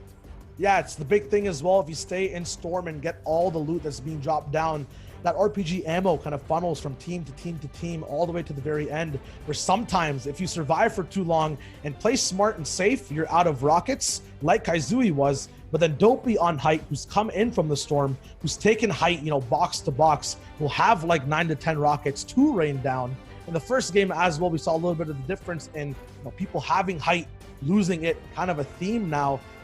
Might Height be a curse if you have it in the 5th zone? Is that a thing now in West? Nah, the first game, you know, the first game Height definitely won. It was a textbook victory. This time around, RPGs just kind of ran the lobby. The first game, we didn't see any rockets. We didn't hear any rockets. I don't even think JL's team had one to rain down with on. So it's just one of those things sometimes, you know, obviously we know how strong RPG can dictate the structure of player builds and whatnot. And I mean, like you said, Harmful's team had one. They had enough to pressure everyone out, but just making some, I guess, some mistakes, right, with holding their ground. Definitely got dismantled there towards the tail end. So we'll see if any teams can kind of pull it through, pull out some more textbook wins and stay consistent. But so far, Pitbull's team is definitely the most consistent. I think they got 2 second places or something like that with close to 10 elims on both their runs.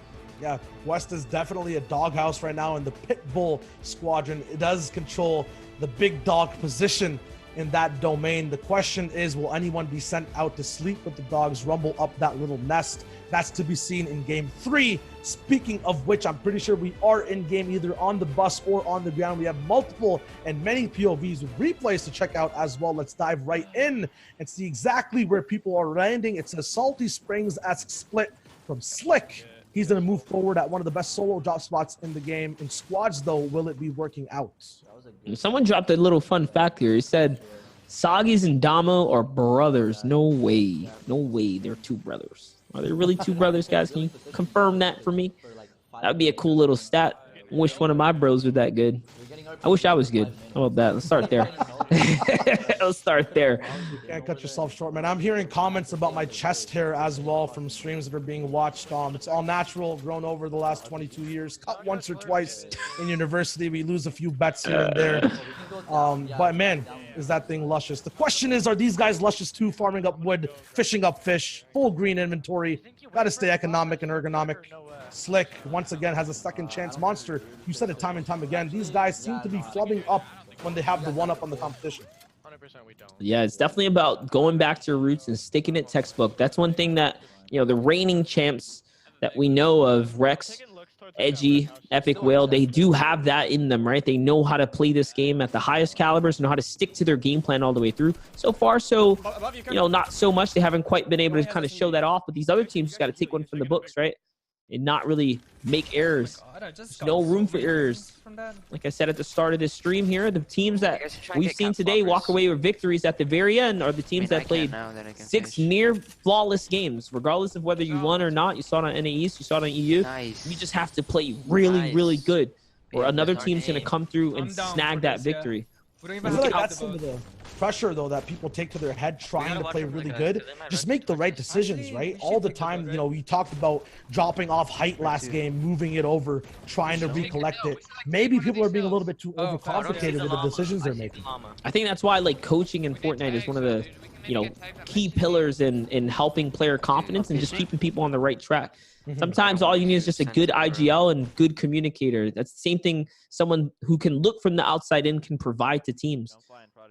Sometimes you just lose focus in the heat of it and you kind of lose track of the ultimate goal, which is the victory. It's so easy to just go for elims when you see a player move because they're making a mistake. Unless you give up your positioning and open up some new weaknesses in your game plan, I guess. That's very give and take. Every decision you make kind of crosses another one out. That's absolutely true. Right now in Retail Row, the decision Spidey has to make is, hey, where do I look for getting my shields all the way back up? Mini's in his inventory, but not taking them. I think the face cam is also completely offline, so full Sweato mode in effect. Definitely looks like it is. Just kind of chilling here. Got Retail Roads themselves, little uncontested POI. I know Prodigy Analytics has been doing a great job at pulling statistics so far. I'm just curious to see how many teams so far have had uncontested POIs or how many teams are getting contested. I feel like the EU region didn't have too many teams landing on one another until kind of later in the day. But there is always that trend of people that don't get landed on and perform really well. Because they need tags. A little tag on the right here. No wins, no problem. The 2 weeks Pitbull Dopey's team made finals. They finished 1st and 5th without winning a game. That holds so far currently 1st without a win, 2nd 9 elims, and 2nd 9 elims again. If we see a 3 for Monster, there has to be some type of script, some type of spell, something's put on West. That's a very specific stat line. I don't know about you, but I'd be pretty sad if I took a whole championship series every single weekend and my team couldn't win a game. I'd be like, guys, come on. Hey, man, you're sad. I'm wiping my tears with those big stacks at the very end. If I'm taking this championship and getting those racks up, getting my gaming chair polished, getting my 3rd PC slated up, I'd be happy. Oh, wait. Harpoon? I have 6 now. Okay, I'm dropping 3. You need the mini? But all right. So far, so good. I need a shotgun. Looks like things are kind of heating up here in the West region. Game 3, we're at the halfway mark here. Shayo, leaderboard is starting to shake up. We're starting to see who's in form today. Who needs a form check. Here's a look at your top 6 guys for anyone curious. So far, Pitbull. Pitbull's Dopai, Peace, Dabsy, Okay, yeah, we Parents can double. right That's here, easy. all in the lead right now with 42 lot of points, a rockets. 10-point lead over the second place counterpart, Sagi's Kaizui, Damo Vicaros. Jo, Snyra, JDW, and Zumba take that first victory and then went under the radar, went silent. This game right here is going to tell a lot and be able to set them up for that end game or not. Like whether or not they're going to be able to kind of pull through and keep calm.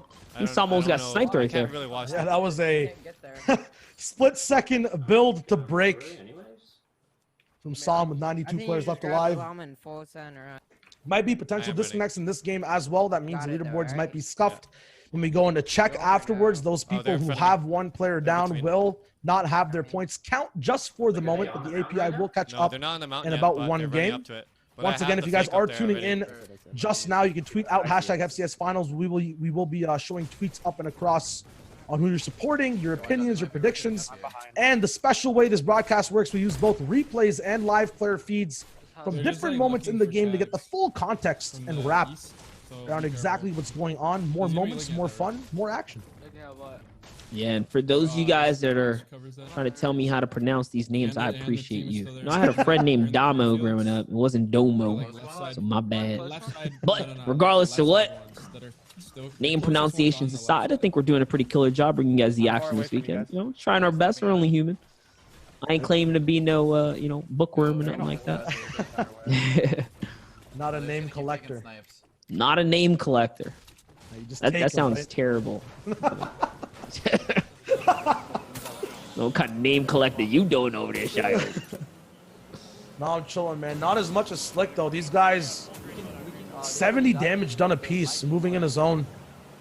And have to deal with Storm Surge, too. Looking isolated, the cast of Castaway over here, basically.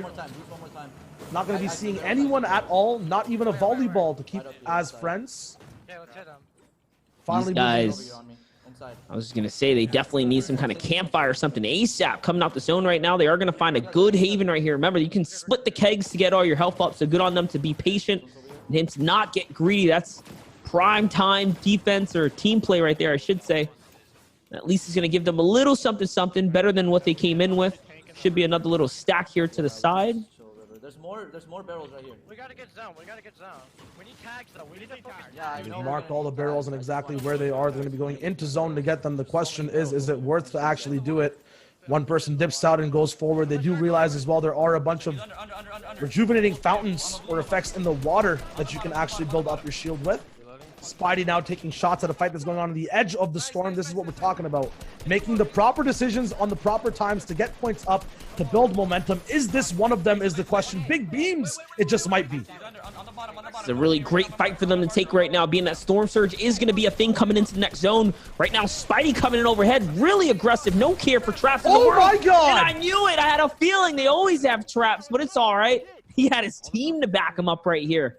Spidey almost walks into a full-man team box trap. Lucky for him, there was only 2 in there. And they get the win in the trade-off. Take a look at the tweet right here. #FNCS Finals. I'd like to see J.O. Mock win NA but Epic, Scented, Edgy, and Rex are incredible, so they will win. And then in really small text underneath, it says, Shayo and Monster, you guys are doing great. And good job. Okay, yo, thanks, bro. That was awesome. Well, thank you, man. Sick. Thank you guys for using that hashtag. Don't forget, you guys can get your feels straight across the screen just like that. Feel free, come through.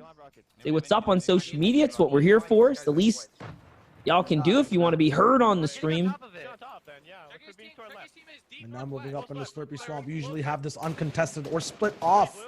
A lot of the times, no zone. It's actually a big southern zone that people have to pull down to from those highly contested POIs up in the north. Moving forward as well, look at the type of inventory these guys have. Slick will be moving up with just a few ammo, little ammo in each and every gun. Just one slurpfish, a lot of minis, and a lot of rockets to operate from. All right, Slick is doing a beast job right now. He's putting down that fire all across our here. They're only 25 above the threshold. This is a fight they have to take, or at the very least continue to be aggressive right now. With 56 above, we saw Psalm's team not make it through, and suddenly the Storm Surge start kicking. You kind of wait this one out. There's even more players alive now than there was before, but just going a little kind of blast from the past right here from the replay system. Dopey, Peace. These boys have gotten quite the rotation here. As we're kind of showing our team, Ob's team looking lost in the sauce with that camera for a second. It went like it went off the rails, you know, just hit the gas pedal up the hill real quick. There's a down guy on yellow. It's all good. They're showing our team still alive in the running. 29 or 295 storm surge damage done. They're saying that 10 times fast as Slick kind of moves up once again. This is his domain now. Chaos is where he operates when it comes to looking for angles, getting shots down, converting it for an advantage for his team.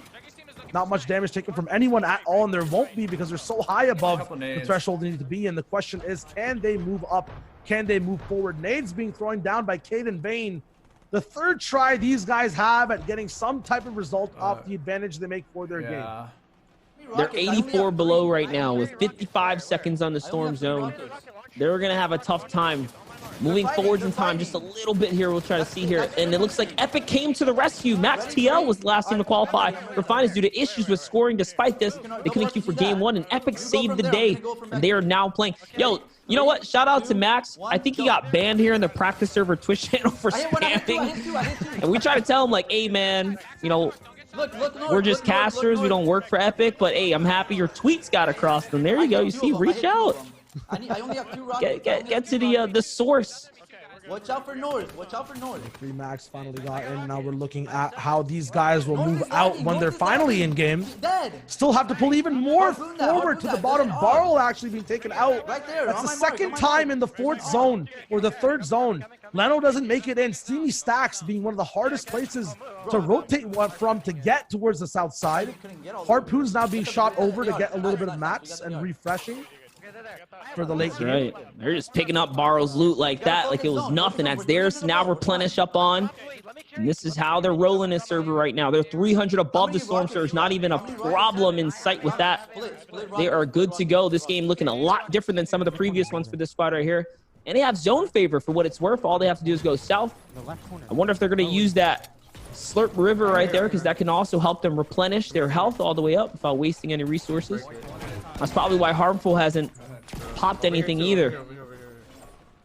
Don't forget, guys, this is game 3 of the FNCS finals. I'm Monster D-Face, joined with Shayo Wager, currently hitting the coverage of the NAS team here. It's all community driven, community put together here at the practice server. A little bit of frame drop right there, but take a look at this replay right here, Shayo. Yeah, right now we're going to be joining back in with the big kings and champs of the last game who ended up taking that victory. Kaizui up in here in the driver's seat. Pickaxes to finish off that elimination. These guys get in that box like insects and then burrow all the way out in different directions, leapfrogging over now like amphibians. Fast like to where they need to go. You're on fire, dude. The synonyms. Let's go. Block a little bit.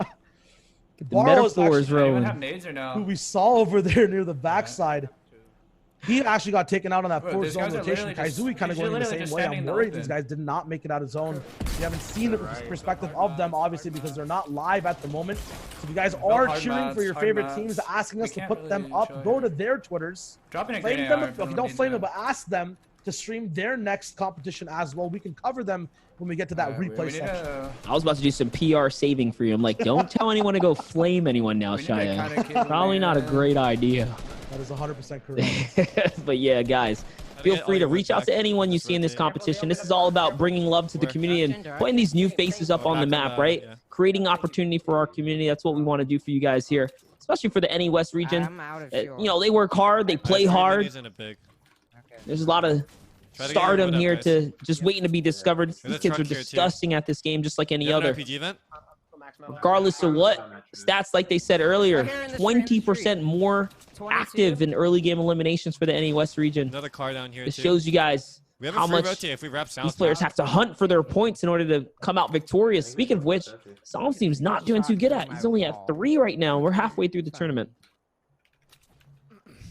How many points actually also on the last game? It was the exact same thing. So nothing really been seen from these guys, other than I think maybe just the first game, a few early on off-spawn fight victories up here with Twickle, though. I hit 145. Nading. He's going to be looking forward, editing out in a very good position for 4th zone and setting himself up for that half and half. It's going to be an easy rotate no matter where it is, even if it's on the opposite side of the map. They're claiming so much pressure with the double RPG spray. Doesn't connect and hit. We're not sure whether the teammates would have communicated that, but no comms means no damage. Metal now being switched over to by the enemy team. They're going to bunker and base up hard. They succeed in breaking down as much pressure as possible. There's a little crack right there in the broken build. You have to open that up just in case. I have a lot of mats. Just kind of looking around. They're going to base up here with the zone. So this is one of those risky kind of big bases you make where you bank on your resources, putting them in one spot. But with how heavy they are loaded up right now, I really have to think that they might have picked up an Elim or something or fished out some free loot. Hold on, I think I can nade these guys. They're sitting very pretty right now. And look at this. That's the player based up. He's trying to get in a proper position. Check this out, guys. If you're curious on how to do this, this is the full setup from start to finish. He's getting his distance up. Unfortunately, the team is going to pull us away. Was this right here? We got a whole map drawn out right here of the rotations and the routes, showing you guys how this is done. Oh, man, dropping over down at Misty, finally going all the way up to the top right, then finally moving back towards the center point of the zone. The rotation from Epic Whale, and possibly the editing on actually where to drop. We're trying to box fight now. Based on how his previous games are going, that is an insane way to approach the game. Very huge rotation and movement across the entire field. He is really on a marathon run right now. You can see Harmful having a bit of a tough time here just through the comms, talking about a little bit of difficulty with the server, trying to keep up with them.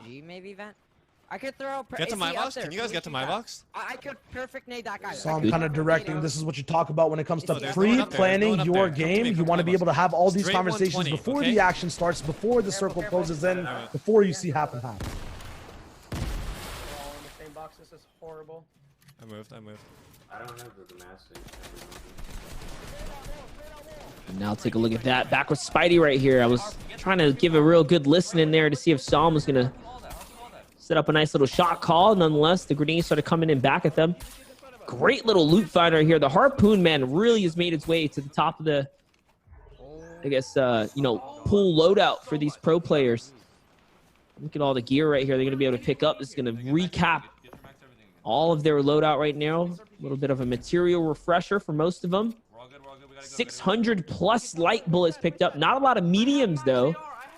And of course, he's not really going to notice that. Oh, there it is. Someone said they have max AR. Yeah, there was a lot of loot right here. That's one of the best comms you can ever hear in a game. Moving fast forward in the future, though.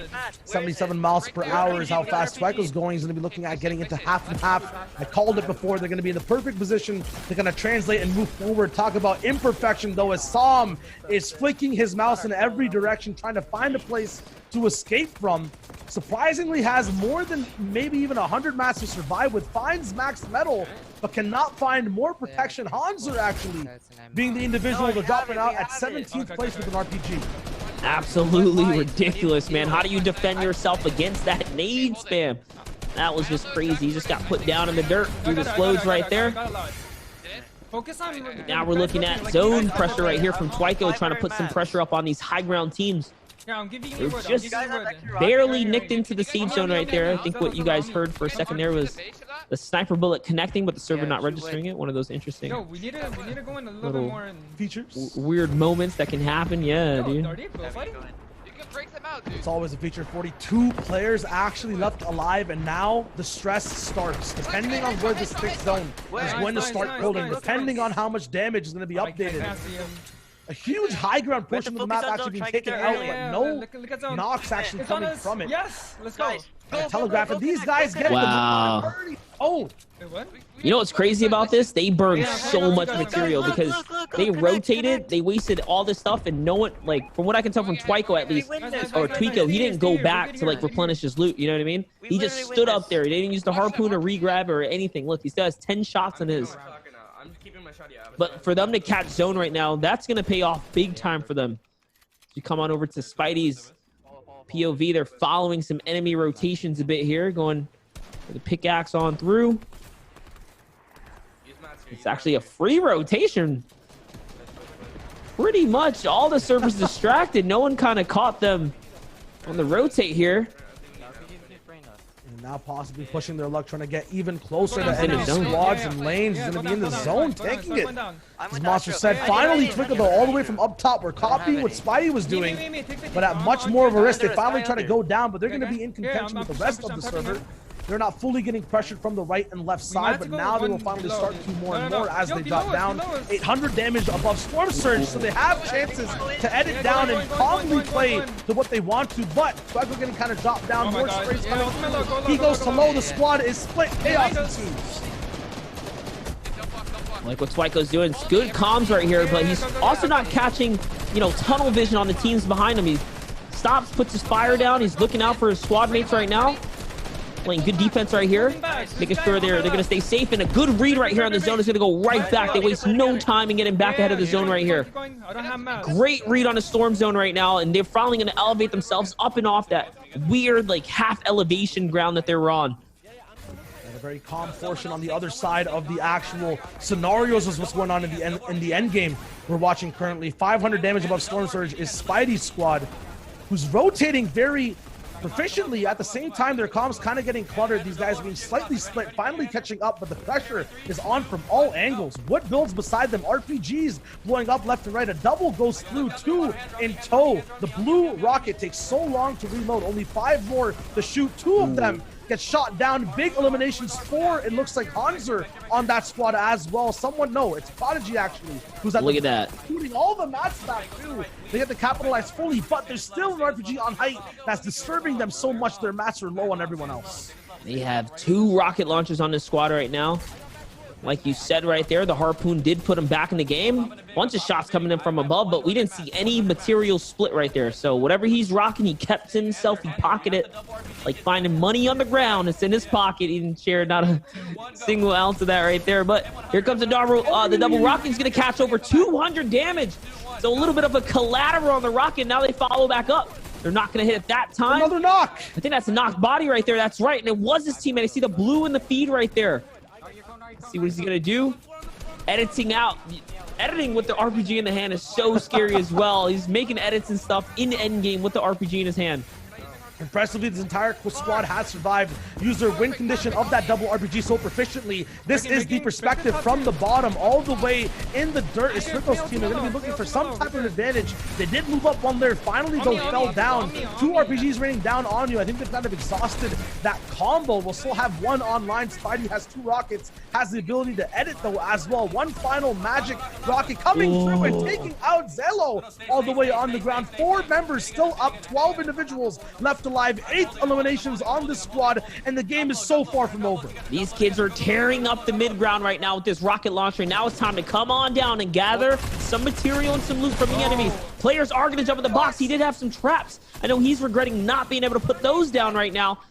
As Spidey goes all the way into the zone right here to see what he can pick up. He can make the edit, doesn't fumble it. Ooh, has 2 HP and finds himself in the zone right now. Desperate to heal. Somehow his whole team is still alive right now. And I think it's a 4-on-4. He has to take out the squad above. He has nothing left.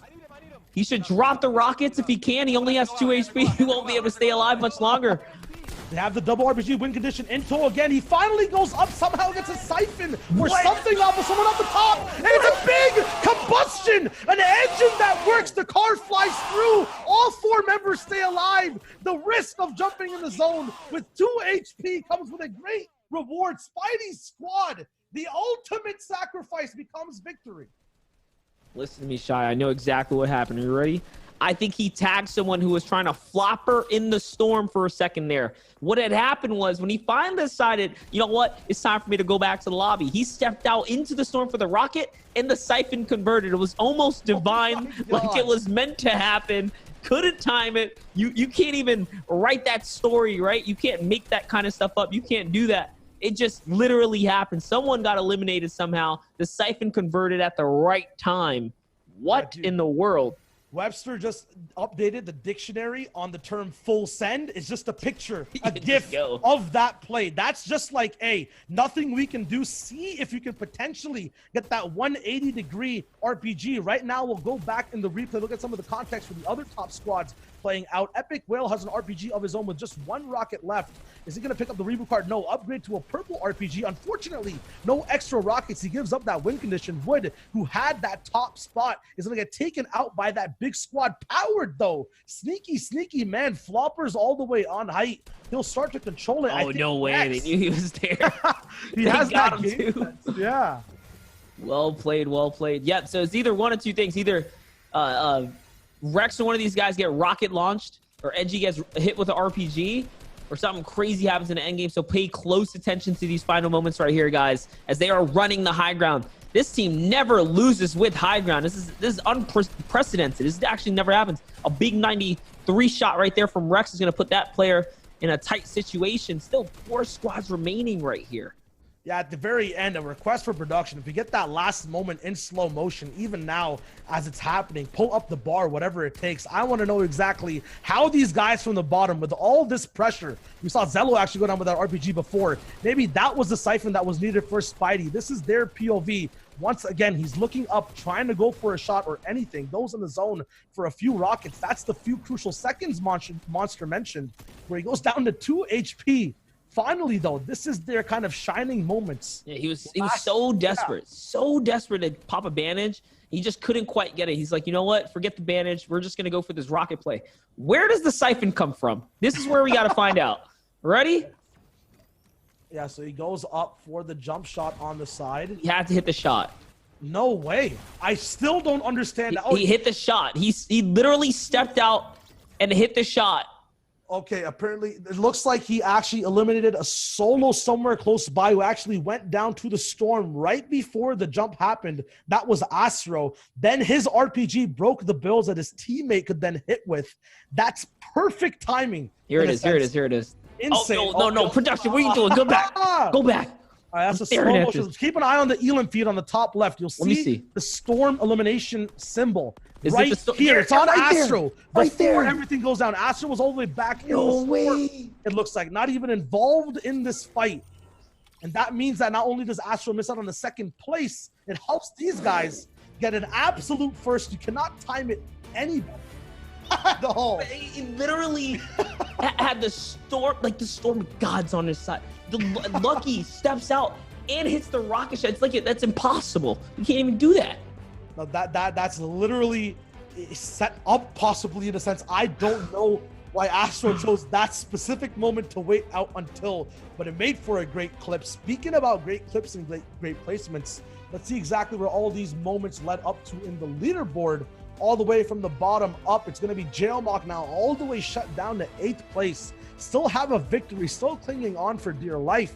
But at first, all the way to the top, it's Rex, Scented, Epic Will, and Edgy. Although not winning out in that game at all, having control of height, still going down at the very end, gets to keep that first place slot.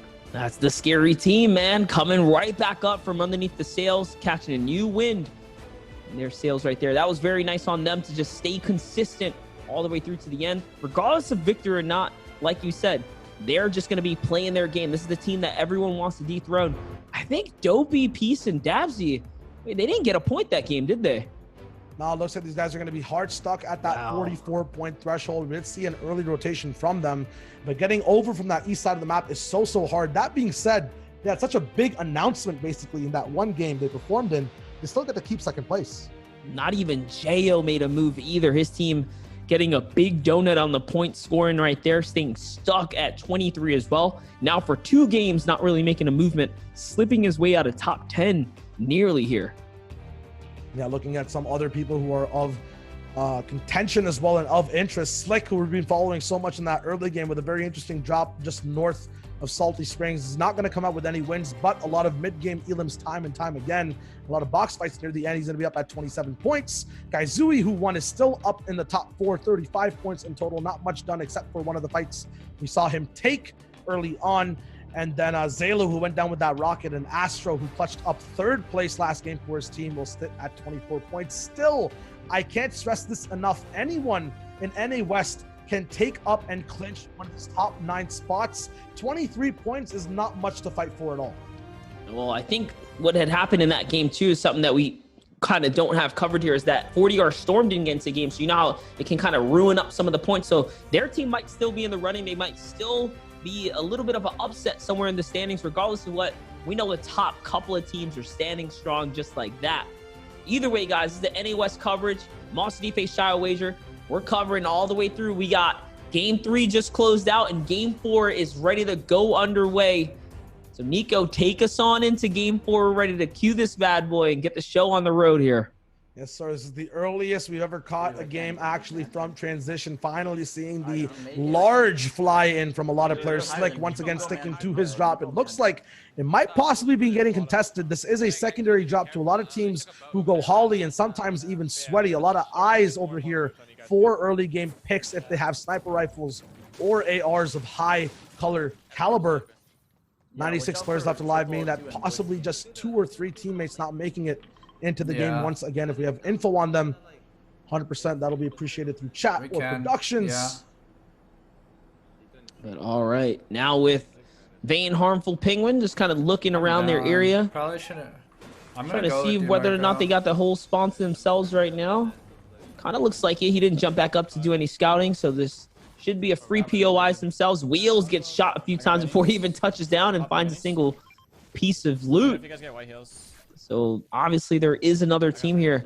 Prodigy Aces has been the sole survivor for this squad right here, really putting the boys on the back when it comes down to clutching up and closing out these team battles so far. It really has been a story so far. Lucky for him, he is going to find a medkit though, and allow him to bounce back. Yeah, they're in the basement garage building at the moment, bunkering up as we see on the right side there, you know, Little being contested at his spot. They make finals all week. It's very hard to get out of anywhere that is contested. Storylines are developing, still getting contested by the same players, I believe, in the finals as well. They have angle on me here? Quick one now, moving forward, has some type of angle on him from very far away. He's going to be hiding back, has the opportunity to get a chest, but might be getting pushed on. This is a big split over from this team. Yeah, you see he was a little kind of blown away there. Like, there's no way this guy's got an angle on me. But remember, they've been fighting here almost strictly all the way through. So that little angle is kind of like the battle that we saw earlier with Nate Hill and S2 Frat, where they went for the zip line play right there.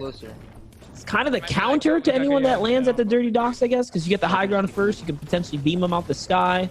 You can kind of gargoyle them, I guess, if you want to call it that, from the high ground.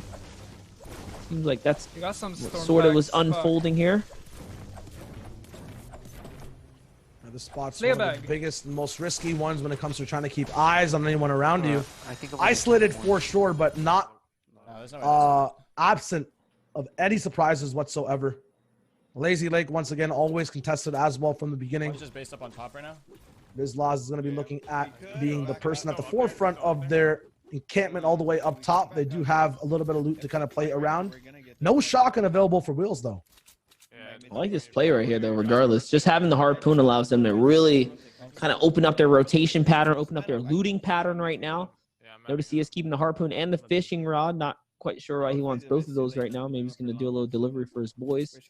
But regardless, if you ask me, this is not, you know, a fighting loadout. His team must be stacked of some sort. Still don't have a shotgun. Or they got to be making their way to one of the 2 rivers, possibly that eastern river right here you see where the blue marker is. I believe that's Prodigy Ace is leading the rotation out that way. We did find a shotgun. That's huge right there. That allows them to fight comfortably now in close quarter. And suddenly he's not looking so bad. It's pretty decent. At least he has an AR, a shotgun for the road. Yeah, one. Finally has a fighting chance in any of these box fights that might occur. I don't even think they're up there. Very correct, though, Monster, in terms of the way these guys are going to be planning out their loot path. The harpoon, so important with those fishing spots, but they elect to actually dodge Lazy Lake. I saw a lot of fishing holes available over there, and they're not going to be hitting any of them, moving a little bit more further north, playing for the zone that's actually in front of them, giving up a lot of loot. Definitely what it's looking like right now. Just don't forget, for anyone in the chat right here looking to claim rewards, all you have to do is make sure your Epic account, is linked to your Twitch account. You do that by using Google. It should be very easy. Just ask your question. And then you watch the stream. You sit back. Next time you load into Fortnite, you'll have yourself a pretty little skin. Or not a skin, but a spray and a banner. Spraying a banner. There we go. I was about to say. I'm trying to get a. I was gonna say, man. What? I logged in. I mean, I got mine, so Hey, nice. it worked. It worked. I can confirm. We can easily wipe a team on the edge. And we'll see the top low ground squad that could almost do it. 2 out of the 4 games or 3 games that we've watched so far. Spidey, Hanser, Bileys, and Prodigy. Not to be confused with Prodigy Aces. I just realized there was 2 Prodigies in this game. I actually didn't know that this entire time we've been casting. I'm actually fairly familiar with Prodigy Aces from other titles. He's definitely been a competitive player around the scene for a while. He's from my duration on Twitch. I'm like a boomer on Twitch, I guess, is what they call me now, so it's okay. In game 2, no? Or are you? Yeah, everything. I'm an in-game boomer too, I guess. I don't crank, dude. I box fight. Box fighting is the wave nowadays. 17 players. I was just gonna say it is kind of crazy though. Like before box fighting was cool, like I would just like, nah, dude, I'm staying down here. Like, come over here.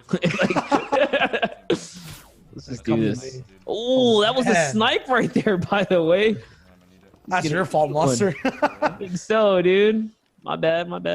Back up. A little bit of a caster curse. This bridge, though, 100% is one big thing that gets contested a lot of the time. In every region's early game, some of the only place you can farm metal for a lot of squads, and there's always eyes on it. It's definitely a key point for big loot, but these guys don't need metal right now. What he needs is wood and brick. That's a guess. That team is still keeping a close eye on Spidey. So he did get sniped. It's pretty easy to kind of spot them out right here. Kind of know their loot path a little bit, but okay, so he's gonna drop the sniper, take the 3 extra nades, now bringing him up to 9 grenades. That's huge arsenal for him.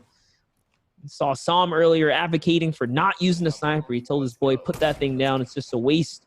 So whenever you miss shots like that, you could have just kind of popped him with the AR, but this guy has all needs. The sniper's still in the inventory.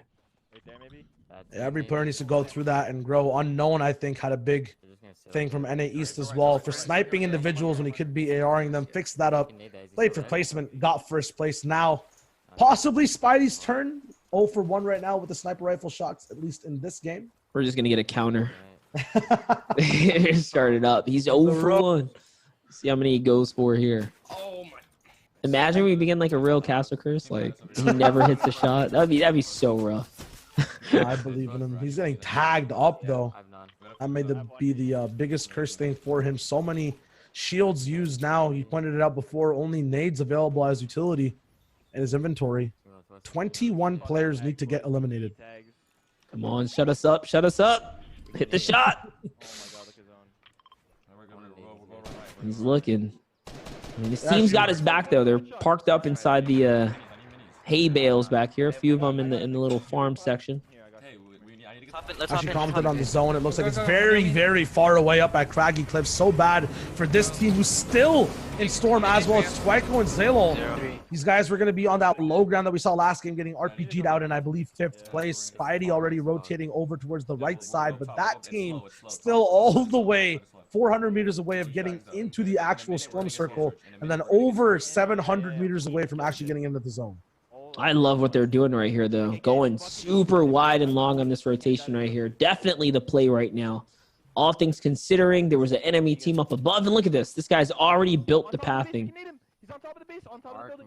Mark. I don't know, I can't mark it. I'm not. You hear the call out right there. He says on top of the base, we can nade him. Looks like they got a little spot right here in front of him. Trying to get poised up. See if they put these 9 grenades to use right now. Here it is, opening fire. They're not going to connect at all right now. It's a build for the high ground as the team is coming out and over. He's going to continue. Doesn't look like he is. We're in somewhat of a pinch right here, so deciding to. We're going to back out. We're just going to keep going. 30 seconds on the storm. Someone needs to do something, man. No one's gotten down. Once again, can't stress it enough. 21 people will eventually need to do and get out of the server. unless they want to keep getting shot by the 25 damage from the sky. I.e. Storm Surge, 16 seconds left till that second zone starts to close.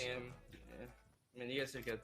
Spidey looking to hit that second sniper shot. See what his hit ratio is going to be of the stream right now. I have 140 total. Way more than that. Way more than that. Definitely enjoying this rotation right now, though. Just kind of getting into the mind of the movement here. Good on them to not overcommit in the battle, right? Recognizing the danger of the storm zone. No heals. Let's see right here. He's going to take the shot, and it is going to be a big connect. And I'll tell you right now, whether or not he connected that, I was going to talk about how he destroyed the air. Instead, he did get to hit the player right there. Talking about hit snipes, we tune in with Trike, but I think getting a long shot sniper there's more right people head here. with the purple sniper. These guys are now full pushing over Zalo. I believe these guys were possibly in Storm. Nice. Wow. Actually taking out Prodigy Aces. He's going to be fully finished as another team comes in from the backside. And that sniper being shot over, only 5 more shots left. Doesn't connect. They're so far away. They can just go over. They have to make the right call here. I like what he said. He said, let's go, Bloom. Just kind of messing around, staying in good spirit. This is a team that's happy right now off that knock right there. Going to be another point, keeping them on the board right here, keeping them closer and closer to top 10 right here. Bro, I'm getting beamed. We'll look on over here. Now we have the leaderboard right here. Ooh. You see that? These guys are just outside of it. He has 26 points right there on the bottom. You can see next to the health icon, which means that he is close to the running for top 6. It's a big game for them. 5th place as well. 40 R-Storms points finally came through late in the mail. The package is opened. The letter says 5th place is exactly where you are, 32 points up. Respect hitting Spidey, though, who's in 3rd place, just 5 points behind 1st, which is Rex, Scented, Epic, Real, and Edgy. It's looking like in this game, not many off-spawn kind of altercations, not many additions to points for any team on the top side of the leaderboard. Actually, Dabsy getting a few elims in the feed right now that I can see. Cold getting knocked. So that's a little bit of a bump up for 2nd place. But at the end of the day, late game will decide exactly how points get divvied out. Definitely is always a matter of whether or not you can kind of rock out to the end of the game and keep that energy high. Not quite sure what this is right here with the late bloomers. TR Powers team currently 12th with 18 points. Had one of the largest pushes to qualify. This is actually really cool, jumping from 9 to 59 points in their last 3 games of Heat 3. So it was Heat 3 was their deciding factor. Not only that, it was their last 3 games. So really digging deep. I cracked on laser with no shield. Not giving up. Comes to rocket shots in return here for Vayne. Oh no.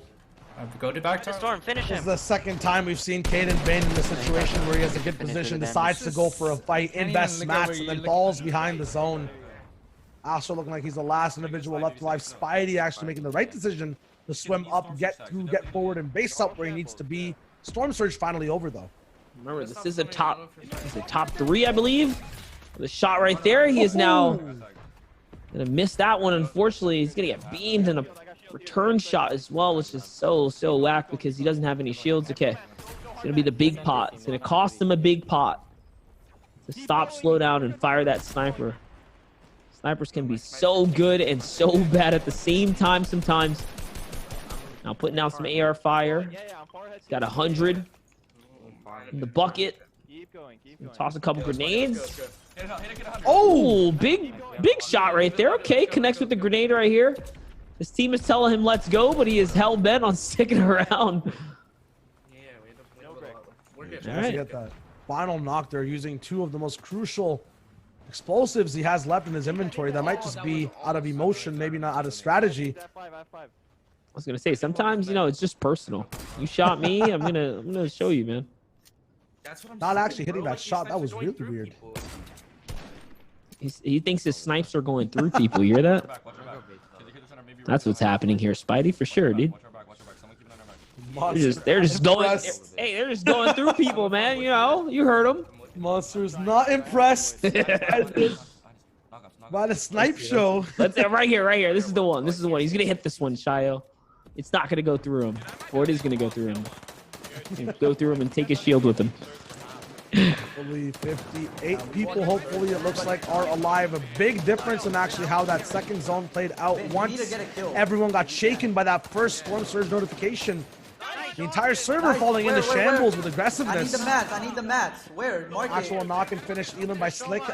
Slick's teammate Vinny. Is there people there? Is there people there? Slick needs those mats as well. He's been coming to actually move over to that spot. It's being pinged. It's an entire base currently he can move on to. The question is anyone still alive at this point in the game at this spot? It's an entire area of the zone that no one is in. He finally gets all the elims or all the mats and rewards from this elimination.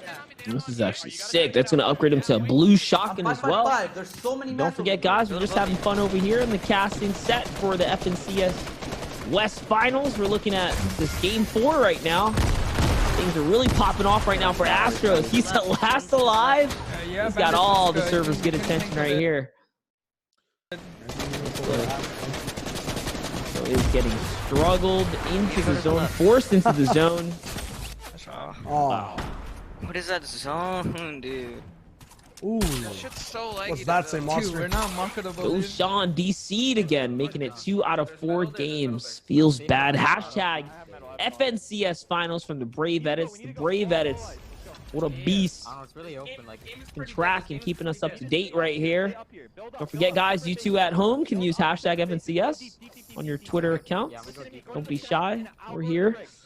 Read your stuff out, see what you guys think. Maybe you guys provide some valuable information just like that.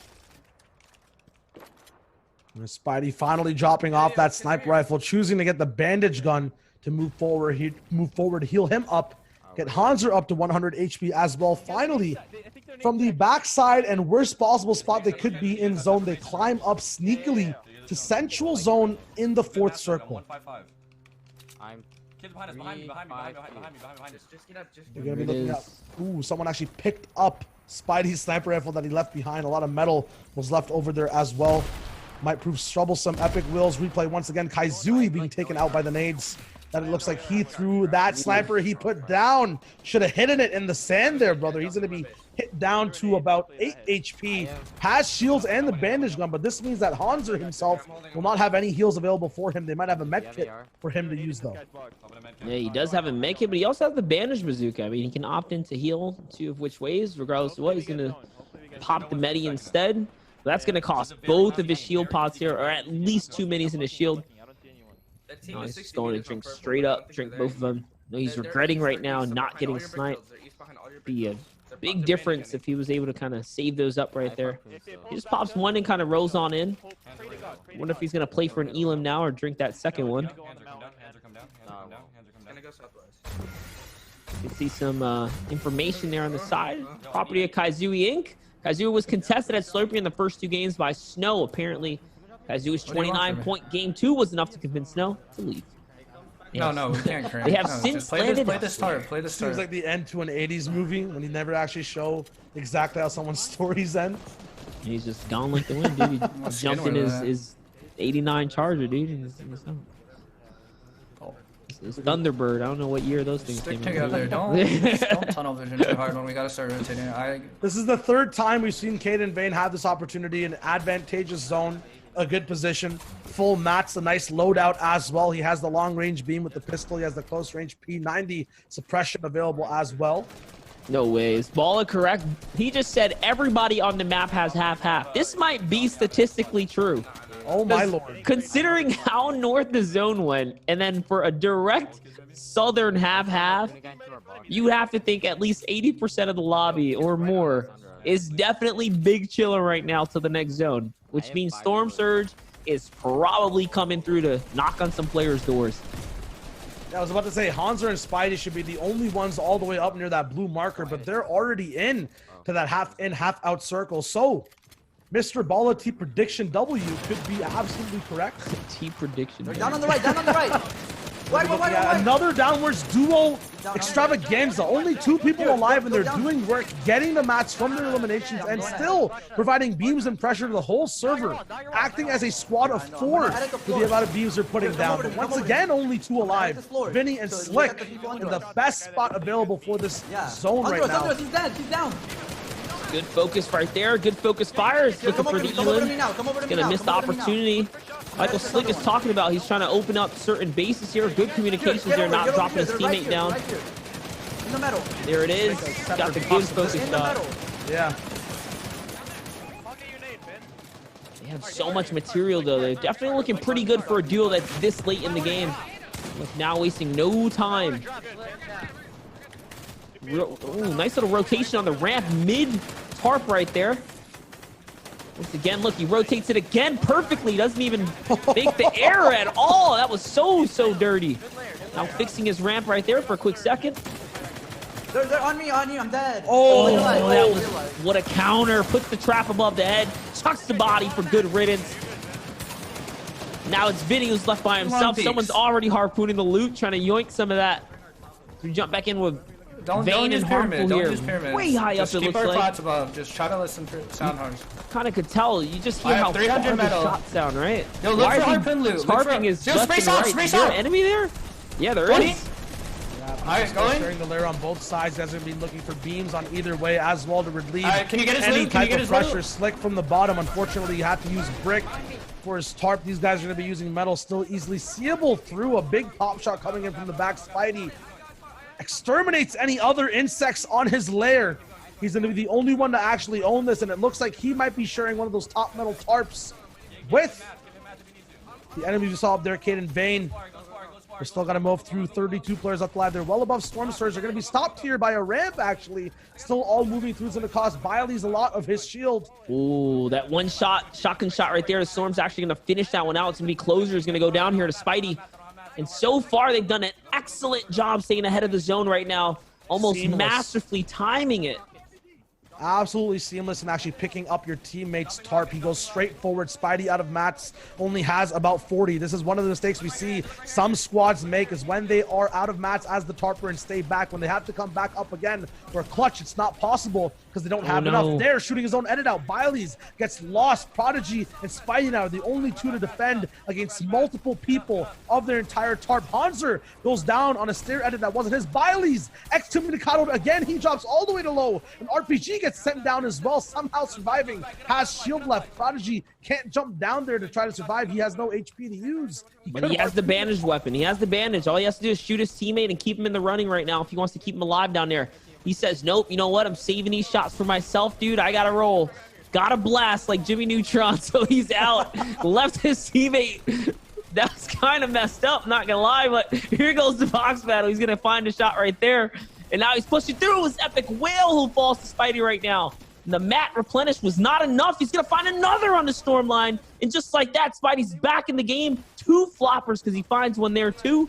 That's gonna keep him pretty healthy and by a lot of seconds here. Big shotgun shot. Bye-bye, Barrow. Back to the lobby. We'll be seeing you, buddy. And he is still in the game right now. There's always a bigger fish. That's one of the rules you learn at a very young age. And right now, Spidey is teaching the youth exactly who that big fish is. 116 brick left, not many mats, but has a bandage gun to use. They aren't as quiet as that flopper, though. It's going to be actually heard by a lot of people on height. No box above him, but finally gets Songis and lives. Oh, he gets the point. Gets a siphon as well, blocking off. Third place clutched over. Can't get second. It's the final showdown now, Monster. What in the world for him to come out of there and still find the Elam and then confirm it? That's actually huge for them because they're in the contestation for the top 6. Big fight right now. Dodges the trap. So well done. We don't even know who we're looking at right now, but it is going down right here as he's just building on the second layer.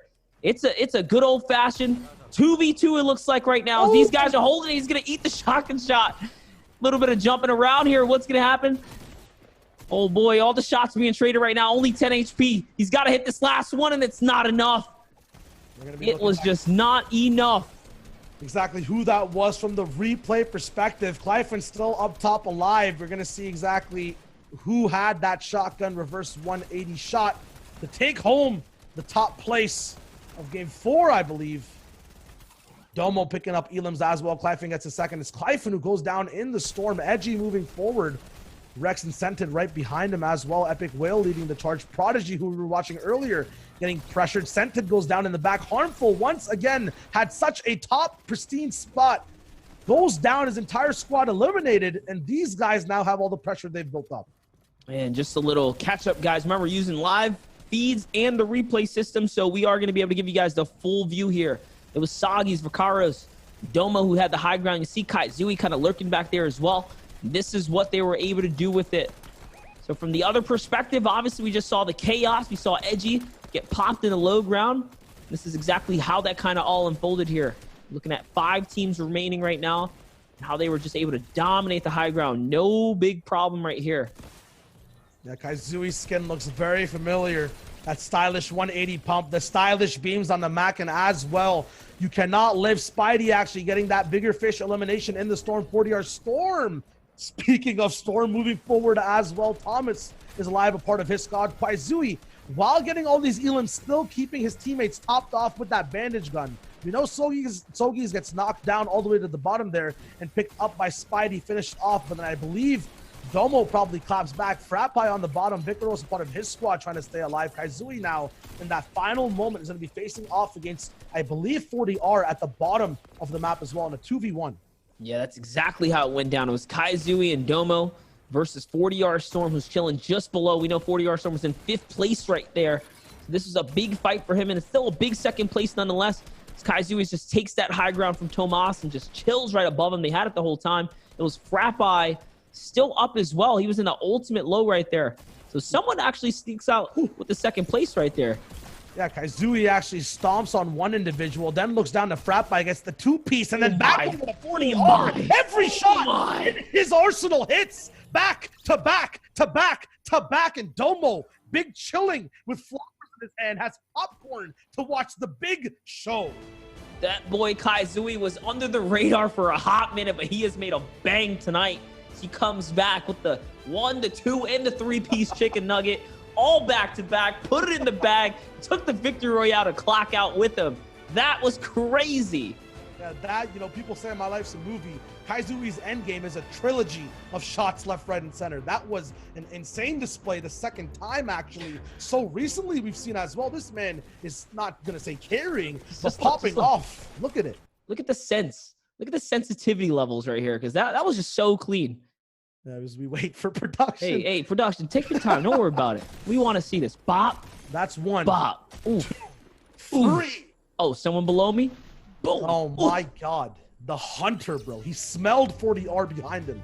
Knew he wasn't dead yet. Just came in, popped up, popped off. That's Kaizui. I've been getting DMs and spams all day that Kaizui wins West in every Discord. We'll see exactly if he's on the king of the leaderboard, though. We'll switch over.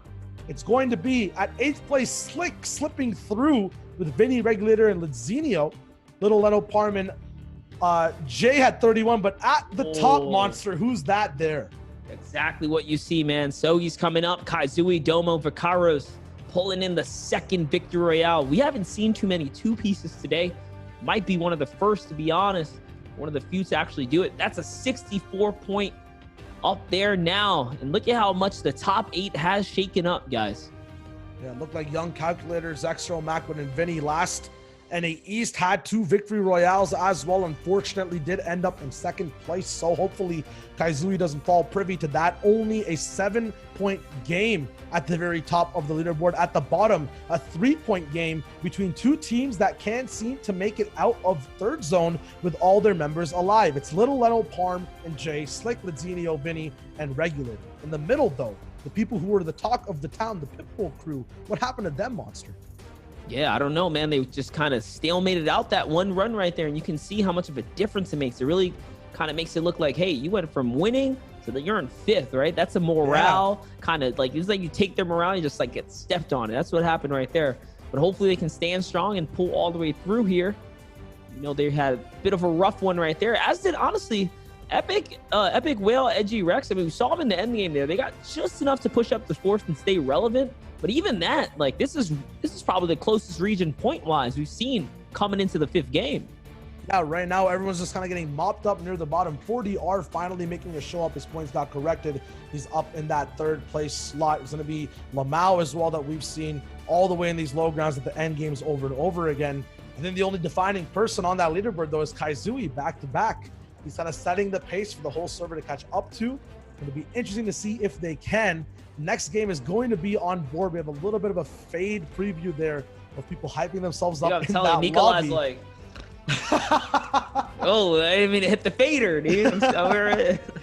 Oh, man. In the back, these guys are having fun. I believe Ball2W, Connor, and Nikolai, with a slew of observers as well, are controlling the replays, the streams that we are seeing and having the privilege to cast over. So shout outs to them. If you guys want to say thank you or throw your predictions at us, hashtag FNCS Finals on Twitter. Hit it up. We'll fly it up. Get your fame on the screen. There you go. That's a nice fly banner. I like that, Nico. Good time. Dude, I appreciate that right there. You know, that was pretty cool, man. I know you just made that too. That's crazy. Yeah. Anyways, that is the West so far. We still have, I believe, 2 more games to go of hot action. It's going to be sick to see. Game 5 starting up now. It's going to see 8 seconds actually to the bus before these guys pop off and pop in. Who are you expecting to win this game? Is it a three-peat monster? I do have to say, honestly, this is the first region so far that we've seen 4 teams in contention for first place. This is one. Up until this point, it's been like 2 so far. But either way, game 5 is on the way. We're loaded into the bus. Players are jumping out. We're getting right into it. But to answer your question, Shayo, 4 teams are in the running right now. Way more than we've seen in any other streamed region today so far. It's always been like kind of 2 teams going neck and neck. Right now, realistically, like 4 squads can take this. 4 squads can't take it. I'm going to make the bold 3-peat prediction. You talked about 3-pointers being shot over by Spidey. We're spectating him right now, but Kai Zui has a little bit too much momentum to be stopped at the moment. I'm thinking before Game 6 is done, this man will have more of a ballerina showcase to show us. I would say circle of eliminations when he has a tactical shotgun on high ground. Everywhere he looks, there is a point to be made. So I think that the 3rd win will go towards them before this tournament ends. Yeah, let's sit on these guys. Let's go. So this is the team right here. We have a little bit of, is this 2 POVs from 2 different teams that are contesting each other, I think right here. Saw Spidey there, and obviously we have Wheels here on the other perspective. So a little bit of a different split here. Might want to follow this one. Or are we over at, oh, okay. We're over at retail where I was tripping for a second. For a second, I thought they were in a Loot Lake with the other squad, with Wheels' team. But it was the Game 5 logo kind of had me tripping. But either way, Spidey Hanser, Bali's Prodigy, doing pretty good so far. It's been a long evening of NA West games. This is the 5th one so far. Spidey's team's been pretty consistent all the way through and through today. And here's Sam struggling to earn himself some big points. Doesn't mean that they can't come back, though. Yeah, step up. We saw them hard stuck, actually, at that 3-point range for multiple games. A nice 8-point game coming out. I believe either the last the last time we saw them was probably a game before. So 8-point game coming out from their last game. Yep. Billy Vent, Guap King will all have motivation to play even better in this one as well, led by Sam. Just an SMG in his inventory, though. He has to find a little bit more loot before he gets rolling and can W key anyone really in this game. It looks like he kind of set up that clicks rotation where he's doing the mountain off to the side, and the team split probably wide on the barracks here. This time around, he's opting to take the mountain instead of the military barracks. They're going to find all that outer loot. This is one of those safer, if you want to call it that, safer pathings you can take in the game where it's not the major POI, but it's a good chunk of chest over on the sides here. There's going to be another chest to his left here. Now jumping over with Harmful, Sweaty Sands. Definitely looks like they don't have anyone here, Shao. I want this team to do so well, and they've been in a position to do so well time and time again. But once again, time and time again, we see that these guys just can't, clinch out the 5th and 6th zones as a squad. Speaking of as a squad, duos off the rip. Rift actually getting eliminated, and one of their teammates, a Lazarus member, I believe as well, is not connected into the game. What do you mean? Be unfortunate for these guys. Surdy gonna have to move forward. Tilt proof, Spicy keeping the vibes fine, it sounds like right now. They're still having fun. 10 points means they're not all the way out of the game. Kaizui and Soyuz are so underrated. Techno dropping facts. Let's go, Techno. Dropping us at hashtag FNCS Finals. We do appreciate it. Apologies if your tweet doesn't make it through. Obviously, we have to filter out the best. So, Techno, you're amongst the best. Feel happy. True. But yeah, no, talking about people that didn't make it into games and stuff like that. Yesterday, I believe Poach's team, the entire team missed the game, and then they ended 8th or something like that, which is crazy because that means that would have been a deciding factor for them, right, to make it through to the finals today. So one game can make a huge difference. You don't know what kind of pop-offs are going to happen for you. Even in NA East, a team that had a lot of momentum, Fung, Carey, Schmecht, and I believe the last individual, this guy's gonna roast the hell out of me because I'm forgetting his name. These guys were also in contention for playing really well, and unfortunately missed one game, kind of fell behind as well. And now everyone's going to be moving forward. These guys are already full looted up, brick in tow as well. Spidey in the driver's seat, 57 points. He has to push all the way up 4 up top. No. Testing, getting eliminated. 1 point on the board from a shambles game that Spicy has. Is going to be looking for more aggressive takes. The movement left and right. Enter the dungeon. Not possible, though.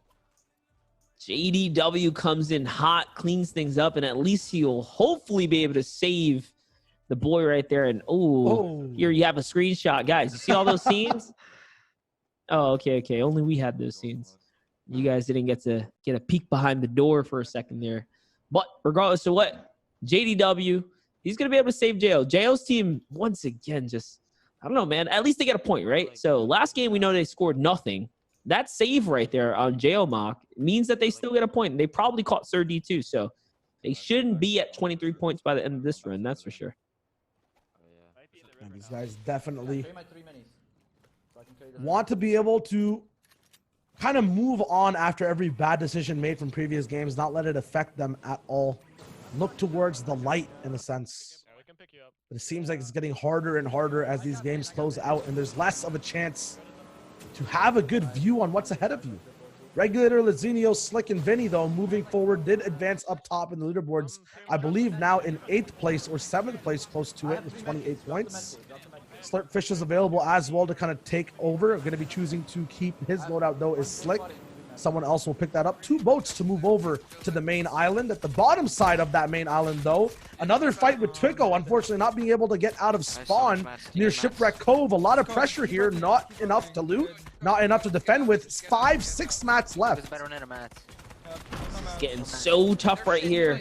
They've had quite the rough time so far. It seems like this other team's finally got a number on them and figured out how to kind of break them down up until this point. Now they're in a bit of a struggle here, kind of rotating wide and out across. Trying to get to this boat right here to skate on out of here. Sounds like blaming the grief a little bit there. That's actually a really smart play. Pickaxes the boat so that it moves a little faster. You can kind of push it and then jumps in it and peels off on the water right here. Physics. Good physics, good physics. Strong axe. Strong axe. Farming up now, though, with those double strong axes. Slick finally made it to that island, advanced a little bit forward as well towards Central Zone. 14 people need to be eliminated for that storm surge to stop the threat looming over every player in that West region. Still possible for anyone to hit top 9. Don't forget, guys, this is Game 5, the FNCS Finals, covering the NA West region. It's Monster D-Face and Shio Wager right now. We're in the tail stretch of this thing right here. There's 4 teams that can potentially become the victory of the FNCS Finals for squads this season around. It's just that close at the top. It really is. This is a story that we haven't seen develop in the other regions. We've been casting all day. We've been paying close attention. So far, the NA West has been the tightest when it comes down to the skill gap at the top, at the very top. Unless the team breaks away really far this next game, it is what it is, but Falconer's going to find out. Oh, he almost gets double that. No way! Okay, now we know. Now we know. So that was why Sir D was missing a teammate. He got landed on. Oh my on. God. 3rd time is the charm. The 4th swing coming in as well. That was a little surprise from the team finding that replay. Thank you guys for fetching that one up. Oh my God. That is a Keck W moment in a sense. That is not what you want to see at any point in the game whatsoever. Wait, where's Falconer in the running right now, or Arkroom?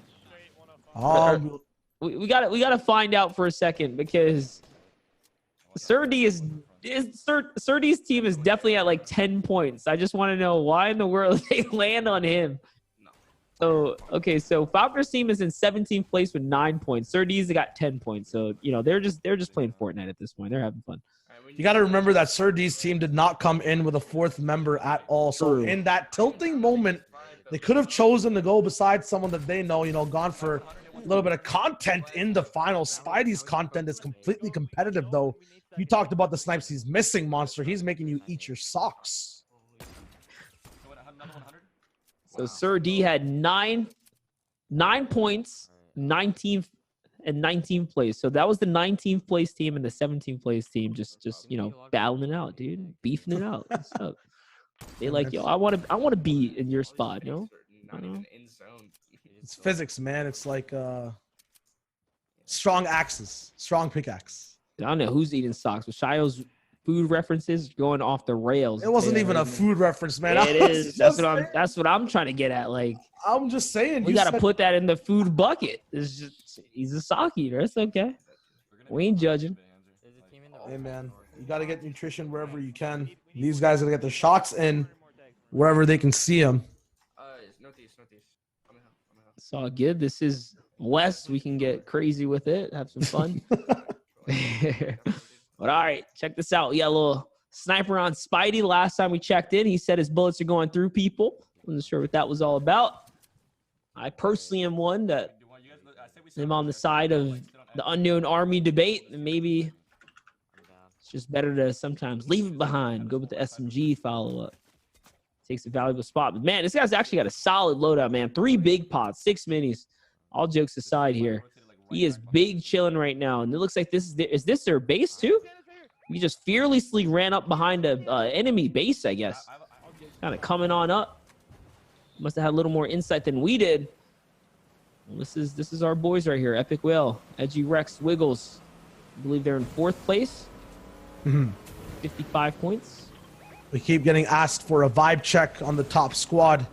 These guys are keeping their mental fortitude sound. No stream today, but we do have replays on all the endgame moments they have. Once again, you're tuning into the back half of NA West. We're going to be using both streams and replays. All have different delays, the replays being the most.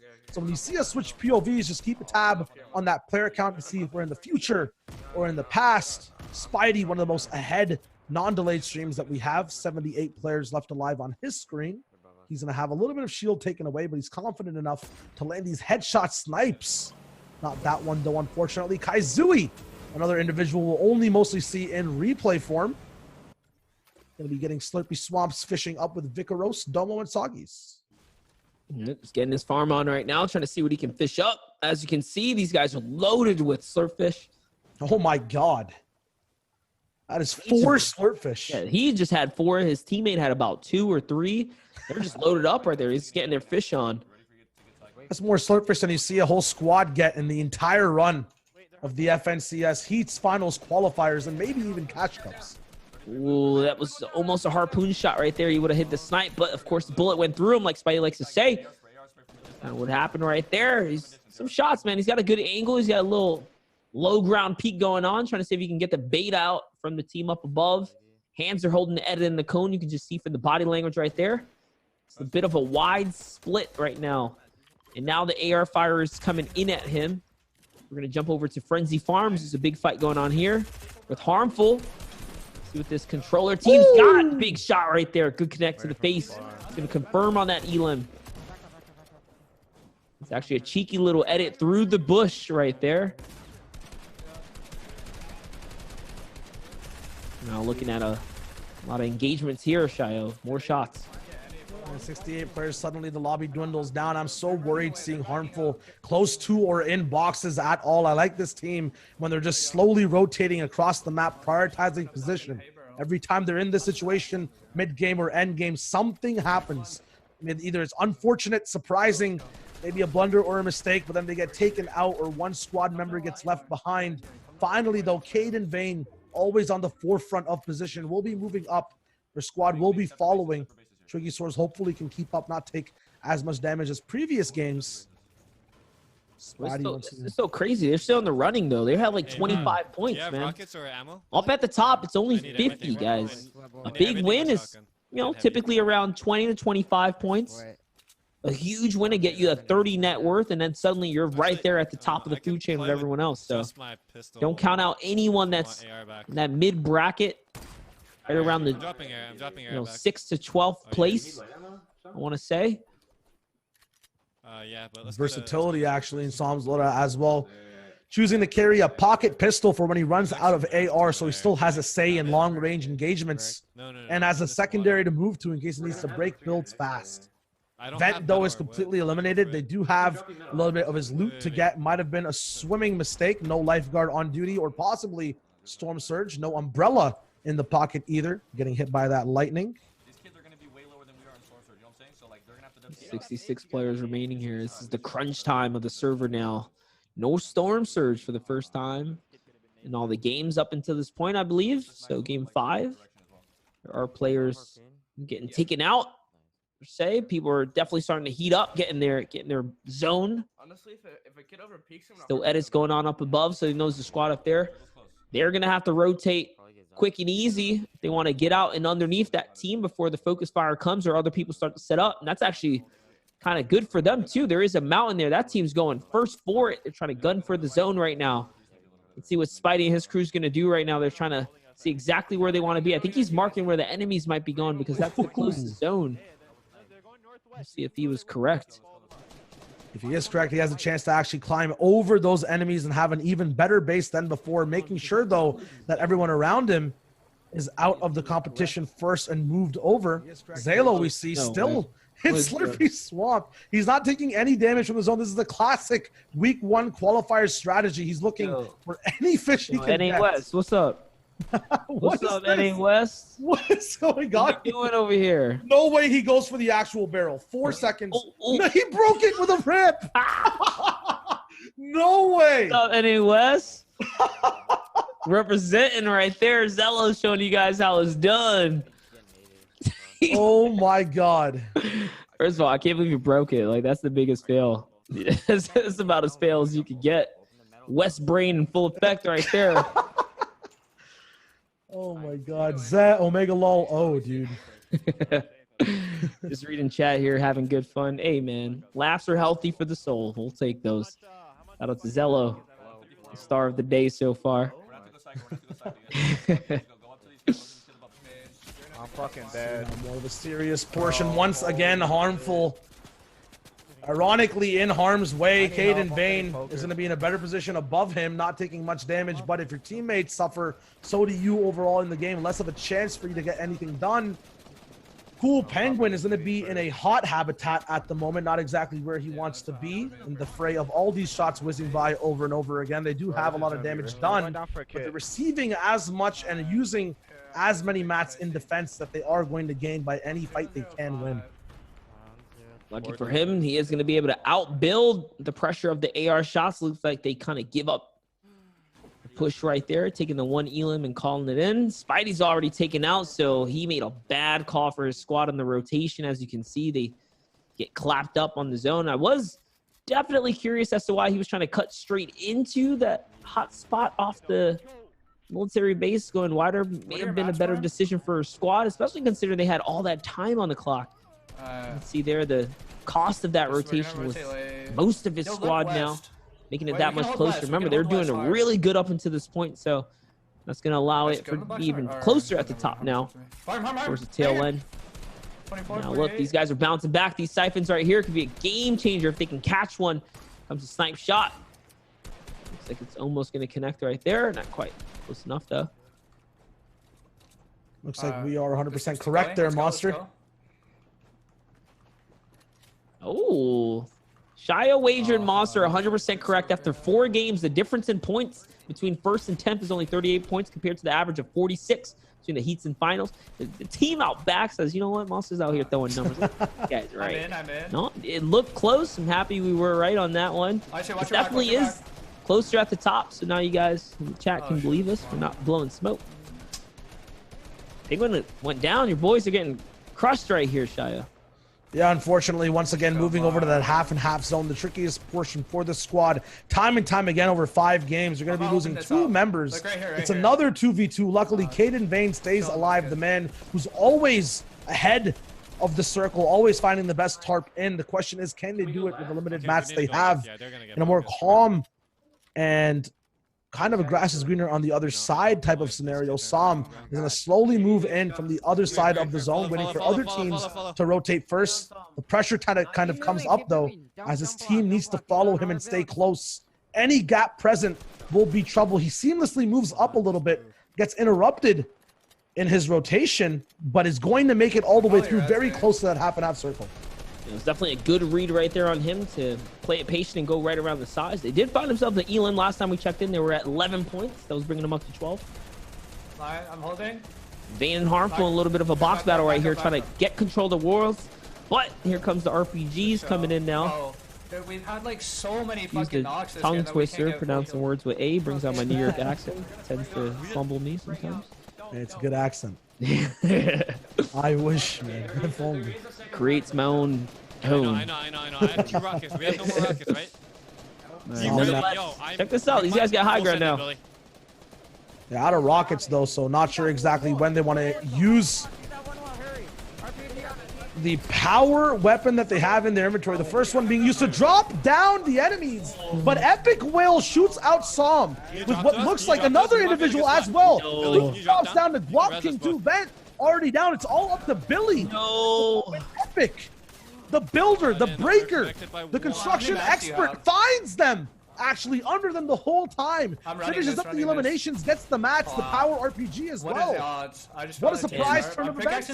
When it's a team collab like that too, whoever gets the knocked finish is the one that gets the Elam. So for them to just kind of pop that body, that's a freebie right there. I'm sure they weren't expecting for a second there, but look at this rotation right here, similar to the Liquid Chat one that we saw earlier today when 72 didn't queue into that game. It's down the mountain and they're ahead of the zone right here. So masterful rotation right here. All I like to say.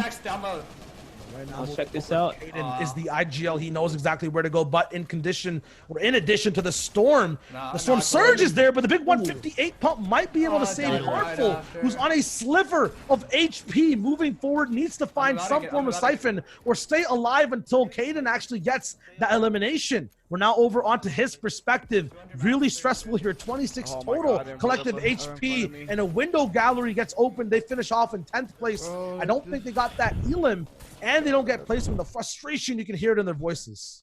That is right, as they get sent right back right before the placement points, I believe, because it only said 27 right there. Kai Zui tweets out, "I'm so good." And there it is, just showcasing that he might or may not have.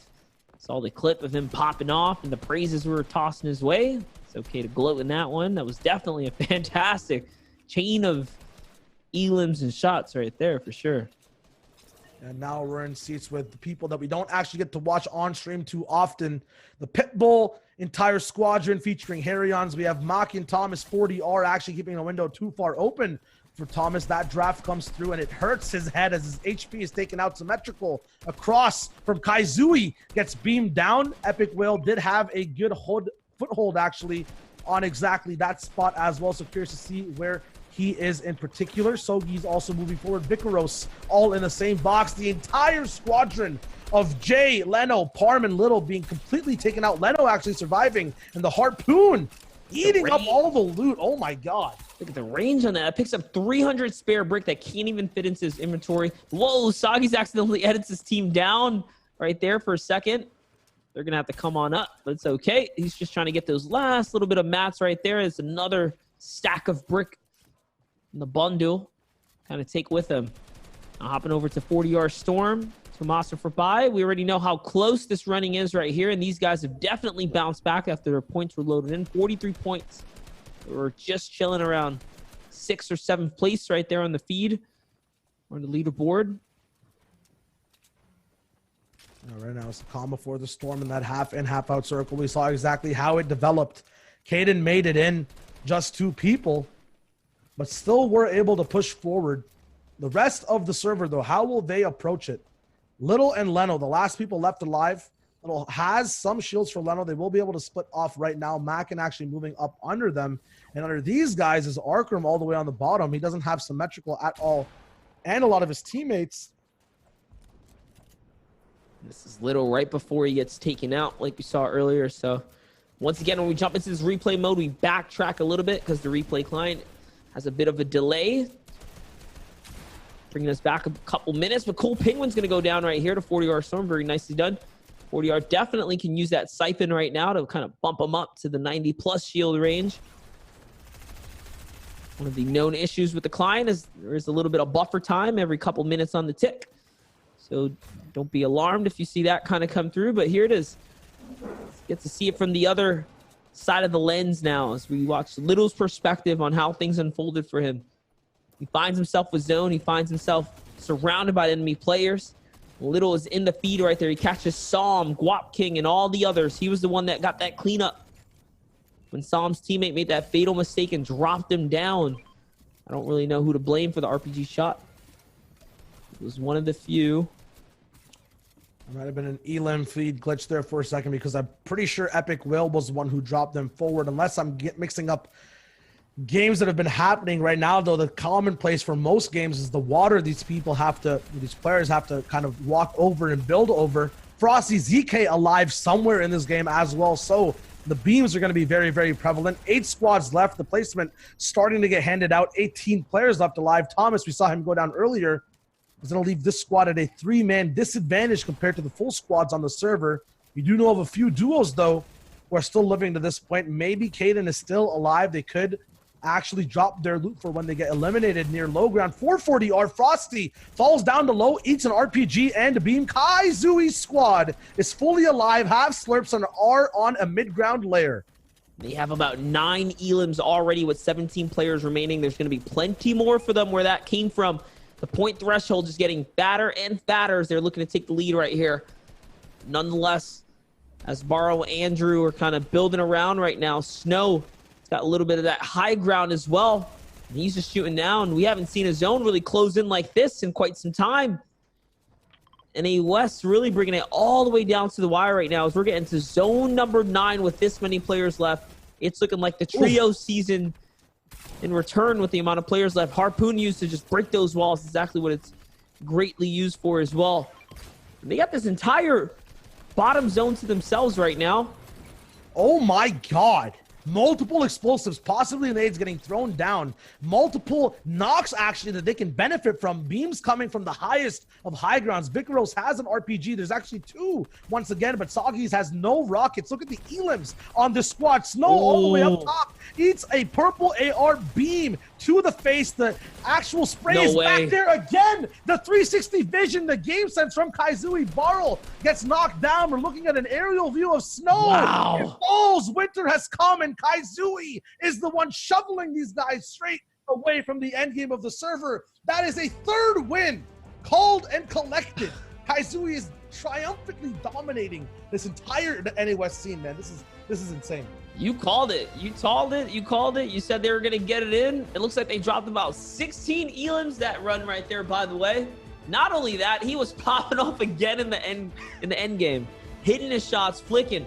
Vicaros is a big part of that, though. He stepped out, ate a couple storm shots. He's the real hero here. Puts the RPG down to dismantle the top. That allows Kaizu to just start bolting up and then take that other player out with the shotgun.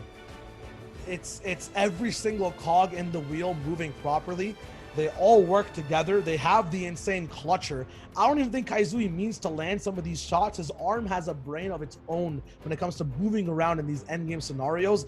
Instant tack flicks once again, and then Snow falling all the way up from that high ground. Playing placement for sure, could not convert his AR beam. You know, it's not probably as good as Frosty, who we saw going down earlier in that game, but so much protection for that low ground team as well. So hard to find any cracks in that concrete, you know, version of a base that we had from Kaizui's entire squadron. Still, 3 wins though. I'm pretty sure that's unprecedented in the finals. Yeah, that has not happened, that's for sure. I think that's an easy 100% ratio we could get checked right there. But we got the leaderboards up, guys. Let's go ahead and see how things are translating for all the players that are competing here today in this very, very competitive competition that we are looking at, which is the FNCS finals, guys. Squads division, look at that. They are off to the races. 95-point lead. And even with the good game 40R Storm, Mackin, Frappa, and Tomas had, they made it all the way through. They had elims as well. It is just not enough to beat 3 wins in a row. And this is record-breaking performance. I believe the Top points is 99 over on OC East. Correct me if I'm wrong. They're 95 with one more game left. They need about 5 more points. At the same time, 4DR Storm can have just as big of any of the 3 games that Kaizui has. And if they end up getting eliminated off spawn or make any mistakes in the end game, it's going to be very, very hard for these guys to pull up and try to get any form of success in that last game. They're going to be left out to dry. 4DR will be able to find a way to clutch up. Yeah, this is definitely a tight leaderboard right here as things are just kind of shaking up. But there's a whole kind of record right here to get popped off. It's the 38-point game right there. A 38-point world record at the moment for the finals. Rex as well is in 3rd place as well. Biley, Spidey, Hanser, and Prodigy with a win as well in 4th place. And all the way at the bottom, it looks like nothing's really changed. Snow finding his way up to 46 points in 6th place. Everything's still up for grabs, in my opinion, down from, I think, 2nd all the way to the bottom. So we'll see exactly who clutches up. 4th win potential for Kaizui. We're in game, though. Let's tune in for game 6, the last game of the NA West Grand Finals. See how things are going to unfold right here. Don't count out 4DR Storm's team, because all it takes is one good victory royale and one bad landing for Kaizui, which hasn't happened so far. They've played a near perfect run at Fortnite Battle Royale today. That's a fact. And you're talking about the best players in the West going toe-to-toe. For a squad like this to just be dumping on the lobby is actually very impressive. I mean, Rex sent it edging these boys. You know, they were running the scene for a little bit, but today has definitely been Kaizui's day. Just showing that he had a little something up his sleeve. When you talk about a clutch player, a lot of people would say that's commandment. I've been seeing comments, Kaizui on land, Kaizui on land, Kaizui wins West. He's been the talk of the town and the feature of every single end game, it looks like, almost. Either if he's winning or losing, this man just pops off 95 points. His squad behind him as well. He can't do it alone.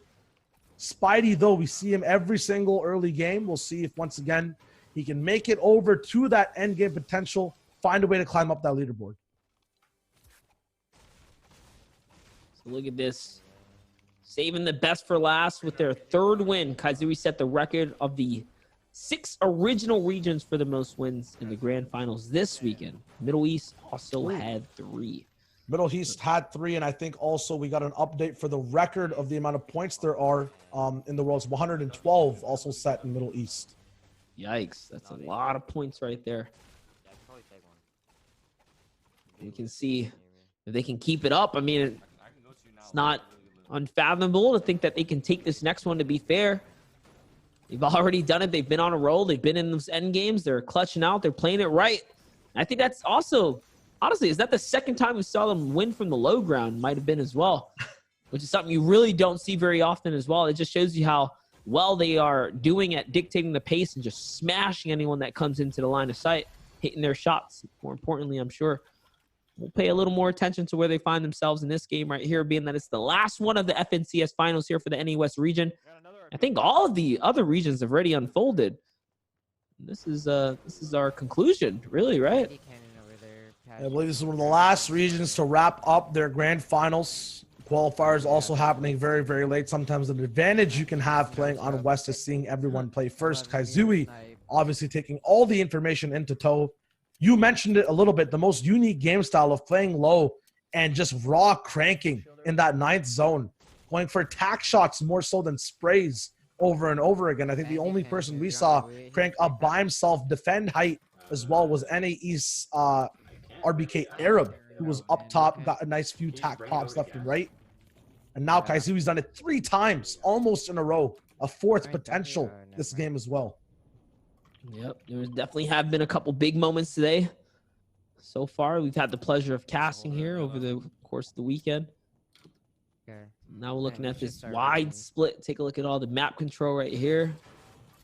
Psalm with the full mountain range themselves. He gets the little gray house right here, which can yield, I think, 2 chests. It's not too bad. There's one in the attic, one right underneath that little cove. there's a couple chests in the mountains. It's actually a really dope spot. Actually, it's a 3 chest house. I forgot all about this one. I'll have like 200. And this is nice. It's a pretty sick spawn right here. It's actually a really good solo drop too. Like just this whole area, if you get most of it to yourself. You can kill him.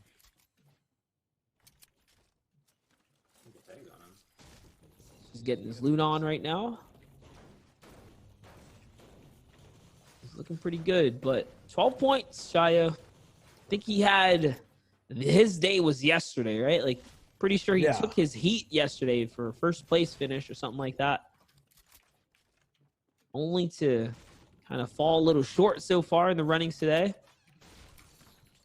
Yeah, right now, one of the games was a hot performance, 8 points in total, which is still very impressive for the grand finals. Hard to actually get to that placement point potential, especially how tight these West games are going. We saw it last time. I think it was the 8th or 9th zone, and there were still 13 teams left, and placement points were not being handed out. Finally, people started going down one by one by one. Wheels right now, once again, you mentioned Prodigy Aces being one of your favorite players to follow. These guys haven't found too much success either. Still also at 12 points. And a few tags be taken on a Vizlas as well. They're on the low ground of this fight, but are bringing it up. Vizlas goes down to the 50-50. Wheels being tagged up around him. Dire situation at the moment. I think these guys have the same skin on as them too. That makes it a little bit confusing right here, but check the edits right now. He does fumble a little bit, making him lose track of his opponent. I'm not sure if they got to wrap that guy up or not, though. Everyone kind of presses the brakes here. Vizlas is getting picked up right now. Yeah, I do. And he's just going to go ahead and box up, make sure his teammate stays safe for the revive here. They're back in the running. So, yep, just kind of looking at the elimination counter there. It looks like he's got 3 so far. Not sure if that's completely accurate. They could have been a 4th. Sometimes it tends to not load on the UI. Other thing that you mentioned as well, Monster, is the morale these guys kind of feel game to game. This is game 6. If you're at that 12-point moment, how do you find it within yourself to try to get one of those 20-point games? How do you do that properly without overextending and being over-aggressive? Big questions. I mean, sometimes you just can't, right? That's a big reason why that last game we loaded into the middle of the games at the replays. All the feeds are down. Most of these guys are definitely struggling so far. You can see on the bubble, despite their strong 22-point game 1, Geomot currently is on the bubble in 10th, scoring only 8 points in their 4 games. Geomot might be setting a record for the first team to take a victory off the bat and then not make it to top 8. Come on, Jo, you can do this. Oh my God, there's a llama in me too. Ooh, Sampan's a little llama off to the side. Let's go. He's going to be smart and keep an eye on it. If he found it, anyone else gliding could also be baiting it or looking at it too as a potential for their loot path. This is the middle of the map. You mentioned how interesting this drop spot is and how much utility there is around here, but it can be shared by a lot of people for their mid-game rotations. Sam being very careful before actually taking it, finally protecting it from one of the big sight lines, and gets so much shield, and a lot of mats his team can pick up too. Full on metal, which is hard to collect at this point or this space of the server. He's going for more Storm Surge tags. His mental's fine, though. Not giving up at all. Still wants to play through and hopefully get more points on the leaderboard. Yeah, absolutely. I mean, taking a victory in these kind of intense settings is still big nonetheless. You know, it's not every team out there can say they won a game, you know, let alone a championship game, right? This is the grand finals of the NA West region. A lot of pressure has been put on these players to make it through this far. You're talking 5 weeks of qualifications or 5 weekends. Find yourself through consistency or placing high. And then you had to win over the weekend. You had to win your heat. You had to beat the best players in your region through the heat to get here. So yeah, this is no easy feature. Every single one of these teams are the best players literally of their regions. You can't deny it. The best squads at least, right? When it comes down to chemistry and whatnot. Big thing also is seeing it in chat, Ghost of Light. I'll take it as gospel for Sam at least. He's qualified for every finals except for TwitchCon duos and World Cup duos. So to kind of put emphasis on how many competitions we've had and all these players, we talk about the history they have, still being up to par in their region, qualifying all the way to be the top 24 squads in the region as well, is just huge. It's a big feat. Everyone should be proud of it. Yes, we do read chat. Jonathan. But all right, so we're back into the feed right here to get you guys caught up onto what's going on. I know you guys want to know what's up with this team right here. Kaizui, Domo, Vicaros, Sogis. Look at the slurpfish and floppers in the inventory. Definitely stacked off the bat right there, getting their loot on. They're kind of big chilling right here. And it is nothing wrong with reading chat and referencing. A lot of times you guys can provide some good information for us. We can kind of spitball that out and have some fun with it. Most of the time chat is being three-head though, missing a couple cells up there, but that's all right. We work with you guys where we can. You guys are all not that bad.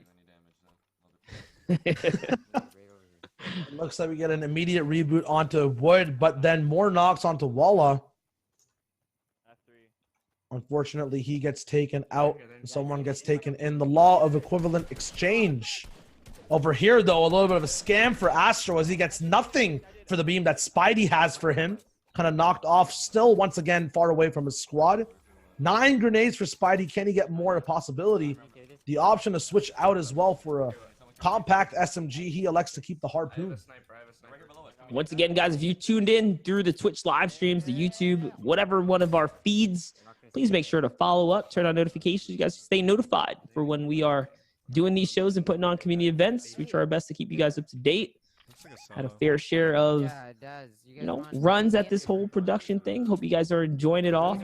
Lately, we've kind of reinvented the wheel a little bit, trying this hybrid style streaming. So we are using live streams and player feeds. So if you want to see more player feeds, beg your favorite streamers to stream so that we can see the feeds and integrate them into the show. It always works better when we have more perspectives. Nonetheless, this has been a crazy long weekend. I have a lot of ammo. Can't thank you guys enough for coming through and support it. This has definitely been the biggest show we've put on so far. So, GG's. Yep.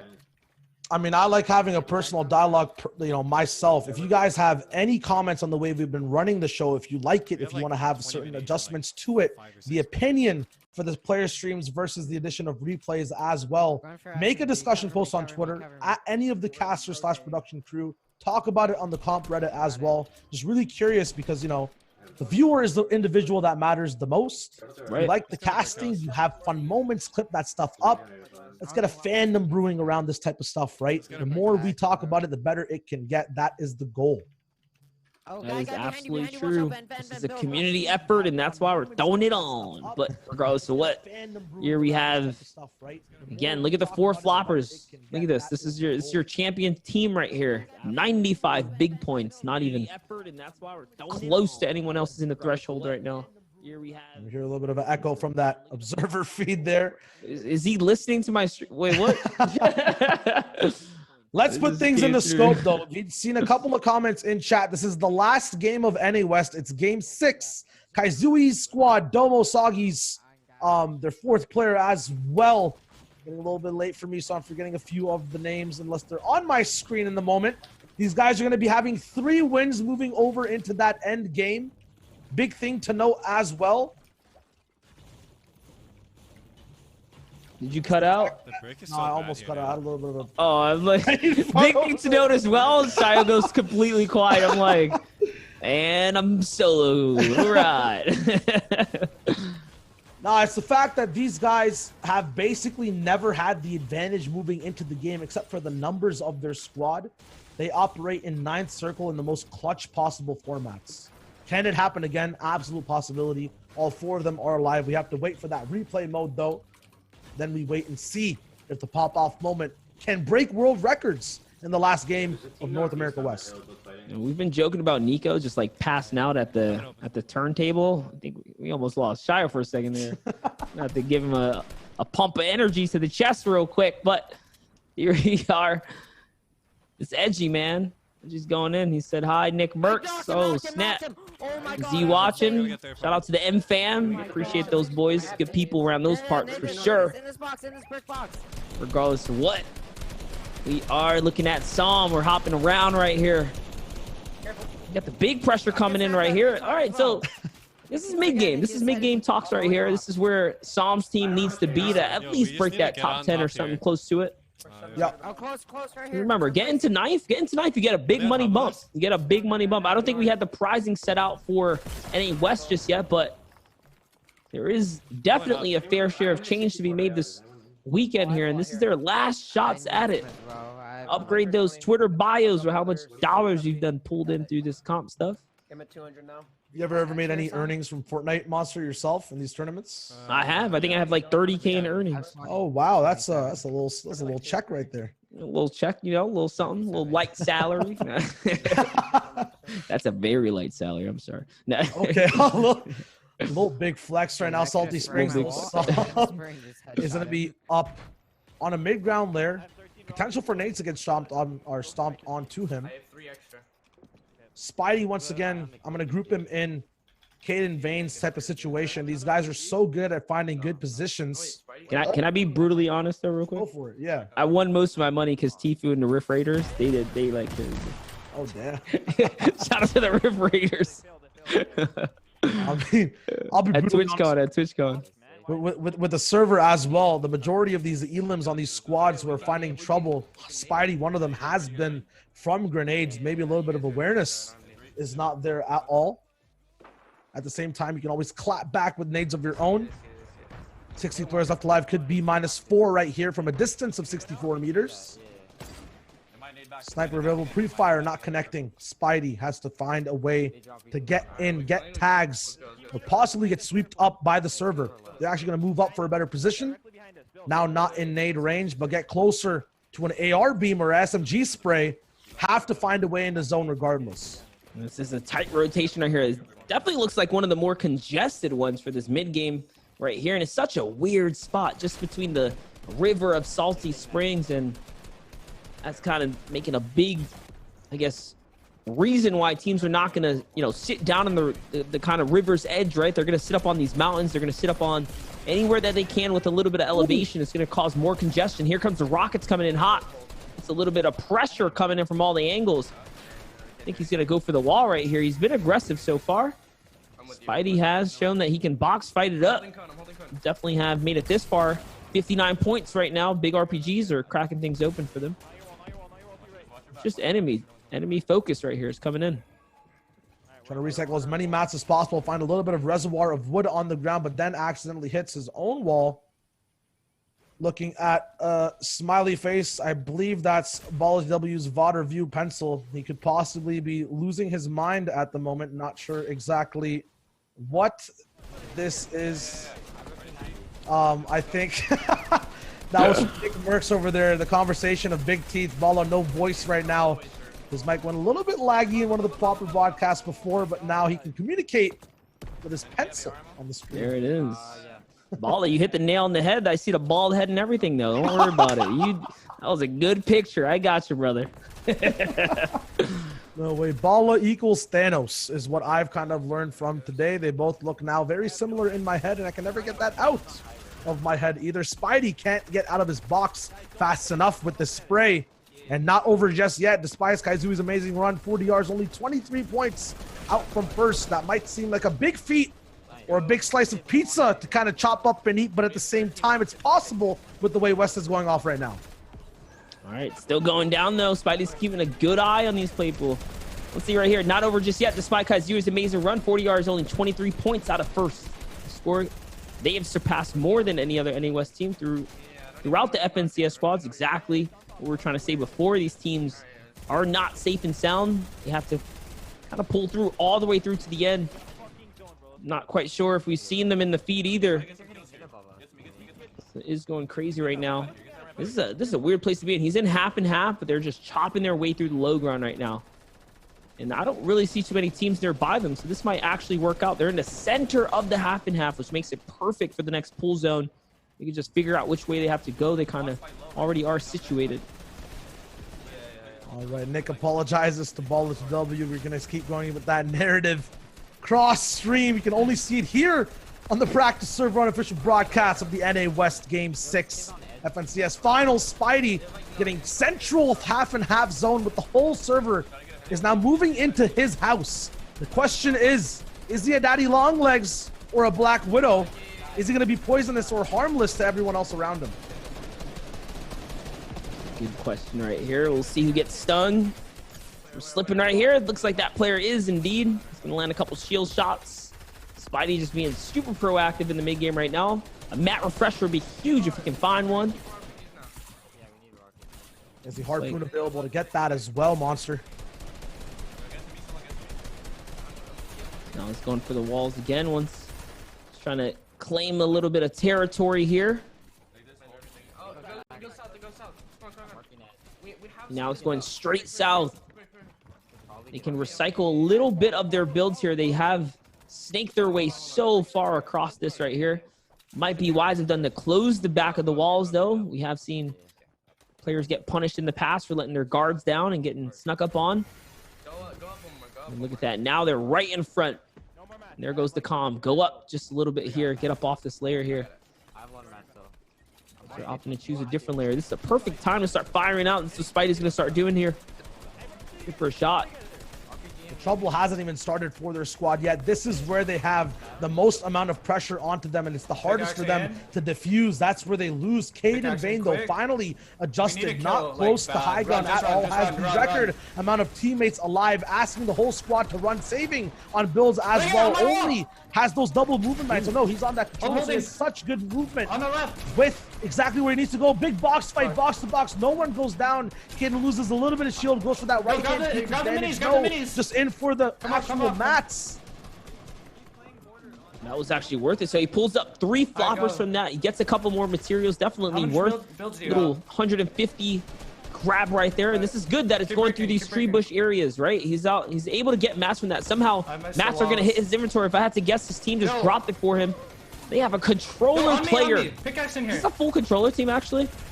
Might possibly be. I'm not entirely sure. Back up. Said that's movement and aim on point. That's fight mechanics and game sense on point as well. We've seen it in many other regions before as this game wraps out floppers and a bandage gun means Caden's going to be the star of this entire squad. If he stays near the front, though, that could spell disaster. No actual position for the squad. Could be safe finally on low ground, but he's by himself. Only has wood materials to cover for right now. Has brick in his inventory, but only with 200 monster. Could he be running out of gas? He's leading his team right now really, really well at this point here. He's definitely been the big voice here, guiding and directing the entire squad in the direction they need to be. That's why they dropped him all the materials. He's going up another layer. Beautifully done right there and executed, considering that the match was coming over. And look at that. Finds a player off guard, puts the traps down as well. This is going to be a full-on follow-up, but he gets hit with the 1 pump, and now he is out. So how is Cool Penguin going to perform now that he's lost his IGL, essentially? Not only that, he had all the floppers. Had all the heals, but look at the amount of players getting eliminated. Someone had eat his floppers. There it is. Good calm.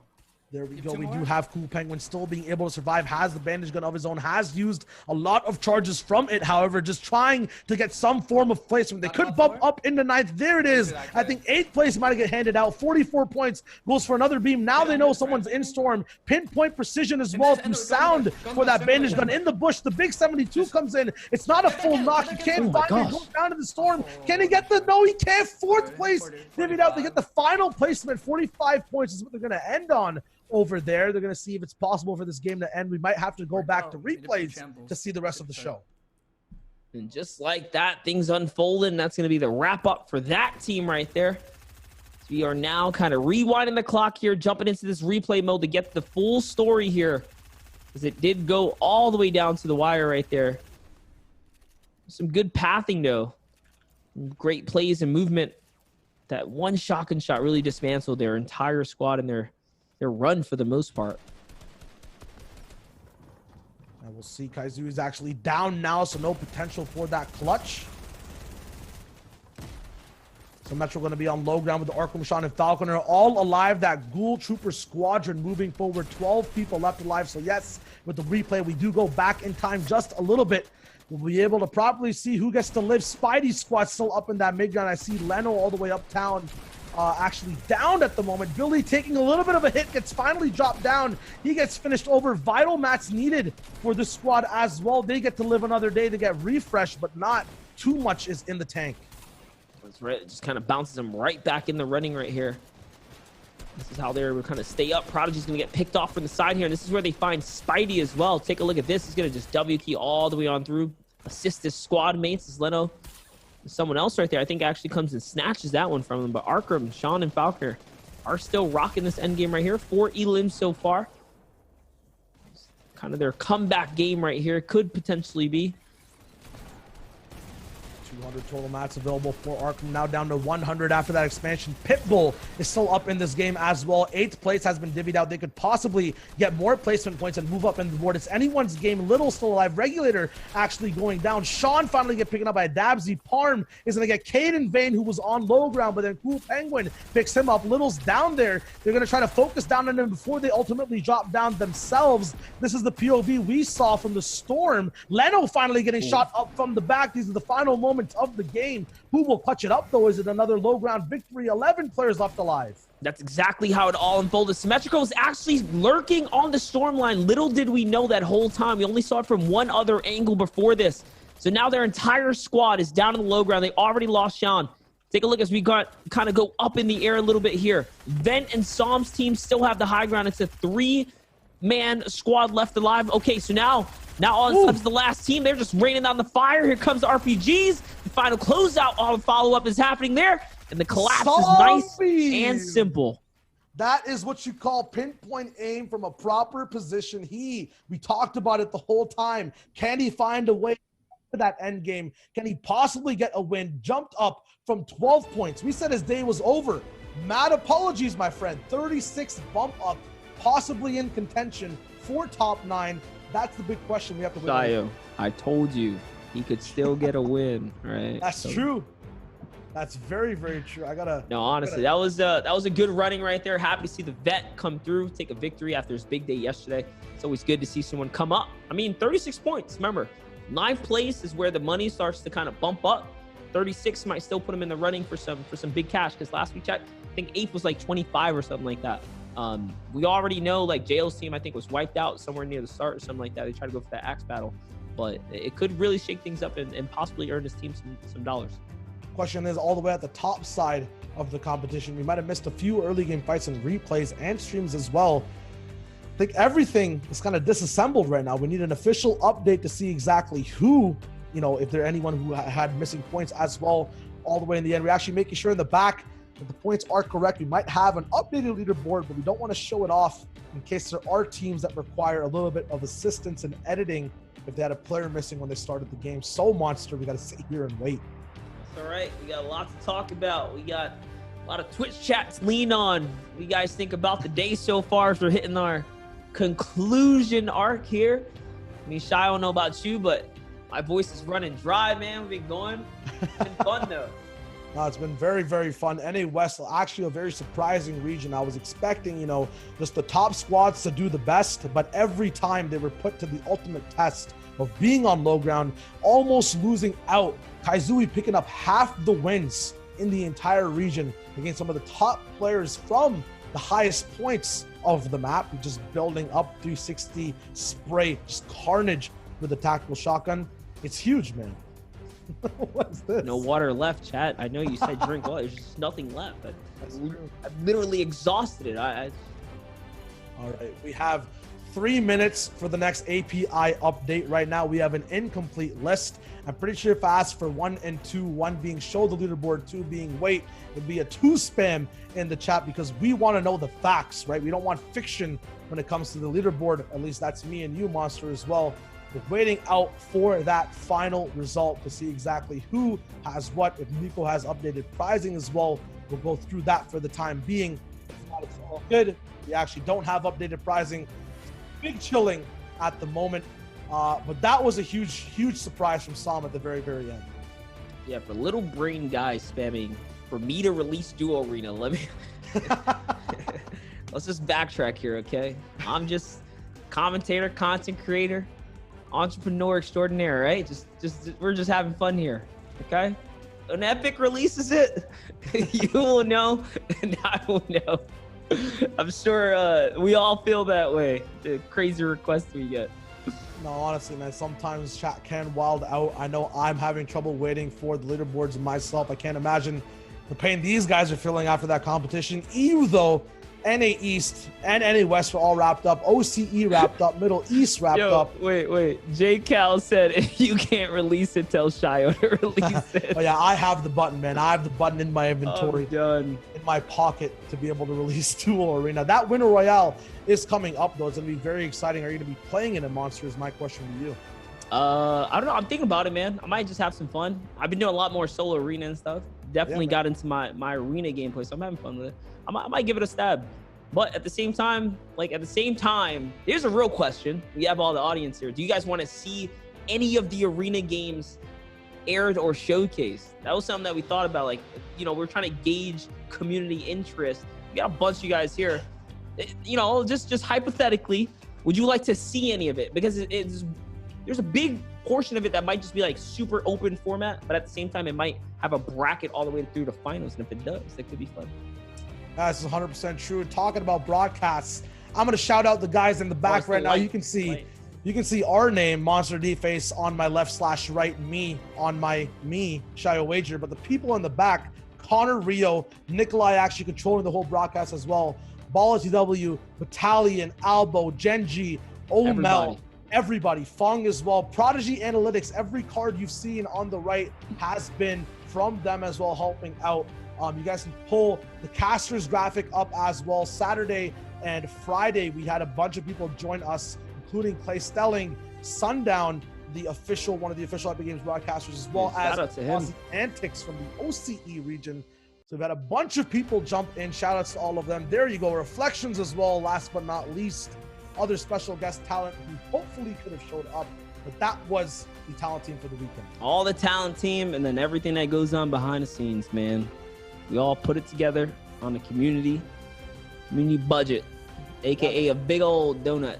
So big ups to anyone that, honestly, anyone that committed some of their time this weekend. Thank you guys. And honestly, if any of you guys are interested in being a part and kind of helping us structure this stuff out, we're always looking for passionate people that understand the game, that can observe, right? All that kind of movement switches. We'll teach you how to do some of this stuff. But, hit our lines, reach out to us, and if you want a show put on, big brain, DM us, we can do this kind of stuff. It's pretty fun. This is a lot of fun to do, man. After just the NA broadcast, NA Waste broadcast as well. Who? People want to interview us looking like in the chat right now. I don't think it's possible. If it is, the broadcast at the back can let me know. Big shout outs to all the players, because it's not possible without them. I feel like this is an Oscar speech for some reason. Shout out to mom and dad. But yeah, if you guys have anyone you found interesting that you haven't seen before, if you're new to Comp Fortnite, you haven't heard the story of Som, there's so much stuff that you can find on YouTube. The game has done stories from the Battle Bus, like the ways that people have casted. You can find their ads as well below, and just search them on Twitter. Players as well, follow their Twitters, their Twitches. So many fandoms you can start yourself today. That's right. One of the most important things is about putting it on for the community. Go check out these players. All right. This would not be possible without their talent too. Honestly, they're the ones that bring in the big entertainment. We just get the pleasure of talking over it. We're lucky on that regard, in that aspect. Are the leaderboards almost ready yet? Want word from the back, hopefully. We are a few minutes away. Psych, just 10 seconds away. We're ready for the leaderboards. No more suspense. The answers are in front of us. A transition, the bottom up, 8th place. Triggysaurus, Caden Vane actually make it through. Wow. 7th is Snow. 1st place, though, let's catch up, is Soggies, Kaizui, Domo, and Vicaros. 95 points. They didn't even need any type of update from that game. They came in, popped out, and popped off. 1st place goes to them. It's actually crazy because Rex, Epic, and Edgy really made a run up in the points on that game. I think they scored about 14 or something like that. Definitely getting closer and closer to that top half. But being top 3 in a competition like this is still extremely impressive, considering all that it kind of took to get here. Kaizui, Domo, Vicaros, and Sogis definitely are the stars of today, though. Kaizui hitting some crazy shots. We had the pleasure of having his perspective for the most half. But man, everyone that made that front page, that's what that last game was all about. People just really trying to solidify themselves and earn a couple extra dollars on the prize.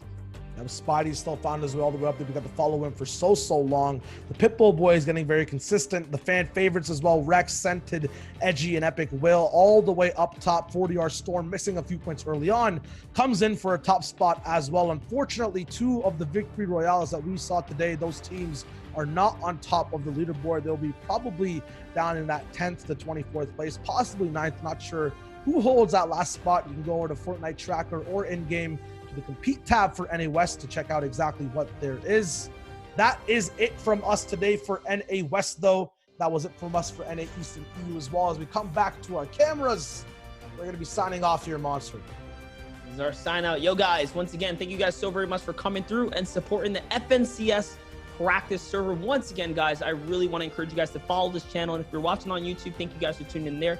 And don't feel free to subscribe to the YouTube channel at practiceserver.com on YouTube, youtube.com/practiceserver, because the VOD will be there in the best quality possible for the best quality that we can put on.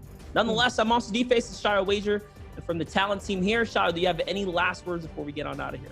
Big shout outs. All the cards you've seen have been edited by Upsilon himself, and XJ edited that big promo video you guys see over and over again. So thank you to the graphics team, last but not least. That is it though, Monster. Thank you guys for watching this huge 9 to 12 hour coverage. Hope you enjoyed the competition. We will see you in the next one.